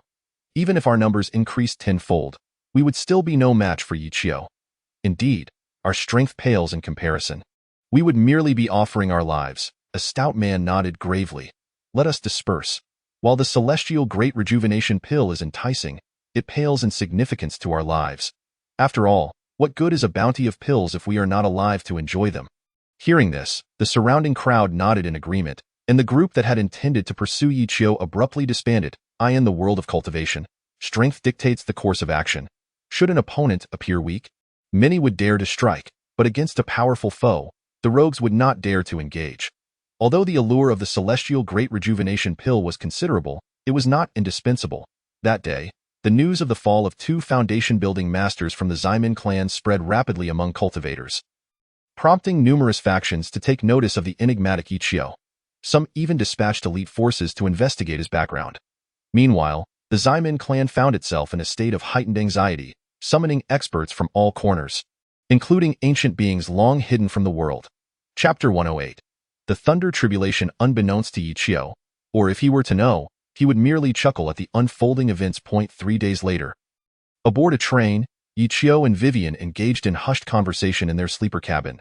By the way, Brother Yi, I have a question weighing on my mind, Vivian said, surveying their surroundings to ensure they were not being overheard. What exactly did you extract from the minds of those 2 old monsters? You have seemed rather solemn these past few days. Yi Qiu pondered briefly. In the past, he might have withheld such information. But Vivian had now become a cultivator in her own right and deserved to know. After gathering his thoughts, he replied, I never anticipated that the Ximen clan would be even more formidable than imagined. Within their ranks, there are 10 foundation-building experts and 10 golden core experts. However, The most significant concern is that a nascent soul master oversees their main base. Vivian, upon hearing this revelation, fell into a state of shock. Now a competent cultivator herself, she possessed a clear understanding of the distinctions in cultivation levels and strengths. Observing her reaction, Ichio chuckled. "What's the matter? Are you frightened?" Vivian snapped back to reality. "Himph! What is there to fear? Though their cultivation levels surpass ours, I have faith in Brother Ye's abilities. One day, you will strike at the heart of the Zymin clan, making them realize the consequences of crossing us." Vivian was acutely aware that Ichio harbored many secrets, yet he had chosen not to reveal them for various reasons. She felt confident about how to confront the Zymin clan while Ichio, hearing her words, felt a bead of sweat trickle down his brow. "Do you truly see me as an invincible being?" Vivian nodded emphatically. "Pretty much. Even if you were to annihilate the Zymin clan right now, I would not be overly surprised." Ichio, taken aback by her unwavering faith, decided to change the subject. Just as he began to speak again, ominous black clouds suddenly gathered in the sky, and an unsettling feeling washed over him. As if these clouds were somehow connected to him. The pressing concern, however, was that the dark clouds were rapidly approaching. The train Ichio was on was remarkably swift, yet the clouds above matched its speed. What on earth is happening? Ichio wondered. The system's little girl, perceiving the situation through Ichio's eyes, mused, "If I'm not mistaken, you are about to face a thunder tribulation." Typically, one only encounters such a phenomenon upon reaching the tribulation stage. But your current level is merely that of the golden cord. It appears your strength has instilled fear in the heavens, prompting an early thunder tribulation. Ichio found himself at a loss for words. He was not some extraordinary being. Why should he encounter a thunder tribulation at the golden core stage when others faced it only at higher realms? What will happen if I cannot withstand it? He inquired. The system's little girl considered this. If you fail to endure the thunder tribulation, your demise is inevitable, akin to the tragic endings often depicted in novels. However, should you succeed, the heavens will acknowledge your existence. Meanwhile, the black clouds in the sky grew increasingly dense. We should disembark the train immediately. Otherwise, the lightning from above will strike it, resulting in a catastrophic loss of life within, if such a tragedy occurs. Your system's supreme currency will be significantly deducted. Ichio sighed at this revelation. The next moment, he grasped Vivian's hand and leaped from the speeding train. Shrieks erupted from the passengers, who could hardly believe that a man and woman would jump from a moving train without suffering severe injury. After landing, Ichio and Vivian dashed towards a secluded area. Just moments prior, Vivian had been resting on the train, and now she was closely trailing behind Ichio. Though confused, she trusted her brother implicitly. Ahead lay a vast mountain range. Given its location in the northwestern region, human presence there was likely sparse. After all, it was snowing, and few would venture into the wilderness in such weather, save for the rumored madmen. Once they entered the mountains, Ichio slowed his pace, and as he did, the ominous clouds above also began to ease. At that moment, Vivian finally sensed the foreboding presence in the sky. "Brother Yi, what is going on?" she asked, pointing towards the dark clouds. Ichio sighed softly. "I am about to undergo a tribulation. If all goes according to plan, it should be a thunder tribulation." Vivian, upon hearing this, quickly asked, "Do you need my assistance?" Ichio shook his head and replied, "This tribulation is a personal matter. If you were to join, the power of this lightning tribulation would increase at least tenfold. Therefore, when I undergo my tribulation, it would be prudent for you to hide and keep your distance." Vivian, taken aback, couldn't help but stick out her tongue. "All right then, I will follow Brother Ye's arrangements." She nodded earnestly. After a while, Ichio arrived at a particularly flat valley, blanketed in snow. Even if lightning struck here, it would likely not ignite a fire. At this moment, Vivian remained about 4 to 5 miles away from him. For safety's sake, Ichio took out a bowl of spiritual water from his spatial storage and drank it with vigor. Moments later, his spiritual energy was restored to its peak condition. Having completed this, Ichio gazed at the sky, noting that the dark clouds had thickened ominously. Everything around him seemed to plunge into darkness, almost indistinguishable from night. Suddenly, a lightning bolt, as thick as a thumb, hurtled towards him. Ichio bellowed, raising his mountain-splitting axe to strike against the lightning. When the two forces collided, a resounding boom echoed through the valley. Though the lightning was immensely powerful, Ichio was no novice. He withstood the first strike, though he was forced to step back half a pace, as the energy of the first lightning bolt dissipated.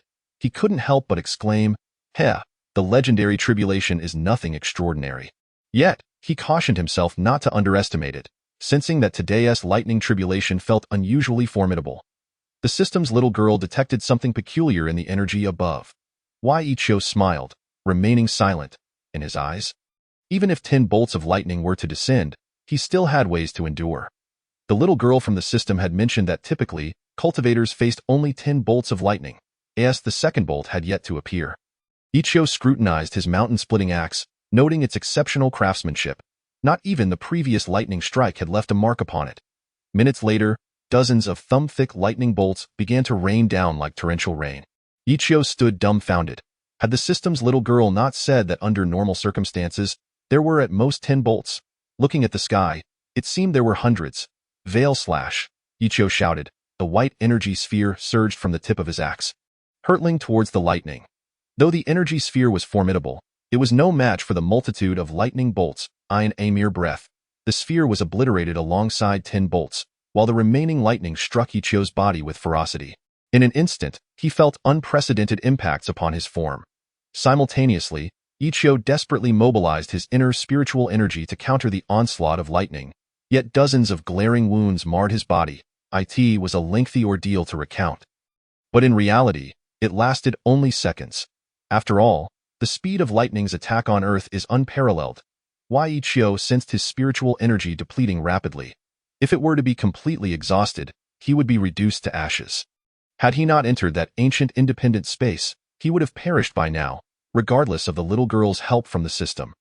The system's marketplace brimmed with treasures, but without ample supreme coins. It was all for naught in this critical moment. Ichio continued to consume the precious spiritual water while enduring the relentless barrage of lightning. If anyone were to witness this scene, they would see that Ichio's skin had been scorched. Yet moments later, fresh skin emerged anew. However, his hair had long since turned to ash from the strikes. The spiritual water he consumed was rapidly absorbed, rejuvenating his 3 dantians, which transformed the water's energy into spiritual strength at an astonishing rate. Amidst the relentless assault, the mountain-splitting axe became futile, prompting him to store it away in his spatial ring. 4 to 5 miles away, Vivian observed this extraordinary spectacle, her eyes widening in fear for Ichio's safety. Fearing he might falter, she longed to rush to his aid but understood that doing so could jeopardize her own life. Time passed, and eventually, the onslaught of lightning ceased. Ichio's body bore countless wounds, blood flowing profusely, yet his face retained a deep smile, for he was still alive. Even if the heavens wished for his demise, he would not succumb, highlighting the fortitude of his spirit. Is it finally over? Ichio inquired. The system's little girl sensed the energy around them, shaking her head after a few moments. Not yet. If the lightning tribulation had concluded, the dark clouds above would have dispersed immediately. Ichio sighed lightly, realizing that the true formidable attack had yet to manifest. It appears that whether I can evade that final strike remains a mystery. The little girl pondered. I have an idea. Within the system's marketplace, there exists a remarkably powerful defensive slab, said to be a remnant of the Xuanwu, one of the 4 divine beasts of the Celestial Empire. Although it has turned to fossil, its defensive capability remains unparalleled. Ichio was somewhat familiar with the legends of the Celestial Empire, knowing that, for instance, the Dragon Clan possessed immense offensive power, while the Xuanwu was renowned for its terrifying defense. How much? He asked, struggling to voice the question. He understood that higher-tier items typically came with a hefty price. Not much, merely 10 million supreme coins, replied the system's little girl with a smile in comparison to life. What do material riches matter? Upon hearing this, Ichio's muscles twitched involuntarily. He currently possessed only 10 million supreme coins. Just days prior, he had earned nearly 9 million supreme coins by defeating 2 Foundation establishment experts. Notorious for their past atrocities against common folk, can't I negotiate? Ichio hesitated. The little girl chuckled. When have items in the system's marketplace ever been discounted? Of course, you may refuse, but do consider the consequences of such a refusal. The consequences of refusal could lead to Ichio's demise. He gazed at the sky, noting that the dark clouds had thickened even further. It seemed that the ultimate strike was imminent. I'll buy it. 10 million supreme coins is a small price, he commanded hastily. Though parting with such a sum pained him, life held far greater importance than material wealth. If he were to perish, those coins would vanish too. Yet, if he survived, they could be earned back. Moments later, a grayish-green stone slab appeared in Ichio's hand. Here it is, the shell of the Xuanwu. Though it has become a fossil, its defensive power remains undiminished. And in fact, it has even intensified. The little girl's words instilled confidence in Yichio, as he recognized that her analyses were generally accurate. "How do I use this Xuanwu shell?" Yichio inquired eagerly. "It's quite simple. Just place the shell upon your head," she instructed. After a moment's thought, she added, "Do not tell me you cannot lift even 500 pounds now." Why Yichio scoffed at this. Despite the myriad wounds adorning his exterior, the countless lightning strikes had not harmed his internal organs. Any minor injuries had been swiftly mended by his inner spiritual energy. At this moment, the dark clouds above continued to thicken, obscuring the sun completely. While just a few thousand meters away, sunlight shone brightly. If an ordinary person were to enter this place, they would find it nearly impossible to discern their surroundings. It could truly be described as an environment where one cannot see their own hand in front of their face. However, Yichio is not an ordinary individual. He is a master of the spiritual arts, well versed in the techniques of the mountain cleaver. Under Yichio's formidable spiritual scanning ability, he sensed the impending thunder tribulation descending from the heavens. He hastily drank several bowls of spiritual water, and within mere seconds, the spiritual energy within his body rapidly replenished. It must be said that spiritual water is one of the rarest treasures in the world. Should a single bowl of such water circulate within the cultivation community, it would undoubtedly incite a frenzy, leading to countless fatalities from internal strife among practitioners. Though on the surface, cultivators appear virtuous, they often engage in unspeakable acts behind the scenes. It is a commonplace occurrence for powerful practitioners to seize treasures from those of lesser strength. As one expert in tribulation aptly stated, "Heavenly treasures belong to those with the ability to claim them." After consuming several bowls of spiritual water, Yichio felt an overwhelming surge of power coursing through his body. He clenched his fists and, with a mighty effort, hoisted the tortoise shell above his head. Although Yichio is primarily a spiritual practitioner, his physical form is not to be underestimated. After all, if he were not robust, he could not wield the colossal mountain cleaver, which weighs no less than 2,000 pounds. In the language of novels, Yichio can be regarded as a paragon of martial and spiritual dual cultivation. At that moment, a deafening clap of thunder echoed from the heavens. A bolt of lightning, as thick as a water barrel, descended with a resounding crash, striking the tortoise shell with tremendous force. In the mythos of the Celestial Empire, the tortoise is one of the 4 sacred beasts. Its primary strength rooted in defense rather than offense. At this juncture, Yichio suddenly felt an unprecedented weight pressing down upon him. Unable to withstand it, he half knelt, for this lightning strike bore power akin to that of an intercontinental missile. Time passed, and after half a minute, the lightning in the sky gradually dissipated. For Yichio, this brief span felt as protracted as a century. When the lightning finally vanished, he exhaled heavily. Good heavens, that was truly terrifying. I thought I might not survive such a tribulation. The system's little girl, observing the swiftly dissipating dark clouds, could not help but exclaim, "I nearly couldn't withstand it myself." With that, Yichio settled onto the ground. At this moment, Vivian, witnessing the disappearance of the dark clouds, rushed over from a distance.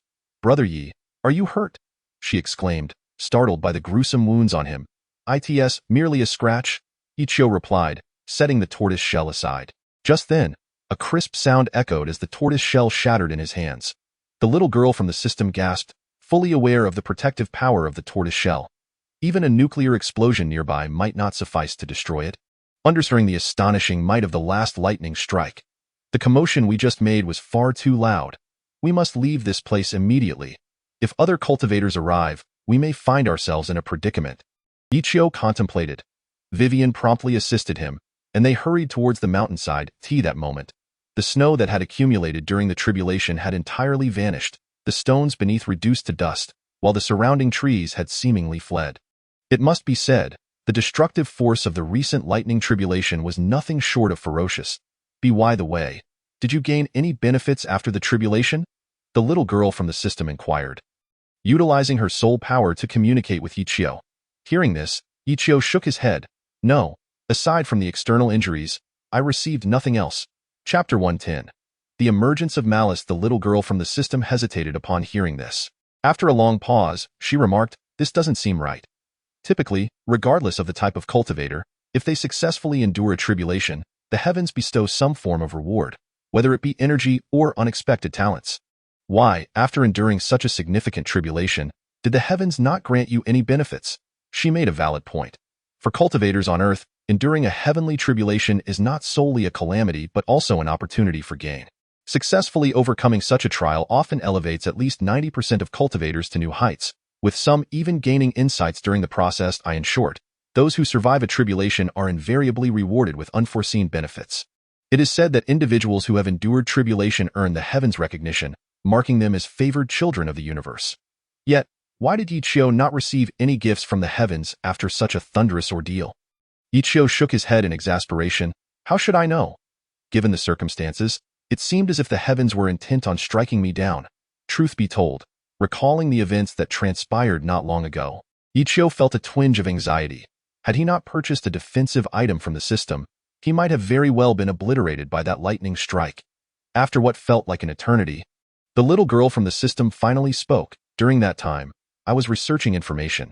If I am not mistaken, the tribulation you just faced is known as the 10 deaths and 1 life lightning tribulation. It appears the heavens were displeased with you and sought to eliminate you. Why Ichio, bemused, replied, while I may progress in my cultivation at a swift pace, I have committed no wrongs. Why does the heavens choose to strike down a good person like me rather than the true villains? The little girl from the system sighed softly. It is precisely because you have not gained the heavens' approval that you did not receive any gifts after enduring your tribulation. At this, Ichio clenched his teeth in frustration. His parents had been murdered. So why did the heavens not unleash their tribulations upon those malevolent individuals? There are countless evildoers in this world, yet the tribulation chooses not to act against them? After a significant pause, Ichio coldly remarked, if no gifts are to be given, so be it. After all, the items in the supreme system are not necessarily inferior to those granted by the heavens. At this moment, Ichio understood deeply that in this world, equality among individuals, or even among cultivators, is an illusion. Those with greater strength can act with impunity. Brother Yi, look over there. It seems to be a small town. Vivian exclaimed after a long trek. Ha! We can finally have a proper rest tonight. Ichio's spirits lifted at the sight of the town, in the remote northwestern regions of the Celestial Empire. Human presence is scarce. Sometimes, one may travel an entire day without encountering another soul, let alone a small town. Just as Ichio prepared to dash towards it, Vivian suddenly pulled him back. Brother Yi, in your current state, you might frighten the townsfolk. She pointed out the bloodstains on his tattered clothing. Upon noticing his appearance, Ichio was instantly reminded of his disheveled state, resembling a beggar more than a cultivator. Realizing this, he quickly retrieved a fresh set of clothes from his spatial ring and stepped behind a large tree to change. After about 10 minutes, Ichio and Vivian finally entered the small town. Though modest, it boasted a quaint little inn. Shortly thereafter, they found themselves inside the establishment. Dear guest, would you like to dine or stay the night? A server approached them. Despite being in the remote northwestern region, the server spoke Mandarin exceptionally well. We shall dine first, then rest for the night. Ichio replied thoughtfully. I understand, the server said as he produced a menu. Here are our signature dishes. Please take a look. Of course, we also offer some home-style meals. The prices on the menu were rather steep. For instance, the beef hot pot was priced at 500 yuan, while a plate of lobster cost 800. However, for Ichio, these amounts were trivial. After all, he had a fortune of over 100 million yuan in his spatial ring. For cultivators, money is seldom a concern. Simply curing an affluent merchant's ailment could yield substantial rewards. In this world, while ordinary people might find cancer untreatable, cultivators possess at least 10 methods to cure it. Consider this. If one were to cure a wealthy individual of cancer, the monetary reward would be astronomical. However, most practitioners typically refrain from such actions, in a mere span of time. Ichio ordered a plethora of exquisite dishes, which, at the very least, would amount to tens of thousands of currency units. Not only that, but he also selected the most expensive wine in the world. Observing this, other patrons in the establishment were filled with curiosity, as the lavish spread before them could easily satiate not just 2, but even 20 individuals. Almost everyone believed that it was implausible for just the 2 of them to consume such a grand feast, especially with over a dozen bottles of wine on the table. Yet for Ichio and Wei Weian, who had not tasted a proper meal in nearly half a month, it was hardly a concern. In an instant, the 2 began to devour the food voraciously. Witnesses were astounded to see a bowl of beef weighing 3 pounds vanish in mere minutes. An hour later, the entire table was cleared of food, including every last bottle of fine wine. The surrounding diners were left in disbelief, marveling at the incredible appetites of the pair. it was evident that their consumption far surpassed that of ordinary individuals, making them appear as true connoisseurs of gastronomy. Ichio, feeling satisfied, called for the bill. The plump man promptly approached, stating the total was 1,685,000 yuan. However, with a discount, he offered to let Ichio pay just 1,680,000. It was clear that this man had been waiting, ready to summon security should they fail to settle their bill. The realization dawned on him that the sheer amount ordered would necessitate payment, and he worried about the potential consequences if they could not afford it. As the other patrons ceased their hushed discussions and turned their attention towards Ichio, he pondered aloud whether he could pay by card.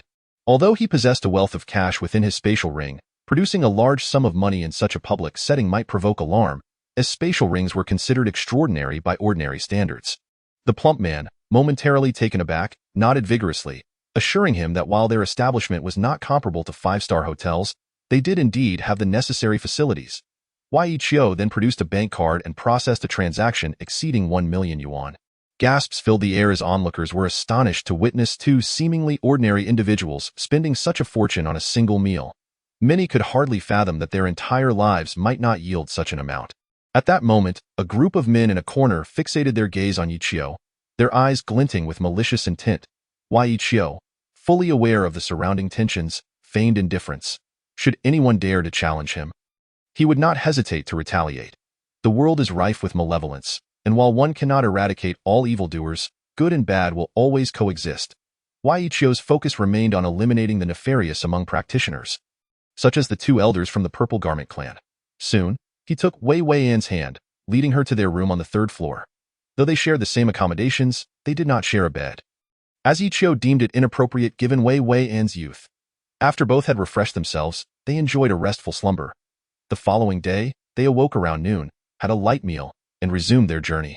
"Brother Yi, I've noticed you seem much younger than before," Wei Weian remarked with a smile as they walked. "I think so too. Perhaps it's the effect of the spiritual water," Ichio replied, grinning. "That I feel as youthful as a 20-year-old. In truth, Ichio was 30, but the copious amounts of spiritual water he had consumed purged his body of impurities and toxins, leaving him looking remarkably youthful. As they conversed, they followed the path that would lead them to the county town, where a small train station awaited them. Just as they were engaged in light banter, several cars suddenly approached from behind, surrounding them moments later. Wei Weian huffed. "They truly are courting death by seeking trouble with us." Ichio chuckled. In these times, the abundance of villains is unsurprising. Throughout history, every dynasty has had its share of rogues. Before long, a dozen burly men emerged from the vehicles, brandishing sharp machetes. "Hand over all your money," barked the bald leader, brandishing his gleaming weapon. "And this lovely girl comes with us. If you comply, I won't harm you. Otherwise, you'll regret it." The bald man saw an opportunity not only for wealth, but also for the enchanting young lady beside him. Wei Weian's beauty was accentuated by the effects of the spiritual water, adding to her allure. The surrounding thugs erupted into laughter, evidently accustomed to bullying the weak, believing their weapons guaranteed victory.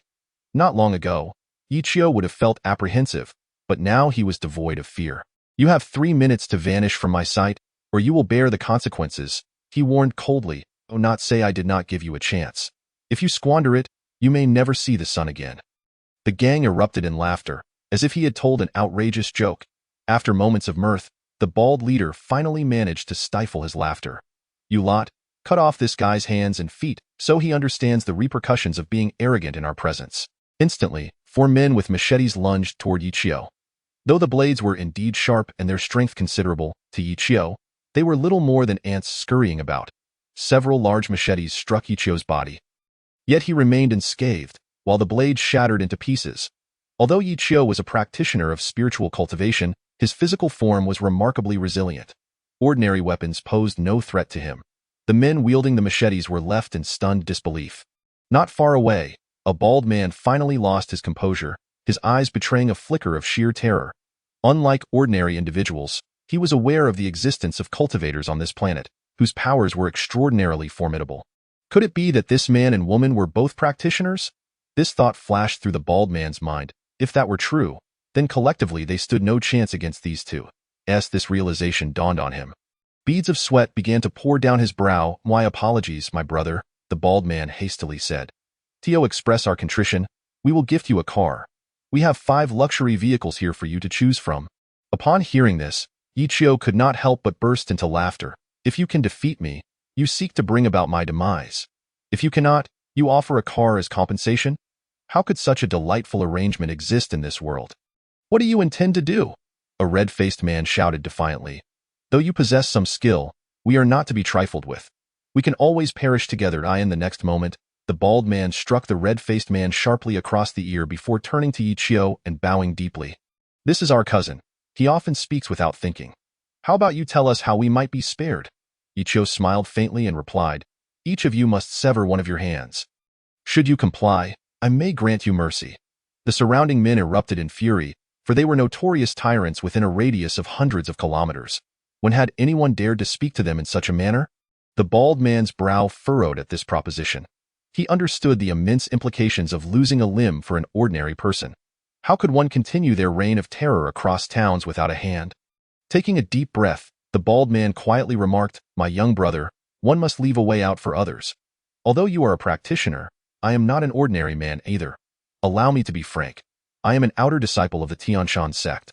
While I have not cultivated myself, my uncle is a grand elder of the sect. If you truly harm me, it may prove difficult for you to explain yourself to him. In the northwestern region, the Tianshan sect held some renown, albeit only within the realm of practitioners.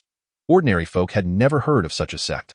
Practitioners typically operated discreetly, remaining unknown to the general populace. The bald man's mention of the Tianshan sect carried a veiled threat. Yet regrettably, Ichio paid it no heed. Tianshan sect? Ichio scoffed, shaking his head. Since you refuse to repent, your punishment shall only escalate. Here's the deal. You will each leave behind one hand and one foot, and then I may allow your departure. The men around him were incensed. They recognized that for an ordinary person, the loss of hands and feet would render them incapable of self-sufficiency. Kill him? One shouted. What if he is impervious to blades? We have firearms. By heavens, I have never seen such arrogance. Another added.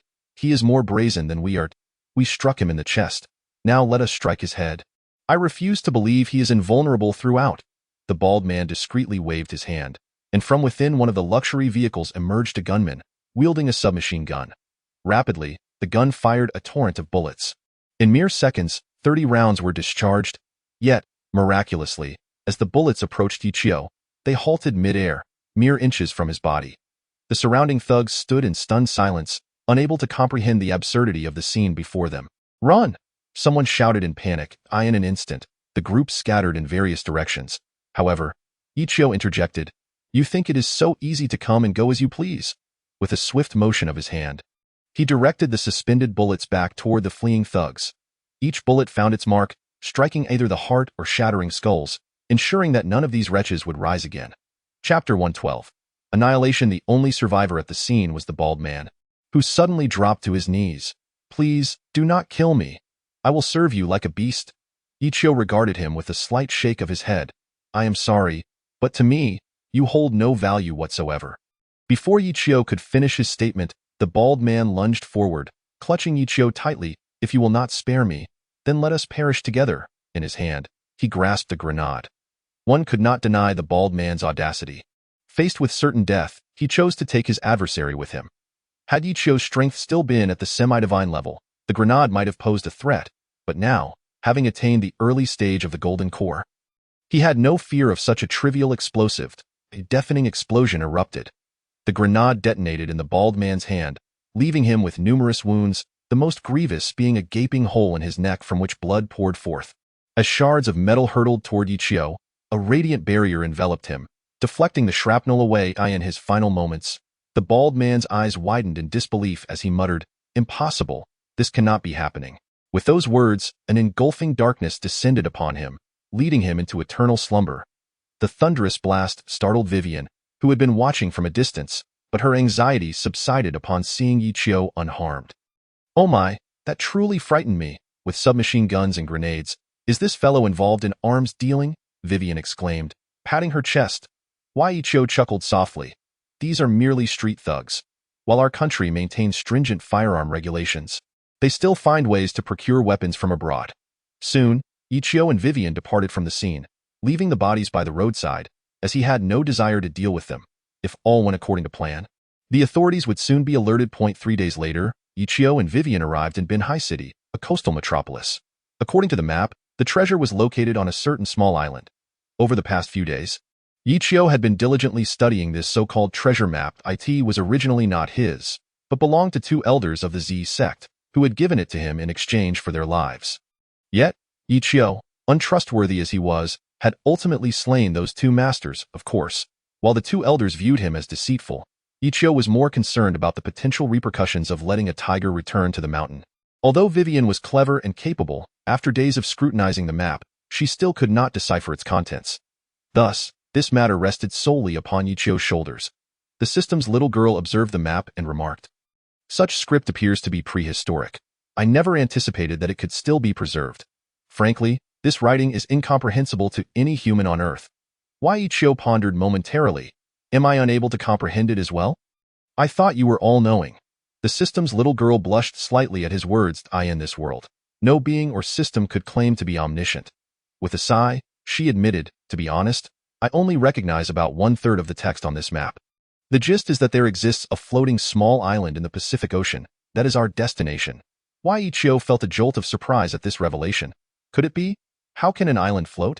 Regardless, its density must surely exceed that of water. The system's little girl nodded earnestly. Theoretically, an island should submerge. Yet, in this world, there are secrets beyond human understanding. Although human technology has advanced remarkably, our comprehension of the myriad mysteries within the ocean remains superficial. While Ichio struggled to grasp the full meaning of the system's little girl's words, he reluctantly accepted the reality before him. After a considerable time, Ichio murmured to himself, if it truly is a floating island, then the task of locating it will undoubtedly prove to be quite formidable. Although the island may be relatively large, searching for a diminutive island amidst the vast expanse of the Pacific Ocean, particularly one that remains in constant motion, is no trivial endeavor. The system's petite lowly chuckled softly, replying, if it were that simple, the treasure would have long been claimed by others. Nevertheless, for you, time is abundant. And there is no rush. With the lowly's remarks hanging in the air, Ichio felt it inappropriate to say more. As the system lowly fell silent, he strolled along the shore with Vivian. When suddenly, a conversation nearby captured his attention. I tell you, while fishing yesterday, a small island suddenly appeared before me. But that is not the crux of the matter. The real point is that this island could move. A middle-aged man recounted cautiously, Haha, uncle, it's not easy for you to tell a joke, but this one is rather unamusing. Perhaps our sense of humor is simply elevated. We don't usually find such tales humorous. Another chimed in. A young woman laughed, adding, Uncle, you work overseas every day, which must be exhausting. That moving island you saw was likely just an illusion. Why not visit a hospital in the city and have your head checked? The middle-aged man offered a wry smile. Forget it. I won't mention it further. If I do, you'll all think I'm insane. The middle-aged fisherman felt utterly speechless. He had shared this strange occurrence with at least a dozen people. Yet not a single soul believed him. Some relatives even discreetly suggested he visit a mental health facility. Upon hearing this, Ichio promptly approached the group, with Vivian following closely behind. Good sir, would you kindly recount what transpired that day? We are archaeologists, and we find all things mysterious quite intriguing. As Ichio spoke, he produced 1,000 yuan. Of course, if you can elucidate the matter, this sum is yours. Why? Ichio refrained from offering tens of thousands, as that might intimidate others. After all, he merely sought some information. The middle-aged man quickly shook his head, saying it would be unethical to accept money for such a tale. Why? Ichio smiled. It would be remiss not to offer something. After all, we are taking up your time. Reluctantly, after encouragement from two relatives, the middle-aged man accepted the money. That day, the fog was incredibly dense. I can say that after nearly 20 years at sea, I had never encountered such thick fog. It was so dense that I couldn't see beyond 2 or 3 meters. The man recalled the events of that day with care. At some point, our boat collided with a small island. Upon boarding this island, we were startled to discover it was indeed moving. Shortly thereafter, we experienced a severe headache and fainted. When we awoke, we found ourselves back on our small boat. The middle-aged fisherman, not particularly eloquent, took nearly half an hour to convey the details. Despite his thorough account, none of the onlookers believed him, all dismissing it as a figment of his imagination. However, Ichio appeared intrigued by the fisherman's words. After a brief interval, he departed from the fisherman and made his way towards a nearby hotel. What this man said, was it truth or fabrication? Ichio pondered internally, communicating with the system lowly. The lowly thoughtfully replied, based on the man's expression, he does not seem to be lying. However, we cannot yet ascertain whether the island he described is indeed the floating island we seek. As the old adage goes, seeing is believing. After a while, Ichio contemplatively remarked, should we investigate?